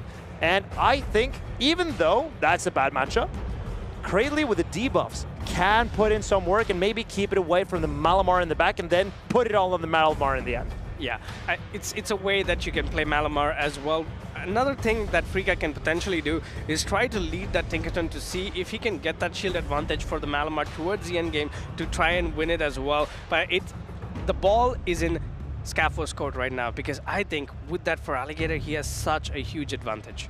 And will he use that Feraligatr as a lead or as a safe switch? But what we know for sure is that that Feraligatr is definitely coming from Scaffo. Yep, Feraligatr is definitely coming, and unfortunately, it is not the Feraligatr that comes in. It is going to be the Diggersby on the side of Frika and Tinkerton on the side of Scaffo. Swap into a Feraligatr and then met with this Credilli. Of course, the Credilli will get to these moves a little bit later, but then again, let's see what... Oh, what? No shield on the Ice Beam. This will do a heavy damage on this Cradley. Can the Feraligatr now flip this matchup? I think at this point, Feraligatr can flip this matchup, goes for the Rock Tomb here. This will debuff Feraligatr's attack, but look at it this way. Frika is not fighting for the switch because he does have the Corviknight at the back, which also has a very positive matchup against that Tinkerton. So Frika, what he wants to do is just to get rid of this Feraligatr as soon as possible, and then he is gambling on being able to handle the Tinkerton in the back, which he very well might be. He will be able to handle the Tinkerton either with the Corviknight or with the Diggersby, letting go the Feraligatr. It survives with 1 HP, and that gives another bullet seed for this Credilli. Let's see which Pokemon comes in. The Tinkerton comes in. Oh, gets that Fairy Wind down, but this is a great position to be in because Frika did align his switch back now. Diggersby comes in, and this is perfect position to be in if you are Frika. Well, at the same time, the Diggersby in the back for Scaffo is looking very good into the Corviknight. So this game is not over because Scaffo's Diggersby can still win this for Scaffo. But Frika here getting his own Diggersby on the opposing Diggersby. And this is what Frika wants. Yeah, and this could potentially put a debuff on to the Diggersby. Scorching Sand comes in. It has a chance to drop your attack. It does not. Frika staying in with his Diggersby because he knows all he has to do is drop Scaffo's Diggersby to a range where he can potentially sand attack down because Corviknight will have a good matchup on the back whatever happens. And Frika shaking his head. He did not want that attack debuff because he needs to get rid of this Diggersby as soon as possible. And that is the situation for him. And look at the Scorching Sands now not doing a lot. And he gets the debuff in return. Heavy, heavy, very impactful for Frika here. Yeah, Frika's Diggersby gets that debuff as well, so these Scorching Sands are not going to do as much damage as they're supposed to do, which will... Oh, another debuff for Scaffo. He looks like he's getting the business end of everything. He's just getting what he wants on the Diggersby. Scorching Sand number 4 coming in to the Diggersby again. This is a Diggersby mirror, so it's going to be a lot of Diggersbys that we are saying. Well, I'm not sure if Scaffo is realizing how valuable his Diggersby actually is. Now Frika can come in, sand attack down the Scaffo's Diggersby, and if he just keeps a shield for the Fire Punch, then there's nothing that Tinkerton can do to this Corviknight. Excellent line composition by Frika, knowing that Scaffo will expect a Malamar and then bring the Tinkerton and then hard countering the Tinkerton front and back. Yeah, Bulldoze gets a defense fall. So many things are going in favor of Scaffo here. He got 2 Scorching Sands debuff and also 2 Bulldoze debuffs as well. This is a nightmare scenario to be in if you're Frika. In comes this Iron Head. Iron Head would have knocked out the Tinkerton. It's all going to come down to can Frika effectively sand attack down this Tinkerton? I think Frika will go for the sand attack down. No, and if he does, I think Frika should no-shield this attack and then keep that Iron Head for the Diggersby in the back. If he can just get rid of this Tinkerton. Can he in time? I think he can. Tinkerton goes down. Diggersby will come in, but Corviknight does have a Protect Shield to hide behind. Ironhead is reached here. Ironhead will knock out the Diggersby. This will take Frika into day number 2 on the winner's side of the bracket. And this was today's final winner's fight as it came down to game 3. And Frika piloted Corviknight and Diggersby and Cradley to win this game number 3. Incredible display. We were just talking about he has to bring the Cradley because of the fact that Feraligatr was doing so much work there, going for the Rock Tomb, letting that Ice Beam go as well. At this point, Scaffo had the opportunity to try and secure the switch, but going ABA strong against the Tinkerton made it impossible for Scaffo to come back into the game, even though everything played out in his favor. 2 Scorching Sand debuffs, 2 Bulldoze debuffs. I mean, Bulldoze is a 50-50 coin flip, and he got it 100% of the time. But even though you get all the coin flips in your favor, there are still a tough hill to climb, and that was Frika in this moment. He used the pressure of Shadow Malamar to not bring Shadow Malamar, because then he knew okay, there will be a Tinkaton here. Yeah. And he used that knowledge to beat the Tinkaton with Diggersby in the front and Corviknight in the back. Yeah. I think he just went really strong to Tinkaton, and only Pokemon that he wanted to neutralize was that Feraligatr, and he got it absolutely on point there, getting that Cradily aligned on to that Feraligatr. Game 1 was all about Malamar. Of course, he went for the charge attack tie towards the early game, making sure that he doesn't expend a shield and getting the Lapras out of the way, and that kind of catapulted his Malamar to be in a position where it can do a lot of damage over time. And this was a very good comeback from Scaffo for game 2. This is still game 1. Incredible catch by Frika and making sure that his Tinkaton would be able to win out this game number 1. But in game 2, Scaffo, this is game 3. This is game 3 where Scaffo realized that Frika had got the better of him with his excellent and brilliant line composition and going hard, strong both front and back against the Tinkaton. Yeah, that was very good heads-up play from Frika, understanding what his opponent wants to do, modifying his approach to the game, going for that lead matchup, which is strong against Tinkaton, and also having a backline Pokemon like Corviknight, which is also strong against Tinkaton, to seal the deal. Maybe Scaffo made the wrong prediction, expecting another Pokemon to be at the back, and that completely changed the outcome of the game for Scaffo. And that is what is so impressive with this play, because and with this game and these players as well, because you're not just playing the game, you're also playing your opponent, and that is an individual that could make entirely different decisions than what you expect them to do. But Frika, he figured out his best game plan for game number 3, and he executed perfectly. Yeah, it's how you want to play the game, right? So you need to play your game. So that means you're forcing your opponents to try to make them not play what they want to do, and you have to bring them to play the game you want to play. And that's exactly what happened there.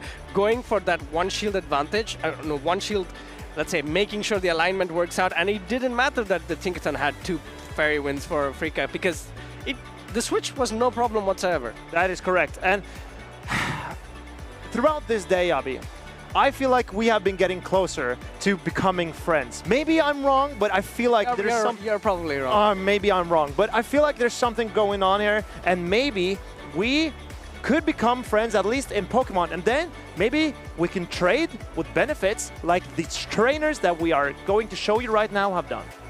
Pokemon Go has many different avenues to acquire the best Pokemon for PvP, but one stands above the rest to be very effective at increasing your PvP roster: trading. Trading is by far the best game feature to leverage. It allows you to collect Pokemon from events that you might have missed, reroll stats of specific Pokemon, get exclusive attacks that can no longer be obtained outside of Elite TMs, and even get legendary Pokemon into the Great League like Lugia and Tapu Fini. The best times to trade are during events such as Community Day or Raid Hours, as they allow you to easily meet up with other players and can sometimes provide bonuses to the amount of special trades you can do. This is the time to ask around for Pokemon you need on your roster, especially if they are out of season like Trevenant, which only appears during Halloween events. Another great place to trade is at Play Pokemon tournaments. Trainers there are just like you and likely have key Pokemon you've been looking for, or regional Pokemon such as Tropius and Hawlucha. Now, trading is a two-way street, so it's always best practice to keep Community Day Pokemon and special event Pokemon for future trades, as other trainers might need them from you. Here's a list of some of the top Pokemon used in the Great League for Play Pokemon tournaments. While this meta is ever evolving, it's important to add these Pokemon to your roster, as they are consistently performing at the highest level in both Go Battle League and Play Pokemon. The friendship gifting system can also help you lower the costs of trades. For example, someone that you are good friends with will cost you 20,000 Stardust for a new Pokedex entry, while someone you are ultra friends with will only cost 1,600 Stardust. This is fantastic for trainers that can trade with their local community, as you can easily work towards higher friendship levels, while also preparing you for potential costs of trades when you go to special events. The stats of Pokemon traded are also randomized, giving you a chance at better stats for that Pokemon. You can do this by either trading with lucky friends for a chance at better stats, or trading with someone new to have a higher chance at low stats. The lower your friendship, the lower the floor for stats of the traded Pokemon. Pokemon with maximum stats, otherwise known as 100% or Hundo Pokemon, are used and preferred in the Master League. Lower stats, attack in particular, can be useful on Pokemon who don't reach their highest level in a given league, like Lantern in the Great League. So be sure to always leverage the trading feature in Pokemon Go. It's a great way to meet new friends and build your Pokemon Go PvP roster. See ya!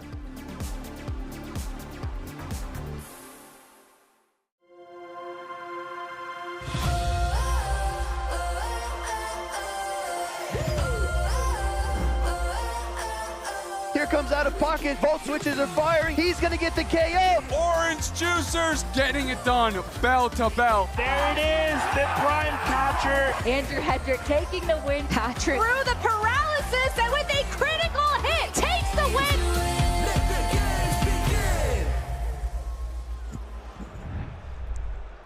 Welcome back, trainers. We are heading into the loser final battles here in Bologna. What a time we've had so far. It's been a long day. We've had a lot of battles. We've seen so many incredible players, but also some players that I don't think many of us had seen in the Play Pokemon circuit before, but everyone has been at the top of their game, and you need to be when you're at this stage of the tournament, desperate to get into day 2. And as we said, we're on the loser side now, so it's all or nothing. And the next trainers are people we actually do know. We've seen them before, Wolfpack and Stone Collection, 2 veterans in the circuit. I'm curious to see what they have. Yeah, Stone Collection, he mentioned to me earlier that he was one of the higher seeds in his group, but he lost quite early on. So he has gone through all of the losers brackets so far today, and he has one more challenge if he wants to put his name into that day 2 cohort. And here we see 2 Shadow Malamar. It's Squid Game timing here in Bologna for Eden. And it's going to be important because Malamar has been a tale of 2 stories, right? It's almost like the Shadow Malamar that everyone was expecting to see and was very excited actually hasn't quite had the dominance that you might have thought it would have had. But can Wolfpack change our minds on that? Well, he does have the Tinkaton to try and wall it, but we saw earlier with Scafo, he tried to predict a Malamar on the line of Freaka, and that didn't go well because Freaka brought the Diggersby and the Corviknight instead. In that case, where does Tinkaton go? Nowhere. Yeah, that is true. And so now we've got a tricky situation for Wolfpack because Corviknight is probably going to cause his team a lot of problems. We also have that Shadow Kanto Marowak. We saw 23 EJB earlier today putting his name in day number 2 using a Shadow Kanto Marowak. It still is relevant, perhaps not as popular as it was earlier in the season, but I still think it's a very strong choice for players. I'm actually very surprised we see so many of these because we've seen a lot of jump love in the circuit currently, and that's is not exactly where Merrick wants to be, but Clado has pretty neutral play into it with that Ice Beam.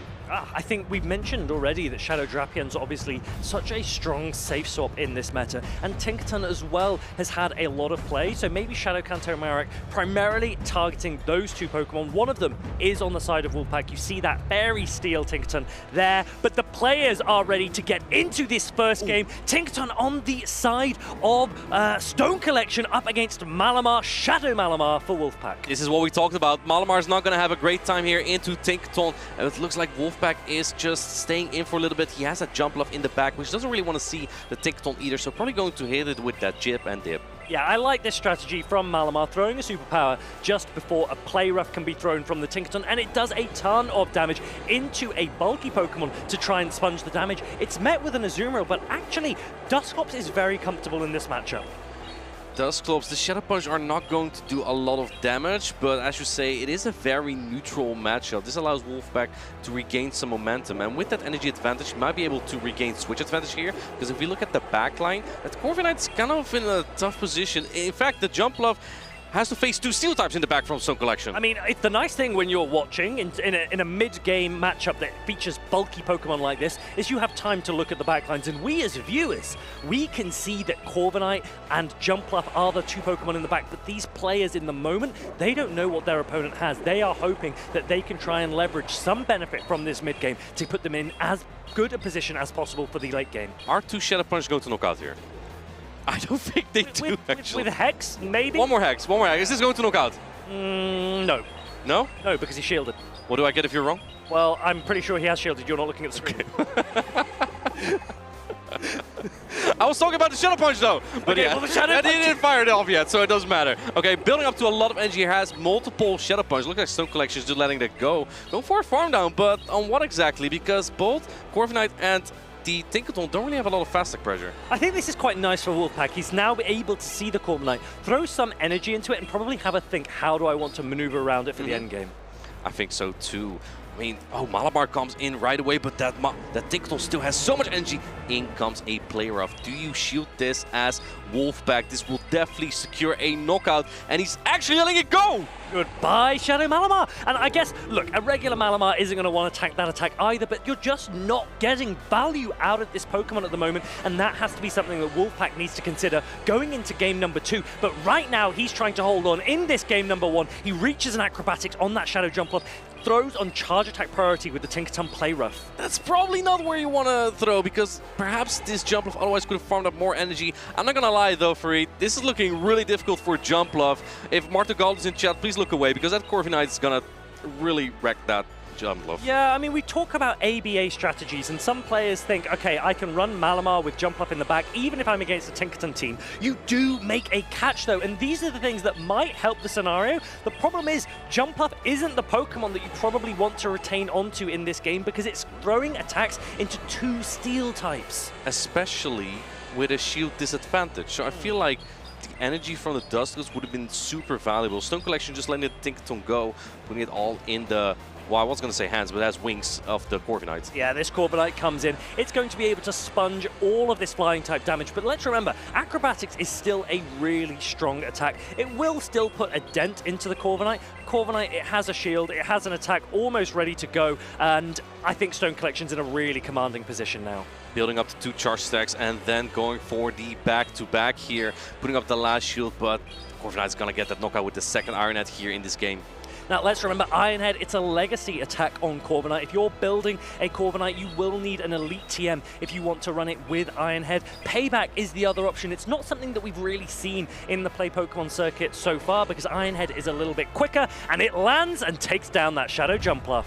That was a very well-played game, also very well-aligned. Tinkaton really didn't really have, the Jumpluff didn't really have a lot of places to go there with the Tinkaton and the Corviknight from Stone Collection. Players just really countering the Tinkaton hard. Okay, so Wolfpack led the Shadow Malamar, and that's something that you and I have chatted a little bit about before, that you can, you know, they say degen through with 2 shields. It's the best. It's the best. What are your real targets here against Stone Collection? Like, yes, you got a good matchup against Cradily, and other than that, you're not really seeing a ton of value from your Shadow Malamar, and it quite clearly didn't have the bulk to be able to deal with the Azumarill, Tinkaton, Corviknight line that Stone Collection ran. So I wouldn't be surprised if Wolfpack leans out of Malamar for game number 2. I think that makes sense. It's not degen enough, because the Sidewaves, they don't do as much damage as, for example, a Mud Slap from a similar Pokemon with that same kind of attack, right? And maybe the strategy, if you want to be degen, you have to go full degen, and Shadow Malamar maybe doesn't quite hit that benchmark. Is that why you ran Shadow Bastiodon in the past? Honestly, Shadow Bastiodon, I came 9th in Worlds with Shadow Bastiodon. That thing was good. I missed that. Chad, what is your opinion on that? I know Bastiodon's not exactly everyone's favorite Pokemon. Fareed, I'm not gonna lie, I'm a big fan of Bastiodon. I mean, there was one player I really wanted to face because he was running a Wigglytuff, and I would have loved to be against him. But out of pocket? He just managed to dodge me and make his way to 2nd place instead. But that's neither here nor there. We are up again. Malamar again for Wolfpack. He really is pushing the agenda on this Shadow Malamar into the Tinkaton lead again. Wouldn't be surprised if we see that superpower just before the play up one more time. Going with a similar strategy here, but a different backline. This time, we do see the Dusclops again for Wolfpack, but we also see the Blastoise instead of that Shadow Jumpluff, which is going to have a better time into the backline if you can bait out the Cradily with this. But no, this time Stone Collection goes for the play rough first. Yeah, the Dusclops comes in again, ever so slightly slower than last time. He stayed in a little bit, trying to actually make the catch. Stone Collection says, I don't mind, I want to do the damage. This time, I'm going to put the Corviknight in, because I think you've made an adjustment, and I'm going to call it by keeping my Cradily in the back. Even if it would be the Jumpluff in the back, Cradily would still be super fine there. So as long as Cradily is not on the Tinkaton, because if we look at the line of Wolfpack, Cradily is pretty much fine everywhere. Its worst matchups are the Malamar, the Tinkaton, and the Dusclops. You already see 2 out of 3 here. There's no way the 3rd is also on this team. Yeah, Dusknoir, it gets to spam so many attacks. Stone Collection maximizing his energy, now throwing this harder hitting Sky attack. It has same type attack bonus. It will do a decent chunk of damage. Not quite enough to take out the Dusclops, but you should be able to sand attack this down. Do you have to put in a shield though? Shadow Power is not the strongest attack, but you might get hexed down. So it looks like Stone Collection not taking any chance. Now Wolfpack swapping into that Blastoise right away and answered by the Cradily. Now Blastoise does have a shield advantage, but it doesn't have Ice Beam in this case. Do you know what? I don't think Corviknight needed to shield there, but I understand why Stone Collection wants to preserve as much health as possible. No, hold on a minute. This isn't just a big man Blastoise. This is a party Blastoise! Wait, it has a party hat? It's someone's birthday! I think that this is time to shine for Wolfpack. It's landed one Hydro Cannon. It's trying to reach another. Shields up that Rock Tomb. That does mean its attack is going to get dropped, but these Hydro Cannons are now pacing quickly.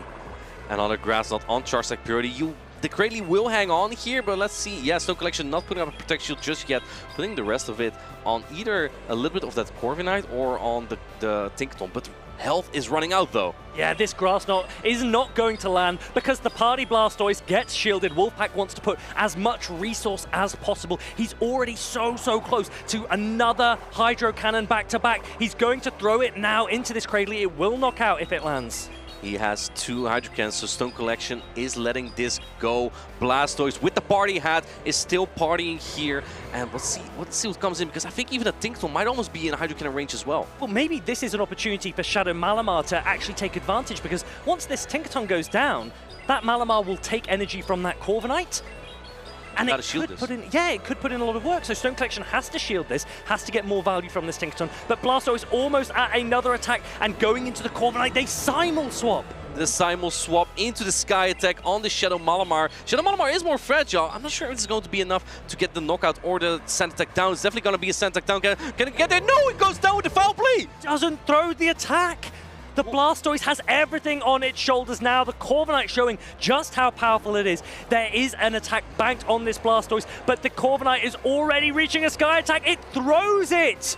It doesn't go for the Hydro Cannon. Sky Attack's coming through. This might barely knock out the Blastoise. Blastoise is not hanging on here. Sky Attack knocks out. In comes Dusclops. This doesn't have enough health. Sand Attack down by the Corviknight. And Stone Collection takes game number 2. Corviknight, the party pooper. Wolfpack goes down. Stone Collection wins 2 games to 0. And he progresses to day 2. He's going to be so pleased getting through this entire losers bracket on day number 1 here at the Bologna Special Championships. Another Corviknight going into day 2. How about that?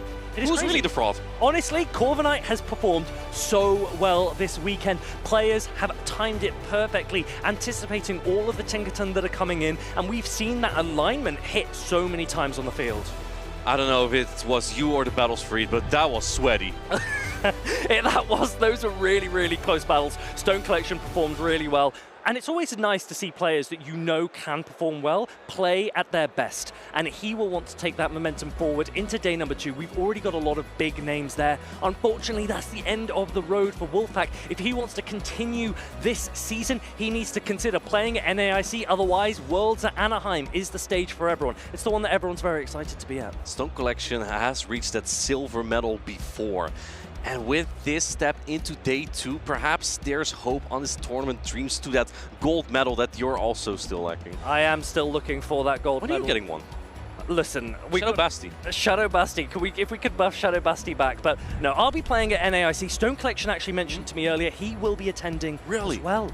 Yeah, he really wants to go for it, both to test your skills, but also maybe to push into those travel awards spots. And North American International Championships is going to be the real standout from this season, because it's also going to be the first opportunity to test out a lot of the new Pokemon from next season's meta. It'll be super curious to see how the North Americans will adapt to the meta here, and if Stone Collection or yourself can make an impact there as well on the North American meta. So yeah, I'm super excited to see that. Yeah, it's going to be, it's going to be a very different impact to what we've been very used to, but truthfully, when we look at this meta right now, already we're still seeing shifts. We thought when Pocket won with his team and Axon made an adjustment and then went and won Portland, that perhaps the winning team was set. The meta, as some people say, maybe it was solved. Actually, we're already seeing Corviknight suddenly rising against that and providing a different angle on the Might and Mastery season. But the Might and Mastery season, this will be the last tournament in it before we head into a new one. In Bologna, we're still going through on that loose side of the bracket here. And our next matchup will be a very exciting one as well. We're going to see EU out in once more against Borja. He got to 3rd place in Sevilla, so that's another person winning a medal quite recently. Yeah, these are players that perhaps hadn't had as much prominence in the play Pokemon scene as they would have liked in the past, but now they are starting to get into those positions where you're learning their names, you're learning that they're picking up the odd medal here and there, but they want to take that forward and perform as well as they can. So this weekend here in Bologna, that's an opportunity for those players. I see in chat Artemis Dragon saying, yeah, buff Bastiodon, give it a psychic fast move. I'm not sure if it learns Psywave, but how cool would that be? That's a great suggestion. I don't necessarily know if that would be cool per se, but I do love my Shadow Bulky Steel type Pokemon. So if you can think of any Shadow Bulky Steel type Pokemon that I can use at NAIC, you know, give me a word, let's have a call, because I'd be more than happy to bring it. Right, let's take a look at this matchup that we have in front of here right now. EU Auden versus Borja. We see the Shadow Malamar once more, and on Borja's side it is the non-Shadow Malamar, but it's a Malamar he's very proud of, and I think it might be because it's a Malamar with an exceptionally high attack, so it will do more Psywave damage to multiple Pokemon. I do like high attack Pokemon, and I do think that Shadow Malamar with high attack is probably the way to go if you're using a Shadow Malamar. If you want bulk, just go for the regular Malamar anyway. And let's see if Uden can leverage this Shadow Malamar. I really like the Flame Charge Talonflame. It has so much potential if you can get it into the right place. The difficulty that I think we've noticed this weekend is that there's a lot of water coverage on most teams. It's very tough to play Talonflame into teams with 2 water types and a Drapion. Drapion pacing really fast with that Aqua Tail. I heard Marcus and Abi being very divided on the Talonflame moveset. Either Abi preferring Brave Bird, Marcus preferring Flame Charge. What's your opinion on this? Generally, if it's between Abi and Marcus, you side with Marcus. Yeah, okay? Because, yeah, Marcus, he is a regional champion, usually knows what he's doing, unless he's behind the desk. But Flame Charge on Talonflame has been so strong for so many Pokemon, and I think that, for so many players, and I think that it has a real opportunity, particularly into a team like this. You've got the Diggersby, you've got the Jumpluff, and even Lapras. If it's slightly slow going into a Talonflame, Talonflame will have the advantage. Talonflame is a Pokemon that's very flexible. Not against Feraligatr though. Chad, let us know who you think is going to win this match here. Again, EU Auden versus Borja. 2 medal winners this season already. Veterans in the circuit. And yeah, I'm kind of hoping to see someone make that Shadow Malamar work. It's not been very successful today yet. Yeah, and EU Auden, he's also actually going to NAIC. Also going? He was at EUIC. He unfortunately didn't get to play. I think he forgot his phone password or something. But Uden is a player that really wants to succeed, and he works so hard to do so. And it would be nice to see if he can have some success this weekend. Well, we're about to find out. EU Auden on the left with the Azumarill lead into the Malamar from Borja. This is a tremendous lead for EU Auden. Let's see if Borja stays in to build up energy or swap out. Looks like he is staying in for a little bit. And this is the thing, if you are the Azumarill, you're like, when are they going to try and catch the charge tech on their backline Pokemon? It is a game of chicken almost. The Malamar putting in so much pressure with the Psywaves alone. I'm really liking that Uden recognizes I can save that energy and come in with Cradley, and I will throw on maybe charge attack priority. It might have just been after the Sparkling Aria, so this Sparkling Aria will land at full power, and now the Cradley is there available to throw the Rock Tomb. Looks like it was not charge attack priority, but the Rock Tomb comes in immediately. And also do note, this is a Lapras without Ice Beam, so it can't deal super effective damage back into the Cradley. Yeah, and now, Lapras and Cradley, they're actually so close in attack stat that some Lapras can actually overtake a Cradley in charge attack priority. Generally speaking, though, most players will go for bulk on both sides. So this next Sparkling Aria is going to land, but it's not going to be enough to take out the Cradley. Rock Tomb now coming through. Borja's going to let this go. Borja not going for the switch advantage. Fine with the Malamar being aligned to the Azumarill, or perhaps has different plans. Perhaps just keep going to farm down with the Feraligatr. That is ferocious. Where do you come in now as EU Auden? Because this is kind of awkward. I feel like even though this is a Shadow Malamar, this is like basically having regular Malamar into Shadow Feraligatr now. Yeah, and generally speaking, that is advantageous to the Feraligatr, and it already has an energy head start as well. So I think Uden's got a lot to come back from. You saw him there. He was leading. He was trying to get into the Azumarill. He didn't quite make it. The foul play now coming through from the Malamar on Borja's side. And this stalls the clock by another 10 seconds. Now Auden is able to swap out going for the Ice Beam bait. That's an ice cold bait Does Borja call it? Oh, he does barely protect this Ice Beam. That wouldn't have knocked out. It would have done a lot of damage. And going straight for the Ice Beam here, actually. Not even building up to the play rough. Yeah, he's not gone for the play rough. He's just thinking, I can get this low, and if I need to, I can, well, I was going to say farm it down later, but Psywave actually does 1 damage to an opposing Malamar, so you really do need to just bubble it down instead.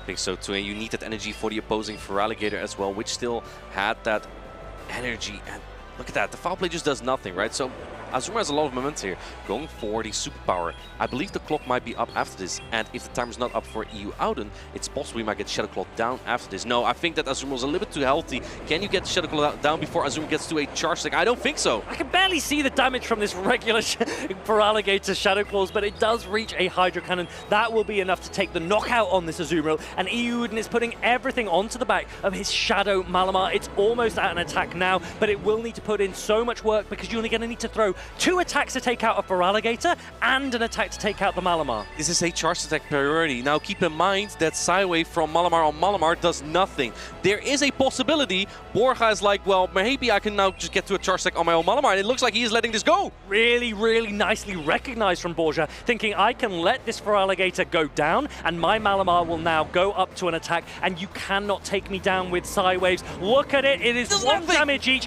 Superpower is reached from Boya. That's a nice, that's a great, that's the excellent, it's a knockout! Wow, that was such good recognition from Borja there, knowing that he didn't need to shield because the Psywave in the mirror does no damage. Is it double resisted? It is triple resisted. Triple resisted. Malamar into Malamar is such a strange matchup. The Psywave's doing absolutely no damage. The foul play's putting you in a position where you don't know whether or not you want to shield because you cannot farm it down when it's in the red. That's why it's such an iffy mirror. Let's say you lead your Shadow Malamar into a regular or opposing Shadow Malamar. 2 foul play will knock out. So that means the person winning charge stack priority wins that matchup extremely hard in the even shield scenario. Whether that's 0, 1 or 2 shield scenario, Malamar comes out with like 50 to 40% HP. When I was in Utrecht, I was playing against Howie, and I had a relatively high attack Malamar, and we were in a mirror match. And I composed my team assuming that I would win charge attack priority, and I didn't.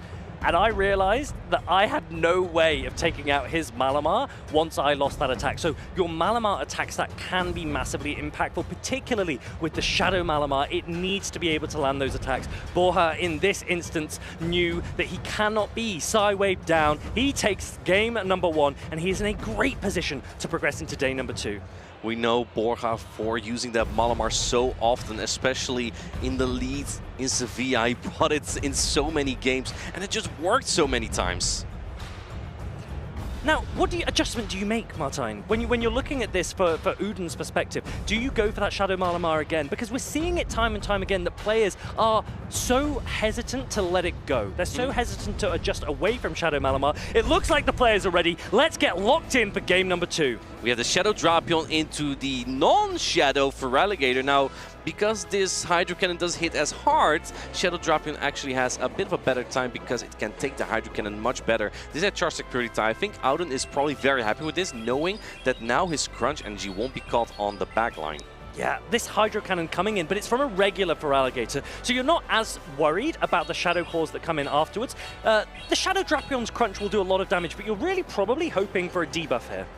And let's see if he does get his 30% chance, no debuff. But I think you also put this Feraligatr now into Aqua Tail range. Going for it immediately, and the catch on the Shadow Jump Off. That's some resisted damage there. Incredible catch by Borja. Muy bien. Really, really, really nice catch. And now the Shadow Jump Up can start ramping up, and you can look at the backlines, and Uden doesn't actually have a response. So he's going to go up to that crunch and try and get some more damage off, and hopefully, again, pray for a debuff.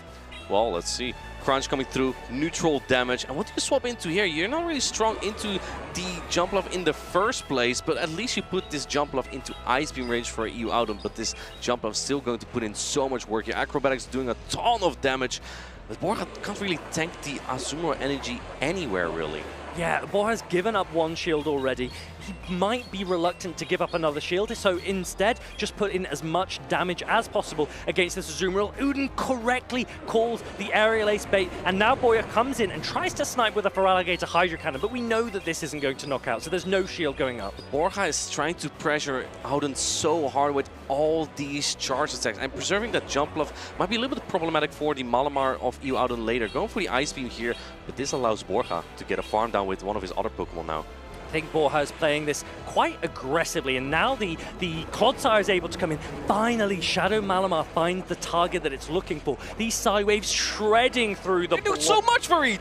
It's tons of damage, and also bear in mind, Borja has Stone Edge, which is ever so slightly slower to reach than Sludge Bomb, so Uden can safely shield knowing he will be outpacing to his attacks. I think at this point, can you even get a Psywave down with shields up? Looks like Borja no shielding this, knowing it won't knock out and will be able to get to another charge stack. Perhaps putting it then all on the jump bluff. The timer is up, going for another foul play just right before the Stone Edge here to force a shield. No shield here. Borja's putting everything on the jump bluff. Barto must be proud. Yeah, Borja recognizes that Clodsire didn't get as much value as he would have liked. This Malamar still has a ton of health available. Aerial Ace is reached by Borja. Can Uden shield this? Yes, he can. And will he now start to put pressure on Borja's jump bluff as well? I think the jump bluff will outpace to another attack though, so I believe that Auden needs to get a catch somewhere. You have to shoot this as Borja, you're running out of options, and then it's going to be a race. Is EU Auden able to make a catch here, or is he going to be hit by the aerial ace? Let's see.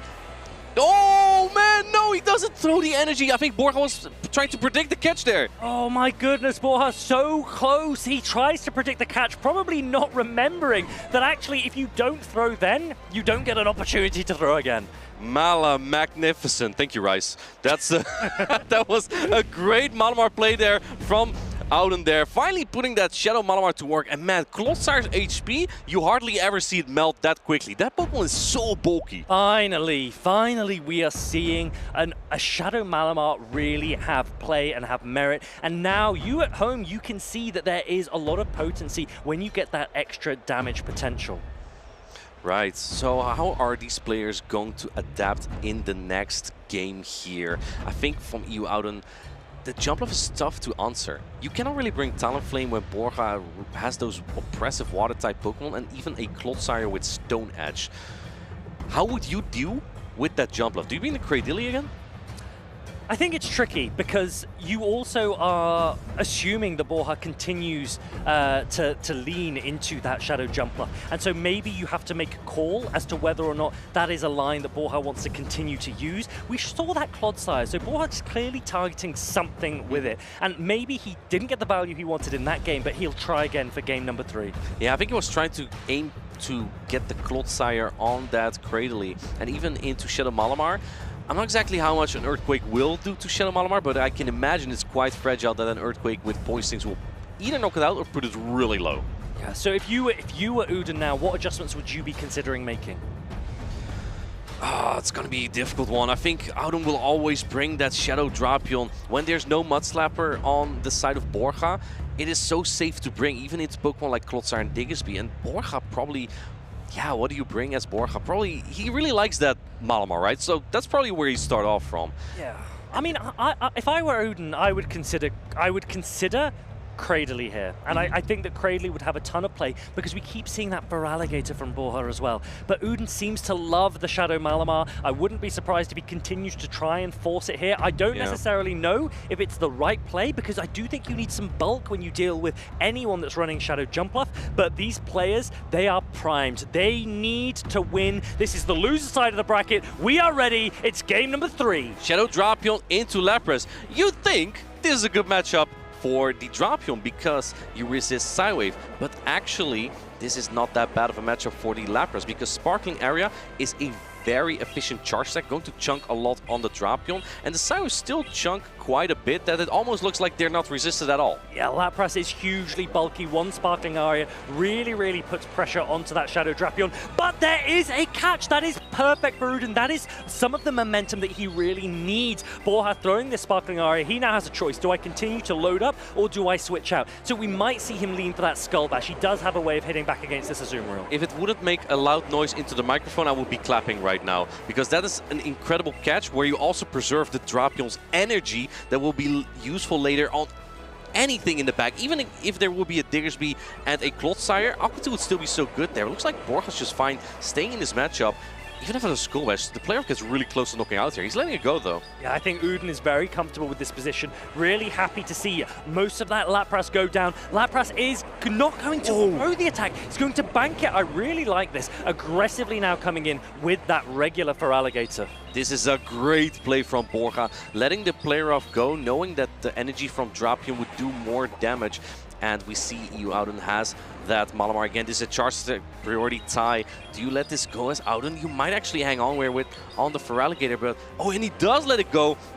Drapion does hang on. It's interesting because if you land this crunch, you take out the Feraligatr, but if you get shielded, then you're probably going to get Shadow Clawed down. Borja recognizes that, the shield goes up, and now the Feraligatr can re-farm up to throw energy into something in the endgame. That's 4 Shadow Claw. Feraligatr comes out with a full Hydro Cannon, and I'm pretty sure you will get to 2 Hydro Cannon on that Shadow Malamar. Auden is in a really tough spot here, and Borja's Feraligatr is hungry, man. I really think if Cradley was brought by Uden, he would be in such a good position. Now you're coming into a Feraligatr that's already loaded. You're giving up a shield before you've gained any energy, and that is not what Malamar wants to see. Here comes the Jumpluff.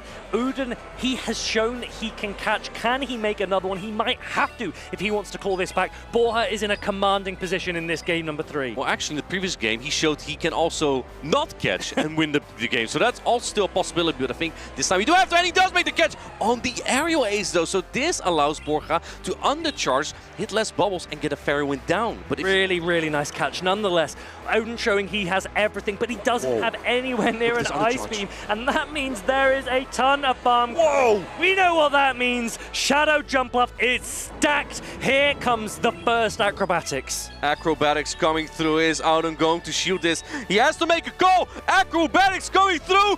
Boom!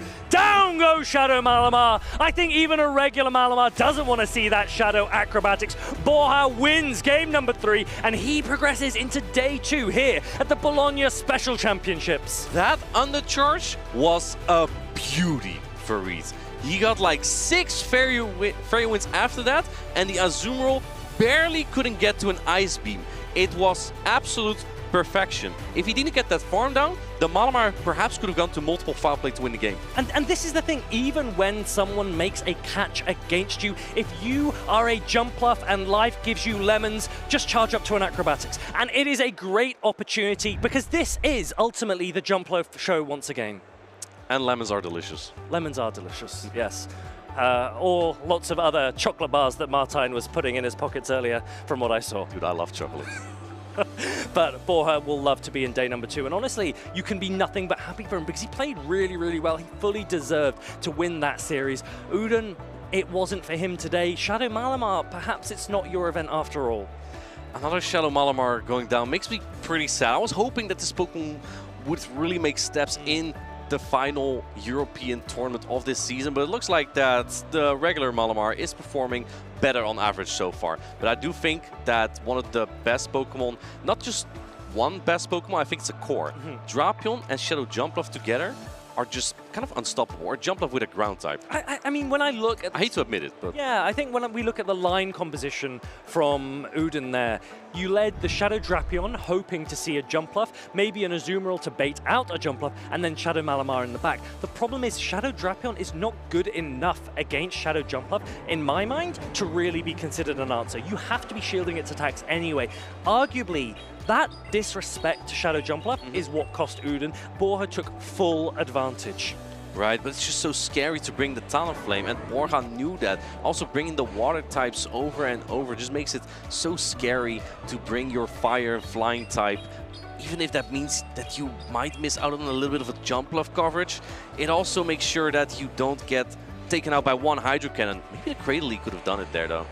Look, for anyone watching at home, when you're composing a team of 3 and you're trying to work out what Pokemon you want to have, also bear in mind you only have 2 shields, and certain Pokemon are better in different shield scenarios. I think we're really seeing that Shadow Malamar, it struggles in lower shield scenarios, but we also know that Shadow Drapion, it likes to have shields as well. And Uden was torn. Which do I give my shields to? You saw there what happens. Acrobatics lands when there's no shield available. Shadow Malamar goes down. I saw Home/Henry in the chat say that Drapion and Malamar together are so good for Auden. But what you just pointed out makes so much sense. If you bring those two together, you hardly have any bulk. And in that case, where do you use your Protect Shields? That's kind of where Auden got stuck, because Jumpluff is bulky, but has a really hard-hitting charge stack, and you have to use your shield somewhere. Yeah, you need a really strong answer to a Pokemon like Shadow Jumpluff, because yes, Shadow Drapion in isolation, on paper, it looks great. Shadow Malamar, when you check, you know, how does it do against the meta, you go, hey, this looks like it could be pretty good. But Shadow Jumpluff, it's just better. Yeah, again, I hate to admit it to Marto Galde there. He's a big Jumpluff fan. I'm not so much. And I'm glad that next season, hopefully, we'll see less of it. We might see less of it. So there we have it. Shadow Jumpluff takes its way into day number 2. It's got a lot of Corviknight that it's going to have to go up against. But I think Borja is well prepared. These players know their matchups inside out. And so far, the Bologna Special Championships have been really a surprise that the same team from Portland is not necessarily the best one. I don't feel like a lot of Blastoise that its Accent had used in Portland has been so successful here, actually. It has mostly, like we've said 100 times, the Jumpluff, the Drapion, and the ground types. I feel like that is the core that is dominating the most in Bologna at the moment. And also Feraligatr. Feraligatr is still around. Feraligatr is so strong. And you mentioned Blastoise. I think that we would have had a ton of Blastoise here this weekend because lots of players would have been inspired by Accent's winning team at Portland. The question is, when we see that usage later on today of what day 1 here at Bologna looks like, I want to compare it to day 2. How has Blastoise performed? Because there are certain players, you've got your Collins, you've got your PvP Davids, they might bring a Blastoise and you can say, okay, but you know, you'd make day 2 with anything, right? What about the rest of the field? Has Blastoise really performed for you? What do you reckon in chat? Sometimes it's the driver, not the car, That's right? And some players can make a lot of Pokemon work, but I feel like, for example, with its Accent, he didn't have success for a long time. He did need a good team with that. If you keep bringing Medicham when it's nerfed its Accent, it's not going to work. But when you bring Blastoise, a Pokemon that has been buffed, you'll see that it works really good in the meta, and it was very neutral. These players have to time everything perfectly. They need to almost envisage what are the meta trends, what are the teams that people are going to lean into, and how can I counter them?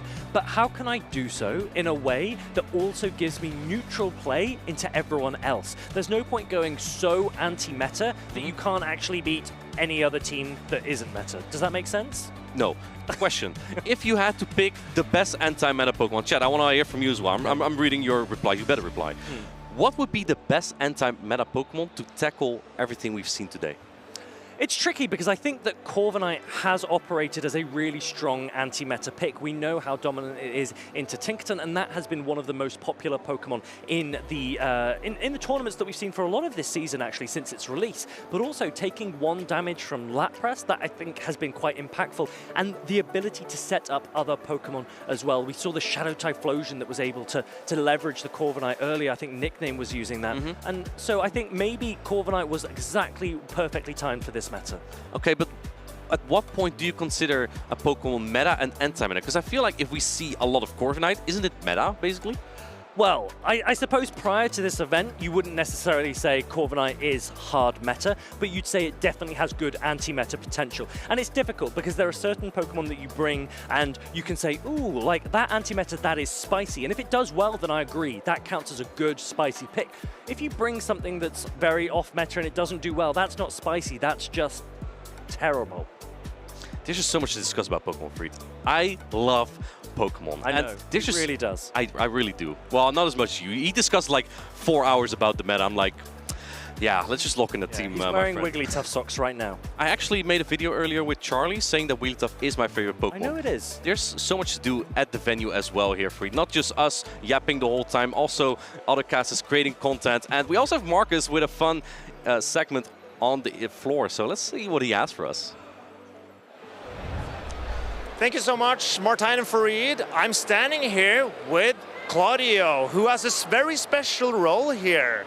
Yes, hello everyone, I'm Claudio and I'm the coordinator of the fan area at this event. The fan area is an area made for every fan, and we have some retro games, we have a coloring and drawing zone, board games, many activities for everyone to enjoy, and we have some really big artists in these events. I have something here to show. Wow. One of the submissions for the drawing competition.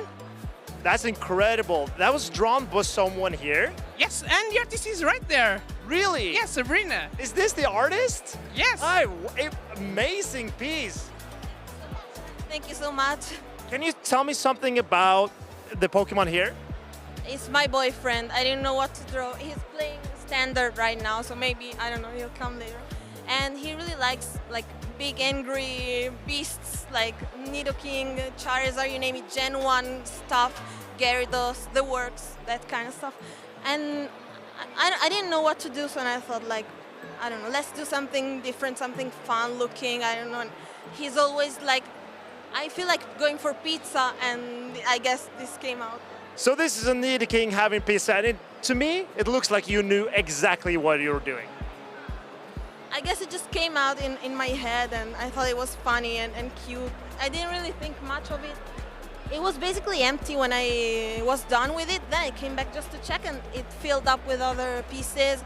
I saw a lot of people, like really great artists and stuff. I was going around complimenting people because they're really good, and support real artists, please, not AI art. Thank you. So really impressive. We want the camera to take an extra close look on this piece. And this Inspiration. It's incredible, isn't it? Yes. So it's her boyfriend with Nidoking having a pizza, and there's a slumbering Charizard as well. Really incredible. To me, I saw some people, like really great people right now drawing, and I thought maybe I could have tried a bit harder, but I mean, it's done, I guess. It was fun. I still think it's incredible. Yes. And we have a couple more artists over here as well, don't we? Yes, we have some artists right now working on their art, and I think it's really good if we check them out. So, excuse me. Hi, can I ask what your name is? My name is Alessia. Nice to meet you, Alessia. I've seen you putting some art on paper here. Yeah, I just drawn a little something. It's a really cute Pokemon. I usually prefer Pokemon looking more strong than this, but it's a really nice Pokemon if you look at all these colors that you can put in it, because it's a nice Pokemon. So you can put all the cold colors like blue and green and purple. It's fun. It's fun to draw. I really enjoyed it, and also you've captured the colors of the Aurora Borealis, and I think you've done an amazing job. Thank you so much. Given it is a nice Pokemon, it makes sense that it would have some colors coming from the Aurora, and they are especially nice to look at. I mean, you like to look at the Aurora usually, so yeah. Thank you so much. And just to wrap it up, are there any prizes for the great artists here? Yes. So very soon we are going to start collecting drawings. We are going to have a panel of professors as judges, and the best colorings and drawings for each age division will get a few prizes. Thank you so much, Claudio. And I wonder if you, viewers at home, can show us some of your art. Maybe Farid and Martijn has more art for us. Back to the casters. That was a really nice segment. I love some of the art that so many of the Pokemon have, and these fans and these viewers and these players all drawing, and I took some inspiration from that, and I've set a new phone background for myself, inspired by yourself, Martijn. This was a drawing that someone sent me of you. It is a beautiful picture of Martijn, and I think that this is something that we all need to celebrate and share together. Did you come up with this when you were doing your hair for 8 minutes, or when you were playing Go Bell League on the toilet? That funny guy? Bellyballs actually might be good next season. I think it will be good. It might be. I think it will be good. And Martijn said to me that he will dress up as a I will not be doing this.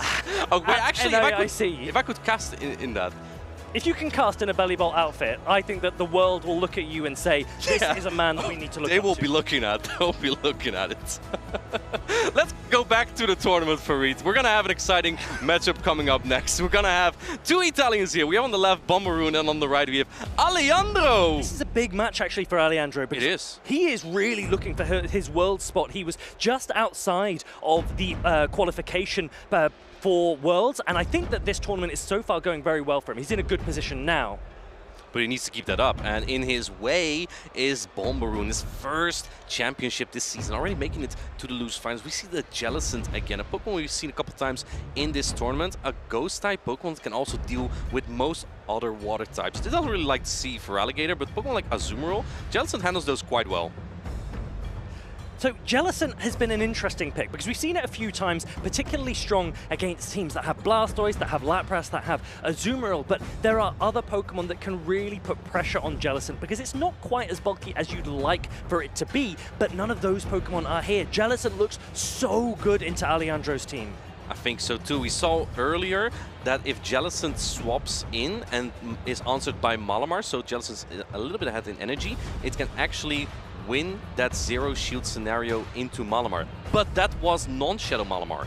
I'm curious to see if, as a Jellicent, you just go straight for the Shadow Ball, which might take it out with some Hex, or if a foul play with some Psywave might do enough against the Jellicent. And Alejandro said, look, he's got no pressure on him. He doesn't mind how he does. As long as he can feature on stream in a short sleeve t-shirt, that is everything for him. Yeah.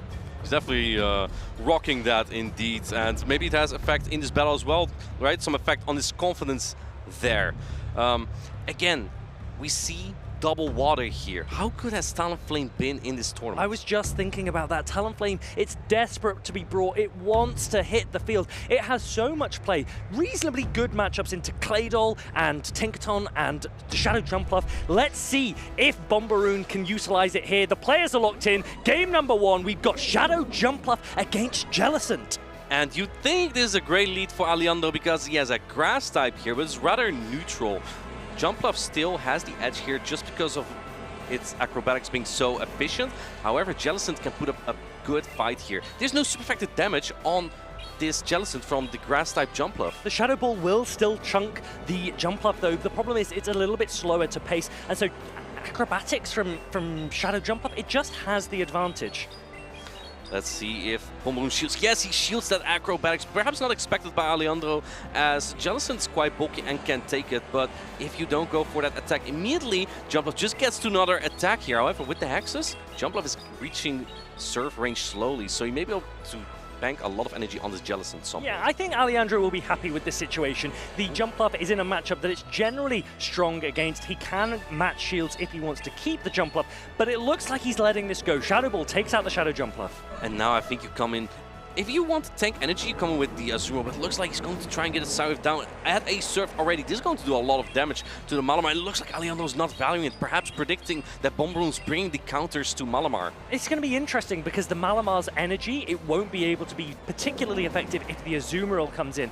And that makes it a little bit tricky. You're going to go straight into your own Azumarill. And I don't know, Bombaroon, he can stay in for a little bit, maybe throw a Play Rough and then go into Shadow Drapion, or he can just stay in this matchup altogether and leave the Shadow Drapion for Malamar in the back. I'm actually not a fan of staying in here because this allows Alejandro to build up energy on his own Azumarill. If you now come in with the Drapion, you're just going to get hit really hard with that Play Rough, damage that you might actually prefer to take on Azumarill at this point. While if you swapped in earlier, you could have had a lot of Poison Sting damage in already. Yeah, Alejandro looks like he's in a good position. That shiny Azumarill putting a lot of pressure onto the Shadow Drapion, reaching the crunch. Alejandro's actually going to shield this first crunch. Interesting choice. This is resisted, but I guess he needs to preserve the Azumarill for the Azumarill from Bombaroon.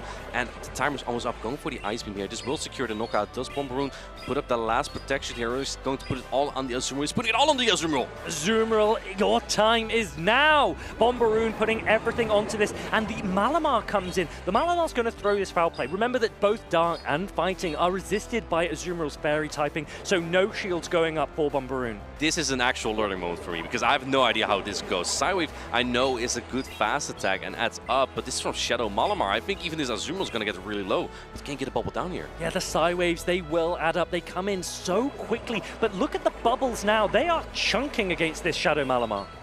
Ice Beam coming through. Is Alejandro going to shield this? He's not, but I don't think, I'm pretty sure actually, that the Azumarill from Bombaroon is not exactly in player range just yet. In fact, these are kind of at about equal health here. Yeah, I think Bombaroon's is slightly lower health, but has slightly more energy to make up for it, and he also has a shield available to him. The bait from Alejandro here is going to be an Ice Beam, so he shields up this player up here, and then going for the diabolical Ice Beam bait. This will do almost no damage. Look at him nodding his head! He's nodding his head, and he actually got the bait! Yes, he's very happy with that. Not bad, not bad. He's very happy with that, but now they're both leaning towards that player up. It's going to be charged to priority tie. Look at this. Charge attack priority, but I think that Azumarill should be able to hold on. It will likely hang on. If this is a very defensive weight Azumarill, it has to be in the red for a player to knock out, and it gets there at 1 HP!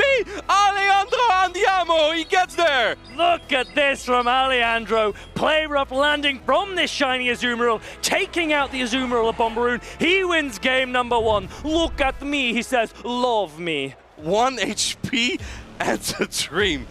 Yeah, he has a lot of Italian fans in the crowd there. Alejandro is loved by many. And yeah, he's pulling through here, right? He's in the losers finals. He wants to do it. He wants to make another performance on day 2. And I know personally, Alejandro loves to be on stream. Yeah, this is a home special championship for him. He is really, really eager to put his name back onto the map. He has got medals in the past. He wants another one here this weekend in Bologna. In fact, he got his first medal at the Turin Special Championship 2 seasons ago. That's in his home country, so this is where he feels confident. He skipped a couple tournaments, he used to go to a lot of them, so he does have the experience. But then he took a little bit of a break, and now he looks well rested. Do you think he had a good night's sleep here? I think he had a good night's sleep. He might have skipped some special events, but he's never skipped leg day. Alejandro will be pushing, or arm day, that's for sure. He will be pushing for this next win. If he can get one more game off Bombaroon here, he seals and cements his place in day number 2.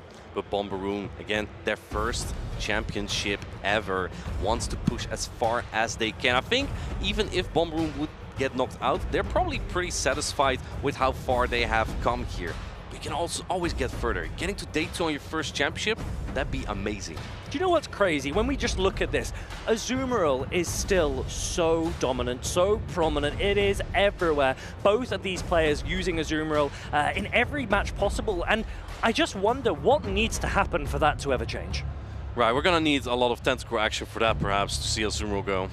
I think, yeah, that would be one answer, but you might need a lot more. It's just such a strong, reliable Pokemon, and Alejandro probably wants to lean into his one more time. It's a shiny Azumarill. It was able to withstand that play rough, and that meant everything for that game number 1.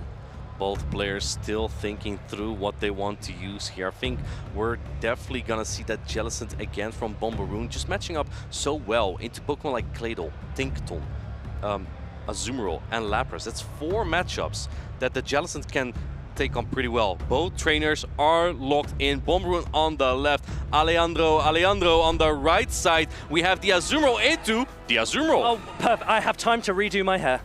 Yeah, go for it. You have a few minutes as this mirror will go on. But the last time we saw this, one of the Azumarill swapped out because energy can be very important in the late game. Now, we know that Alejandro has a very bulky Azumarill. We saw that in the first game. But what about from a lead scenario? In the Zero Shields, Azumarill versus Azumarill, the bulkiest Azumarill can generally hang on to the final play rough. Let's see if these players even allow this matchup to get to that situation. I'm pretty sure Alejandro has one of those Azumarill. He's been all over the world to catch that Marill to do so. And let's see if they're going to stay in. They're just going to play this out. I'm not sure if that's what Bomberoo, what either player wants, to be honest. They have better Azumarill counters in the back. Yeah, both of these players will be thinking, because if we look at those backlines, Jellicent and Lapras, we know that Bomberoo will really have an advantage if he can get the alignment in his favor. Player off coming through. I think that the third one may knock out, actually. Looking at the HP here. If the Azumarill gets to the red belt, never mind. Looks like Bomberoo chooses to switch out, answered immediately by the Lapras. But this is not that great of an answer to swap into Drapion. Do you know what? I think Lapras generally does have favorable matchups into the Shadow Drapion, but more importantly for Alejandro, the Lapras is not against the Jellicent.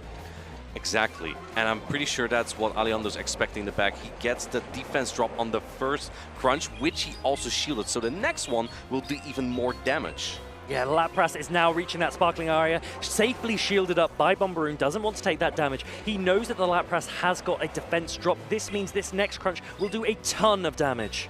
And I'm not sure if you can get into poisoning downrange though. Lapras is very bulky. Chomp, chomp, chomp. It goes to the red. No second. Oh, but the charge stack priority tie on the Aqua. I think Alejandro's not expecting that. Can you hang on? I think you barely do, even after a debuff. Let's see if Lapras can hang on. It can actually, at very little HP, getting off this sparkling area. This is perfect for Alejandro. Yeah, great call there, Martijn. The Lapras does hold on. Sparkling area is reached. That is a massive shift in the game for Alejandro. And now the jump up comes in, aggressively takes out that Shadow Drapion. One Fairy Wind advantage, and the Bomberoo didn't even throw a Poison Sting. How much energy was there on Azumarill? Looks like there was not a lot, because if you have Ice Beam, you can threaten the shield easily here. Now Jellicent comes in, but especially behind a Fairy Wind, it's not going to do that great here. Yeah, Jellicent, it's a really strong Pokemon, but as I've said, it's not quite as bulky as you'd like for it to be, and Shadow Jump Up Acrobatics would hit so hard, so it's smart that Bomberoo has decided to protect it.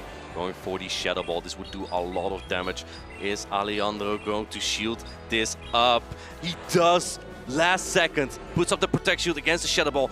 That might not be the hardest hitting attack though, but with shields down, as long as you have enough energy, Azumarill won't be able to get to an Ice Beam. I like how Alejandro is farming up. He knows that a Shadow Ball isn't enough to take him out. What he doesn't want is to throw energy, be energy dry, and then struggle to take out the Azumarill later. So he's banked a ton of energy on this Shadow Jumpluff.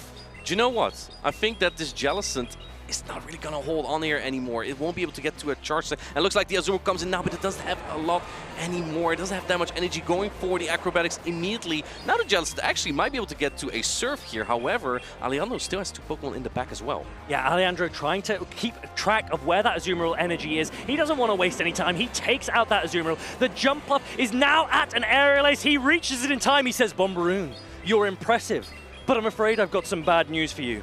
You see, I'm Alejandro, and I've been leveling up this whole time.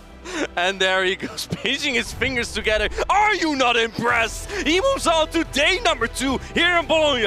Alejandro takes it. He is into day number 2. He's pleased with himself, and I think all of his friends that are watching are so happy for him as well. This is the face of a proud man. He's looking proud, and he's standing proud there. Well done, Alejandro. He made it to day 2, and he's in contention still for another medal here in Italy. His hairless body glides into day number 2, and he could not be more pleased. He has worked so hard to try and cement his place into a top cut, and he is so close to working for one more medal for his arsenal. How well do you know Alejandro? We know each other very well. Yeah. Look, he's Italian. He's very open about things. You go back way long. No, Alejandro, he works really hard, and I think we're both pleased because he is a player that has done a lot for the community in terms of his presence and the joy that he brings when you come to these events. And so to see him perform on stage as well, it just brings a smile to me. And let's not forget about Bomberoo. Their first champion, giving a kiss to the crowd here. Alejandro is so charming. Unfortunately, no Wheelito on his team. But Bomberoo's first championship, right, and getting to the losers finals, only being taken out by a champion like this on the right. Alejandro nodding there, knowing exactly sometimes what he's doing. And I think it's worth saying that Bomberoo has done so well to get to this stage as well. It's one of his first ever features, as far as I'm aware, into the Play Pokemon circuit, getting to the losers finals here on day 1. Maybe he will hunt for more next season. I would love to see him do so. And look at that, Azumarill hanging on by 1 HP, and then the jump love. Another bulky Pokemon outpacing this Jellicent just barely. And again, we see him nodding. Every time Alejandro's nodding, you know he's in a good spot. Or he's just baiting an Ice Beam for absolutely no reason. And you know what? I'm all here for it. I don't know if it actually was for no reason, because that I don't know what cycle he was on. He might have just been able to go straight. Maybe he actually was on a 5-bubble cycle, and then it wouldn't have mattered. It doesn't matter. He won. He won. If you do it in style, then that's all the better, right? It's not about winning. It's about looking good. Yeah, says you. I would rather have a gold medal. Anyway, I forgot what I want to say with Alejandro, but very well played by him. And what I want to say, one strategy that I have in any game that I've played is RuneScape. If you don't know what you're doing, how does your opponent know? But you do know what you're doing. I've seen you play, and you not always. I'm really good at pretending I know everything. That is part of the mind games, I suppose. You've got to look like you know what you're doing so that your opponent has to try and second guess you. I do think Martijn does know what he's doing. Confidence is an important thing, right? We saw it with Alejandro. If you look confident enough, people will believe that you are good at the game.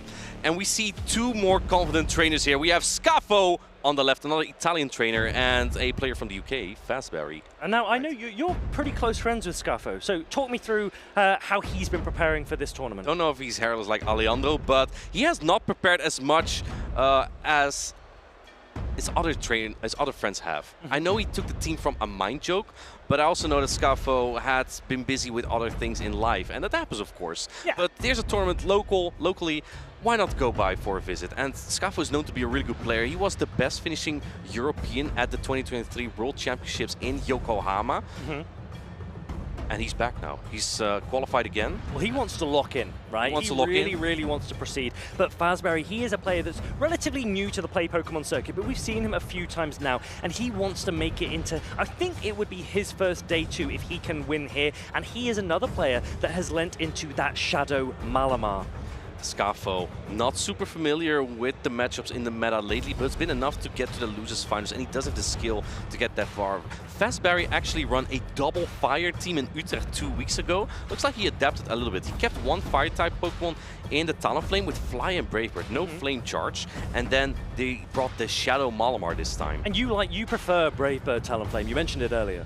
I think so too. I've been shifting a little bit around. So one thing the Flame Charge Talonflame does, it matches up a little bit better into Lapras, but if your team is generally weak to Azumarill, I would prefer Brave Bird, just so you can play that soft ABA line where you are a little bit weak to Azumarill in the lead and weaker to it in the back. So if you would face it in the lead, you can win that zero shield scenario. I agree with that. I understand. I see the vision. These players, they are now ready. They are locked in. They are ready for game number 1 in these losers group finals. And we have the Tinkaton into the Talonflame. This is a great lead for Fastberry. Yes, superb. Incinerate about to come through. Put a ton of damage onto whatever it lands. Whoa! Feraligatr came in and Fastberry recognized that it was about to, so he instant swapped into a Lapras. Didn't even throw an Incinerate. Waited half a second, went straight into Lapras, but he's not even going for the Skull Bash here. Yeah, that was peculiar actually. He didn't lean into a Skull Bash to try and draw a shield. He's going to go for double Sparkling Aria instead. That's why Scafo has no need to shield. Resisted water type damage being thrown on both sides.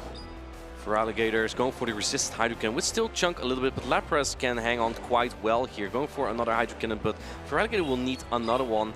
And how are you gonna get through this as Scafo? Talonflame on Tinkaton is so difficult to overcome. Here's the thing, you went in with your best water type Pokemon, so even if you would win switch advantage here as Scafo, he's going to put up a Protect Shield here. Talonflame with a shield advantage just defeats Lapras. Now, do you throw another attack or do you go for a full farm down as the Feraligatr? I think you have to go there, otherwise you would have to shield twice. And even though the energy could be valuable, this is not a Shadow Feraligatr, so Shadow Drapion is not just threatened as much. Fastberry letting it go. Do you come back in with Talonflame now? I don't think so. No, you can't incinerate this down? Maybe. I'm not sure on regular Feraligatr if 2 Incinerate will knock out here. If they do, it would be a great play. It looks like Fastberry not taking any chances, going in with the Drapion. Drapion coming in. It's going to tank one Hydro Cannon. It's just a regular Feraligatr, so it's not going to do as much damage as the Shadow variant would have. Drapion looking to try and Poison Sting down the Feraligatr. It's successful in doing so, and now the Talonflame comes back in. It's got a shield advantage, it's got a slight energy head start, and now we're about to see what it can really do. So at this point, I actually don't really like this play from Fastberry. And look at that, Scafo calling it immediately. I think with 2 shields, you could actually go straight Brave Bird here and get rid of this Lapras, because the Tinkaton is not going to hit you that hard, but maybe he wants to preserve more of the Talonflame in case the Tinkaton might get to a charge like when you are very much debuffed. Yeah, Fastberry opting immediately for the fly. Perhaps if he looks back, he might think, hey, Brave Bird might be the better option because I'm going to be shielding the Sparkling Aria anyway. Another attack coming through. Now Scafo's going to put up a shield. And Scafo has to, because there's Tinkt on the back. There's still a shield on this Talonflame. Can Lapras get to another charge attack? I believe the Talonflame is one Incinerate of another Fly here. And in that case, Tinkaton is going to be stuck. It's not going to be able to do a lot. Swapping immediately. I think Scafo was hoping for a hard switch here by Fastberry, but there's none of that. And even though you don't have the super effective Flame Charge with only resisted charge stacks in Fly and Brave Bird, it doesn't matter. Tinkaton's not going to hit you. Yeah, and these Incinerates are doing a ton of damage. They're charging up so quickly, already at another Fly there. This isn't going to be enough to knock out the Tinkaton, but one more Incinerate should seal the deal. Scafo's just hoping for Fastberry to make a misplay, but Fastberry is playing this perfectly. He's believing in Talonflame, and Talonflame is pulling through, going into the Drapion to go for the crunch. It will knock out his Lapras, and Fastberry takes game number 1. Really, really acutely played by Fastberry. Maybe, as you mentioned, could have gone straight Brave Bird up against the Lapras to have forced more shields, but nonetheless, he takes that game number 1. Yeah, great play by Fastberry there. I thought that the play was to go straight Brave Bird, but I guess with that shield advantage, Talonflame still paces really well there. And especially if you have a slight head start on a Lapras, you just pace quickly enough to just knock it out straight Fly. Yeah, did you work that out by yourself, or did you read chat? Who told you to say that? I was reading some of Home/Henry's comments. He's not always right, but I guess in this case. Yeah. They were still going on about the Azumarill, I actually noticed. Yeah, that is true. Well, either way, Talonflame working superbly for Fastberry there. He did go straight Fly, but up energy and up shields, it makes a lot of sense because you don't want to double debuff yourself by throwing that Brave Bird. Right, that does triple debuff even. Triple debuff. But I feel like even if so, you could swap out later and just clear that debuff as well, right? I feel like if you Brave Bird the Lapras, you then shield up and just get the Incinerate down. Even though your energy is resisted on that Tinkaton, it will still hurt a lot. And if you can swap out at some point, player does like 18-ish%. Someone look it up if that's actually correct. I think I'm pretty precise there. Then Talonflame's just fine. It can just hang in there. You just stay up in the sky. Yeah. Well, Scafo, he needs to adjust. He needs to think. He's already locked in, but Fastberry's, it looks like he's spending a little bit more time thinking. He showed how strong Talonflame was.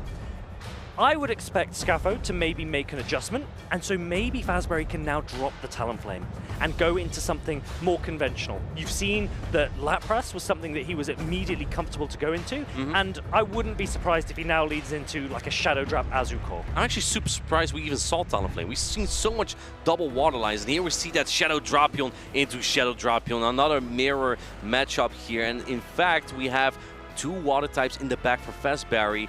There's no Talonflame to be found this time. Yeah, look at that. So Shadow Drapion for Alligator and Diggersby on the side of Scafo. But when we look at those backlines, what is Diggersby trying to target? Azumarill and Lapras are not where it wants to be. Scafo needs to try and get the most out of this lead matchup if he wants to get advantage in this game. I think the problem for Scafo really lies in the back though. He has the Diggersby in there, and if you see Drapion in the lead, you can probably expect some counters to Diggersby in the back. Going for charge attack priority. Looks like Fastberry wins this though, and it leaves Fastberry in the position to force a shield or switch advantage. Yeah, Shadow Drapion Mirror can be so critical on charge attack priority. Letting it through now, Fastberry is going to let the Shadow Drapion go down. He is confident that Lapras and Azumarill in the back will be more than enough for him. Going into the Feraligatr, again an energy advantage, answered by the Lapras immediately. Fastberry being super quick here, but we don't have anything neutral on this Feraligatr, while Fastberry is just fine going straight Sparkling Area. The neutral Psywave and Sparkling Area is just fine on the Feraligatr because Lapras is bulkier. Yeah, Lapras comes in, and I think Scafo's probably quite pleased. He goes, okay, Feraligatr has baited out the Lapras. That might mean that my Diggersby is free in the back. You and I and everyone at home, we can see that there is still an Azumarill to get past for Scafo. It's going to be an uphill battle, but if anyone can do it, it might be him. And it might be Diggersby. How many debuffs will you need to get through an Azumarill as Diggersby? All of them. All of them. All of them. Yeah. That's a lot of 30% chances, but I don't think you can even quick attack down this Lapras here. Lapras still quite healthy. I would have kind of expected a shield from Scaf when he does put up the protect shield. I think Fastberry, though, is in a really good position here. Yeah, Fastberry dominant with this Lapras into the regular Feraligatr, so the Hydro Cannons haven't been doing as much, of course, as the Shadow variants would have. And Fastberry is now letting the Lapras go. But now I think it might be a little bit iffy. Yes, you can get a lot of energy on this Azumarill, but you need to bubble down this Feraligatr. And Feraligatr is going to output a lot of damage here. If Fastberry fails a catch, it might even give one of the Pokemon Scafo more energy. And Scafo himself also has a catch available. This looks good for Fastberry, but there is a chance for Scafo still. Yeah, as soon as you start to chip down this Azumarill, you're putting this Feraligatr, well, now you have to throw, you're throwing this energy into the Feraligatr. So Feraligator's got quite good value into the Azumarill here, and Diggersby, it's not going to have a comfortable matchup, but my goodness, is it going to try its best? It needs to try its best here. The bunny comes in. There's still a Drapion in the back for both players for a potential catch. I think Scafo is going to need that more than Fastberry does. First Ice Beam is coming through. You obviously want to shield this before you land a potential Scourging Sands debuff. Yeah, you really hope for that debuff, and you also really hope that your opponent allows, well, this is something. A decision. And it's shielded! It's successful! Diggersby really is trying its best. That is a great shield. Fire Punch into that Azumarill. It's not a great shield.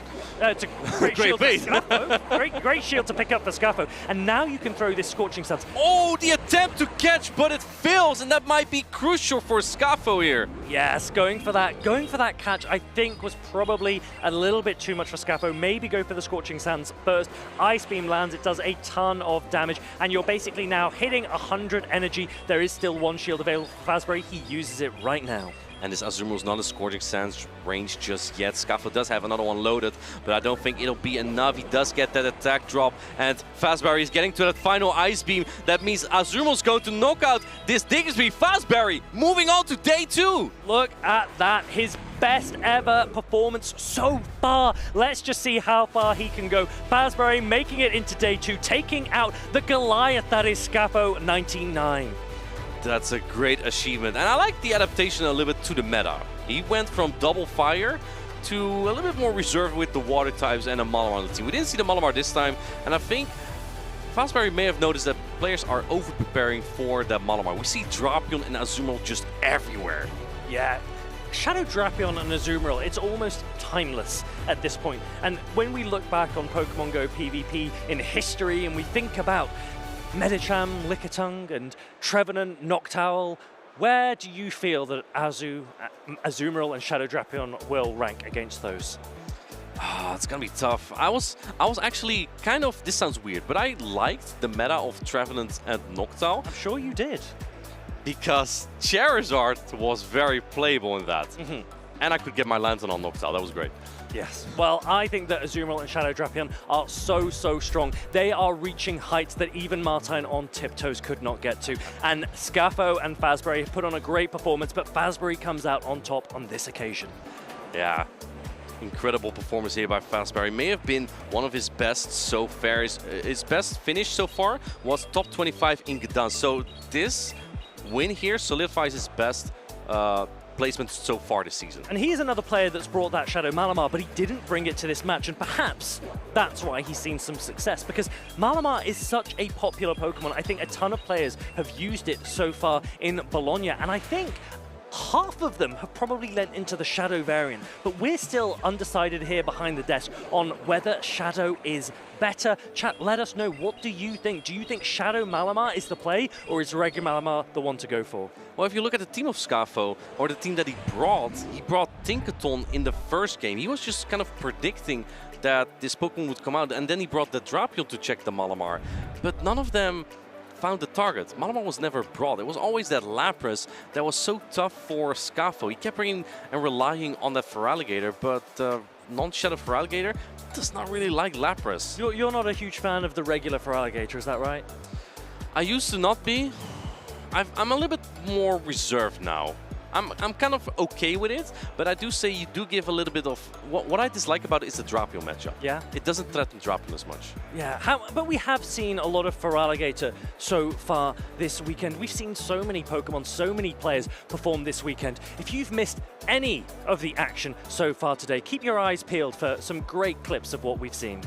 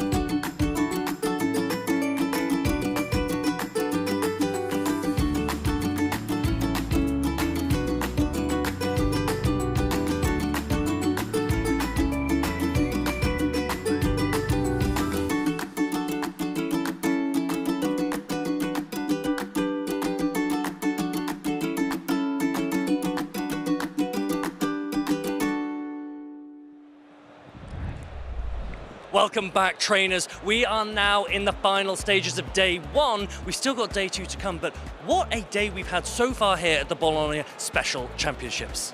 I'm so impressed by a lot of these trainers. For me, Withered going undefeated through day 1 is so impressive. And one of the younger trainers as well, I got handed to him. For me, the highlight has been those 1 HP and a dream, nicknamed Typhlosion, living with just a sliver of HP to getting that knockout onto the third. That was, for me, a very big highlight. Alejandro as well on the 1 HP with the Azumarill. Yeah. I'm actually just surprised by how little fire there is currently. Typhlosion seemed to be the revelation of this meta, and now Talonflame is not really doing that well into all those double water, you know, the poison double water sandwich, and Typhlosion is hardly anywhere to be seen. So Martin's saying we haven't seen much fire so far this weekend. Let's take a look at what we have seen. We have the usage stats for day 1 here in Bologna. But I'm curious to see, there is that Talonflame. Abby and I have been seeing a lot of it, discussing, is it the Flame Charge or the Brave Bird that is the premier moveset on that Talonflame? But the Shadow Jump Bluff, when there's little fire to be seen, the Grass type reigns supreme. And I think that it makes sense that we see Lapras at a second spot there. It is such a versatile Pokemon. You can run Skull Bash for the Mirror or for other water type Pokemon, or Ice Beam for that Jump Bluff that is everywhere. And it can just cover about anything that you see in this meta. I must say though, I'm surprised or a little bit in doubt of the Malamar currently. Yeah, but for me, the Pokemon that really stands out, or a huge change from the previous regional, is that Blastoise creeping into the day 1 usage as well. With 27%, it does a lot of good work against that Lapras, and also great matchups against Tinkaton, for example. It's neutral, but then again, it does so much work, and it did a great amount of work today. So many powerful Pokemon on display, but it's also about the players and how they utilize them. So let's take a look at which players have performed the best so far on day 1 in Bologna. This is our winners bracket, and a lot of familiar names, but some new ones as well. And that's Colin 6, that is undefeated through Group A. He faces off I believe is a teammate of him in Kasim 33. That's going to be an incredible matchup. Another incredible matchup. Nickname against Philbeck, a local trainer going up against maybe the most informed trainer we have in Europe currently. Another local trainer is Serkogas going up against Frika. Frika is a tried and tested trainer, but Serkogas is coming in to try and take that win away from Frika. Last but not the least, it's PvP David going up against Withered. Two great trainers, and one of the things is that Withered, I think, is one of the youngest players that we have right now. I am chomping at the bit to see these players. What time do you need to tune in tomorrow? It is 9:30 Central European Summertime. If you want to watch, it's midnight. If you're a late night DJ in North America, you can still watch as well. But I believe there are a lot of those actually. I do think there are. And I think that everyone is really excited, not just to see how the players perform at Bologna tomorrow, but also in the lead up to the North American International Championships. Martin, we know we'll see you there. I will be at the North American International Championships, which will be super exciting. The biggest tournament in North America, and some of the Europeans will also be competing there. We'll see if they can actually match up against them. Yeah, so what have we got to expect? Why don't we build up some hype in the process?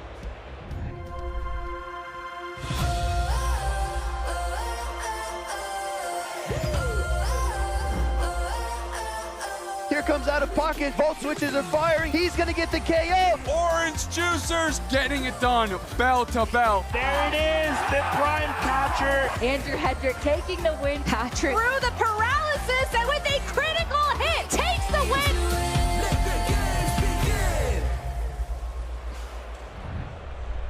It gives me chills listening to that music one more time. We were all there at Worlds, and I think that everyone is going to be very excited for NAIC and then obviously the World Championships in Anaheim. If you want to keep up with everything that's going on, make sure that you are on Pokemon.com/broadcasts. The link is down there below. And I think that we all want to be as involved as possible.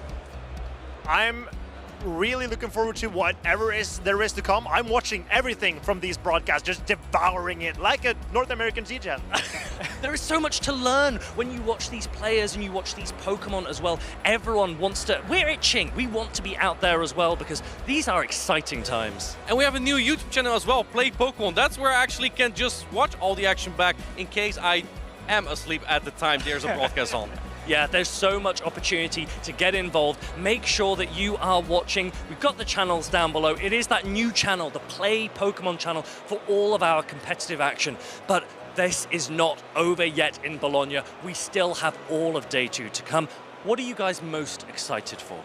I want to see if Talonflame with Flame Charge or Brave Bird is going to prevail. Which team are you guys on? Flame Charge or Brave Bird? Well, okay. Well. Oh, I'm on Team Flame Charge. I'm absolutely on Team. What? I thought you were on Brave Bird. No. Yeah. He was on there. He's been convinced during the day that Flame Charge is the way to go. I've been saying Flame Charge changed my mind. since February 2024.